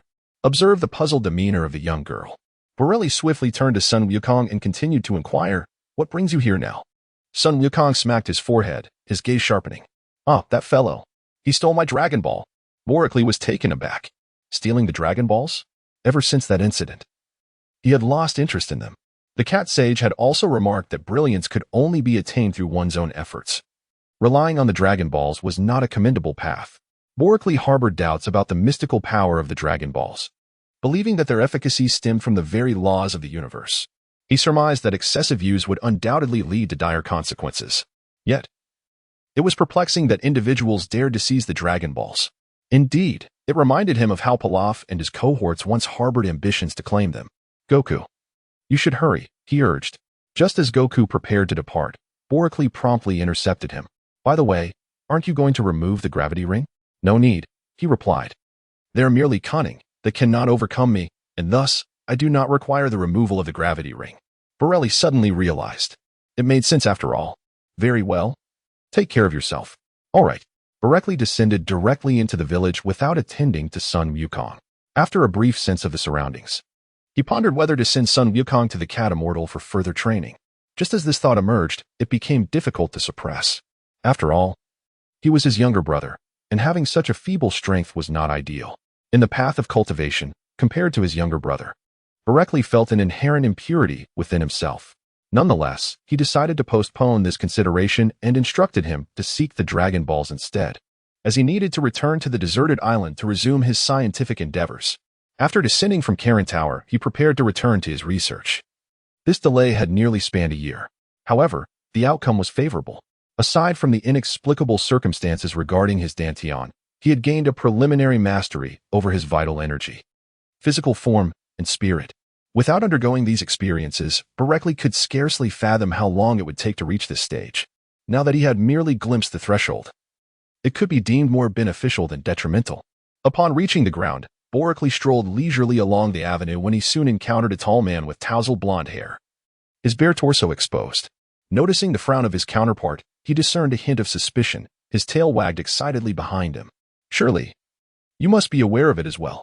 You and that little rascal are in cahoots. Borelli paid him no heed, swiftly appearing before him. What? Just as his opponent was readying himself, Borelli struck him down with a single finger. He then removed the backpack from behind him. A 3-star orb. Very well. I shall keep it. Let Sun Wukong seek it out on his own. This way, I have a safeguard in place. Boricle was acutely aware that he was inviting trouble upon himself, yet he also gained an additional layer of security, did he not?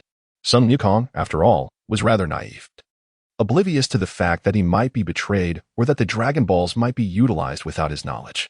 Ascending once more into the skies, he disregarded the men on the thoroughfare and soared off in a chosen direction. This minor incident held no significance for Boricle, as Sun Wukong was solely focused on seeking the Dragon Balls, suggesting that he return with him was evidently impractical. However, Boricle was equally disinclined to accompany him on this seemingly futile quest for the Dragon Balls. Parting ways seemed the more sensible option. Fixing his gaze upon a specific direction, Boricle propelled himself forward. In no time, he arrived at a realm of icy desolation. The advantage of strength was undeniable had he relied on an aircraft. The journey would have taken 7 or 8 hours, rendering it utterly impossible. Gliding silently through the air, he sought to remain undetected.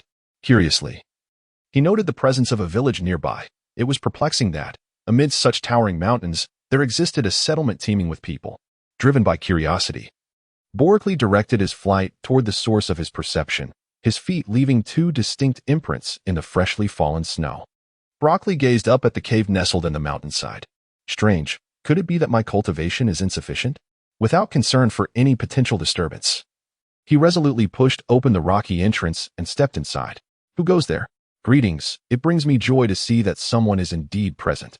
I apologize for the abrupt intrusion. The introduction of Berekli was left unfinished when a chilling voice resonated from the depths of the cave. Kill him. At this, Berekli could no longer contain himself. With a swift motion, he concentrated light within the palm of his hand, illuminating the cave in an instant. To his astonishment, a woman, approximately 165 centimeters tall, with a slender figure and striking features yet an icy demeanor, turned in surprise.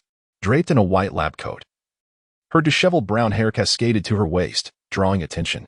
Her flawless, angular face was framed by a pair of black-rimmed glasses that enhanced her intellectual allure, while large earrings added a touch of wildness.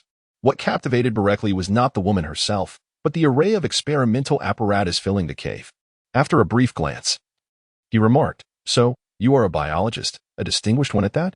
The woman did not respond. Instead, she interrogated Berekli, "Who are you?" With a flick of his wrist, he unleashed streams of light, dispatching the approaching assailants swiftly. "Ah, a remarkable fusion of biology and machinery. Brilliant. Your research capabilities are formidable." The artificial being, designated as number 21, now a human named Violet, gazed at Berekli in terror. At this moment, anyone who encountered Berekli felt an overwhelming sense of dread, for his power far surpassed that of this current stage. As soon as the interest of Boriselli was piqued, he furrowed his brow. "Are you engaging in nefarious activities? Are you not utilizing science for its rightful purposes? How dare you oppose the Red Ribbon Legion?" He was momentarily taken aback. It was only recently that he had heard that name. To encounter it so swiftly was unexpected. In Berekli's mind, a flurry of thoughts surged forth, suddenly giving rise to a mischievous grin. "Just in time, I find myself in need of a petite consort." "What?" Without allowing her a moment to react, he swiftly approached and rendered her unconscious. Subsequently, he produced a universal adhesive capsule and proceeded to collect all the nearby experimental apparatus. His gaze lacked clarity, devoid of any sinister intentions. What significance does a companion hold when compared to the value of a scientist? This woman before him, if subdued, could greatly assist him in his research endeavors. The array of instruments contained many valuable items that were seldom utilized in his numerous studies. Yet their evident age suggested they had been frequently employed. After securing all the apparatus, he surveyed the desolate cave. "Perfect. I have successfully acquired a small wife. An expert in the realm of biology, this will surely enhance my comfort upon returning. A prodigy in physics, a specialist in biology, and with the addition of chemistry. 2/3 of my triumvirate is complete." Chapter 66. A new breakthrough in biological battlesuits. Broly departed without a care for the consequences.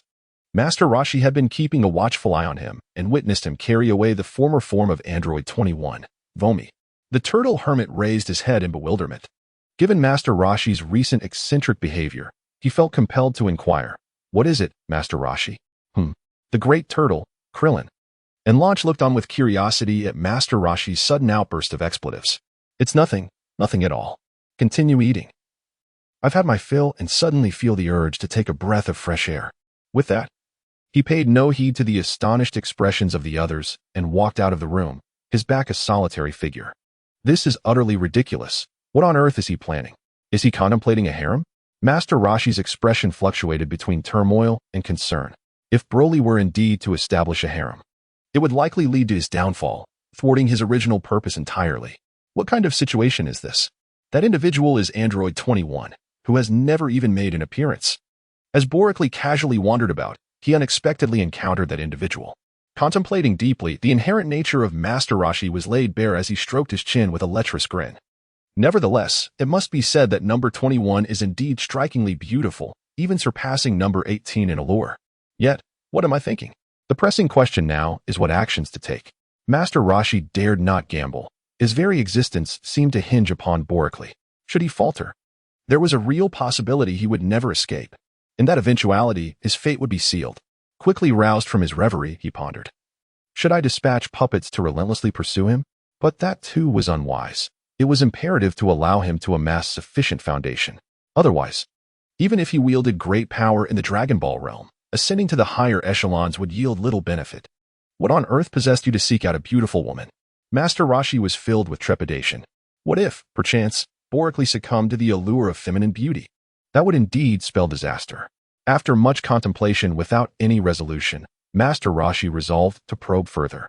Energy coalesced at his fingertips, forming a familiar rune that swiftly tore through the sky, vanishing from sight. I hope my concerns do not materialize. Borically, with such an extraordinary advantage, must not squander it. Thoughts of harems and such delightful pursuits should be set aside for now. Wait until your strength reaches the pinnacle, and opportunities will abound. Master Roshi gazed intently at the seemingly tranquil sea, the shadow of worry flickering momentarily in his eyes. Borically remains blissfully unaware of the fervent concern directed towards him as he carries the beautiful woman away. His thoughts about her are rather scant. Yet her profound scientific knowledge fills him with immense anticipation. Thanks to his own breakthroughs, he has become exceptionally attuned to various perceptions.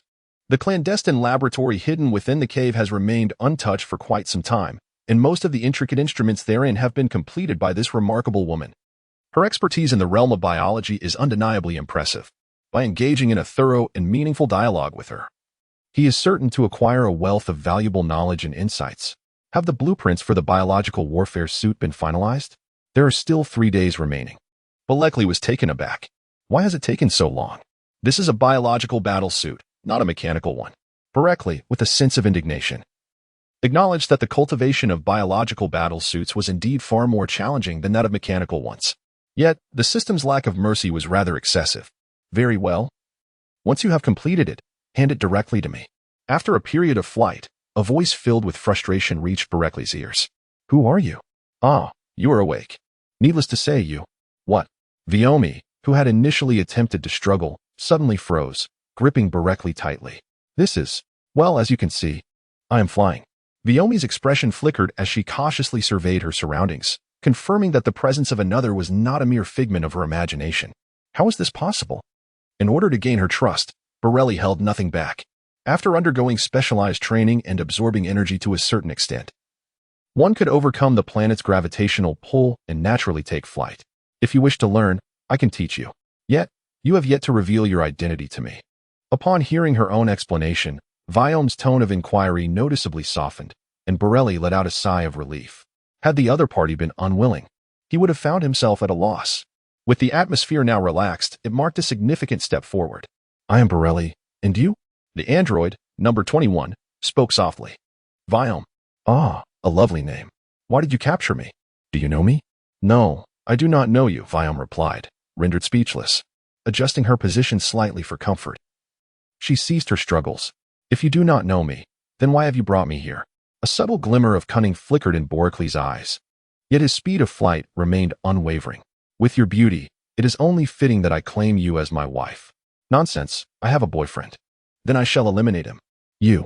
Violet did not continue her retort, for even in her heart, she silently acknowledged Boricly's capacity to eliminate her boyfriend. The artificial beings they had created thus far had only reached a maximum designation of 8, rendering them no match for the formidable presence before her. Despite this, she remained unconvinced by his assertion. If Broccoli were truly the devil of lust, he would not be so obediently carrying her, but rather seeking ways to take liberties. The memory of how he could instantly recognize the function of the equipment in his laboratory flashed through Viomi's mind like a spark of wisdom. The two fell into silence once more. Boricly's speed remained undiminished. He needed to return to the deserted island swiftly, for there was much to accomplish. Having already delayed for a year, he was indifferent to the thoughts within the artificial brain, unaware of the secret machinations of the turtle sage. His gaze was fervently fixed on his destination. If the advancements in biological combat suits could keep pace, he would be able to develop a combat suit that transcended spacecraft, allowing him to venture into the cosmos. As he beheld the approaching island, excitement surged within him. On Earth, he felt devoid of motivation. Not only could he not control his own fate, but he also struggled to command his own body, especially with an insidious figure lurking behind him, continually probing and pressuring him. The methods of cultivation on Earth had nearly reached their limits. He needed to explore the universe for new opportunities. In the cosmos, the absence of cultivation techniques was inconceivable. Boricly was resolute. Just as he had set foot on the deserted island, 3 wild men emerged. Sir, oh sir, you have finally returned.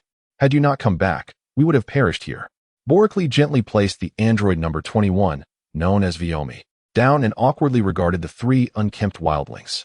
In his efforts to prevent their escape, he had meticulously stripped them of all possessions.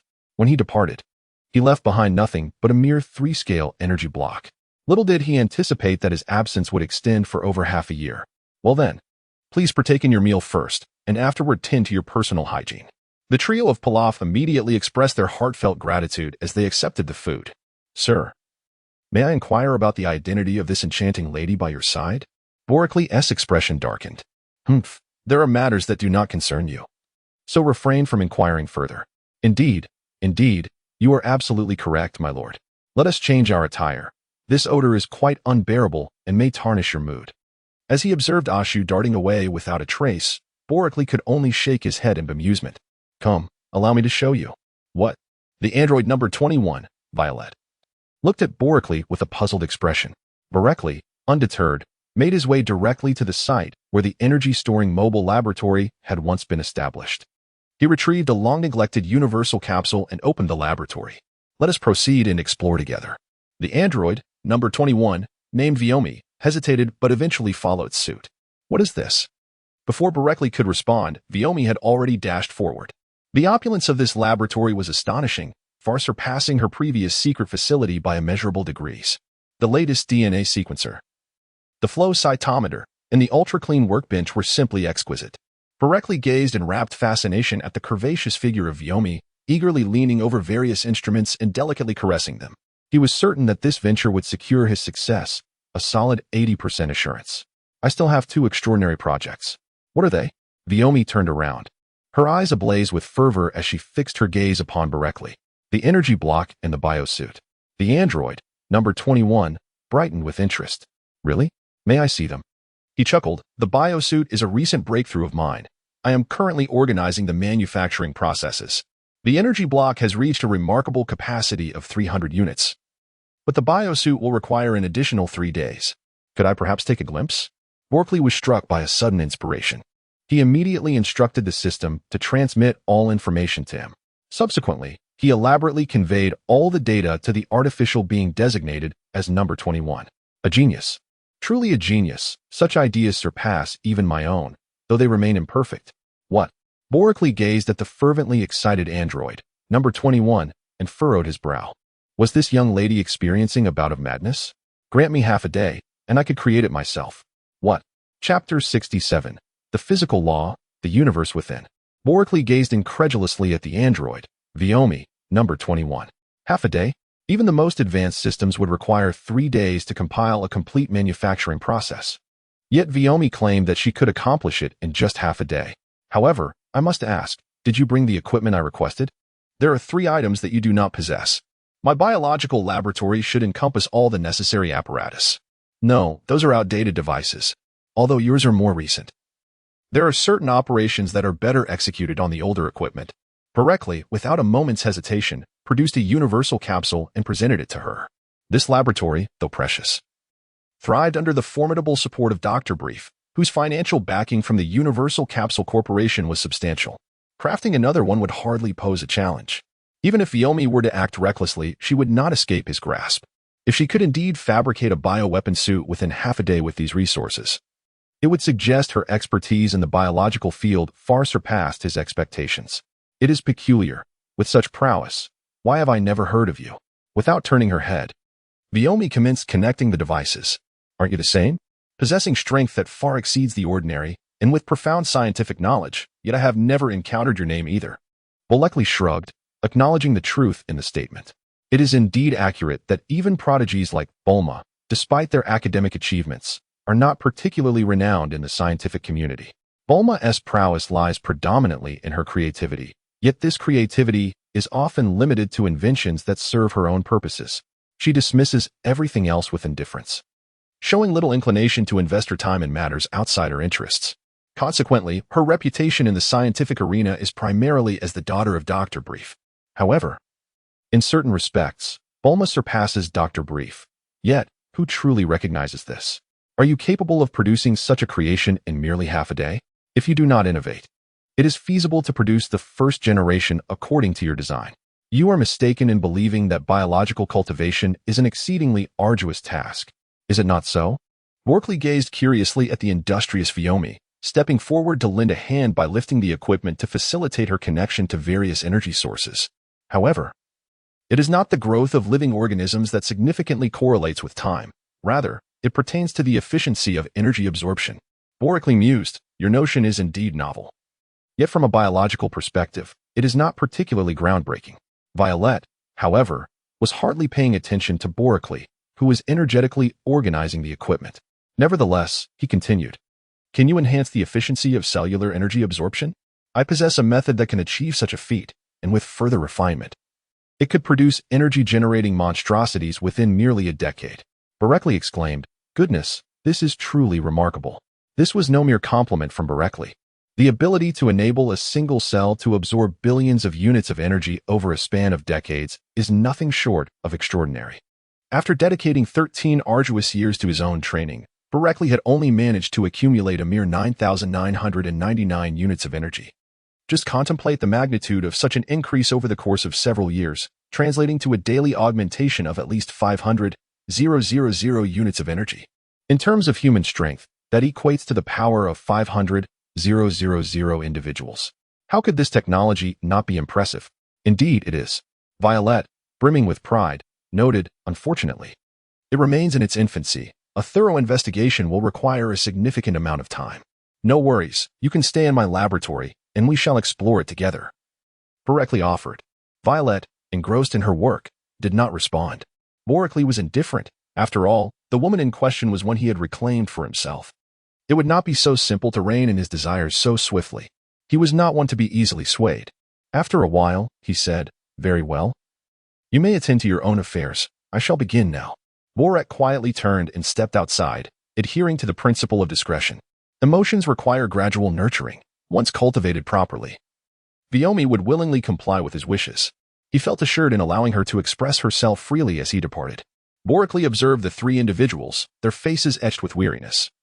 Struggling to suppress a smile. "What troubles you?" they implored. "My lord, we beseech you, do not abandon us on this desolate island." "Indeed, my lord. It has been nearly half a year. We are on the brink of perishing. Truly, my lord, you cannot fathom the hardships we have endured during this time.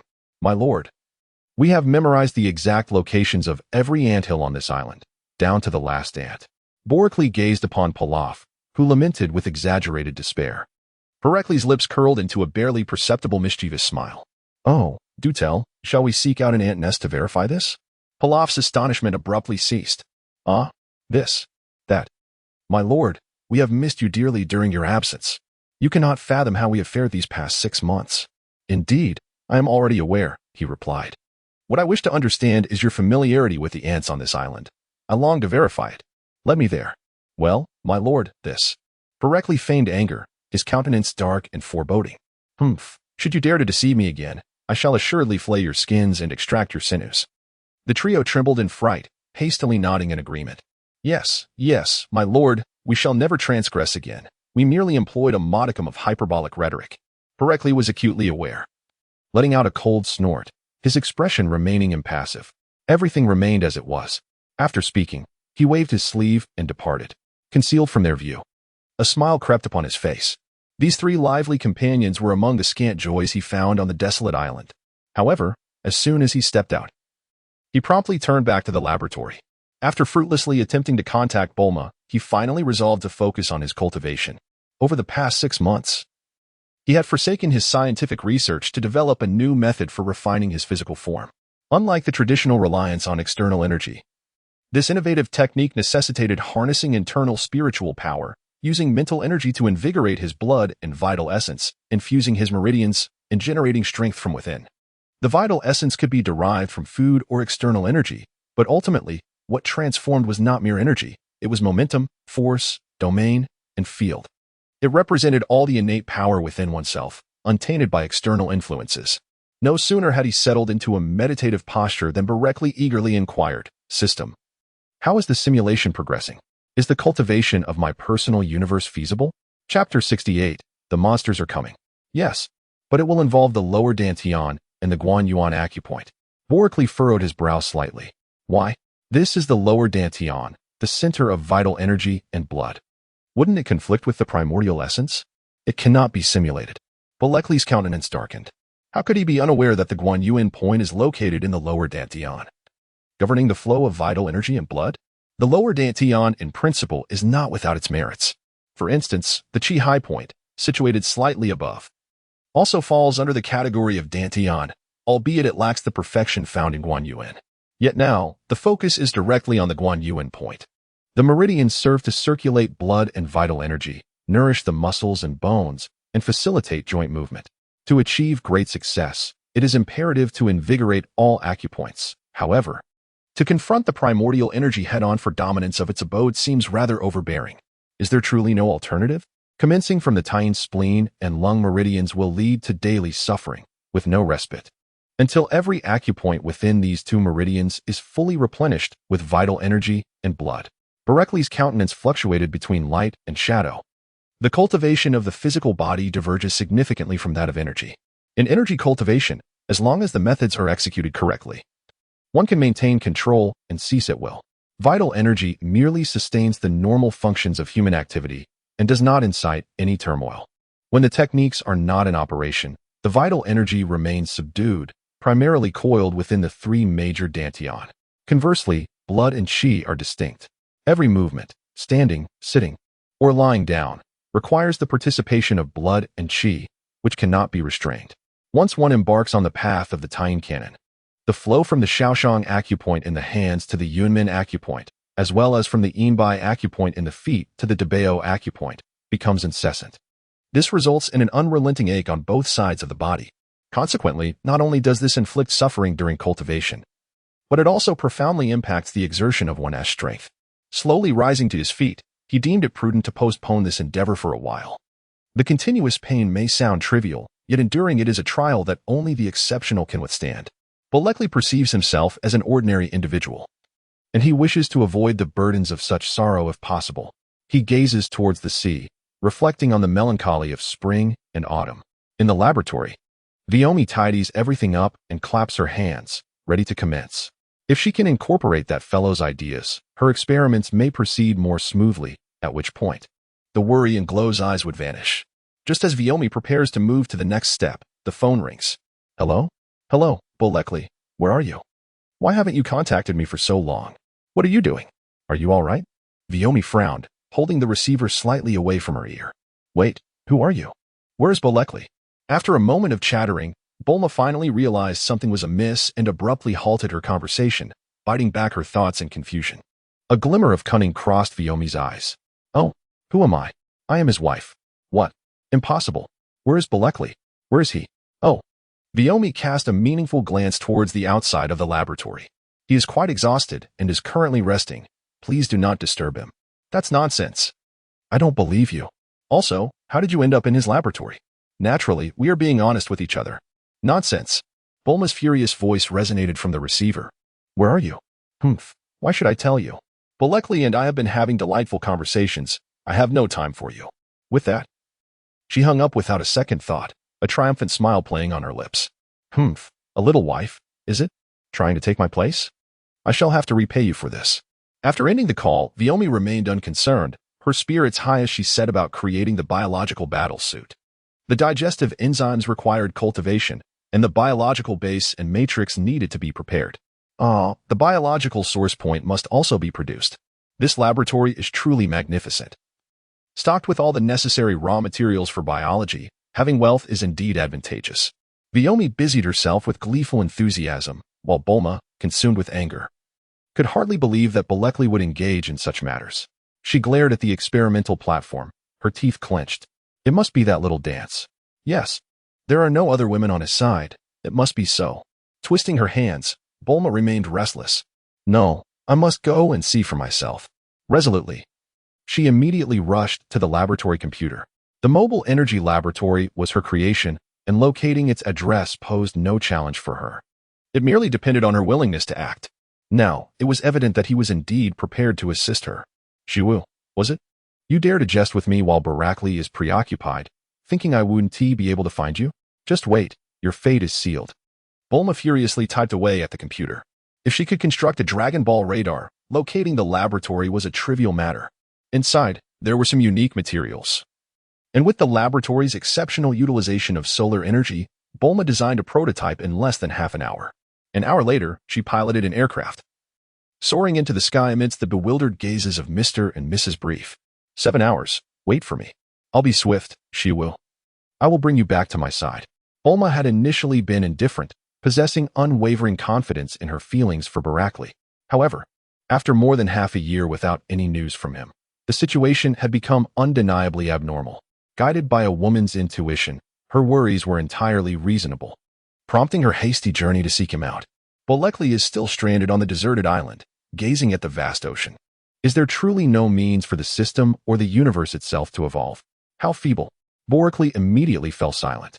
While the initial acupoint appeared to have no discernible effect, the implications for the cultivation of the physical body were far more significant. His vitality soared to an impressive 99.99. Yet the strength of his physical form was merely equivalent to that of an individual with a combat power of 10. This world is truly remarkable. Once one surpasses the threshold of 10, all excess is converted into vitality, rendering it impossible to further refine the physical body. Purely honing the flesh proves futile, as it merely leads to an incessant increase in vitality. The outcome of such training is paradoxical. The more one trains, the greater the vitality and combat prowess. Yet scenarios of surpassing levels in battle become exceedingly rare. Even the mightiest of masters, once their vitality is depleted, find their physical strength reduced to that of an ordinary person. He interpreted others' guidance regarding mastering the body as complete dominion over the flesh. This understanding led him to forge a new path, harnessing the power of the mind to manipulate blood and energy, ultimately channeling it into the acupoints. Must he choose solely between these two methods? System. Which of these approaches holds greater strength? Unknown. Barakli found himself at a loss for words.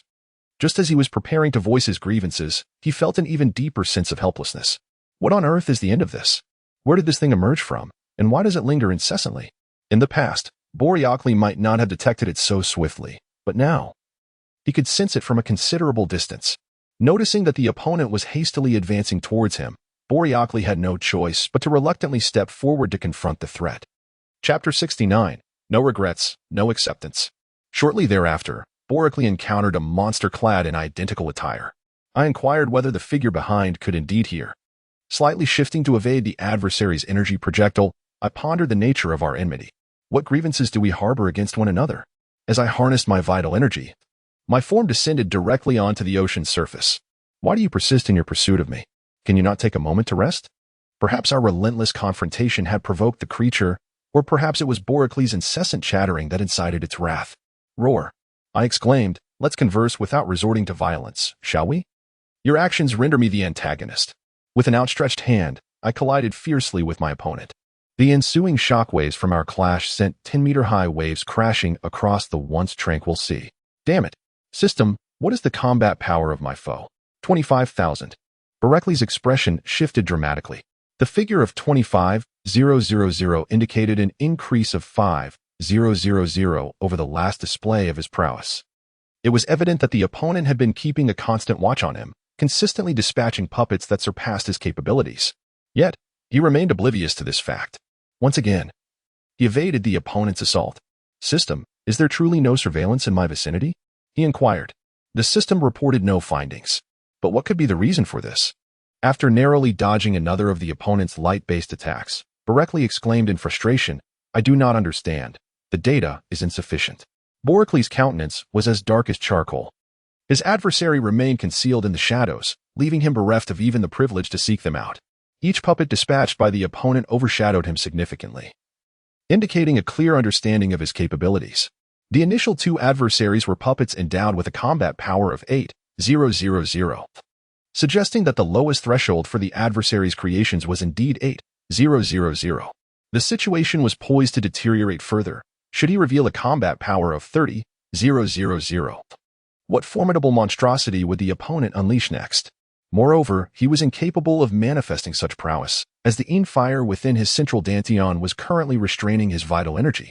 His optimal course of action was to swiftly vanquish his opponent with a combat power of 20,000. But what of the next encounter? Would he abandon the cultivation of his own universe? That was patently impossible. Yet, should he choose to cultivate? Entering the Guanyuan point posed an unknown peril that would inevitably drain some of his vital energy. Should he forego the Guanyuan point and instead venture into the Taiyin lung meridian or the Taiyin spleen meridian, he would be beset by excruciating pain, resulting in a certain decline in his combat strength. If another monstrous puppet were to emerge, how could he possibly cope? Damn it. Who was orchestrating this from behind the scenes? A beam of laser energy erupted from Boricles' hand. No longer evading, he met the opponent's punch head-on. Even in his fury, Boricles did not entirely lose his composure, revealing a strength that was only moderately formidable, approximately 18,000. This was inadequate in the next wave. Unless he made strides or cultivated his own universe, he would invariably be unable to overcome his adversary. He needed a strategy. As he observed his opponent, Boricles narrowed his eyes slightly. The previous puppet had assisted him in harnessing the surging energy. Thus, this puppet would, with a forceful collision. Boricles' fist met the opponent's with tremendous impact. He executed a deft maneuver while simultaneously attempting to seize his foe. However, a pillar of energy erupted from the adversary's mouth, abruptly interrupting Boricles' action, forcing him to release his grasp and evade in time. Damn. How have your techniques become so numerous and sophisticated? He muttered in exasperation as his expression shifted. The opponent was evolving. Could it be? In an instant, vital energy manifested in his hands. Perish. With a fierce shout, energy orbs surged forward, one after the other, to strike the monstrous puppet. Yet, it was evident that his techniques were still far too simplistic. The energy expended in his attacks merely inflicted an equivalent damage of 1 unit. As such, his overall strength had not seen any substantial enhancement. In truth, Boricles' energy, once nurtured through the Dantian, can inflict double the damage. 1 unit of energy can indeed yield the impact of 2.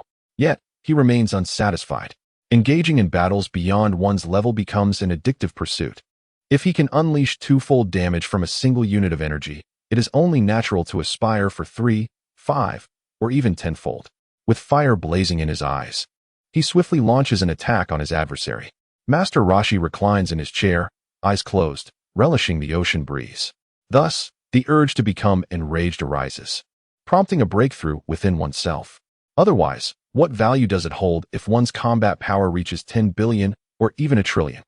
It is imperative to maintain an exceptionally high capacity for challenges beyond one's level.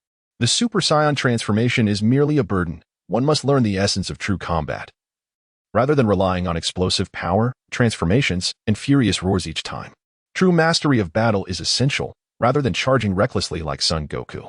Though it may seem exhilarating, it ultimately strains the body, yielding more harm than good.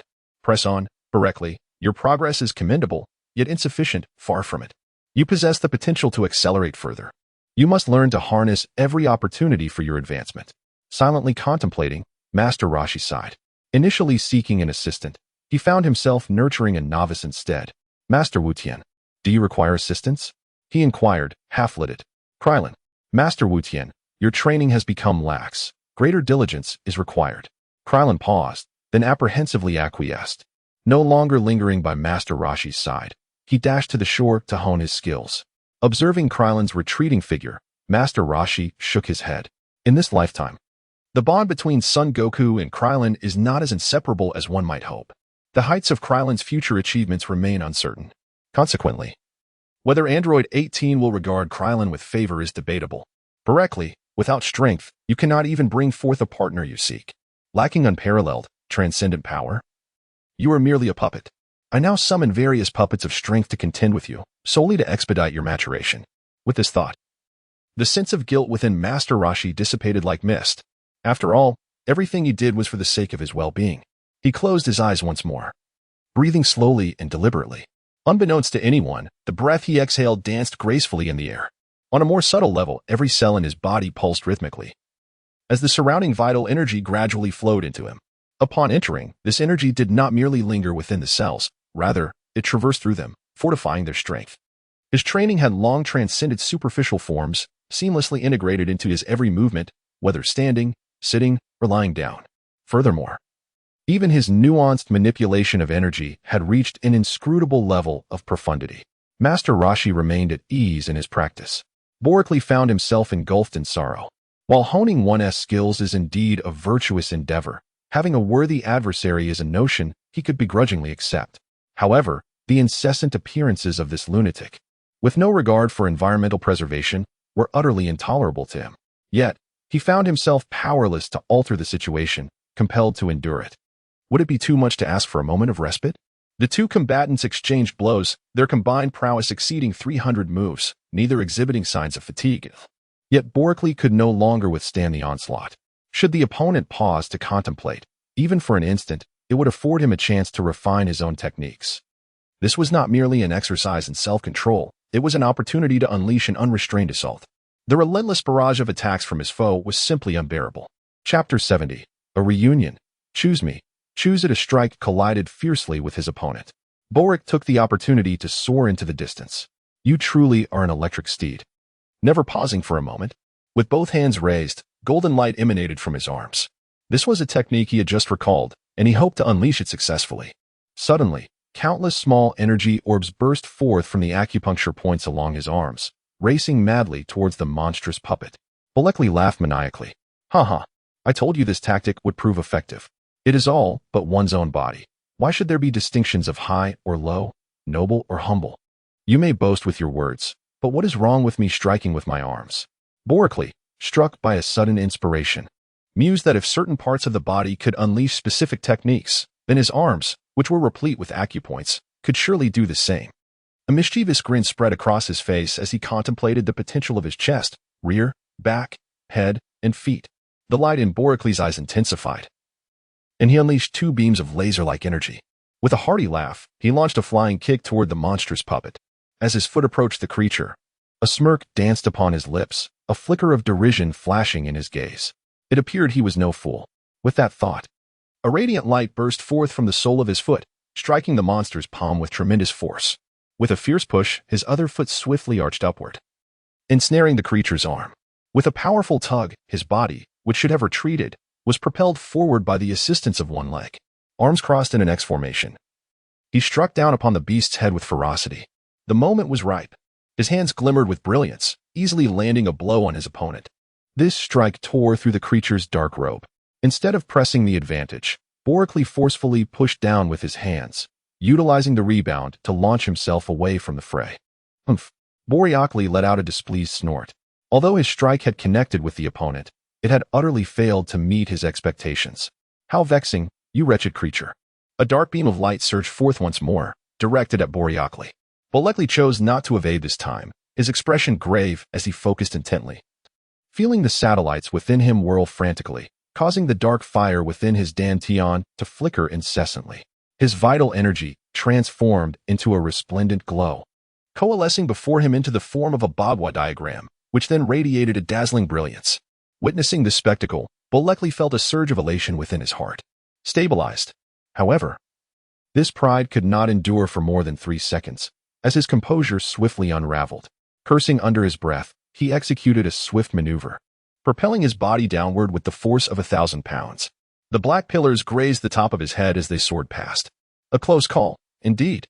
This protective shield proved to be of little use. The Bagua was merely a facade. After a heart-stopping moment, Bolekli bitterly lamented. He had anticipated a greater level of preparation. Yet time had slipped away. Even when injured, his adversary showed no signs of restraint, relentlessly pursuing the attack. Had he been more cautious, he could have layered on additional shields. It was imperative to reevaluate his strategy. The shield should be feasible, however, merely projecting it outward to form a shape seemed impractical. As he observed his opponent charging toward him once more, he steeled himself for the impending confrontation. Boricli was filled with indignation. Ancestors, why did you not conquer this world?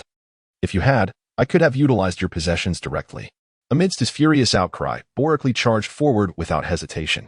There was no alternative. His adversaries relentlessly pursued him. If he did not eliminate them, he would be forced to continue evading their attacks. It was untenable to merely exhibit superficial combat prowess. He must conceal his true strength and diligently cultivate his self-created technique, the cosmic arts. Who knows how long he would have to endure these monstrous assaults. Even sleep eluded him. With vital energy enveloping his skin, Boricli fought fiercely against his opponents. Master Rashi squinted and smiled, finally experiencing a moment of enlightenment. What has you so amused, Master Rashi? The great turtle, intrigued by the peculiar behavior of Master Rashi, promptly inquired. Master Rashi's eyes, hidden behind sunglasses, rolled around. He lewdly rose from his sun chair, cautiously surveying his surroundings. Leaning closer, he covered one side of his mouth with a hand and whispered into the great turtle's ear, I just envisioned 2 stunning beauties fighting over me in my mind. The great turtle looked at Master Rashi with disdain. For heaven's sake, Master Rashi, as a sage, you should refrain from such unrealistic fantasies. What do you know, old turtle? Master Roshi grumbled as he returned to his sun chair, adjusting his sunglasses with a smug grin. You can't fool me. Borically, this is how it should be. I eagerly await the day of your triumph. This was the outcome Master Roshi desired. He could gauge Boricles' combat prowess through his aura, but could not assess his ability to transcend levels of combat. If Boricles thoroughly comprehended vital energy in the physical form, overcoming foes 100 times stronger than himself was not beyond the realm of possibility. 100-fold merely represented a significant escalation in battle. Meanwhile, Bulma, having crafted a new radar, arrived near the laboratory. You scoundrel, just wait. How dare you secretly use the laboratory equipment without Boricles' knowledge? I'll make you pay. As she spotted the deserted island from a distance, she hastened her pace. Upon landing, she noticed 3 individuals leisurely basking in the sun on the island. You rascals! Bulma exclaimed. What are you doing? The 3 of them, Pilaf, were just on the verge of resolving the energy issue in the laboratory. They had barely settled down when an aircraft approached, initially disregarded as merely the curiosity of an onlooker. After all, they had the formidable Broly protecting them. However, a sudden exclamation from Bulma startled them. Turning to see Bulma, they hurriedly stood up. Pilaf, feeling a surge of anxiety, silently lamented his misfortune. To his surprise, Bulma ignored him and approached Xiaowu instead. Xiaowu, taken aback by Bulma's approach, pondered to herself. Logically speaking, she had little significance, merely a subordinate to Pilaf. And Bulma should not direct her ire towards her. Such an occurrence had rarely happened in Bulma's yard before. What could possibly be the reason today? Bulma fixed a cold glare at Xiaowu, demanding, Are you toying with me? Before Xiaowu could process the situation, Violet lazily exited the laboratory. Hey, that little imp named Pilaf, you might lack energy, but you can't rest just yet. The 2 women locked eyes, and upon hearing Violet's infuriatingly familiar voice, Bulma began to understand. It was not Xiaowu who was tormenting her, but rather Broly, who had indeed hidden a beauty in his quarters. A wave of grievance washed over her, and tears brimmed in her eyes. She turned to glare at Pilaf, her voice dripping with menace. Where's Broly? Pilaf was taken aback. He was merely a servant, no different from a slave, and given that his counterpart could fly, he had no idea where Broly had gone. Silence enveloped him. Well, the distant black speck in the sky looks rather appealing, Bulma remarked, her anger mounting as Pilaf remained mute. I asked you a question. If you refuse to answer, I shall sew your mouth shut. Pilaf's eyes widened in terror, cold sweat trickling down his brow. Bulma's booming voice startled him once again. Violet, observing Bulma's demeanor and recognizing the familiar tone, could easily deduce the situation. Amused, she couldn't resist a snide remark. Oh dear. What a fierce woman. What are you planning? Bullying my Broly-esque servant, are we? Bulma fought the impulse to engage in a verbal battle with Violet. Her icy gaze fixed on Pilaf. Noticing his tremors, she coldly chuckled. So, you all conspire to deceive me, do you? Just wait. I refuse to believe he can hide forever. As she turned, intending to re-enter the laboratory, Pilaf, in a state of urgency, pointed towards the sky. His voice filled with excitement. There. Up there. What? You think you can stop me? Stopping in his tracks, he gazed at Pilaf, following the direction indicated by his finger. The words that were meant to be spoken remained unvoiced. In the sky, returning at a leisurely pace, who else could it be but Broly? Bulma coldly watched as Broly descended onto the deserted island, then rushed forward, seizing him by the collar. Will you choose me or it? Chapter 71. Jealousy Arises. Hurry and pursue. After defeating the monstrous puppet with great difficulty, Broly returned directly to the deserted island without any adjustments. He had long spotted Bulma from afar. Just as he landed, he was poised to greet her. However, before he could utter a word, Bulma rushed towards him in a single stride. As he prepared to tease her with a smile, Bulma seized his collar, and her ensuing question left him utterly bewildered. What? Choose me or choose her? He looked at Bulma in confusion. What is wrong, Bulma? Tears streamed down her face uncontrollably. Pointing towards the entrance of the laboratory where Vomi stood, she implored. I ask you, will you choose me or that fairy? Bulkley, still perplexed, gently placed his hands on Bulma's shoulders, tenderly wiping away her tears. Bulma, what troubles you? What nonsensical words escape your lips? What do you mean by choosing you or it? Bereckley's gentle actions warmed Bulma's heart. Yet the words he uttered sent a chill through her. She raised her hand to swat away Bereckley's touch and freed herself from the other hand that gripped her shoulder. Spare me your pretense. You've become quite the success, haven't you? Now you have a hidden treasure, I see. Bereckley gazed at Bulma in bewilderment. What are you talking about? This deserted island has only a handful of us. Where could there possibly be a hidden paradise? Bulma pointed at Vyomi. Isn't that so? Bulkley found himself in a state of bemusement. What are you saying? He inquired. She is merely an experimenter whom I have just brought back to this desolate island. Bulma gazed at him with skepticism. Is that truly the case? Indeed, he affirmed, more genuine than diamonds, I assure you. Bereckley gazed sincerely at Bulma, truly devoid of any ulterior motives. Initially, his casual remarks were merely offhand comments. Although Vyomi possessed a certain charm, indeed, she was quite beautiful. He harbored no such thoughts, at least, he certainly did not intend to take any actions. Furthermore, when it comes to appearances versus intentions, one must acknowledge that perfection is a myth in humanity. This is akin to a girl's attraction to handsome men. He merely appreciated the view. What captivated him most was Vyomi's remarkable prowess in biotechnology. So, what purpose did it serve to bring her along? Bereckley expressed his grievances. The individual possesses profound expertise in biology, which can provide me with abundant inspiration. Originally, the development of the biological battlesuit would require some time. However, under her adept guidance, it can now be produced today. Thus, I left the laboratory to allow her to proceed. As I spoke, my tone grew increasingly feeble, and I found myself doubting my own words. I hastily added, moreover, I had only just emerged to practice when that creature followed me again. Had you arrived a moment sooner, I would still have been engaged in combat with it. Had you come even earlier, you would have witnessed the encounter. Bereckley anxiously explained that, regardless of the circumstances, his primary mission was to soothe Bulma. Really? I assure you, you may inquire with them. In the past, Bulma would have never considered questioning Pilaf and his companions. Yet this time, she turned to them without hesitation. Did you witness any monsters? The trio shook their heads in unison. Violet let out a soft chuckle. Bulma, though not entirely skeptical, having personally endured 2 harrowing chases at the hands of the adversary. Particularly when Bereckley was also pursued, merely intended to express her position. Little did she anticipate such an outcome. With a pale countenance, she turned to Bereckley and said, What sort of inquiry is that? Did you not feel the tremors moments ago? This time, the 3 nodded vigorously. Pilaf, brimming with excitement, exclaimed, Indeed. Not only were there tremors, but the sea also grew tumultuous, and even in broad daylight, there were distant flashes of light. Little Wu nodded enthusiastically. Yes, yes.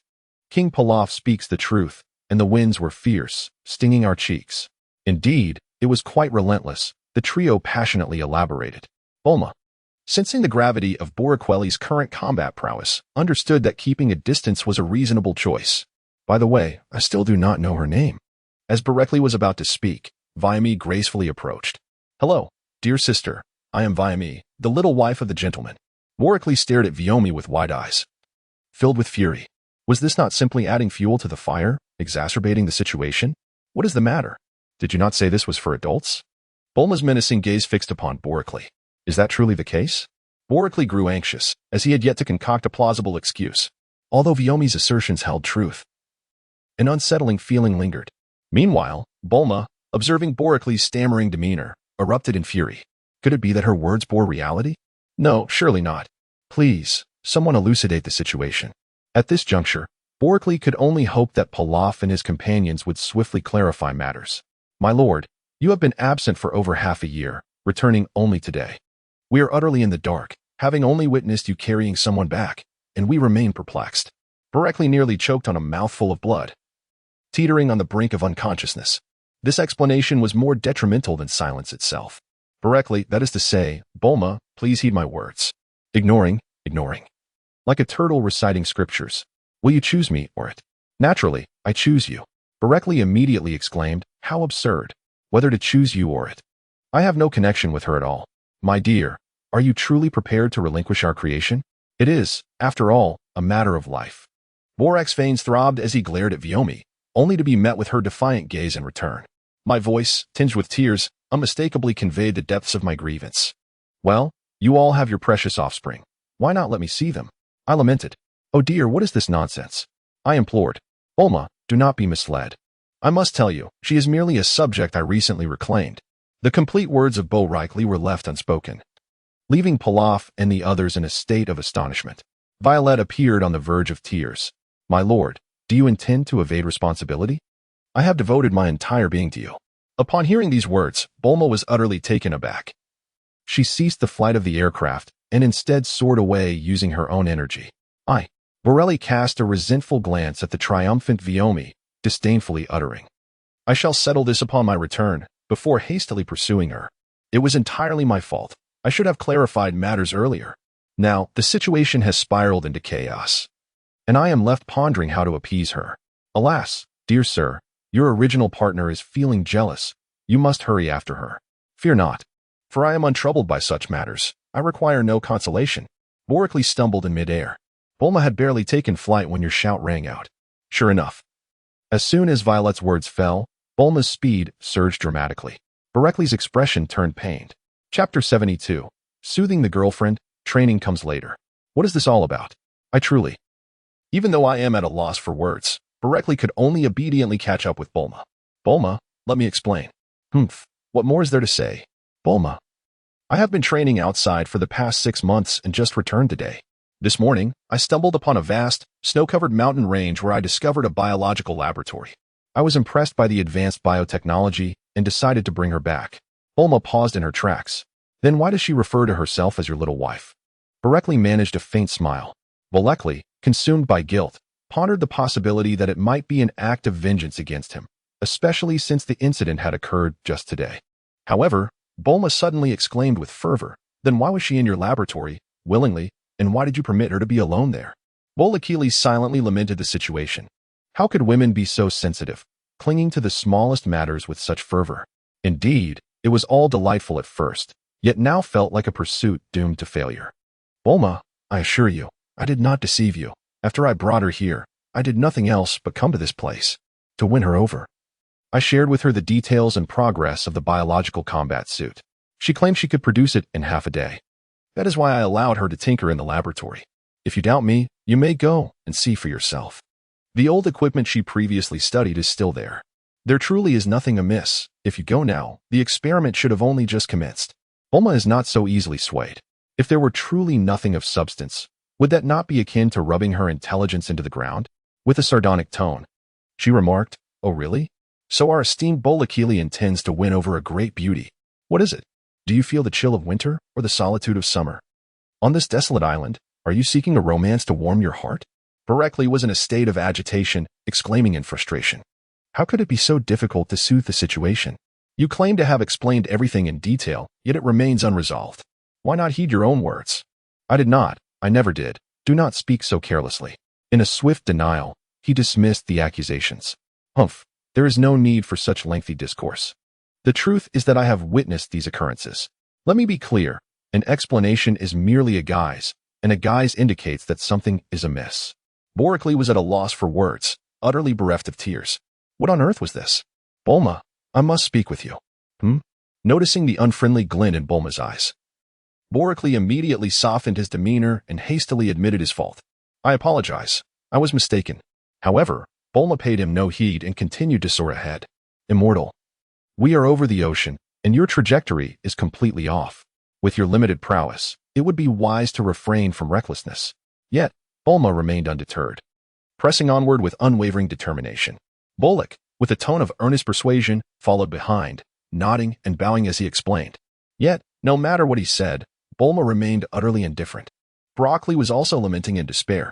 This was indeed more agonizing than the torment of internal flames in the imminent trials of cosmic cultivation. "Bulma, I wish to practice a technique that would immerse me in perpetual pain, rendering my powers only partially realized. You are aware that I have recently vanquished a puppet, granting me a considerable period of leisure. Thus, I wish to dedicate this time to my cultivation." Bulma's flight momentarily faltered before resuming its pace. "You focus on your own training. This matter does not concern me. You may discuss it with your little wife." A wry smile crossed my lips. It was a situation that could not be reversed. With a swift motion, I propelled myself directly in front of Bulma. "Bulma, listen to me earnestly. At the very least, I will." My pupils constricted, and my complexion turned pale in an instant. What are you pretending for?" Boricles remained unresponsive, his body convulsing until he plunged into the depths of the sea. Bulma's complexion changed dramatically. Do not feign ignorance. If you do, I shall be quite displeased." After waiting for a while without any sign of his return, Bulma began to panic. With a sudden determination, she dove into the water. Gurgling and splashing, she retrieved Boricles. feeling his body cold to the touch, his lips pale and devoid of color.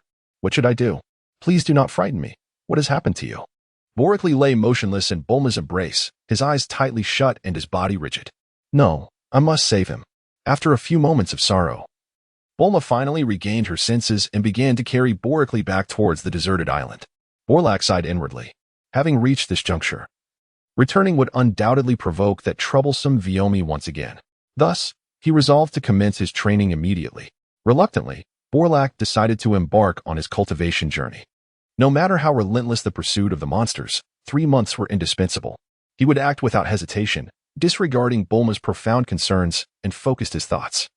As his dantian filled with vital energy, his entire being surged with blood like quicksilver, perfectly circulating throughout his meridians. Now was the moment. He pressed the Shaoshang acupoint on the hand-tying lung meridian and the Yinbai acupoint on the foot-tying spleen meridian. On the surface, there was no indication of anything amiss, yet under Borlaug's mental command, the vital energy and blood within his body divided into 2 streams, converging at various acupoints. Suddenly, a sharp pain surged through him, causing Borlaug to emit a suppressed groan. Ugh! Bulma, who had been intently piloting, immediately halted upon noticing his distress. Borlaug, what is wrong? Do not frighten me. What is happening? Borically gradually opened his eyes. A profound weakness etched upon his face. I possess a bean in my embrace. Would you kindly feed it to me? Ah, of course. It's a relief to see you well. Observing Bulma's flustered demeanor, a flicker of regret danced in Boricly's eyes. It was all his own fault for speaking thoughtlessly. He quickly recalled the oppressive atmosphere that would ensue when the 2 women clashed. Resolutely, he cast aside his guilt.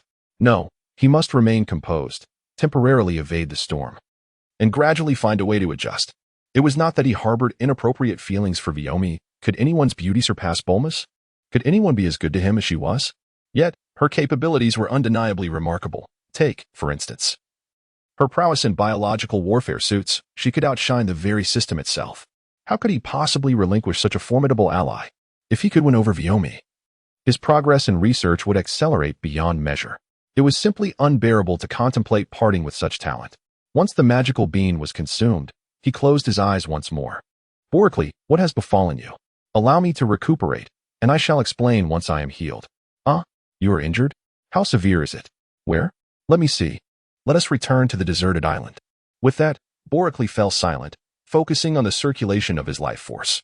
Thankfully, having trained under the cat sage, he remained undisturbed by Bulma's antics, his cultivation unaffected. Bulma hesitated briefly, then, with a determined stomp of her foot, declared, "You are fortunate." She then cradled Borically and soared towards the island's direction. Borically was well aware that Bulma would not lose her composure amidst these matters. After consuming the magical beans, he devoted himself entirely to his cultivation, paying no heed to the changes in the outside world. His meridians were in perfect alignment, with vital energy flowing downward and life force ascending, all operating in harmonious order. Unlike the vital energy, blood coursed through every meridian in an orderly manner. Furthermore, numerous blood vessels and cells contained this life-giving fluid. The next step involved condensing the blood into spirals and anchoring them at various acupoints, initiating the gradual refinement of his physical form. Chapter 73. A sudden mutation. Once again spiraling out of control, the tying meridians differed significantly from the others. The acupoints could not bear an excess of power. The notion of limitless acupoints was a fallacy. The only feasible approach was to condense the blood spirals into minuscule formations, allowing them to safely enter the acupoints. Indeed, even the blood spirals could not coalesce within the acupoints. While chi and blood appeared similar, they were fundamentally distinct. Both represented forms of power. However, one was ephemeral while the other was as heavy as lead and mercury. Fortunately, Borically was cognizant of this knowledge and did not recklessly attempt to condense the blood spirals. He aimed to gradually increase the speed and density of the blood, intending to solidify 4 blood spirals simultaneously into the acupoints at the right moment. Once this first step was achieved, subsequent meridians and acupoints would not require such intricate care. He merely needed to persist in his training. As long as the blood spirals could take root at the initial acupoints of the 4 meridians, the following acupoints would naturally condense the blood spirals as his training deepened. In the future, this would lead to the full saturation of the 4 meridians, allowing him to break through to the next level, and the formation of new meridians would necessitate enduring similar trials. If all went smoothly, The cultivation of blood and life force would become increasingly straightforward, swift, and potent. Setting aside distractions, Boracli began to cultivate a state of complete mental clarity.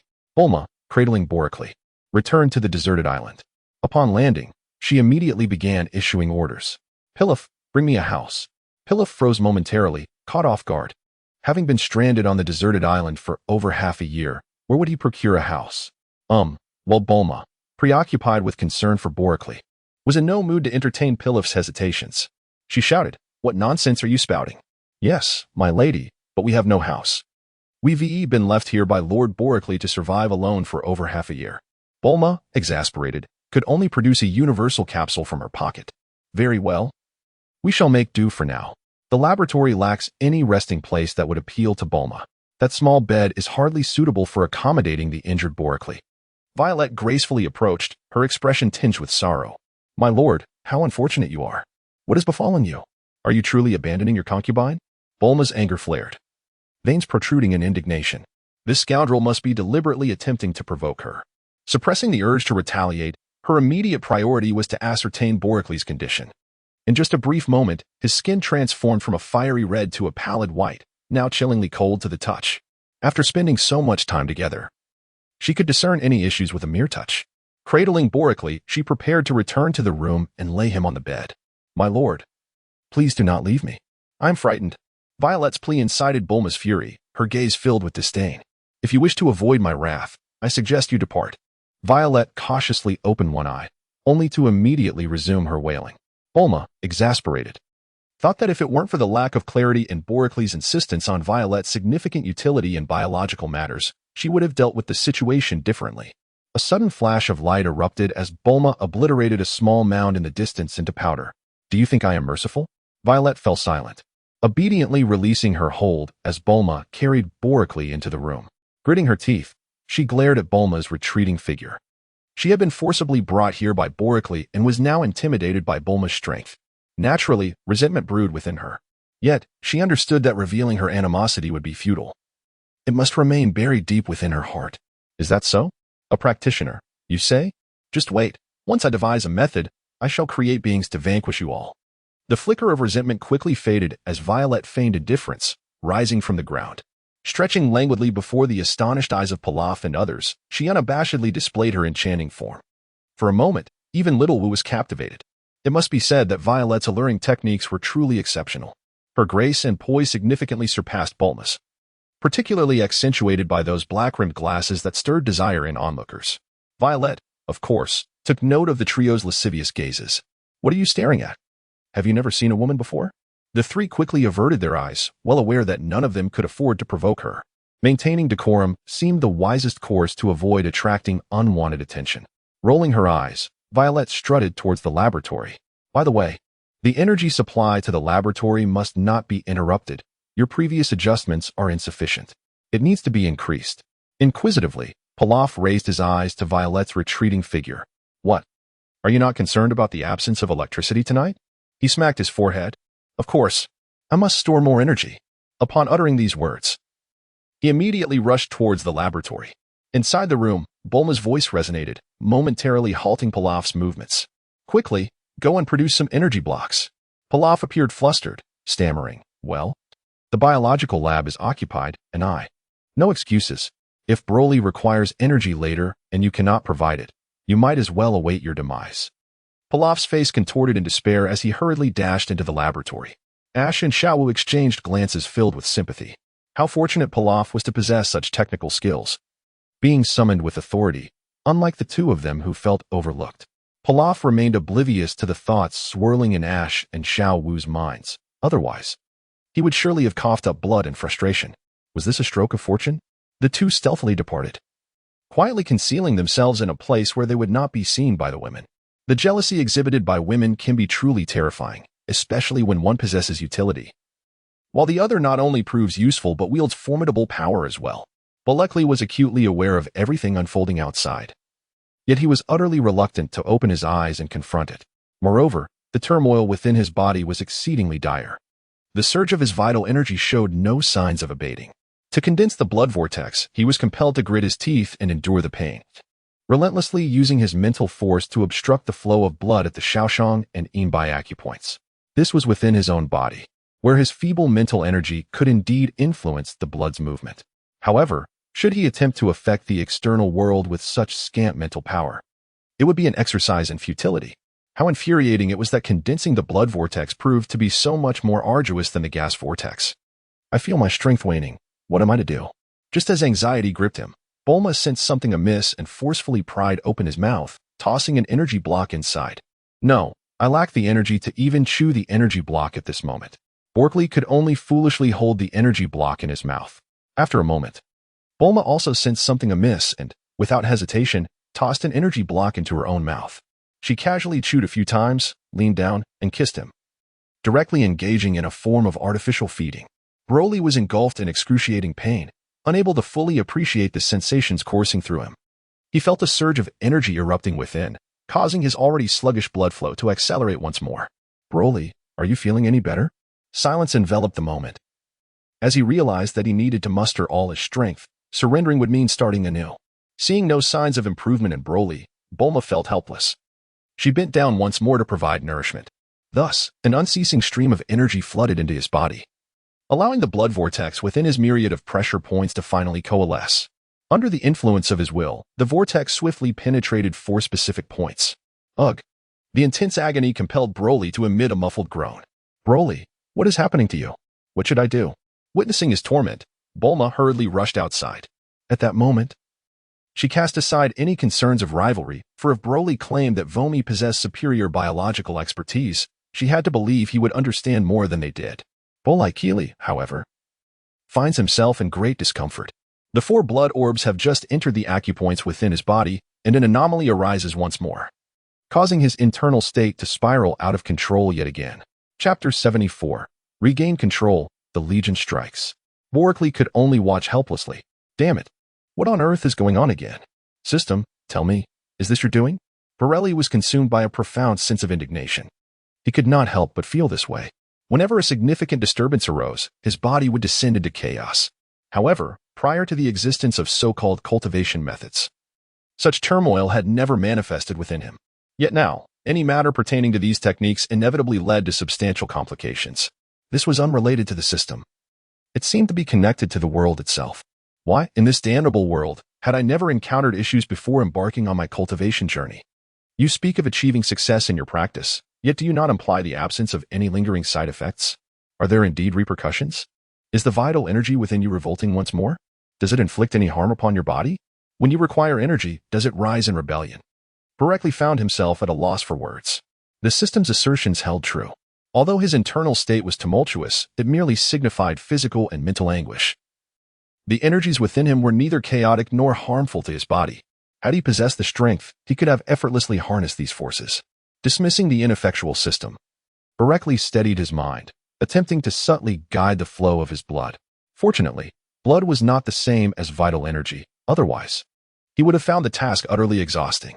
Vital energy represented the essence of blood, and its quantity was far too limited.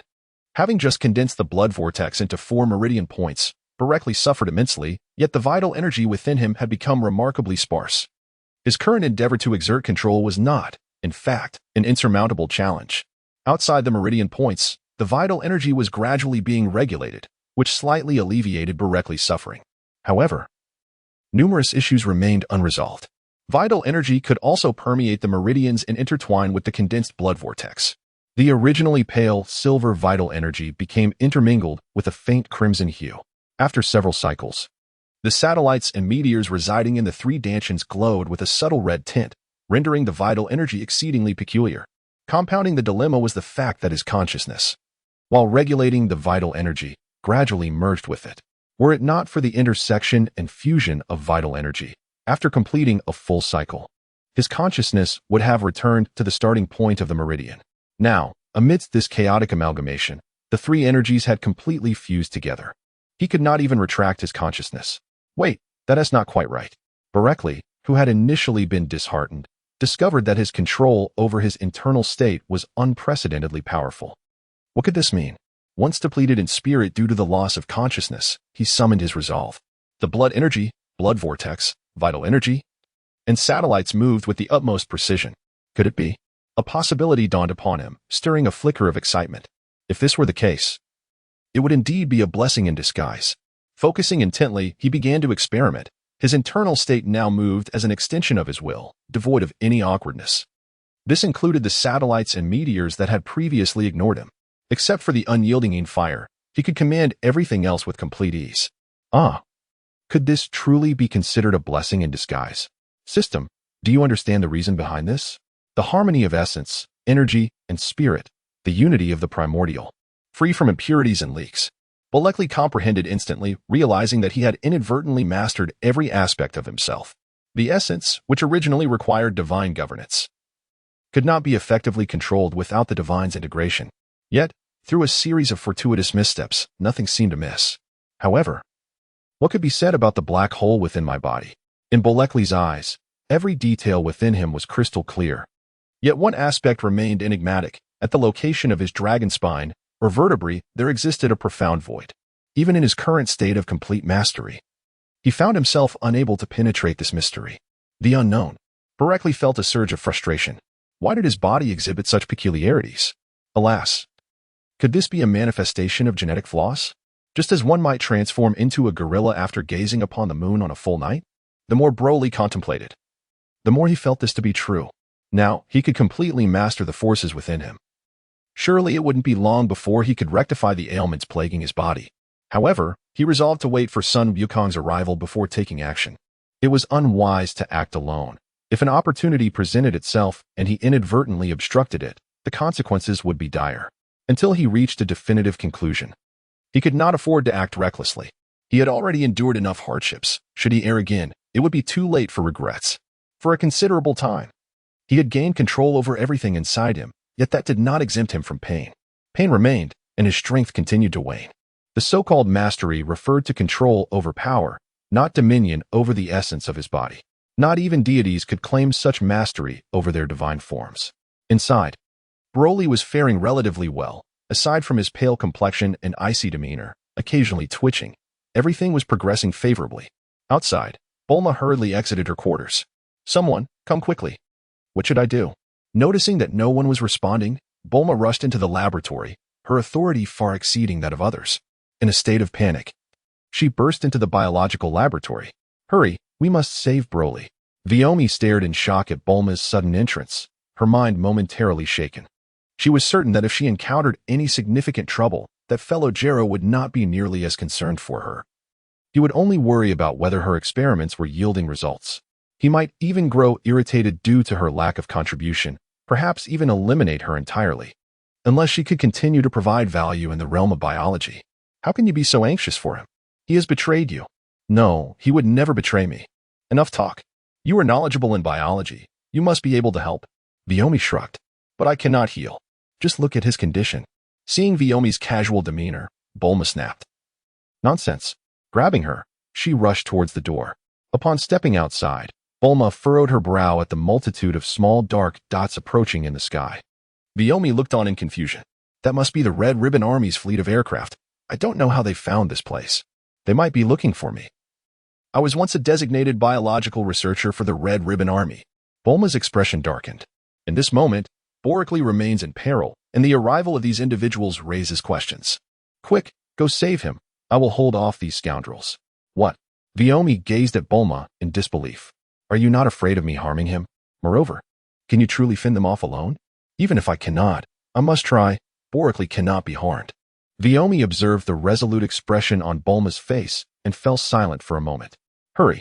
With a countenance filled with conflicting emotions, Viyomi entered the house. She had never before encountered such genuine feelings. Moments ago, there was discord. Now, she was willing to humble herself before the enemy solely to save a life, even at the cost of her own. Chapter 75. Life in Peril. Unyielding resolve. This was a warmth unknown to those who dwell in darkness. Yet this warmth did not envelop her. Regaining her composure, she quietly turned and entered the house. What if it is not hers? The Red Ribbon Army has arrived. A mere girl, even if capable of flight, cannot possibly contend with an aerial assault. These two are destined to perish today. Warmth is but a futile sentiment. Unbeknownst to Viyomi, the Red Ribbon Army was still unaware that Bulekli had been abducted by her. Their arrival was prompted by the headquarters intelligence regarding the existence of Dragon Balls in this vicinity. The entire situation originated from Boricles' initial acquisition of the Dragon Ball from that blonde-haired individual. Neither of them understood the Red Ribbon's intentions, yet Bulma remained undaunted. Standing on the desolate island, she faced the myriad of small black dots in the distant sky. The atmosphere was chillingly ominous. Pilaf, if you do not show yourself, then you need not appear at all. The hidden Pilaf and his companions were startled, slowly emerging from their concealment. Bulma cast a cold glance at them. With a swift motion, she hurled 3 universal capsules towards Pilaf and his companions. Here, these are weapons. Prepare to join me in battle. Pilaf immediately protested, no. We are merely, you have encountered Boricles' brother, Son Goku. You have felt his transformation into a gorilla. If you wish to survive, you will obey me. If Boricles and I perish, you will surely meet the same fate. Bulma was naturally resorting to intimidation. Without the threat of death, one could only speculate what Pilaf and his companions might do. With Boricles gravely injured and in danger, she could not afford any reckless actions. Pilaf and his companions wore expressions of despair. If you continue to chatter, I shall eliminate you first, and then proceed to deal with them. The 3 individuals immediately fell silent, obediently unveiling the universal capsule. The notion of betraying Bulma and Broly was utterly unfathomable to them. Bulma's earlier threat had conjured images in their minds of a towering, pitch-black, fur-covered giant ape, standing 10 zhang tall, with a fearsome black visage and sharp fangs. They dared not utter another word. Once they confirmed that they had all armed themselves, Bulma nodded in satisfaction. On the battlefield, whether one is innocent or not, the mere act of wielding a weapon categorizes one as an adversary. No fool would spare a stranger brandishing a weapon. Upon their arrival, you shall initiate the assault. After delivering her orders, Bulma soared into the sky, determined to eliminate as many foes as possible beyond the confines of the deserted island. Inside, within the confines of Boricles' being, tranquility gradually settled. What arrived swiftly departed just as quickly. However, the rapid accumulation of blood and vitality transformed into a sanguine vortex. Leaving him devoid of the essence of life, his skin and complexion rendered pale and lifeless. Coupled with an incessant pain, his body swayed uncontrollably in slight motions. At that moment, Vyomi entered through the grand door. Indeed, the tides of fortune are ever-changing. Boricles slowly opened his eyes, gazing in astonishment at Vyomi, perplexed by how this young girl could have entered his vicinity while Bulma was still present. Are you surprised? He gradually closed his eyes again, nodding slightly. It was your little girlfriend who permitted me to come in and rescue you. You should have seen her weep like a forlorn child, a truly heart-wrenching sight. Boricles stifled his pain, remaining silent, for he believed this was something Bulma could indeed accomplish. It was inconceivable that she could truly disregard him so completely. Moreover, she even knelt before me, pleading. Boricles suddenly opened his eyes, his gaze piercing like lightning into Vyomi's. Startled, Vyomi retreated several steps before managing to steady herself, her chest rising and falling as she regarded Boricles with a mixture of astonishment and uncertainty. Impressive, she thought, suppressing the pain coursing through her. If this were true, I shall make you suffer unbearably. I will exhaust every means to torment you. Gritting his teeth against the intense agony, Boricles articulated each word with clarity, resonating in Vyomi's ears like a thunderclap. Her once rosy complexion turned as pale as parchment. Cold sweat erupted uncontrollably, saturating her back in an instant. Humph. I keep my word. With that final utterance, he could no longer maintain his composure, his body convulsing as he gasped for breath. Delicate hands beat against her chest, attempting to calm her racing heart. Humph. What is the big deal? In a fit of petulance, she advanced and struck Boricles forcefully. Hiss. You share a deep bond, while I am merely an extraneous presence. Fine, I shall earn neither side's favor. What is it that you wish from me? Furthermore, regarding your dear little girlfriend, it was not she who knelt to plead with me. Rather, it was I who humbled myself before her. Are you satisfied now? Vyomi muttered, her words tumbling out. Unbeknownst to her, her demeanor resembled that of a pouting lover. Perhaps she had never experienced the warmth of genuine friendship between men and women. Witnessing Bulma and Boricles' anger and concern, even temporarily setting aside her own fury, was a sensation foreign to her. She inadvertently revealed a side of herself that, if she were to recognize, would likely leave her mortified. After all, she was the most formidable biologist of the Red Ribbon Army, cold, alluring, and resolute. Knowledge was her very essence. Borelli clenched his teeth, allowing Vyomi to manipulate his body. The pain penetrated deep into his bones. Had he known that the system's description of relentless agony was of this nature, he would have preferred to cultivate the uncertain vitality into the Guanyuan acupoint. This suffering was truly beyond human endurance. Fortunately, the torment emanated from within. Although it was unbearable, there was no external pain from physical contact, rendering him no different from an ordinary person. Curiously, this fellow bore no visible injuries. Viomi, intrigued, began to probe Borelli's body, discreetly collecting strands of his hair and droplets of sweat. As a biological scientist, she could not let such an opportunity slip by. After a period of examination, she found no conclusive results. "You haven't mentioned anything," she remarked, gazing at Borelli with a puzzled expression. She did not believe he was feigning. However, she found it hard to accept that her judgment could be flawed. After enduring a bit of a struggle, Borelli began to feel somewhat better. Such is the nature of humanity. The initial experience of certain hardships may be excruciating. Yet if one perseveres through a period of time, it becomes increasingly manageable. "I have energy blocks in my possession. Feed me." Having just broken through, the intensity of his pain was still quite restrictive in his movements. To alleviate his suffering, he could only achieve another breakthrough, filling the Deju, Tai Bai, and the fish border acupoints of the Han-Tai Yin Lung meridian with blood flow. This would significantly lessen his pain, allowing him to move with ease. Though he could manage, the presence of a stunningly beautiful woman nearby made it difficult to fully enjoy the moment. He was in pain, not ill. After consuming a few energy blocks, the sounds of gunfire and explosions reached his ears. "What is happening outside?" he wondered. Perhaps the Red Satin Brigade has come searching for me after realizing my absence." Borelli's expression darkened, for he was naturally skeptical of Wyomi's words. While she may have believed so in her heart, Borelli was acutely aware that the trouble stemmed solely from the Dragon Balls in his possession. Truly, misfortune had struck at an inopportune time. "What? No. Quickly feed me the energy blocks," he insisted. In the midst of Wyomi's terrified gaze, Borelli consumed the energy blocks in rapid succession. She understood all too well the effects of these items, regarding Borelli as though he were a monster. "You need not rush. Take your time," she urged. After consuming a dozen energy blocks, his pain diminished somewhat, and the blood within his second meridian began to circulate and flow once more. "Excellent. I am close to a breakthrough. Bulma, hold on a little longer." Outside the room, at the edge of the island, Pilaf and his companions operated their formidable weaponry.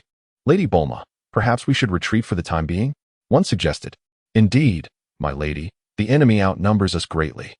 We should find a safe place and wait until Lord Borelli recovers. Dealing with these nuisances will be a trivial matter then," another chimed in. "Yes, Lady Bulma. Your energy reserves are critically low as well," the third added. "Enough of this chatter. Endure for a while longer." Bulma reprimanded the retreating trio, forcing herself to summon the scant energy that remained within her. Internally, she lamented her plight. As Bulma, ever the favored child of destiny, she had never been subjected to such indignities. Initially, she had intended to dominate the battlefield and coordinate Pilaf and the others merely as a precaution. Yet now, she realized she had overestimated herself. Combat was not her forte. "No, I must interrupt their assault, if only temporarily," she resolved. With this thought, Bulma concentrated her energy at her surface and charged forth. "No, Bulma, you're rushing to your doom. You lack the strength to return." The warning fell on deaf ears as Bulma, driven by a moment of fervor, sought to disrupt the enemy's attack, forgetting her own dwindling energy reserves. Barely having emerged, she was swiftly scattered by the onslaught of enemy fire, closing her eyes as a tear fell. "Borelli, I'm going to die." Yet the anticipated pain did not manifest, and she opened her eyes in astonishment to behold a towering figure standing before her. "Borelli, are you unharmed?" Boricles' gaze was as cold as ice. With a swift motion of his hands, an infinite barrage of energy surged forth from within him, obliterating the opposing army in the blink of an eye. Chapter 76. The Demon King emerges. Chaos ensues. Bulma, filled with joy, rushed forward. "Ah, Boricles," she exclaimed, urgently embracing him, tears streaming down her cheeks. Broly trembled as he gently caressed Bulma. "It's all right. I'm fine." "Nonsense. How could you possibly be fine? You are deceiving me," Bulma instinctively retorted, only to immediately notice the anguish etched on Broly's face. She quickly added, "Right, you mustn't speak. Just lie quietly while I fetch the finest doctor in West City for you." "No, Bulma, allow me to rest for a moment." Broccoli was merely in pain. The recent exertion of his energy had intensified his suffering. Upon hearing this, Bulma became even more confused and anxiously shook his head. "No, Broccoli, please don't sleep. Don't fall asleep. Vyomi, who had originally been leaning against the doorframe, observed this scene with a bemused expression before approaching them. I assure you, his body is unharmed. But shaking him like that will surely lead to complications. With tear-filled eyes, Bulma looked up at Vyomi. Is that truly the case? Vyomi regarded Bulma, whose disheveled appearance bore the marks of tears on her dirt-smudged face, revealing patches of fair skin beneath. The sorrow reflected in her gaze stirred something within her. After a brief silence, she continued, I have examined him. There are no external injuries. I just informed him that you were in danger. And he consumed a substantial amount of energy blocks before rushing out. Now, after the outburst, any issues are likely internal. Therefore, it would be best to let him recover on his own rather than continue shaking him. In an unusual display of thoroughness, Vyomi elaborated. Why did you tell him? Are you not aware of his injuries? Bulma, upon hearing this, felt not gratitude, but rather anger towards Vyomi. Under normal circumstances, she would have simply walked away, indifferent to the matters at hand. Yet, for reasons she could not comprehend, witnessing the bond between Bulma and Broccoli deeply affected her. Vyomi looked earnestly at Bulma. You are not the only one who cares for him. He is also concerned for you. Do you think he can rest and heal if he believes you are hurt or in danger? Bulma was taken aback, her eyes reflecting a mix of joy, pain, and affection. To be honest, I envy you. This is something I have never experienced. Bulma tightened her embrace around Broccoli. You are his little wife. He will treat you as he does me in the future. Surprised, Vyomi glanced at Bulma. I was taken from him, and besides, I am merely a researcher, not his little wife. I was only jesting, she explained, her eyes regaining their usual aloofness. Moreover, I have a boyfriend. You should focus more on your own partner. Although he may not have serious issues, suffering is inevitable. With that, she shoved her hands into her pockets and turned to leave. Bulma's voice rang out once more. Is that so? Weren't you once so cold? Even if you have a boyfriend, what does it matter? Can his concern for you compare to Broccoli's? Are you wealthier than us? Furthermore, we can teach you about cultivation. After this experience, I believe you are capable. Besides, you and Broccoli could engage in profound discussions about biological sciences. Vyomi paused for a moment, not turning back, as she continued her way to the laboratory. Pilaf and Ash looked at each other in bewilderment. This situation seemed rather amiss. From what it appeared, Bulma had accepted Vyomi. Broccoli has done nothing, yet finds himself blessed with two charming wives. The envy in the eyes of the onlookers is palpable. This is a fortune that men everywhere covet. Why is such fortune not bestowed upon them? A cold glint flickers in Vyomi's gaze. A little wife, you say? I was abducted. And such a profound humiliation is unbearable. Just wait. I shall exact a fierce revenge upon you. Moreover, the Red Ribbon Army is not to be trifled with. Upon returning to the laboratory, she resumes her meticulous work on the biosuit. In this endeavor, she is neither willing nor able to deceive. She approaches the experiment with utmost seriousness. Should she succeed, it would signify a significant advancement for her.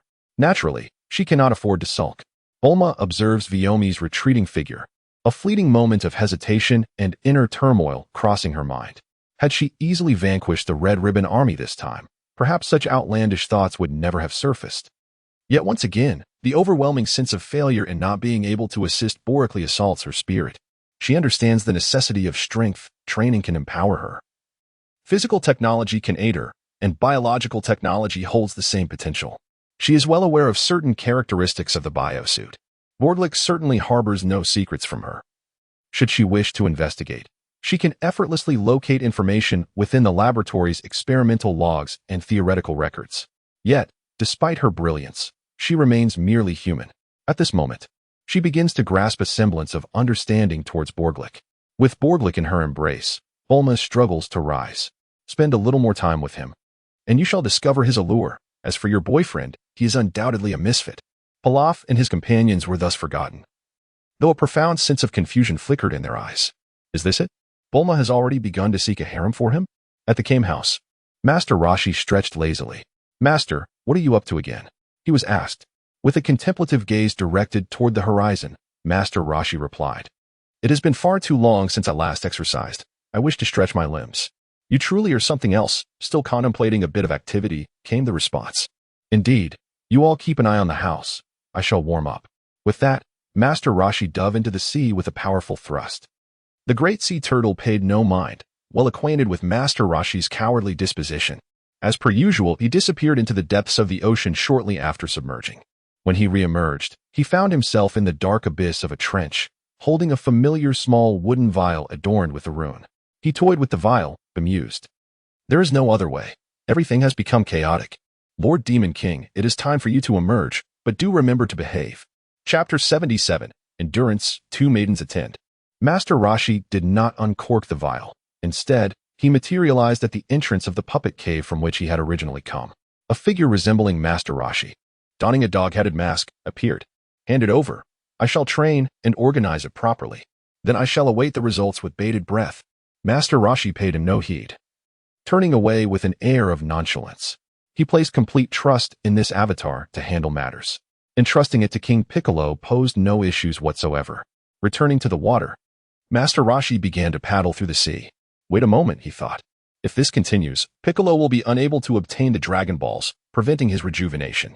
He would perish naturally, and the old deity would follow suit. He tapped his bald head in concern. This has truly spiraled into chaos. What shall I do now? Master Roshi furrowed his brow in distress as he slowly surfaced. What is the matter? He was asked. Oh, nothing, he instinctively replied, settling back in his chair. Great Sea Turtle. Ah, Master?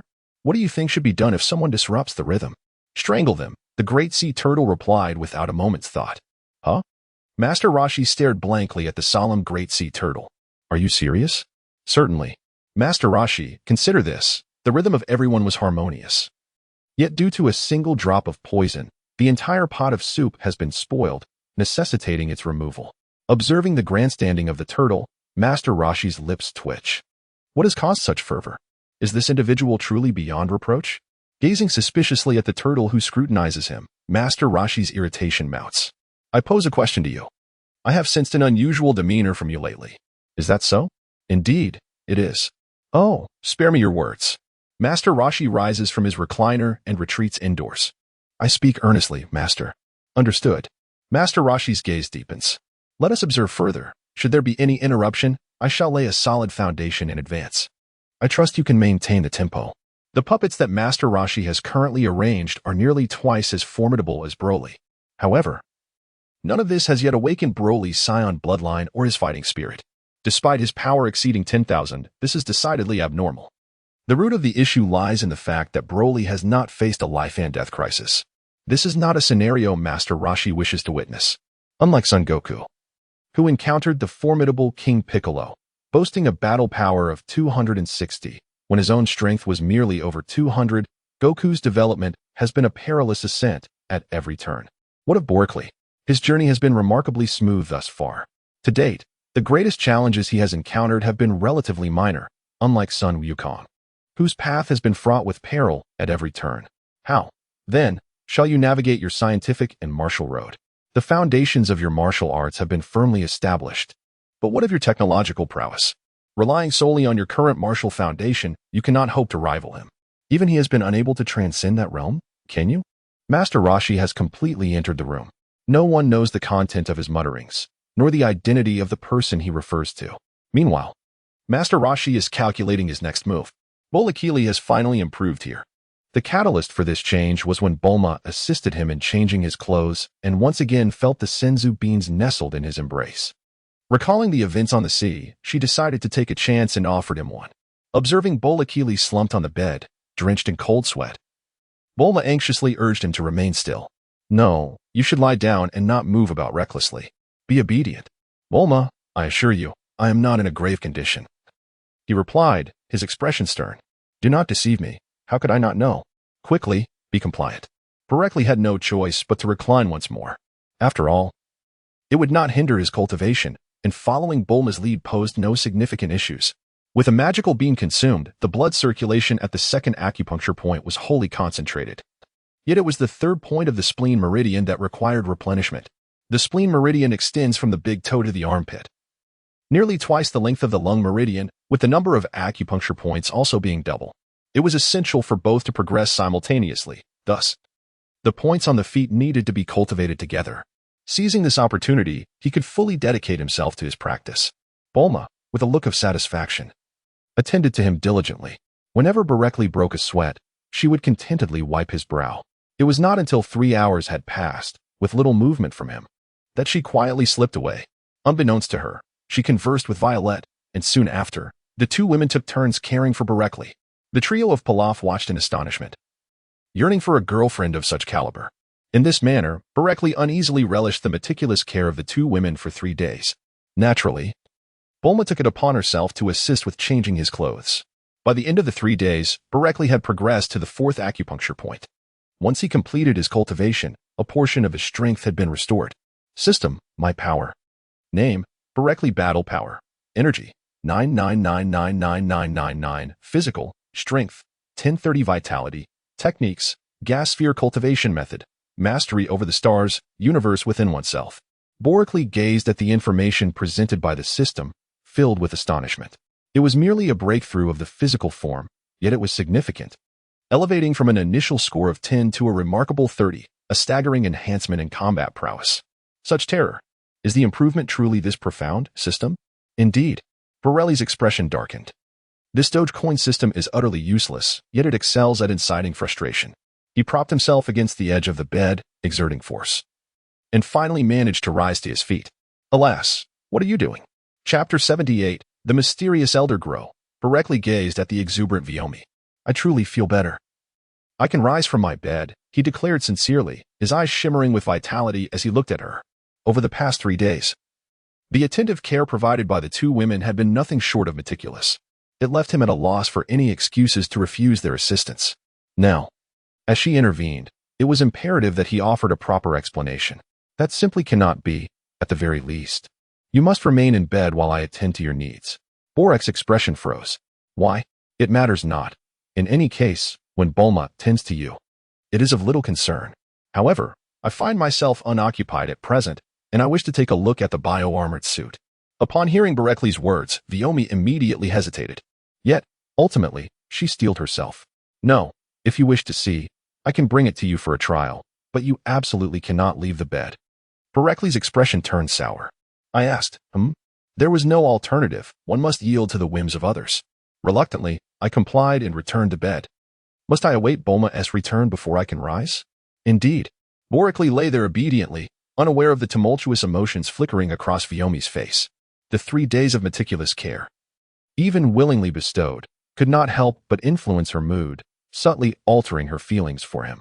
This was a transformation Vyomi dreaded, for it signified a betrayal of her previous relationship.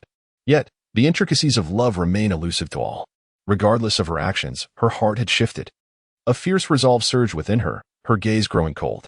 No, I have not changed. I remain who I am, a researcher appointed by the red satin ribbon. Yet, an overwhelming sense of loss followed. Glow, where are you?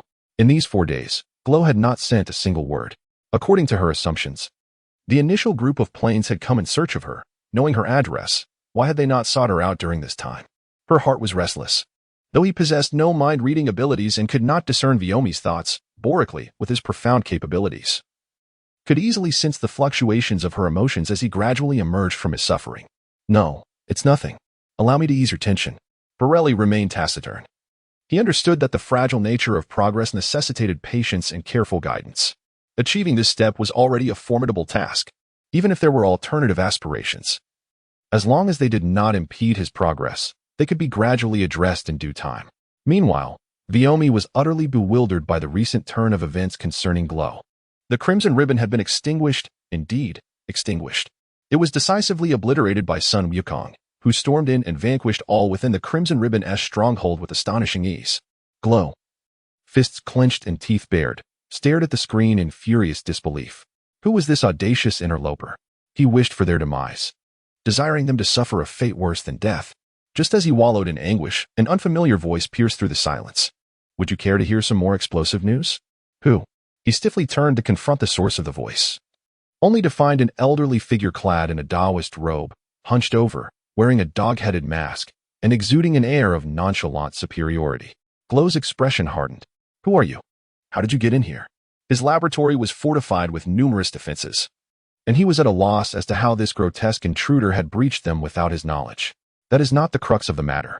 You may summon your newly modified creations, but they will be no match for me, the mysterious elder declared, his eyes gleaming with an unsettling light, causing the atmosphere to grow tenfold heavier. Glow felt an oppressive weight, straining to maintain his composure as veins throbbed in his neck and his eyes reddened with fury. "Who are you? And what do you want?" he demanded, now convinced of the gravity of the situation. "Ah, what do I want?" The elderly figure's leisurely footsteps echoed ominously in the room. "Look at your laboratory, so rudimentary, with much of your equipment in disrepair. The crimson ribbon you revered has been dismantled by Son Wukong." Glow's emotions surged, a tumult of shock and rage. "Son Wukong? You mean to say you have some connection to him? Patience. I shall show you an even more shocking revelation." With a casual wave of his hand, a phantom image materialized in the air. The scene gradually unfurled. Almost immediately, Glow began to shake his head vehemently. No, this cannot be real." As the footage continued, he descended into utter hysteria. "This is impossible. This is a lie, a deception. Whether it is truth or falsehood, you should already possess the answer within. Why not reach out and confirm for yourself?" Unbeknownst to him, the air in this place had returned to normal. Glow, with great difficulty, rose to his feet and staggered towards the telephone. After a prolonged silence, all he heard was the incessant busy signal. "No, it cannot be." Glow sank to the ground, despondently shaking his head. He refused to believe it. "This is the truth. If you wish, I can take you to see it. It should still remain unchanged." He glanced up at the enigmatic elder.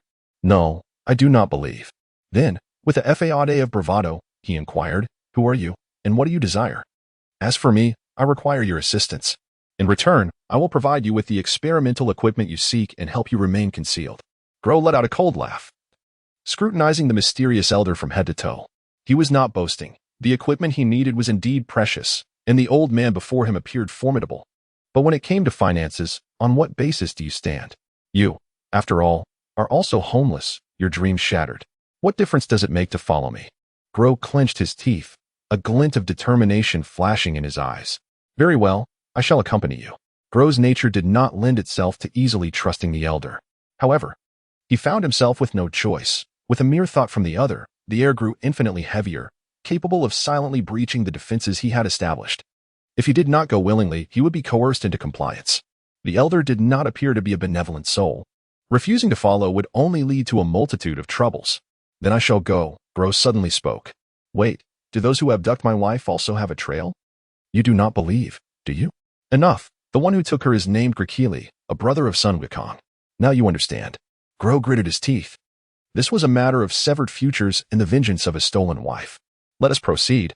I will develop a stronger artificial being." The enigmatic elder, concealed behind his dog-headed mask, merely scoffed. Glow was indeed formidable, but without his equally powerful wife, Viomi, he could never create a monster like Cell. Nevertheless, it mattered not. Having a visible enemy to shield him would suffice. "Then let us depart. Store the equipment in the universal capsule. Dispose of what is unnecessary here."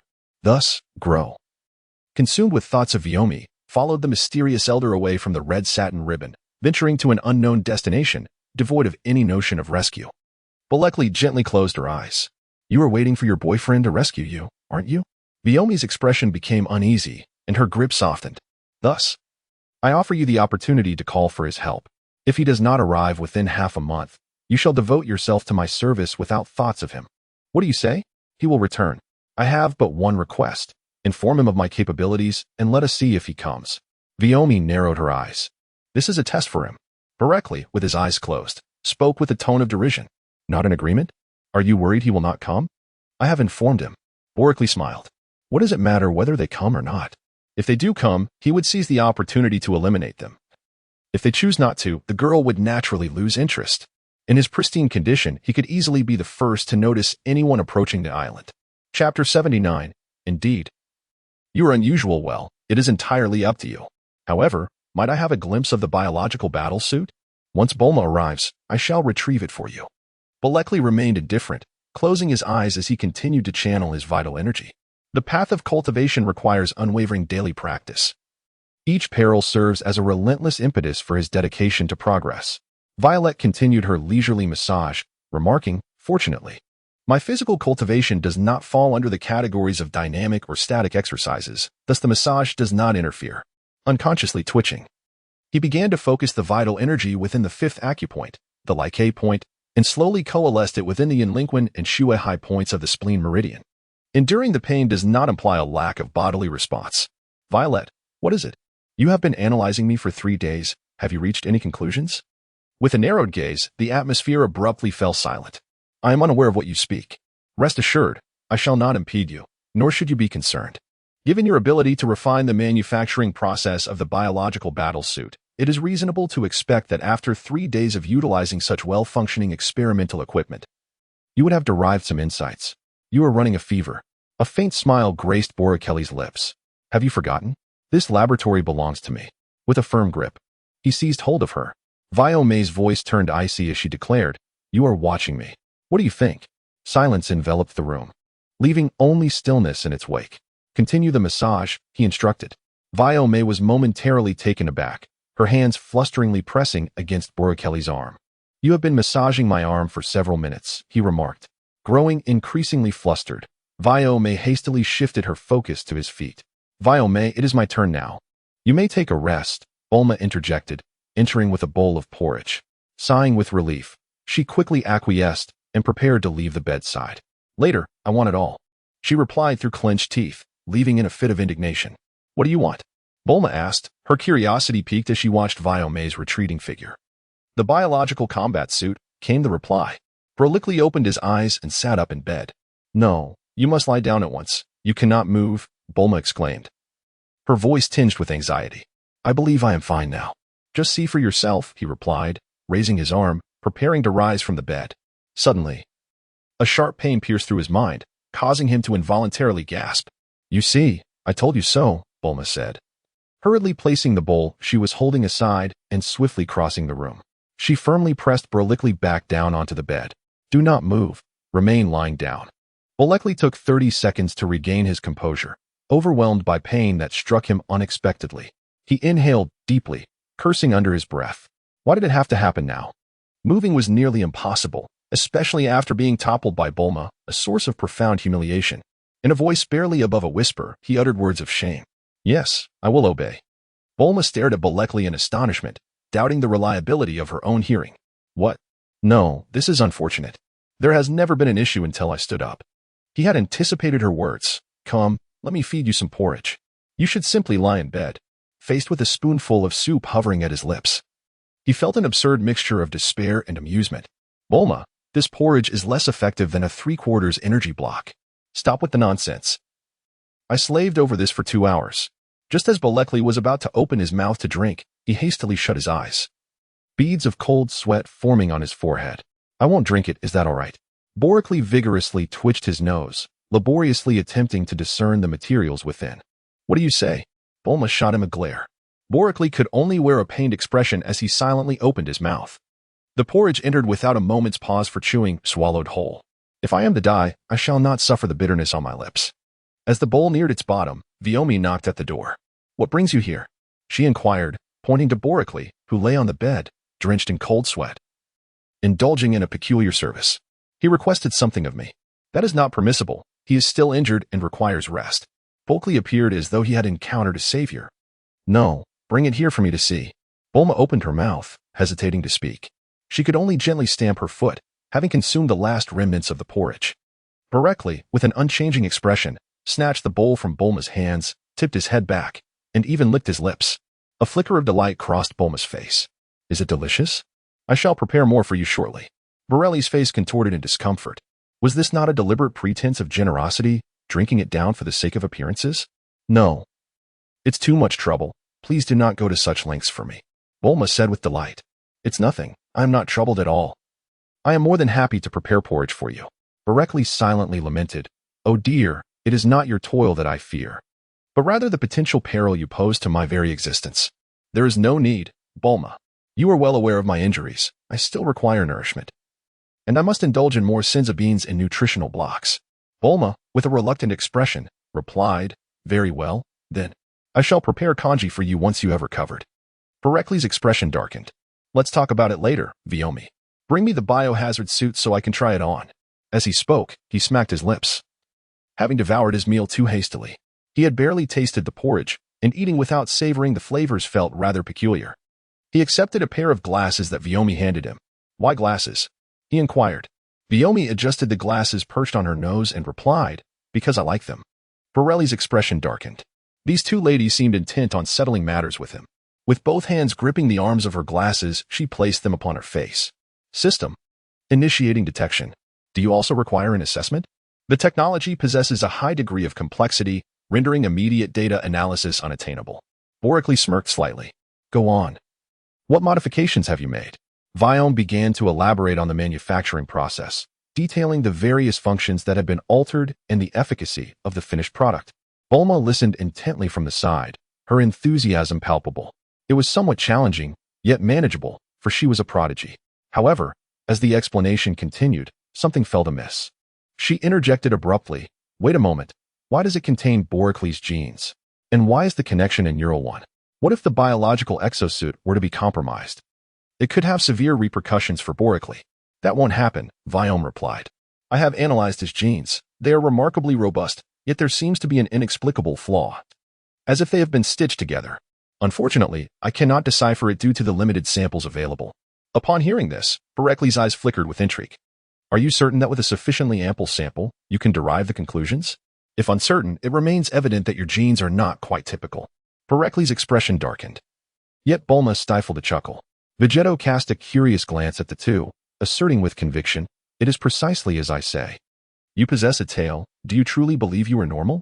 Bulma burst into laughter, nodding her head in agreement as she cheerfully replied, indeed, indeed. Before Broccoli could retort, he was halted by Bulma. Honestly, you, a severely injured individual, should merely agree. Viome has articulated her thoughts splendidly, and you lack the standing to voice any further grievances. Boricles sighed in resignation. Indeed. Viome rolled her eyes, disregarding the antics of the two.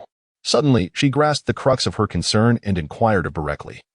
From what I gather, can you locate additional samples? Boricles nodded. Of course, just wait a moment, I shall fetch it for you. Chapter 80. Seeking Wukong. Expressing thoughts, Bulma's expression shifted like the unpredictable winds of March. With fervor, she declared, no, you cannot go out. You must remain here to recuperate. Boricles gazed rigidly at Bulma. That experiment is of great significance. It will greatly aid in enhancing my strength. Bulma placed her hands on her hips. When I say no, I mean no. Just look at yourself. You're so injured that you can barely stand, yet you still wish to seek out Son Goku. How could Bulma not know that Boricles was indeed seeking Son Goku? Boricles frowned and said, Bulma, there are dangers lurking behind us. I cannot afford to be too complacent. I must take action, not only in my training, but also in my research. Now that Viome can assist me in the realm of biology, you and Pilaf can aid me in physics, energy, and chemistry. I cannot afford to lag behind any longer. My decision is final. Your safety is paramount. Besides, you know how to find Sun Wukong. Boricles, with a sorrowful expression, cautiously explained, I can sense him, as long as he is within a certain range. This was no jest or frivolous remark. Even if Sun Wukong were adept at concealing his strength, he could never entirely blend in with the ordinary. As long as he appeared within that designated vicinity, he would undoubtedly be detected. No, you must tend to your injuries. Only after you have healed should you proceed. Boricles could only earnestly persuade Bulma. I am not sick. Indeed, the mentally ill often claim they are not. Bulma retorted casually. As soon as the words left her lips, silence enveloped the air once more. Realizing her indiscretion, Bulma awkwardly added, then how can you prove that you are not unwell? Boricles stood in stunned silence. Was this not the very method employed by psychiatric institutions? He was acutely aware of his own circumstances. Truly, there was nothing amiss with his mental state. He pondered deeply. Perhaps, should he rise and take a few steps? Violetta's eyes sparkled with insight. Indeed, if one is untroubled, then rising to walk is entirely reasonable. Naturally, she harbored hopes that Boricles would venture forth to retrieve Sun Wukong. With diligent study, she believed that the day would inevitably come when they could triumph over their adversaries. She firmly held to the conviction that once her groundbreaking technology emerged, in merely a decade, she could conjure forth countless formidable beings with staggering combat prowess, surpassing all who dared to oppose them. Broly's face was as dark as ink. What could be the reason for this? Bulma, fuming, declared, I refuse to accept this. However, Broly countered, even if I remain in this state, my strength will not increase. When the next puppet arrives, what will I do then? You must allow yourself to heal. Bulma insisted, her determination unwavering. Observing her stubbornness, Broly felt a sense of helplessness. He reached out to activate his bioarmor with a simple press of a button. Boricles was enveloped entirely by a layer of green film, which even covered his tail at the back. Is this thing green? Viome asked. nodding with pride and a sense of accomplishment. Of course, it's a biological battle suit. How else would it provide you with sufficient air? Barekli remained silent.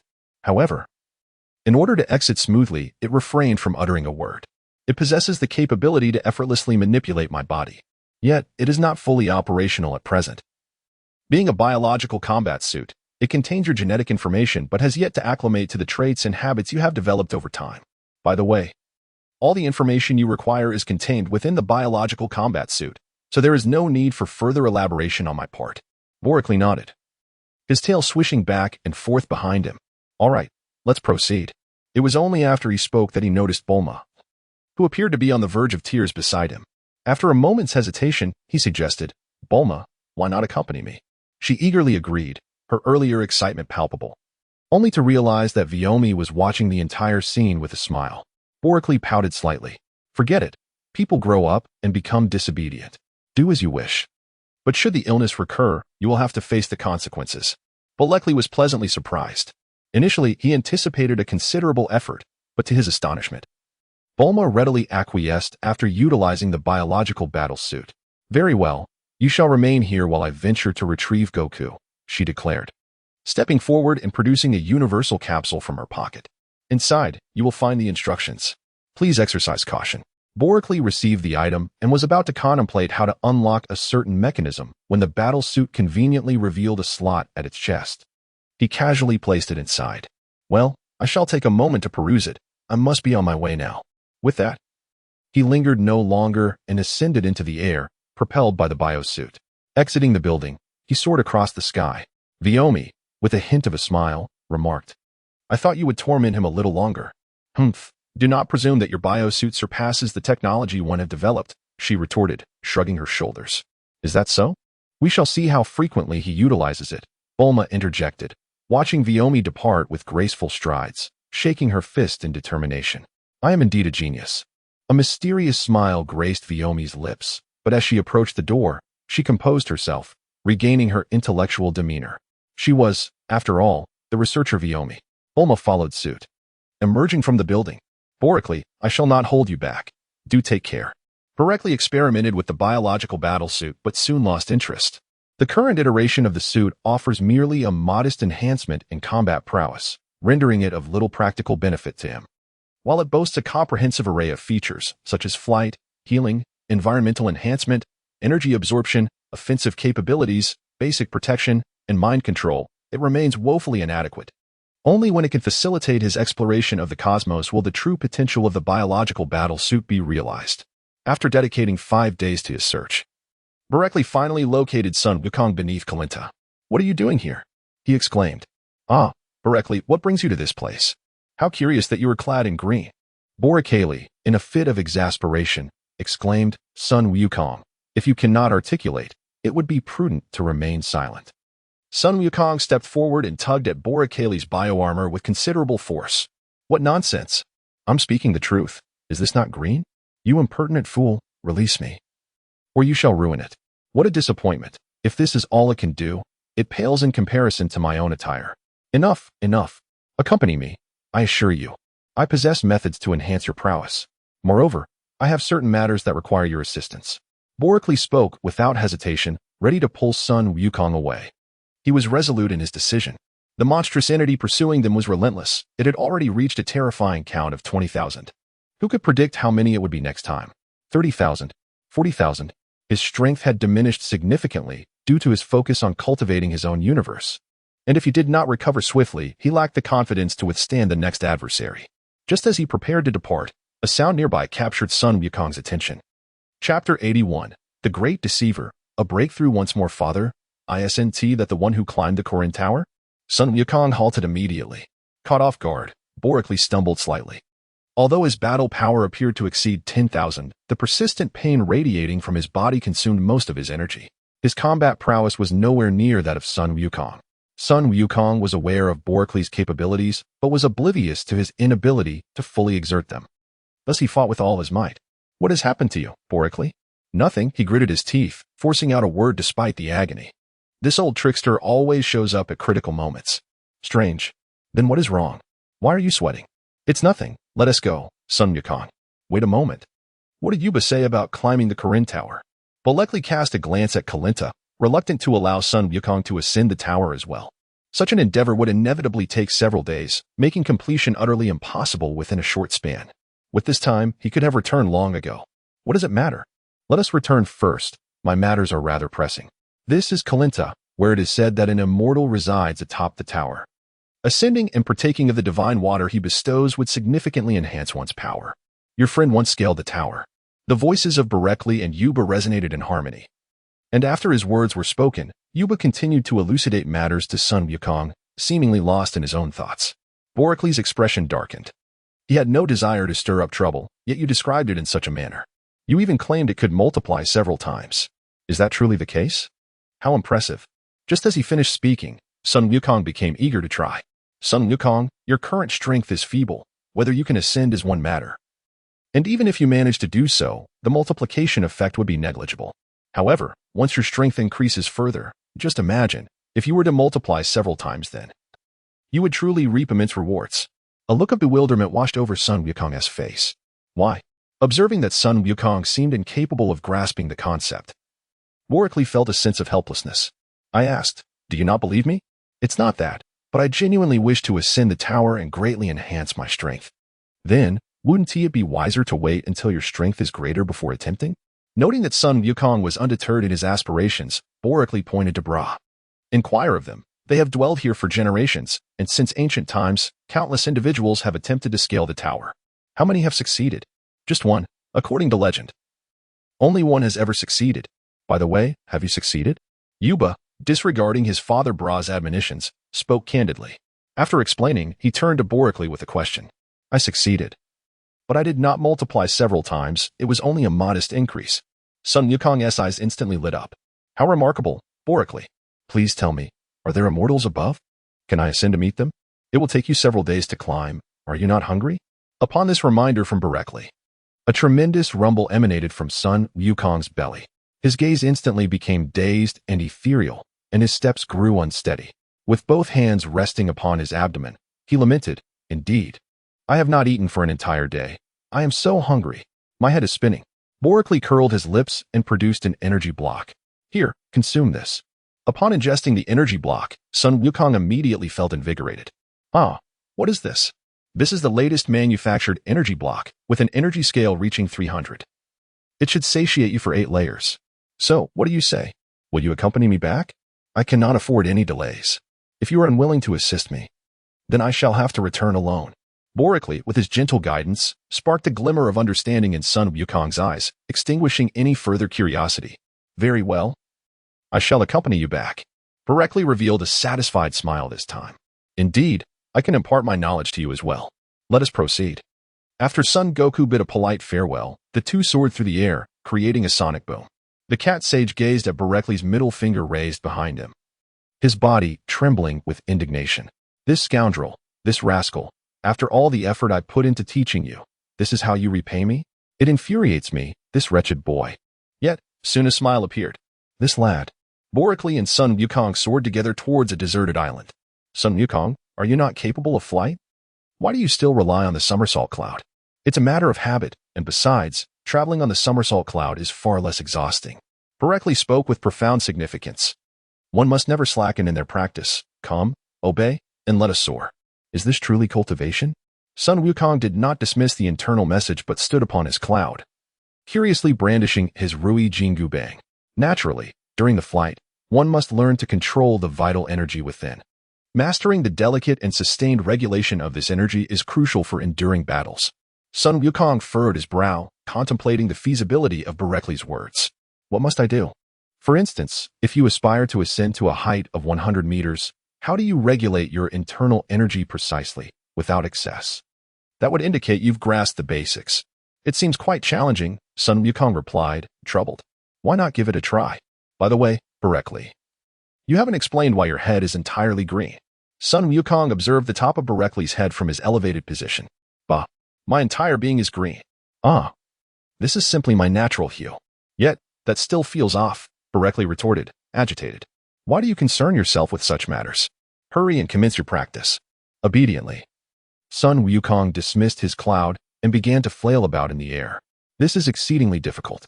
Take your time. Learn to control your energy rather than wielding it recklessly. But no buts. Quickly begin your learning. As Son Wukong flitted about in the air, his movements erratic, Barekli chuckled inwardly. Such training is indeed plausible. Yet he possessed other methods to train him, though he merely intended to deceive him. Suddenly hiss. Barekli, what are you? Son Wukong, distracted, found himself lacking in strength, plummeting rapidly. Thus, these two brothers engaged in a struggle of sorts. Unbeknownst to them, a day prior, in a mysterious location, Demon King, what do you think? I feel great. Powerful, responded an elder bearing an uncanny resemblance to Master Roshi, a glint of mockery in his eyes. Then off you go. Ha ha ha, splendid. The sinister voice of the Demon King echoed throughout the cavern as he took flight without further ado. The mysterious elder said nothing, merely watching as the Demon King departed, before turning to delve deeper into the cave. Go. Number 99. Retrieve the Demon King. He must not perish. A tall figure, cloaked in black robes with purple eyes, stepped out of the cave. It was none other than the creature puppet with which Barekli was all too familiar. How could Piccolo not appear? Without venturing to the planet Namek, without visiting Yardrat, without exploring more wondrous worlds, how can one possibly shoulder such a great responsibility? The cavern once again succumbed to silence as the enigmatic elder cast his gaze towards a closed chamber on the left before turning to proceed down the passageway on the right. There, the individuals he had captured awaited their transformation. Boreakli, I have succeeded. It is truly possible. Son Wukong exclaimed, dancing with exuberance. Calm yourself. This is merely the beginning. And you still have a considerable distance to traverse. The road ahead is fraught with challenges. Boreakli's gaze was profound. Just moments ago, he had successfully unlocked the 6th acupoint, the Kong Zue, alongside the Ji Min and Chong Min acupoints of the spleen meridian, culminating in the convergence of blood essence. From this point onward, my cultivation will proceed at a slower pace. The further I advance, the greater the quantity of vital energy required to consolidate the blood essence. I must expedite my research on nutrient blocks. Despite pondering these matters, he could not help but breathe a sigh of relief. With the completion of the 6th acupoint, his suffering diminished further, and his potential strength increased, allowing him a semblance of self-preservation. Regrettably, the primary function of the celestial beings lay in healing. If only they could provide a greater supply of nourishment. Barekli's sudden interruption disturbed Son Wukong. What? Chapter 82. An enemy, the Demon King Piccolo. Son Wukong's immersive state of flight was abruptly disrupted. He turned his head to look at Barekli. What is it?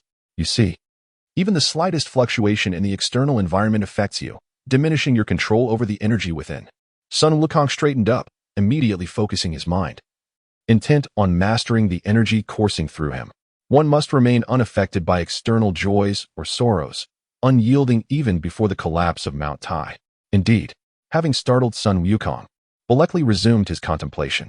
I wonder why the mystical beings are so extraordinary. Regardless of one's strength, they provide a sense of satiety for 10 days. Moreover, no matter the strength, a single being can heal, indistinguishable between human and beast. It feels as though it is not a product of this world. I also ponder how long I shall be away upon my return. My research progress has been rather sluggish. My mastery over the stars should also break through now that I have transcended my own universe. Being stuck at an energy level of 9,999 is quite vexing. However, the energy within me has diverged from the external, becoming somewhat more potent. The satellites possess a filtering function.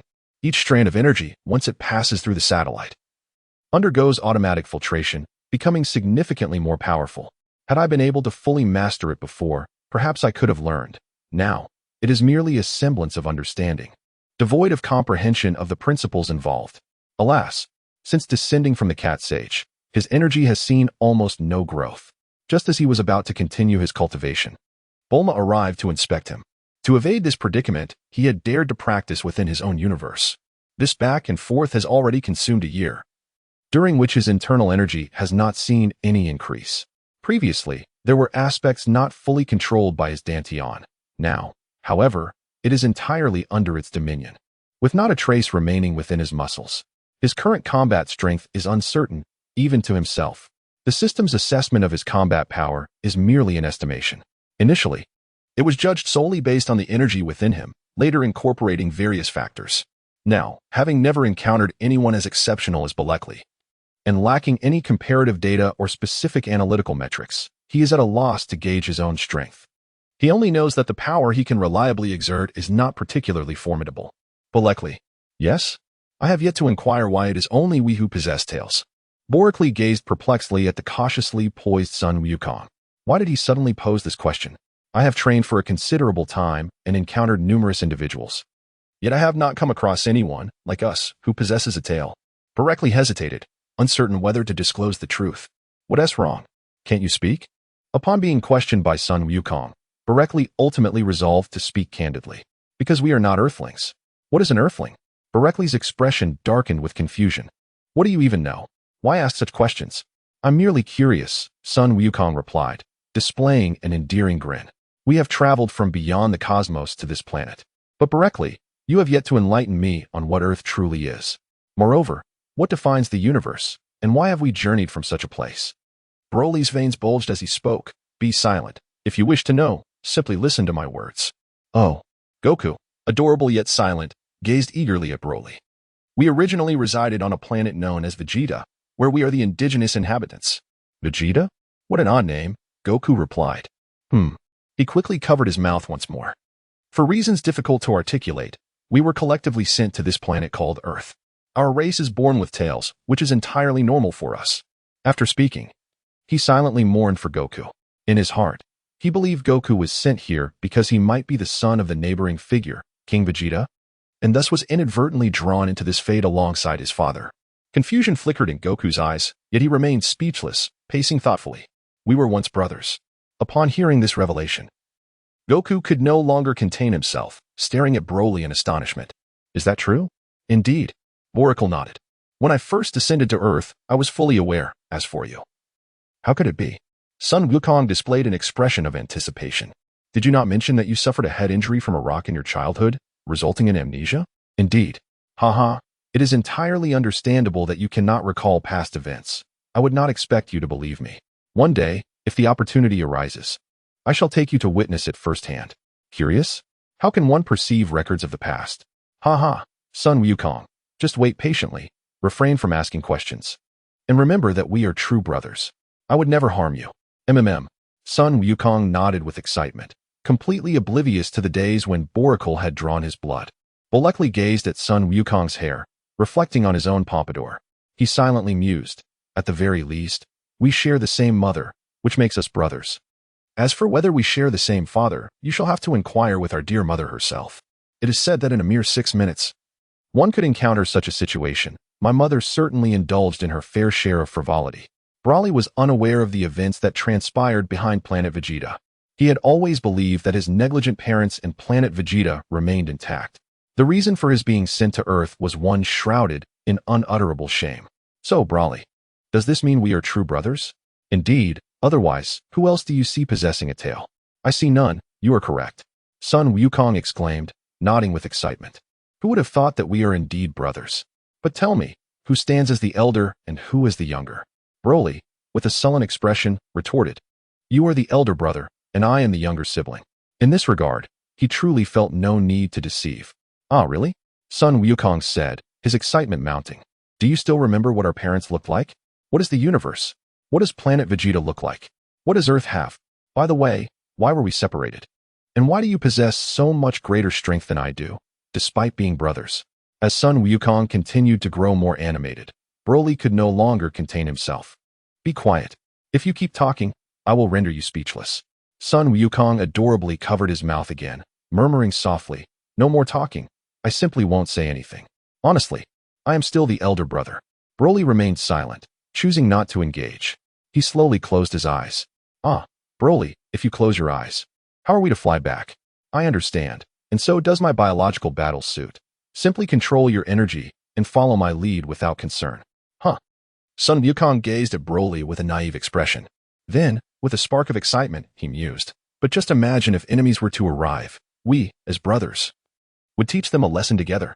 The very thought ignites my blood with fervor. As soon as Son Wukong finished speaking, he curiously inquired, Broly, why have you stopped? Boracli inwardly cursed his fate. What a jinx. Why summon enemies when one could peacefully cultivate in tranquility? He yearned solely for self-improvement, devoid of conflict. Yet, he mockingly retorted, Isn't it what you desired? An adversary to pass the time? Well, here we are. What? Son Wukong glanced around eagerly, his fists clenched in anticipation. Where? Is it true? What a jinx. Directly took a deep breath, striving to calm his turbulent emotions. After a brief moment of silence, Son Wukong's gaze sharpened. There truly is an enemy. Of course. Do you think I jest? Before long, a dark figure swiftly approached them. Heh. I, the great demon King Piccolo, have come to deal with you. Once I eliminate you, I shall reign supreme over Earth, becoming its king. Upon scrutinizing the figure, Son Wukong immediately burst into laughter. Chapter 83. So weak, the duck has flown away. Hey, Berekli, this creature is just as green as you. Berekli, though agitated, maintained an expressionless facade, unfamiliar with the situation. He typically wore a stern countenance. He sensed a distinct aura emanating from his opponent, one unlike any he had encountered before. With a chilling demeanor, he inquired, "Who are you?" "Ha ha ha, young one, have you lost your mind? Do you consider yourself a master?" The revelation of my true identity as the Demon King erupted forth. The face of the diminutive Demon King, lined with wrinkles, was alight with excitement. According to the information at hand, if he were to eliminate the two individuals before him, he could reign unchecked over the entire Earth. Furthermore, he would have the opportunity to gather the Dragon Balls and attain immortality. Berekli gazed at the exuberant Din with a distinct lack of interest. Son Goku, it is your turn. The ever-eager Son Goku, upon hearing Berekli bestow this delightful task upon him, nodded excitedly. All right. With that, he dashed forward. You are the villain, aren't you? Din cackled ominously, yet his body stealthily approached Son Goku. In a swift motion, he struck. Son Goku bared his teeth and narrowly evaded the blow. Just as he regained his footing, he exclaimed, "What are you doing, you scoundrel? You yourself declared that I am the villain." Din replied with a sinister grin as he lunged at Son Goku. Berekli shook his head in disbelief. Son Wukong was still rather inexperienced. It was peculiar. This individual exuded an aura reminiscent of the monstrous puppets that sought my life. Yet, it was not entirely unadulterated. It seemed as though he were a monster in his own right. Where could such a being have emerged from? In the eyes of Berekli, Son Wukong and Piccolo were engaged in a fierce battle. Above the Karingta, within the celestial hall, the ancient green-skinned elder, emanating an aura of death and decay, observed. The deity, with a grave expression, gazed down at the ground. How did that fellow appear so suddenly, without any warning? The deity pondered. With Berekli in the lower realm, it should not pose any issues. The deity slowly shook his head. It is difficult to say. Bubba was taken aback. The deity? Berekli seems to have sustained severe injuries. His strength diminished. It is unclear what has transpired. What shall we do then? He sighed. Let us observe. I hope Wukong can vanquish Piccolo. Bubba replied, somewhat dazed. However, currently, there is no better course of action. Upon finishing his words, the deity turned and returned to the celestial hall. It is strange how this individual emerged. Without assistance, he would surely perish within the confines of the demon sealing wave.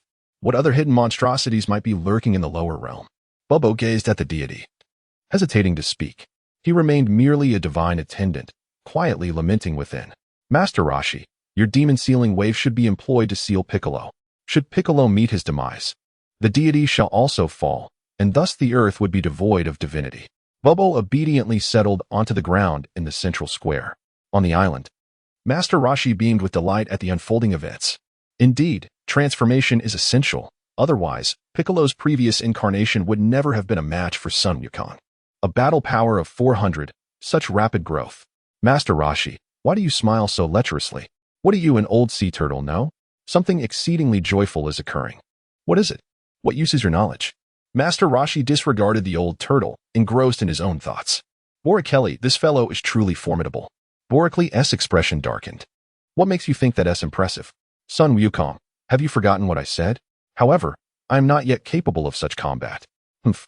Your techniques are rife with superfluous movements. A staggering 60 are wasted, merely aesthetic in nature. Otherwise, with your prowess, you would have long since subdued Piccolo. Upon hearing this, Son Wukong remained silent, but Piccolo could not contain himself. With a sinister chuckle, he remarked, "Ha ha ha, what an audacious fool. Once I deal with this little brat, I shall take care of you." Berekli was utterly unconcerned, standing idly by. If the situation became dire, feeding Son Wukong a magical bean would undoubtedly pose no challenge. As for the fighting, with others taking on that burden, he could simply observe. After a while, boredom set in, and his thoughts drifted to the gift Bulma had bestowed upon him. He reached into his pocket and felt it. Ah, this biosuit is remarkably useful, though somewhat lacking. If only it were a bit more powerful, it would be perfect. Opening the multifunctional capsule, a metallic panel materialized in the air, which Borek deftly caught. He examined it from various angles. What is this? What purpose does it serve? He felt a protrusion on the panel and pressed it. Borek was caught off guard, abruptly overwhelmed by an unseen force that knocked him to the ground. What is this? Following Bulma's usual practice, he promptly began to inflate the panel. Oh, so this is what it is. Borek beamed with delight as he observed Son Wukong engaged in a fierce battle with the formidable demon King Piccolo. Oh, what a splendid sight. Son Wukong, I am here to assist you, he proclaimed with fervor, adjusting the metallic panel in his hands under Piccolo's watchful gaze. No need, Borek. I believe I can overcome him, replied Son Wukong confidently. I am not interested in what you believe. I am concerned with what I believe, Borek retorted nonchalantly. His eyes fixed on the task at hand. After fine-tuning his device, he cast it into the fray. Piccolo's eyes gleamed with a chilling light, and he swiftly unleashed two beams of energy aimed directly at the metallic panel. Ah, but I cannot allow you to destroy it.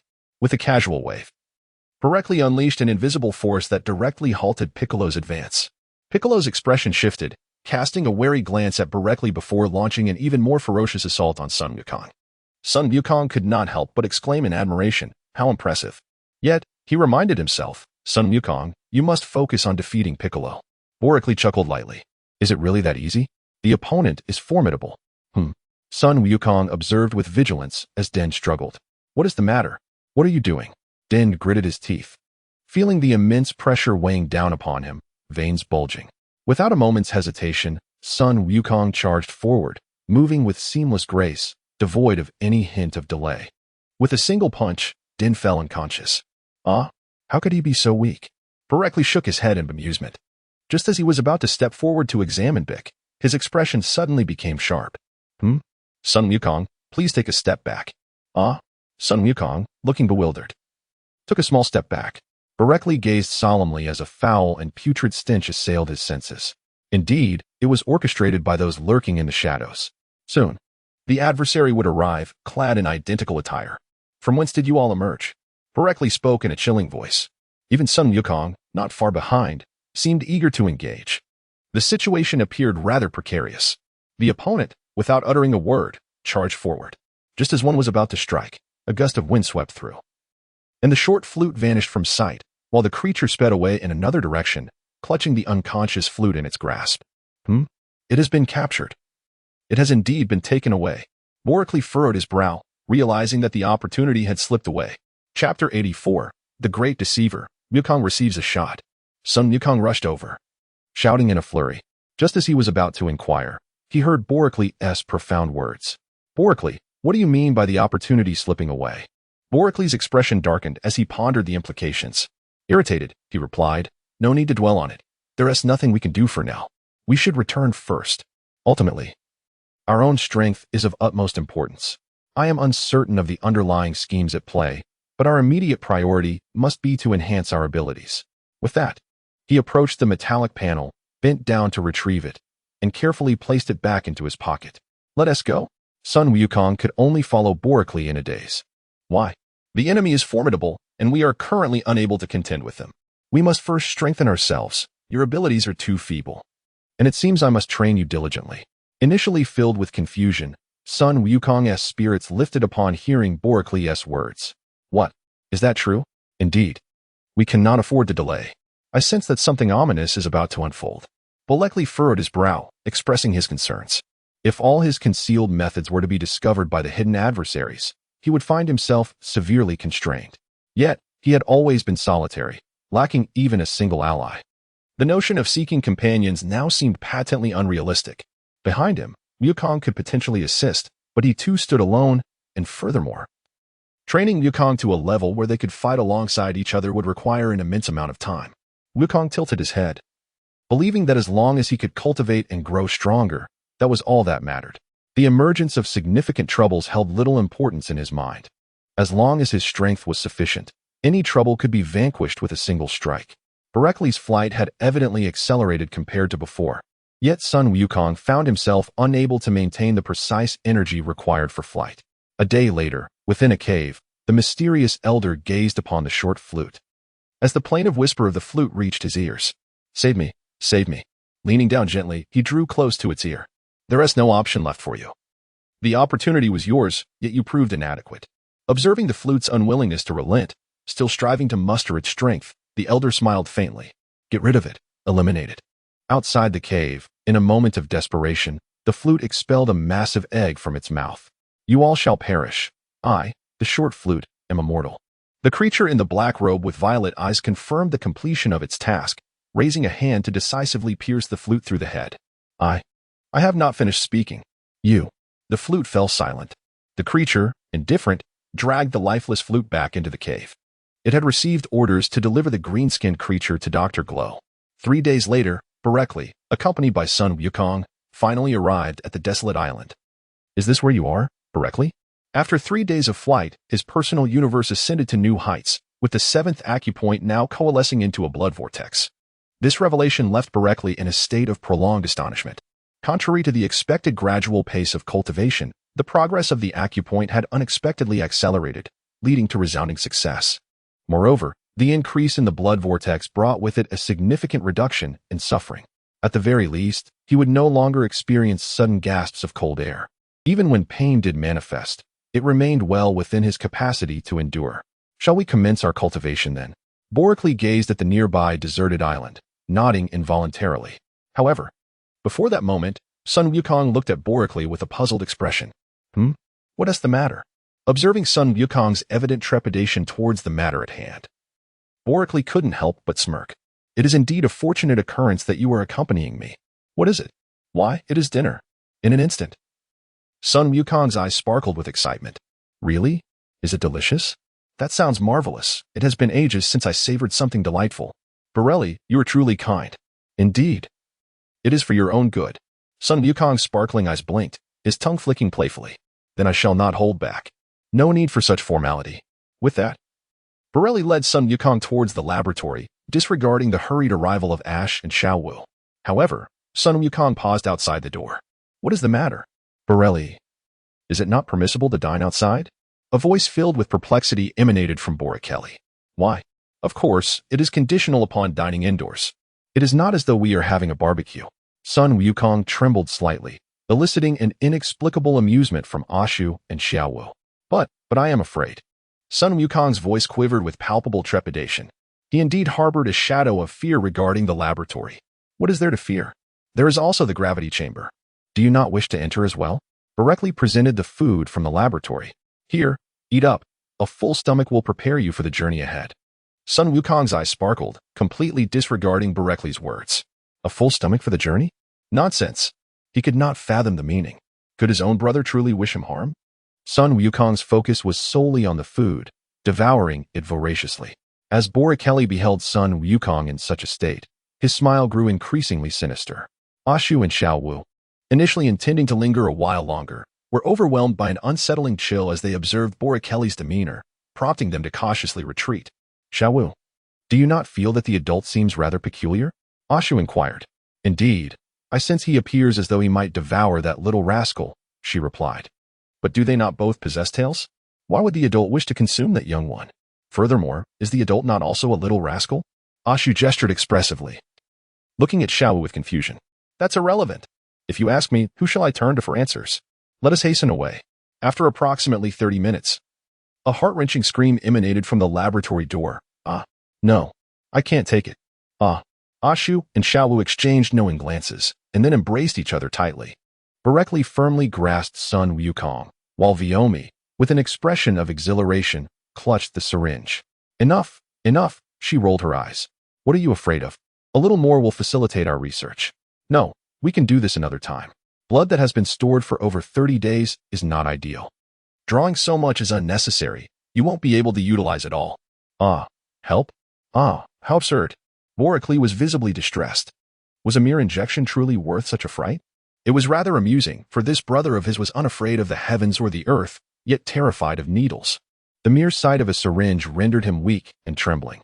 Viomi smirked, and although she refrained from verbalizing her thoughts, Her actions reflected her amusement as she paused. Just as she withdrew the syringe, Borically released Son Wukong. "What are you doing?"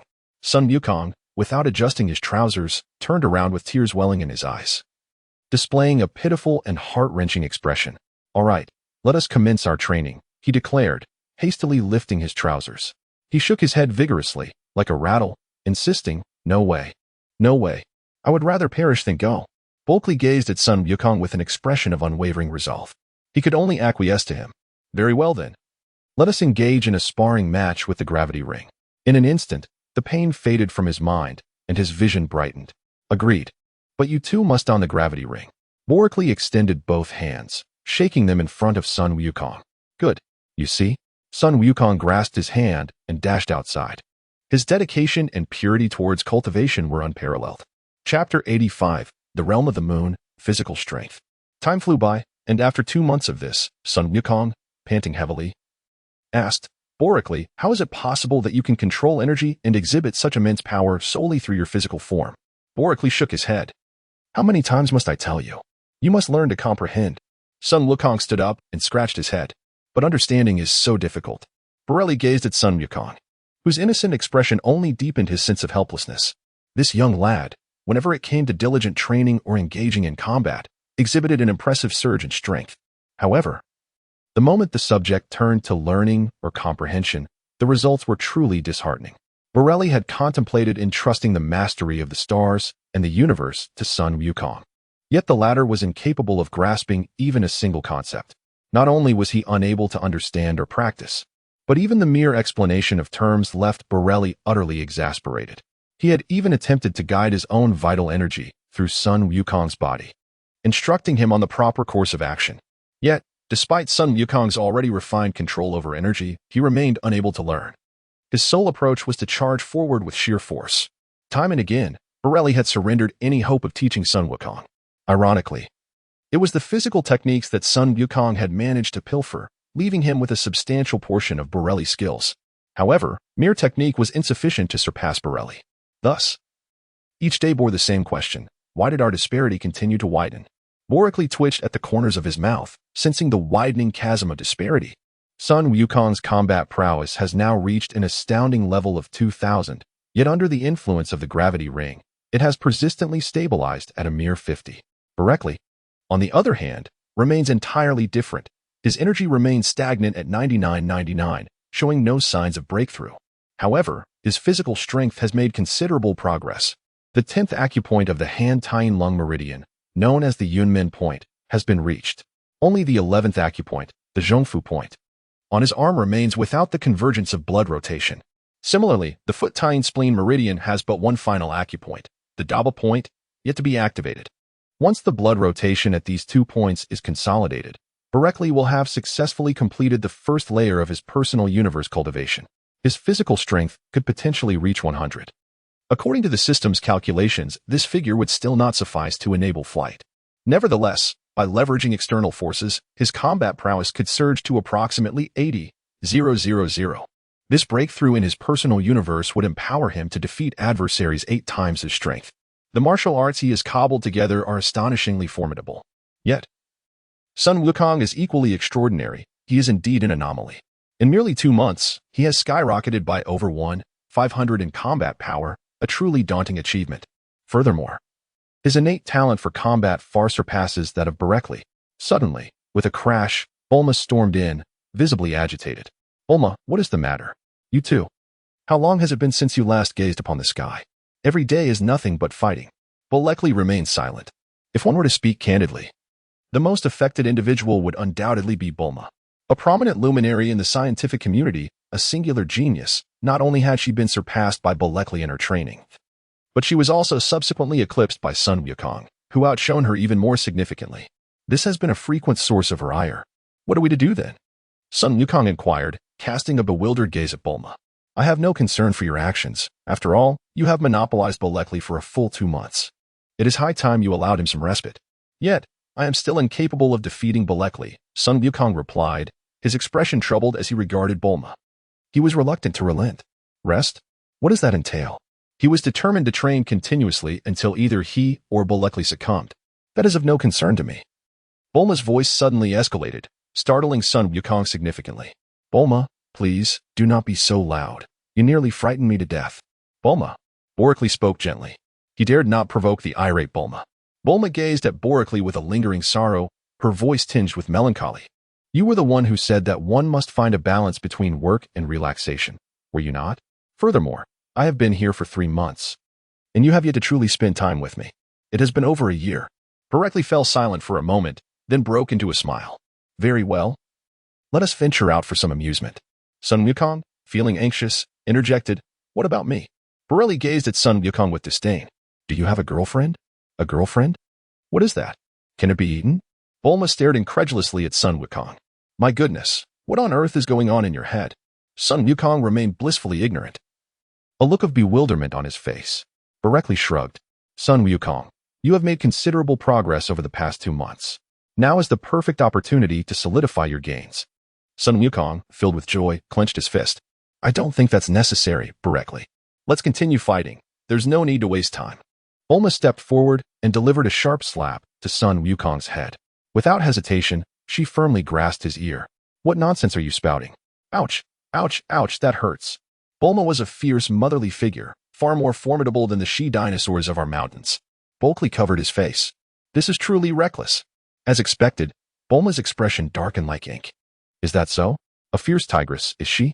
Very well, Bulma, let us depart and leave Son Goku here to rest in solitude. As Broly spoke, Bulma finally released her grip. With a mixture of shyness and apprehension, she cast a glance at Broly, emitting a sound akin to a buzzing insect. All right, she said, taking a few steps forward and gently grasping Bulma's delicate hand. Let us depart. We shall leave this to them. Bulma responded with a sweet smile. Okay, hand in hand. They exited, leaving Goku bewildered and perplexed. Are they really leaving? What am I supposed to do now? Borically soared across the vast ocean with Bulma. A rare moment reminiscent of their last adventure in search of the Dragon Balls. A silent sigh escaped his heart. Once the shadows of adversaries faded, they could indeed indulge in the poetic beauty of life. Nestled close to Borically, Bulma nuzzled against him, savoring the delightful warmth of their companionship. The current physique of Borically cannot merely be described with the fragrance of incense. His vital energy is abundant, and his body is free from impurities, exuding an inherently captivating aura. Once all his meridians are fully opened, his corporeal form will possess unparalleled capabilities. It is essential to recognize that each meridian may, in the future, represent an entire universe. In the distance, the sea lies tranquil and undisturbed, with the sun gracefully descending in the west. Should I refrain from seeking the Dragon Balls? What nonsense is this? There is nothing amiss. Do not overthink it. However, ever since we set forth, we have experienced a growing distance between us. In the past year and nearly 2, we have lost the comfort we once enjoyed. You are now either besieged by various monsters or relentlessly pursuing cultivation with scarcely a moment's respite. How long has it been since you last visited the laboratory? Even in your eagerness to break through, you must not excessively strain the potential within. You have previously stated that haste makes waste. Allow things to unfold naturally. Borically smiled and shook his head. Just as he was about to speak, Bulma interjected, I might not be able to stay with you any longer. What? Is the enemy returning? Bulma anxiously glanced around. Borically exhibited an unusual expression. No, it seemed I might be on the verge of a breakthrough. Subsequently, his face flushed crimson, nearly overwhelmed by the impending transformation. The biological battle suit naturally materialized upon his skin, allowing him to stand directly upon the surface of the sea. Bulma, incensed, stamped her feet in midair, yet could only remain silently aloft, providing protection for Borically in all directions. Borically had just settled his mind. The acupuncture points along the 4 meridians of the Yin realm were completely filled with blood vortexes. It was indeed a case of unintended efforts yielding fruitful results. Borically understood that the breakthrough of the physical body is not akin to that of energy. It is not a mere leap that can be wholly accomplished in a single instance. His corporeal strength necessitates continual refinement. In Chapter 86, Peril Approaches, Brothers United in Heart, it is akin to the human physique needing to transcend the threshold of 10 in order to accumulate chi within. However, once the physical body surpasses this threshold, further training cannot enhance its strength. Nevertheless, one must not cease exercising. As one perseveres, their prowess will continuously evolve, and when the chi within exceeds 100, humans can achieve flight. The cultivation of physical strength bears resemblance to energy cultivation, yet they are not entirely synonymous. In the realm of Tying, for meridians run along the front sides of the human body, the congealing of blood does not signify that the blood and chi flow freely. The overall strength of the body encompasses its entirety, yet the true potential can only be fully realized through the meridians and acupoints on either side. While the convergence of blood may appear beneficial, if the flow is obstructed, the impacts will inevitably be hindered. It may seem tranquil on the surface, yet a tumult of blood and chi rages within. This is the reason he must continuously endure suffering. To reach the pinnacle of this realm is markedly different from the fullness of energy. Without even delving into the realm of the sun, achieving a complete breakthrough within the Tying realm, ensuring that blood and chi circulate unobstructed through the 4 meridians and acupoints, requires overcoming another hurdle, the infusion of blood. From the inception of his own universe, Bolekli was acutely aware that pain is not the most formidable barrier in cultivation. It is the infusion of blood that poses the true challenge. There is no distinction between cultivating from other meridians or from the Tying meridian within the 12 primary channels. The initiation of cultivation from the Tying meridian establishes the first layer of one's universe as the Tying realm, whereas beginning from the sun meridian establishes it as the sun realm. The first 6 layers of cultivation practice revolve around the 12 primary channels. It matters not from which one begins. There is a saying, it is all one's own body, devoid of distinctions of rank or worth. Though reluctant to admit it, Bolekli found this irrefutable upon further study. Only from the 7th layer onward does the true marvel of the cultivation method manifest distinctively. For that is the realm of the divine, where the acupoints within the body begin to infuse with spatial power. The infusion of spatial power is the nascent form of the universe. Regardless of strength, the first 6 layers are merely foundational. Yet, why does the combat prowess at the peak of the first layer of meridian cultivation measure 100, while the second layer transforms into? The fundamental issue lies in the infusion of blood. This infusion integrates the meridians and acupoints of the cultivation stage into a cohesive whole, allowing for an unobstructed flow of vital energy and blood.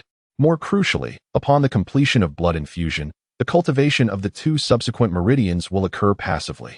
In essence, the second stage of cultivation is akin to undertaking 3 distinct efforts. The blood circulation within the acupoints of the cultivation itself occurs once, corresponding to 2 cycles of the initial blood circulation from the previous stage. Thus, with each breakthrough, the force derived from blood circulation amounts to 300. The infusion of blood represents a formidable challenge and the most critical juncture at each level of cultivation. Fortunately, Bolekli was well prepared for this moment. Once the blood circulation at the final acupoint coalesced, the blood began to seethe. His tightly shut eyes sprang open, radiating a divine light. Bulma. Believing the ordeal was over, Bulma joyfully descended. I will require a substantial amount of nourishment. Bulma's expression soured, yet she attentively listened to Bolekli's demands. Once the crimson hue begins to manifest on my face, disregard everything else and simply feed me energy blocks. Bulma was at a loss. Gazing at the box of energy blocks he presented, containing no less than 300, she wondered if such an abundance could possibly be consumed without dire consequences. It might not suffice. She would need to supplement it further. You needn't worry. Just deliver them directly to my mouth. After Bolekli finished speaking, he closed his eyes once more, yet his mouth hung agape. Abnormal crimson hues began to manifest on his limbs, starkly contrasting against the green of his bioweapon suit. What should I do? What am I to do? Bulma felt beads of sweat forming on her forehead. One hand clutched the box, while the other tightened into a fist. Yes, this is the moment. Broly had already plunged into the depths, commanding the flow of blood, vitality, and energy as they coursed rapidly through the 4 meridians. Should he fail to achieve complete penetration, it would have dire repercussions for him in the future. He had to tread carefully. If the layers of blood infusion could not be successfully traversed, the possibility of breaking through to the 7th layer remained uncertain. According to his expectations, aside from the blood infusion from the 5th layer to the 6th, which was still pending, the preceding 4 infusions must be executed flawlessly. At this juncture, the energy of the divine beings was of little consequence. Otherwise, he would have long since exchanged for them before meeting Sun Wukong beneath Kalinta. After 3 hours, he finally achieved a precarious breakthrough. With a resounding roar, Bulma, caught off guard, tumbled directly into the sea. By the time Broly regained his composure, he swiftly rescued the drenched Bulma from the water. Broly, what are you doing? Bulma exclaimed, tightly embracing Broly, her exquisite form pressed against him. With a wry smile, he reflected on his scion heritage, still in his youthful form. Oblivious to her own exposed vulnerability, Bulma buried her head against Broly's chest, enjoying the moment as he lifted her in a princess carry. Broccoli returned with Bulma, who expressed her regret, saying, "I'm sorry for interrupting our time alone once again." "No, it's quite all right," she replied, her cheeks flushed like a ripe crimson apple. Despite her bashfulness, she clung tightly to Broccoli, unwilling to let go. Her thoughts had already traversed distant seas, even contemplating names for their future offspring. Upon arriving at the island, which had undergone significant transformation due to the efforts of several individuals, it could no longer be merely termed a deserted isle. Unfazed, Broccoli carried Bulma inside, absent-mindedly rubbing his nose. "You should rest well in the laboratory," he suggested. Bulma grasped the hem of Broccoli's garment, inquiring, "What's wrong? What do you intend to do?" Broccoli chuckled. "It's nothing. I just need to stretch my limbs a bit." Bulma's complexion paled, and her gaze dimmed. Broccoli leaned down gently, bringing his lips close to Bulma's ear. "Do not overthink it. Enemies are approaching, and I shall keep them at bay." A spark of determination ignited in Bulma's eyes, quickly followed by a look of concern as she gazed at Broccoli. "Rest assured, I am quite experienced, am I not? Besides, I have reached a breakthrough. What is there to fear?"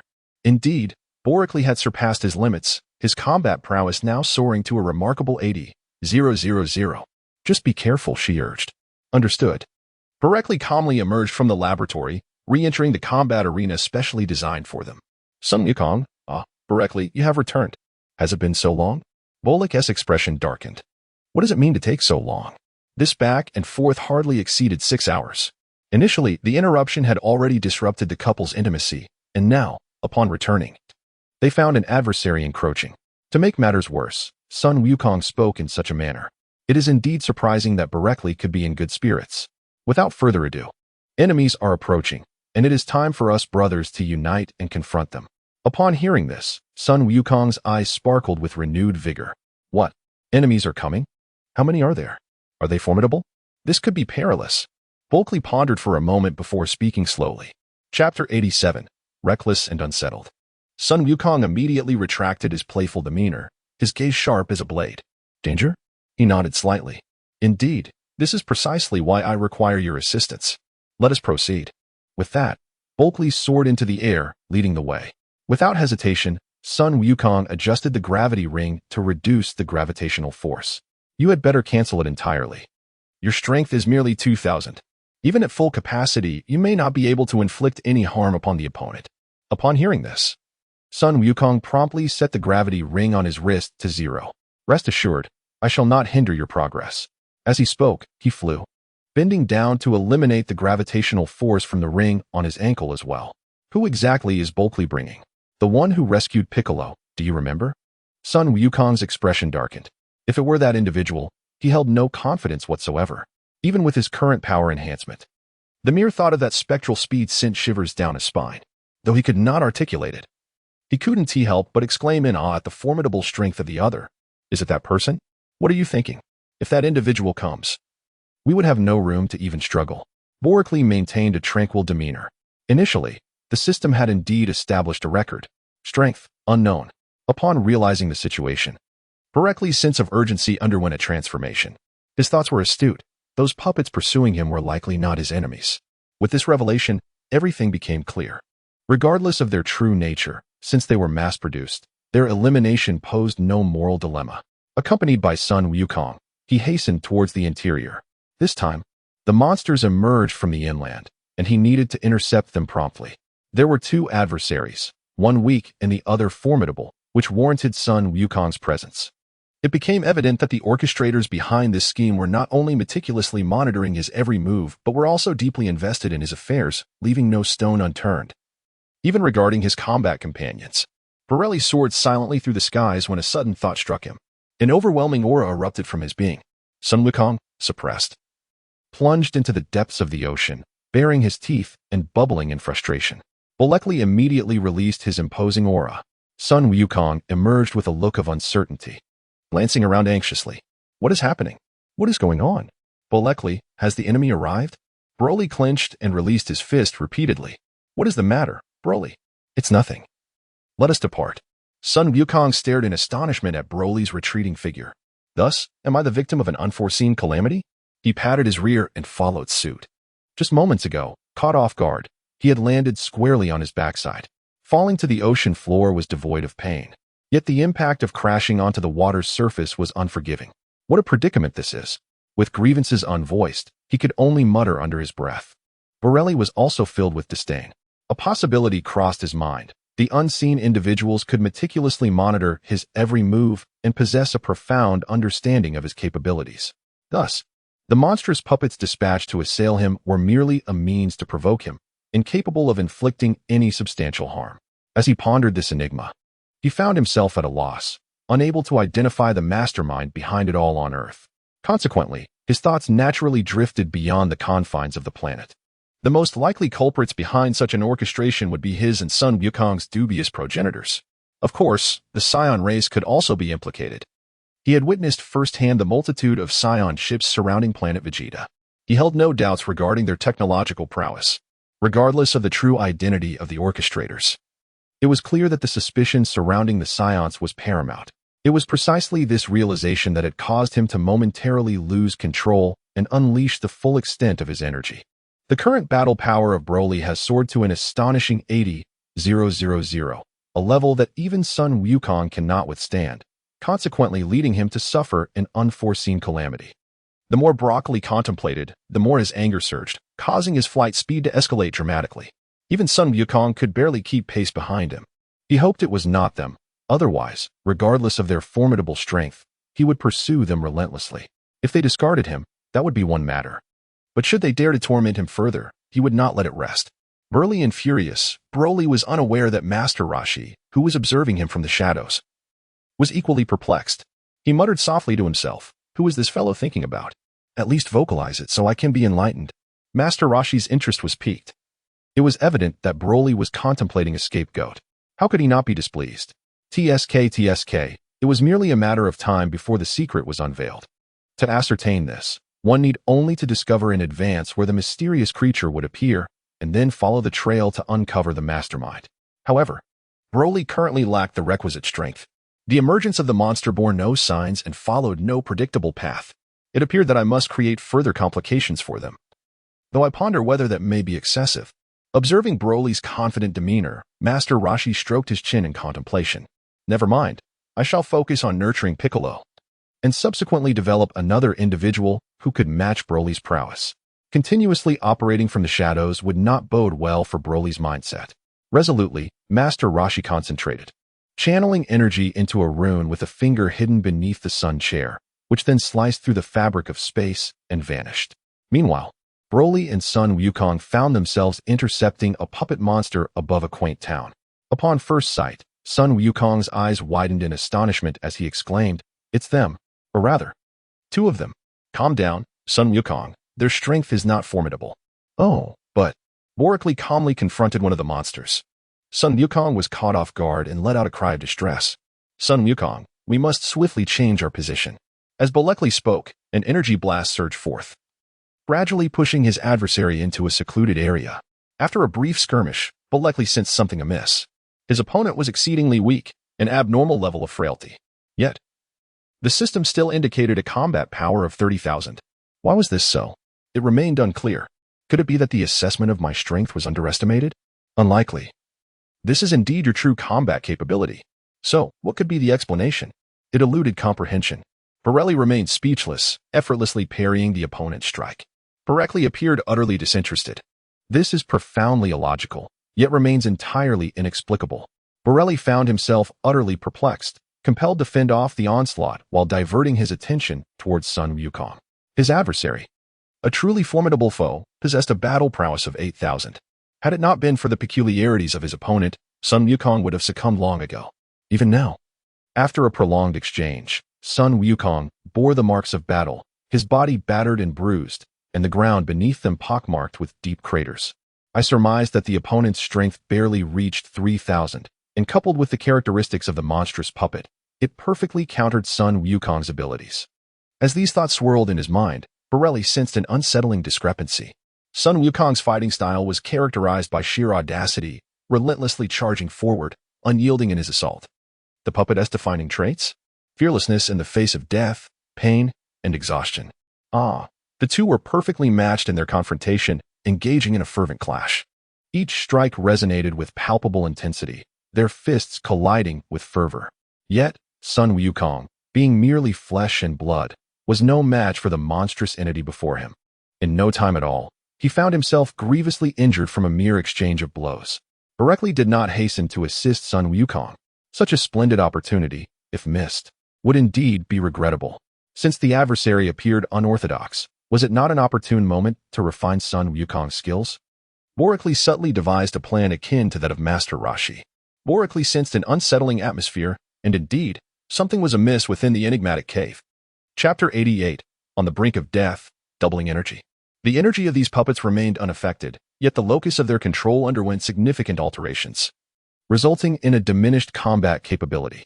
Inside the cave, the mysterious elder's countenance, resembling that of a canine, was shrouded in dark clouds of discontent. With a single strike, he shattered the entrance to Dr. Gro's lair. "What the hell are you doing?" Gro's grim visage emerged. "What is it? How dare you inquire about my concerns?" The mysterious elder, incensed, seized Gro by the throat and dragged him deep into the cave, pressing his head before the computer screen. "Open your eyes and behold. Why has so much energy been lost?" Gro stifled his fury and scrutinized the screen. His expression shifted dramatically. This. Can you now enlighten me regarding your actions?" The mysterious elder surprisingly regained a calm demeanor. "I was merely conducting research on the androids, enhancing their functionalities."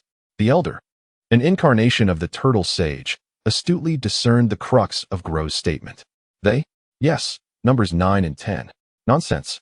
What kind of robots could absorb such a vast amount of my energy?"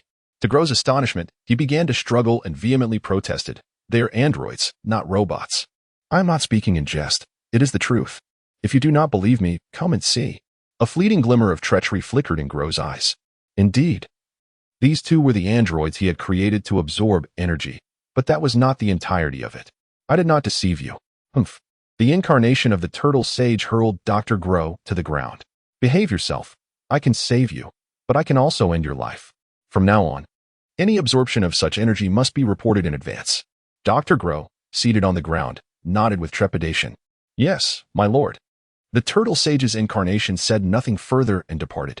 Anger was futile. The priority was to devise a means to replenish the energy. Gro glared resentfully at the elder's retreating figure, slowly rising only after he had distanced himself. "Just wait." With a simple remark, he fell silent, making his way back to his stony chamber with a faltering gait. Borically observed with bemusement as Son Wukong, that naive youth, persistently chose to confront his adversary head-on, eliciting amusement from him. The lad seemed intent on relying solely on brute force, utterly disregarding the potential for cunning strategy. Apart from his intellect, Son Wukong appeared to possess no chance of victory. Had it not been for the peculiar circumstances that rendered the two monstrous puppets significantly weakened, he would have surely met his demise long ago. Blocking the creature's attacks with casual ease, Borically awaited a tactical shift from Son Goku. Yet, the more he watched, the more exasperated he became. How stubborn could this young man be? With each strike that repelled the monster, he deftly maneuvered his way to Son Wukong's side. "Oh, you've sustained quite the injury," Borically remarked. Son Wukong, wiping the blood from the corner of his mouth, stubbornly retorted, "Borically, don't concern yourself. I must defeat it." "Is that so? Are you certain that this approach won't lead to your own demise?" Son Wukong remained unfazed. "Not at all. With you here, I cannot be defeated. You focus on your own monster." He was now forced to concede that his opponent was indeed a monster. No matter how he struck, the creature remained impervious. If this were not a monster, then what could possibly be? "Do you truly not require my assistance?" "Not at all. I am confident I can handle it." Borically gazed intently at Son Wukong, his expression tinged with gravity. There was something unsettling about Son Wukong's aura.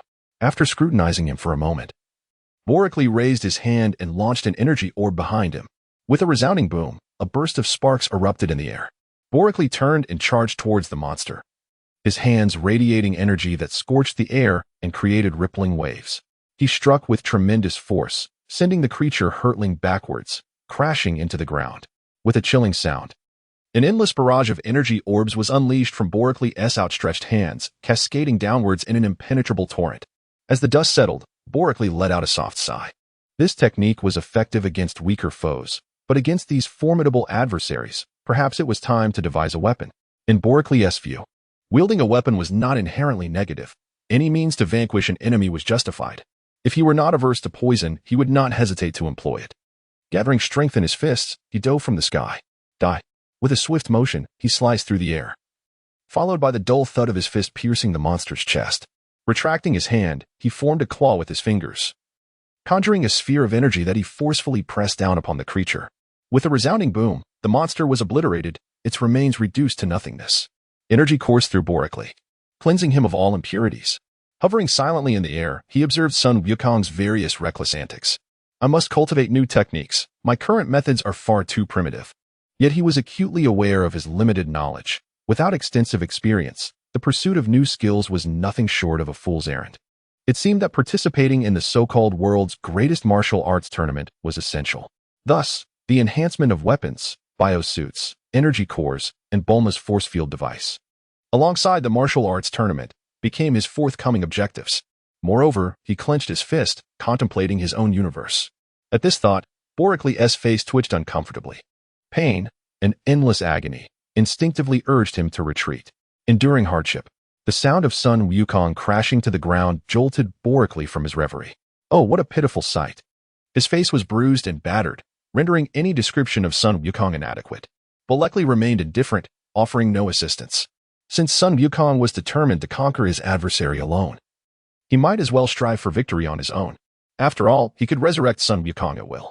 A little over 10 minutes later, Son Wukong expended his final ounce of strength and succeeded in vanquishing the creature, but the cost was his near demise. Boricles produced a mystical bean and promptly placed it into his mouth, firmly closing his lips. Consume it, consume it. You shall be restored to perfect health in no time. As soon as Son Wukong had laboriously ingested the bean, he sprang to life, brimming with energy. Boricles' expression was one of astonishment. What is this? Son Wukong's power has actually doubled. Son Wukong, what is happening? Son Wukong, equally perplexed, began to explore his own body. With a tone of wonder, he exclaimed, Boricles, I feel as though my strength has surged immensely. What could be the reason for this? Boricles found himself at a loss for words. Should this matter be directed towards you or me? However, the inquiry did not delve deeper. Given Son Wukong's rather naive disposition, it is quite plausible that he remains oblivious to the situation at hand. Grasping Son Wukong firmly, we soared through the skies, heading towards a desolate island. Upon arrival, we intended to thoroughly investigate and ascertain whether there were any adverse effects. Suddenly seized, Son Wukong, already feeling uncomfortable, began to struggle fiercely upon hearing Boricles' remarks. Oh no. Boricles, please. I do not wish for an injection. I do not wish for an injection. Boricles paid no heed to Son Wukong's struggles, holding him firmly in his grasp. This presented a splendid opportunity to delve deeply into research alongside Viyomi. As they tirelessly pursued knowledge, they might uncover the secrets of his lineage. Once those secrets were revealed, the subsequent matters would be considerably easier to resolve. Moreover, he harbored suspicions that the monstrous puppets were orchestrated by individuals from his clan working covertly. Cutting through the sky, the two swiftly approached the deserted island. Chapter 89. The Undercover Journey. The inaugural martial arts assembly. As they landed, Son Wukong emitted a sound reminiscent of a pig's squeal. No. He kicked at him. Get up, considering your formidable strength. Son Wukong's complexion was as pale as parchment, trembling as he rose unsteadily. Boricles, I refuse to receive injections. I do not wish to partake in experiments. Months prior, he had endured relentless torment, rendering him now as fearful of Viyomi as a mouse is of a cat. Should he turn his back to her, Son Wukong would instinctively bare his teeth. What then? Shall we forego enhancing our power? He shook his head, yet nodded simultaneously. To augment one's strength without resorting to such means is not feasible. Come now, be good. And close your eyes. Boricles seized Son Wukong and soared towards the laboratory door. No, please. Oh, save me. Son Wukong let out a deafening scream. Boricles, with an expression of exuberance, shouted at the top of his lungs, Viyomi, hurry over, we have an excellent specimen. Responding to the laboratory summons, Viyomi swiftly appeared, syringe in hand. I'm here. Son Wukong struggled relentlessly, yet he was utterly powerless against Boricles' iron grip. However, the control of muscles eluded Boricles, preventing him from fully restraining Son Wukong, which made it difficult for Viyomi to administer the injection. With a hint of annoyance, she remarked, if you continue to squirm like that, I shall draw 5 vials of blood. Son Wukong, caught in his frantic struggle, immediately stiffened, his voice trembling as he protested. I won't struggle, just, please, be gentle. Viomi responded, what a waste of your formidable strength. With a swift motion, she administered the injection. After extracting Son Wukong's blood, Boracli set him down and rolled up his sleeves. Now, it's my turn for a vial. A curious glance was cast in Boracli's direction. Is there any new development? It feels rather extraordinary. Hurry, lest we miss something significant. Without further hesitation, Viomi produced another syringe and plunged it in. Son Wukong, pale and trembling, curled up in a corner, muttering to himself, the old witch is indeed preparing to administer a second injection. Boracli must be bewitched by her. I must save him. As he observed Boracli's blood being drawn steadily into the syringe, Son Wukong's eyes rolled back, and he fainted, his little legs twitching involuntarily. Is this creature truly your brother? Viomi inquired with curiosity, glancing at Son Wukong before turning to Boracli. Indeed, without a doubt. Unbeknownst to Viomi, Boracli was also contemplating. Strange. I don't seem to be experiencing any symptoms from the injection. Could it be that we do not share the same father? Otherwise, it is utterly perplexing. We are twins. Would you like to take a look? He cast a sidelong glance at the unconscious Son Wukong, hesitating for barely a second. Boracli turned directly to follow Viomi. Why not sleep? Using the sky as a blanket and the earth as a bed. How delightful. Half a month later, within the laboratory, Bulma, Pilaf, Viomi, and Boracli were all engrossed in their tasks. The fields of energy, physics, and biology demanded an unceasing flow of updates. However, one should not presume that what Boracli required was merely a breakthrough in any single domain.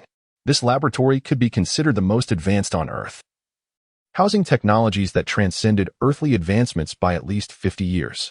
Bulma, she exclaimed, what if you were to teach Viomi and Pilaf the ways of cultivation? A smile brightened her face. Viomi was reluctantly tamed. Although her heart wavered, she would inevitably find her place in the comfort of a warm embrace. As for Pilaf and the others, even if they possessed 33 times the courage, they would not dare to flee. The last time she taught Son Wukong, he surpassed her within days, leaving her with no sense of accomplishment. Really? Of course. You shall take on the role of their teacher, guiding the four of them in their training while also overseeing the laboratory's development. All right, what should I prioritize? Ensure you train with them daily without neglecting your own progress, while primarily focusing on the energy blocks and the research of your force field apparatus and biological battle suits. As for the study of the blood and cells of Son Wukong and myself, that is not a task to be completed in just a day or two. However, the energy blocks, aren't the 500 scales about to be released? Boracli shook his head. Not enough. It must be at least 1,000. Bulma gazed at Boracli in astonishment. Is such a high requirement truly necessary? It was not an exaggeration on Bulma's part. She dared not consume even a 500-scale energy block, let alone the rest of the individuals. Currently, only Son Wukong and Boracli could manage such a feat. A higher threshold of 1,000? Was it truly essential? With a fond gaze directed at Bulma, he continued, yes, the next step should indeed be an 800 scale, but even that falls short. I require 1,000. That should be classified as third-generation technology, top tier, no less. Bulma opened her mouth to respond, but ultimately, she could only nod in agreement.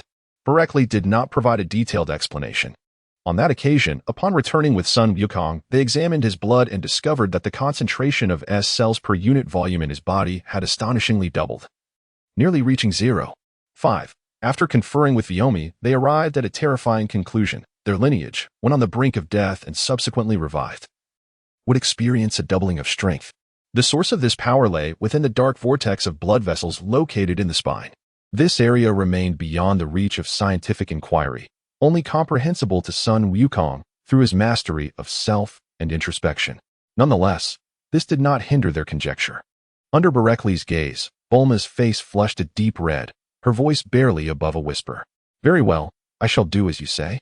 Boracli nodded, then, with a pained expression, gazed at Bulma. What? Well, as I pursue the second layer of my own universe, it is highly likely that my body will endure considerable pain, hence. Bulma's complexion paled as the image of Boracli's previous suffering flashed in her mind. Is it not possible to refrain from training? She inquired, shaking her head. Without training, we cannot stand against the monsters. Bulma swallowed hard, her expression grim. If Boracli had claimed he could not support the family without training, she might have offered her support. Yet, what would they do if the monsters attacked them? They could only rely on Berekli. Well then, she stepped forward once more, gently brushing against Bulma and wrapping her arms around his waist. Internally, she lamented, "Goodness, when will our clan truly mature? This is so stifling." Yet her words dripped with tenderness. "It's all right. Once I reach the mid to late stages of my training, it won't be so painful. It will get much better then." "All right," Bulma replied, her voice hoarse. Berekli remained silent, yet he found himself powerless. Strength, much like the pursuit of wealth in a previous life, eluded him. As a woman, Bulma could not fathom the weight of such pressure. Thus, Berekli settled on the island with Son Wukong, Bulma, and the remaining 4 companions, finding solace in their temporary haven. Aside from the occasional visit from the puppet monsters, tranquility reigned supreme. As Berekli diligently immersed himself in training alongside Son Wukong, he engaged in profound discussions regarding scientific inquiries with Bulma and Vyomi. He unraveled the mystery behind Son Wukong's remarkable power surge following near-death recoveries. To facilitate a more meticulous investigation, he deliberately brought Son Wukong to the brink of death on 3 occasions, subsequently administering the magical beans. Astonishingly, Son Wukong's strength escalated to an extraordinary 40,000. After extensive comparisons, both he and Vyomi conclusively affirmed that their initial assessment was indeed accurate. Scions experience a significant increase in power upon recovering from near death. This surge is not merely a doubling of strength. It correlates with the severity of injuries, the accumulation of potential, and regular training. Additionally, it is likely connected to the expansion of the bloodline black hole within Son Wukong's body. As for the bloodline black hole itself, Berekli found it beyond his capacity to study, let alone Vyomi. In order to advance his own experiments, Berekli hastened the enhancement of Son Wukong's powers, prompting the turtle hermit, who was secretly observing the scene, to utter exclamations of dismay. That fellow Berekli truly lacks the qualities of a decent human being. Time has swiftly passed, and now, 2 years later, Broly, Bulma, Vomi, Goku, and Pilaf, along with a group of 7, arrived at the venue for the martial arts tournament registration. Chapter 90. The Martial Arts Tournament. 2 years of progress. Is it necessary? Vomi looked at Broly with a puzzled expression. This stunning beauty had been completely captivated by Bulma and Broly. Their scientific prowess was formidable, and over the past 2 years, Vomi had made significant strides in her own training, which further endeared her to them. Consequently, after investing a year of her time, she was thoroughly enchanted. This was largely due to Goku, who had decisively eradicated the Red Ribbon Army, extinguishing Vomi's ambitions and hopes, leading her to feel abandoned. Naturally, this wounded her seemingly resilient heart. From that point on, she devoted herself wholeheartedly to assisting Broly. "Sister, of course it's necessary. Goku is nothing but a brute. And Broly cannot learn much more," Bulma remarked with a smile, glancing at Vomi. Vomi shot a sideways glance at Bulma, puffing out her chest. "Sister? Where's the smallness in me?" Bulma's expression darkened as she regarded Vomi with indignation. Then, with playful ferocity, she lunged forward. "Hee. Oh, you rogue." Bulma, unable to contain her frustration, pounced and playfully pinched Vomi's pride, eliciting a playful protest from her. "Ha, serves you right for being so boastful." Berekli was rendered speechless. It was one thing to behave thus on a deserted island, but here, amidst the throngs of people. Ahem. Bulma and Vyomi were momentarily taken aback. Having grown accustomed to their playful antics on the island, they momentarily forgot to temper their exuberance. Their faces flushed crimson. They let out a shrill scream and departed hand in hand, with Bulma primarily tugging Vyomi along. As for Vyomi, the rascal, she feigned indifference. Her thick skin prevented her from fleeing in disgrace. She had nothing to lose, and as long as Berekli bore no objection, she would dare to flaunt a bikini and prance about freely. With Bulma urging her on, she reluctantly followed suit. "Berekli, we shall participate. What is there for others to contend with?" Son Wukong, disinterested in the commotion, gazed at Berekli with confusion. Prior to their arrival, he had been entirely unaware that he was here to partake in the martial arts tournament. Only after registering did his bewilderment surface. "Who informed you that we must secure victory? Then what is the purpose of this?" Berekli smiled enigmatically. "I will tell you in due course." With that, he turned to Pilaf and his companions, inquiring, "Do you wish to register?" The 3 shook their heads vigorously, akin to a rattle drum. "Are you jesting? Register? For what purpose? To face the likes of Berekli, the harbinger of death, or that fool Son Wukong, or the haughty Miss Bulma? Have you not noticed that even the enchanting Vyomi has refrained from signing up? They were merely foolish, not simple-minded. Very well then, you shall adhere to Vyomi's directives. The expressions of Pilaf and his companions soured. Vyomi's malevolent tendencies were no less formidable than Bulma's. Yet, under Boracle's imposing presence, they reluctantly nodded their acquiescence. Baracle, without any regard for the opinions of Pilaf and his companions, resolutely made his decision.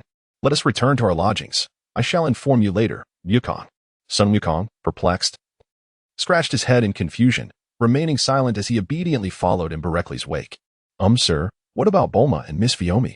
Baracle revealed a smile. Rest assured. Ordinary individuals cannot harm them. Those who can, I can detect in advance. We can simply return to our residence. With that, he strolled forward, taking just a few steps. It's been a long time.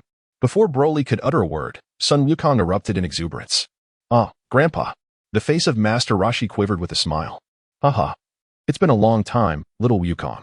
Krillin, the bald-headed warrior, was equally thrilled, stepping forward to stand before Master Roshi, his gaze fixed intently on Son Wukong. Wukong. The blue-haired, demure girl standing behind Krillin caught Son Wukong's attention, prompting his confusion. Who is this? Hello, my name is Lanchi, she replied. Son Wukong's eyes reflected his bewilderment. Yet he graciously returned her greeting. He soon warmed up to Krillin as well.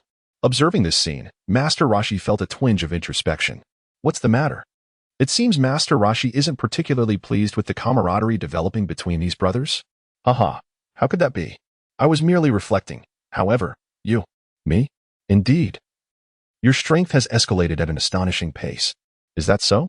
Master Roshi's prowess is not to be underestimated either. He can perceive my abilities. I wonder when I might have the chance to spar with him. Haha, we shall see. I am growing old and cannot compare to your youthful vigor. At this juncture, Master Roshi shifted the conversation. However, despite being the same age as Son Wukong, you always convey a sense of maturity and composure. Broly, is that so? Perhaps it is due to differing experiences. The turtle sage nodded with a smile. Indeed, I share the same sentiment. Both secretly referred to him as the old fox. The sole distinction lay in the turtle sage's profound understanding of Broly, while Broly remained utterly oblivious. Have you completed your registration? Yes, by the way. Bulma and the others just left. We must go after them. We shall meet again later. Off you go. Goku, let us depart. Goku, who was engrossed in fostering camaraderie with Krillin, momentarily paused, yet reluctantly prepared to leave. Goku, Krillin, we shall meet on the arena. Very well, this time. I shall surely prevail over you. Haha, I shall not concede defeat to you. With that, Goku waved his hand and turned to follow Broly. Why? Boracle lowered his gaze to the inquisitive Son Wukong, comprehending the question that lingered in his mind regarding his eagerness to depart. I have always felt that the old turtle, Master Roshi, is not a man of virtue. Thus, it is prudent for us to limit our interactions with him. With a faint smile, he chose to disregard Son Wukong's vehement indignation. After all, it was merely an instinctive feeling he harbored since their very first encounter with the ancient tortoise. Devoid of any substantial evidence. Let us return to our residence and discuss this further. Baracle sauntered ahead, with Son Wukong and Pilaf dutifully trailing behind. Over the past 2 years, the enhancement of Baracle and his companions' prowess was anything but an illusion. Baracle has successfully cultivated the second layer of his personal universe, mastering all 19 acupoints of the hand Taiyang small intestine meridian and the 67 acupoints of the foot Taiyang bladder meridian. The small intestine meridian requires the condensation of blood at 1 acupoint, while the bladder meridian necessitates the aggregation of at least 3. Were it not for the collaborative efforts of Bulma, Vyomi, and Pilaf in developing the 3rd generation of energy blocks, which enabled the creation of energy blocks with a scale of 1,000, he would not have achieved his current level of mastery within a mere 2 years. During this period, Baracle endured considerable pain, often finding himself unable to rise from his bed. Nevertheless, he advanced his cultivation to the 3rd layer of stellar mastery, his vital energy reaching a remarkable state, with each of the 3 Dantians condensing into their respective planets. His overall strength, bolstered by the 2nd layer of the solar realm, has reached an impressive 150,000. Additionally, he practiced alongside Son Wukong while under the control of a biological battle suit, which has undergone upgrades, now entering its 3rd generation and capable of providing over 2,000 combat power. Furthermore, Bulma has renamed her control device to the gravitational manipulator, allowing the user to adjust gravity between -5 times and +20 times, with its effective range expanded to 2 kilometers. Berkeley has conducted experiments, discovering that a Son Wukong with a combat power of 40,000 upon wielding this control device can match him in strength. This apparatus has indeed provided Berkeley with a remarkable surprise. With it, within the limits of the device's capacity, he could even vanquish foes 3 times more formidable than himself. As for Bulma, her combat power stands at 142, showing negligible improvement. However, Vioami has made strides, increasing her power by 20. The trio of Pilaf has also honed their physical abilities to a level of 10. Bulma, Vioami, and Pilaf have been largely occupied in the laboratory. In contrast, Ashu and Xiaowu have merely engaged in cunning evasion, with Pilaf being coerced into training, while the two primarily seek to avoid exertion whenever possible. In summary, these 2 years have marked a period of rapid growth for their team, a time when Berkeley absorbed numerous experiences and experienced a minor surge in strength. Had he not been concerned about the instability of their foundational potential, both he and Son Wukong, as representatives of combat prowess, could have easily surpassed the monumental threshold of 200,000, though he has deliberately restrained this advancement. Chapter 91, Martial Arts Tournament, Original Techniques Inside the Inn. What? Son Wukong furrowed his brow, gazing at Berkeley with perplexity. Bulma, however, leapt up in astonishment. Berkeley, has your mind gone awry? Vioami watched the unfolding scene with a smile. Over the years, she seemed to have fully integrated into this environment, relishing the tranquility and the playful banter. It was a contradiction, yet entirely natural, especially in her intellectual skirmishes with Son Wukong. Each time she witnessed him, undeniably stronger than herself, yet rendered helpless against her wit, she found immense enjoyment. Equally engaging were the battles between Bulma and Berkeley, and the current situation was no different. Bulma, why are you so agitated? Hey, Berkeley. I have no objections to the suppression of your and Son Wukong's powers, but why set the scales at 20 and 100? 3 years ago, Son Wukong had already surpassed 100, yet could not secure the championship. Although the interval is shorter this time, it is foreseeable that there will be even more formidable contenders. Are you truly insane to lower your power to such an extent? Bulma, winning the championship is not my intention. Bulma leaned closer, her gaze fixed intently on Berkeley. Have you never heard the saying? Bullock's expression was peculiar. What do you mean? Bulma rose from her seat and approached the window, hands clasped behind her back, exuding an extraordinary presence. Since time immemorial, there is no first in literature and no second in martial arts. You must ascend, even if not for the championship. You must secure the championship, Berkeley leisurely remarked. However, the pursuit of martial arts is not for the sake of bravado or conflict, but rather to enhance one's physical well-being. Bulma could no longer maintain her feigned demeanor and, in a huff, approached Berkeley. Nonsense. Yet you spar with Son Wukong every day. Berkeley, rendered speechless, gazed at Bulma and suddenly had an idea. Why not? Bulma, why don't you contend for the championship? To his surprise, Bulma seemed intrigued. Upon reflection, her strength exceeded 140. If Berkeley and Son Goku did not fully unleash their potential, it might not be entirely impossible. Observing the flicker of interest in Bulma's eyes, a broad smile spread across Berkeley's face. Having known her temperament for many years, he was acutely aware that she would never actually participate. He was merely teasing her. The bystander, Wang Ba, stifled a laugh, as this remark pulled Bulma from her reverie. She pouted slightly and replied, forget it. I have no interest in that. I would only go for fun. If I were allowed to use the control device, that would be a different story. With that, Bulma instantly became animated. Well, isn't it true that we're here to train and to encounter more martial artists? If the opponent is too weak, we won't hesitate to show restraint. But if we face a worthy adversary, we must seize the opportunity to learn. Son Goku nodded, seemingly understanding. Berkeley, with a pained expression, clasped his head in frustration. He harbored no illusions of imparting wisdom to Son Wukong. This child, steadfast and resolute, was beyond redemption. If he were not his own brother, he would have truly contemplated burying him. Berkeley, what course of action should we take? Shall we feign surrender? Berkeley immediately stood up in excitement. Fool, how could one possibly concede defeat? If you surrender, you will never advance and thus miss the opportunity to encounter even more formidable opponents ahead. Is it not about overcoming them? Indeed. Berkeley regains his composure. Understood. I shall exert my utmost effort. Broly gazed at Son Wukong in silent bewilderment, as if he had misconstrued something. Nevertheless, it was evident that Son Wukong would not easily succumb to defeat. The following morning, within the arena of the martial arts tournament. Bulma, Son Wukong, Broly, and Krillin gathered together. Wukong, do you not find that individual over there rather peculiar? Krillin inquired. What? Son Wukong responded, bewildered. As he followed Krillin's gaze, Berkeley had long since taken notice of the peculiar sight. The taller of the two, astonishingly, possessed 3 eyes, while the shorter one stood at less than 1 meter in height. Both individuals cast a glare of animosity towards Son Wukong. What was the meaning of this? Berkeley maintained a serene exterior while his mind pondered deeply. One opponent possessed a strength of 160, while the other held a power of 110, seemingly surpassing even the formidable Turtle Hermit from earlier. To the current Son Goku, they posed little threat, yet they were undeniably troublesome. The fierce countenance of his adversary was genuinely unsettling. Moreover, Goku's disposition generally did not provoke enmity, unless one was of malicious intent. The palpable aura of hostility emanating from his opponent suggested a history of considerable violence, likely resulting in the demise of many. Goku Berkeley, he reminded himself. You are here to learn. Every battle demands unwavering vigilance. To prevent Son Goku from becoming complacent, Berkeley felt compelled to offer a word of caution.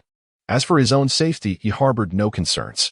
Setting aside the rules of the martial arts tournament, as long as he remained present, Goku would be secure. His warnings were merely a precaution. The preliminary trials would soon commence, divided into 4 platforms and split into 2 sessions. Fortunately, the 4 of them were not gathered in one place. Through the system's perception, Berkeley understood that the mischief was orchestrated by that diminutive figure. He observed everything without uttering a word. He and his team were, in fact, beneficiaries of the situation. The tall and short individuals also did not congregate with the others. Thus, the 6 of them were spread across 4 distinct platforms and sessions, ensuring they would not encounter one another until the semifinals. Each platform would ultimately yield a single victor from its respective session. Berkeley quickly took to the stage, his power meticulously restrained at a mere 20. While his true combat prowess could soar to 200, he merely controlled his strength, yet he could not suppress his ability to battle beyond his rank. It was inconceivable for him to ascend the ring with only 2 points of combat power. Through successful cultivation within his own universe, he had achieved the 2nd tier of the solar realm, with each acupoint now pulsating with blood rotations, enabling him to conquer foes 10 times his strength. According to his estimations, once the blood infusion of the 2nd tier was complete, he would be capable of defeating adversaries at least 12 times more formidable than himself. All of this relied on the might of his corporeal form. The body was indeed resilient. What could be done if the gravitational rings could not contain him? Presently, he was under the immense pressure of 60-fold gravity. On the arena, Berkeley faced a burly opponent, quite the formidable figure. Hey, with those spindly arms and slender legs. You'd best step aside, jeered the onlookers, erupting in raucous laughter. His opponent cracked his knuckles, producing a series of ominous sounds. Berkeley let out a sigh. At this moment, it was best to refrain from unnecessary words. With a surge of power from his waist, he swiftly closed the distance to stand before the burly man. You seek your demise, he taunted. Provoked, the giant erupted in fury, launching a fist like a mountain crashing down upon Berkeley. The onlookers gasped in astonishment. Could Berkeley possibly survive such a blow? His eyes narrowed. The adversary before him possessed a combat strength of 12, of which 4 points stemmed from sheer bulk. Without hesitation, he summoned his vitality, concentrating it in his fist. With a resounding thud, he watched as his opponent swayed precariously. No, this was not a quest for a swift victory. He sought to cultivate techniques, and these were mere vessels for his artistry. Resolute, Berkeley ghosted around to the man's rear, lightly tapping him to restore his balance. In a cold voice, he commanded, continue. The crowd was once again taken aback. What sorcery was this? The opponent was clearly on the verge of collapse. Yet he chose to lend a hand. Chapter 92.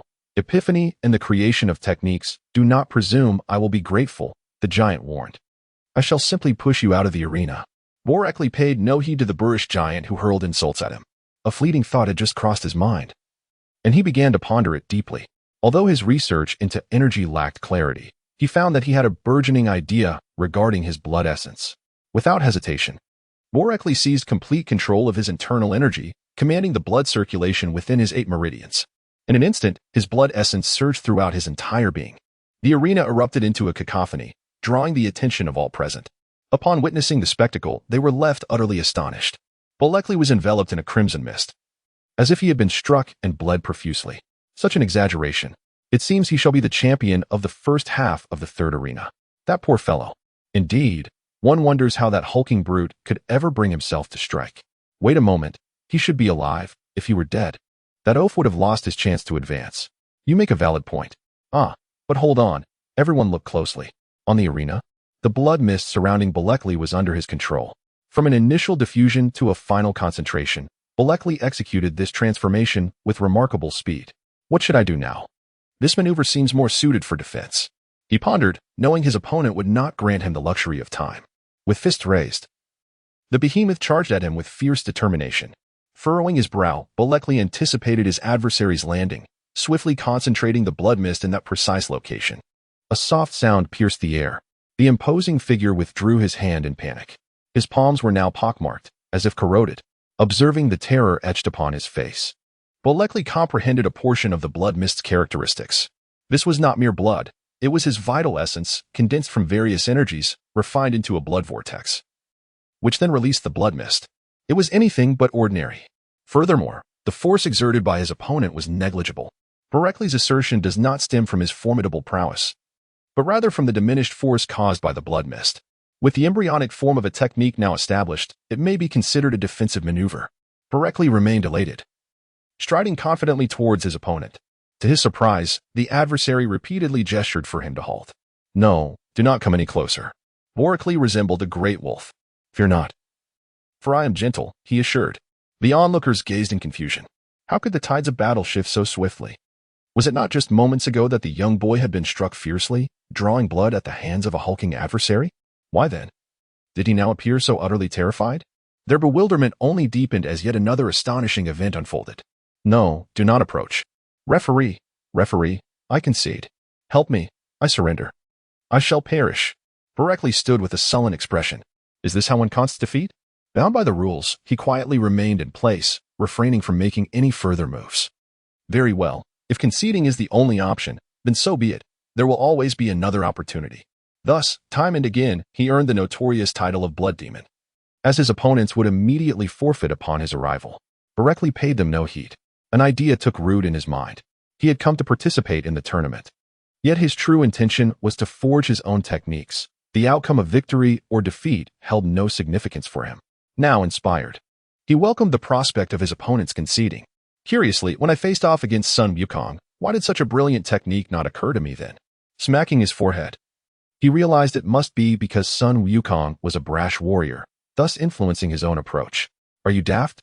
He mused, lifting his gaze to meet the beaming eyes of Bulma. Did we win? Of course, she replied, brimming with pride. When I take the stage, how could there be any possibility of defeat? Bulma immediately radiated confidence, signaling her prowess. Belekli was not surprised. He was well aware of the overall strength present.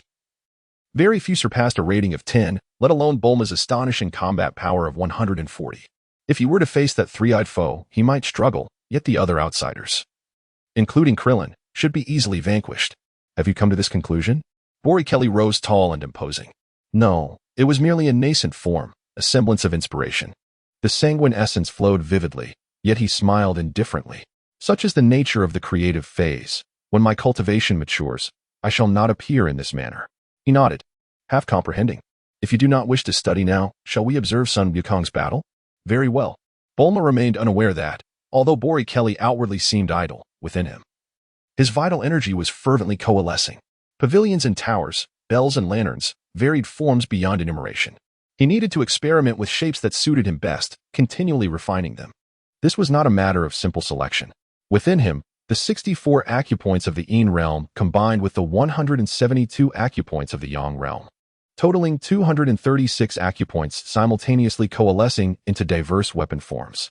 These were defensive techniques, and he chose to focus on shapes suitable for defense.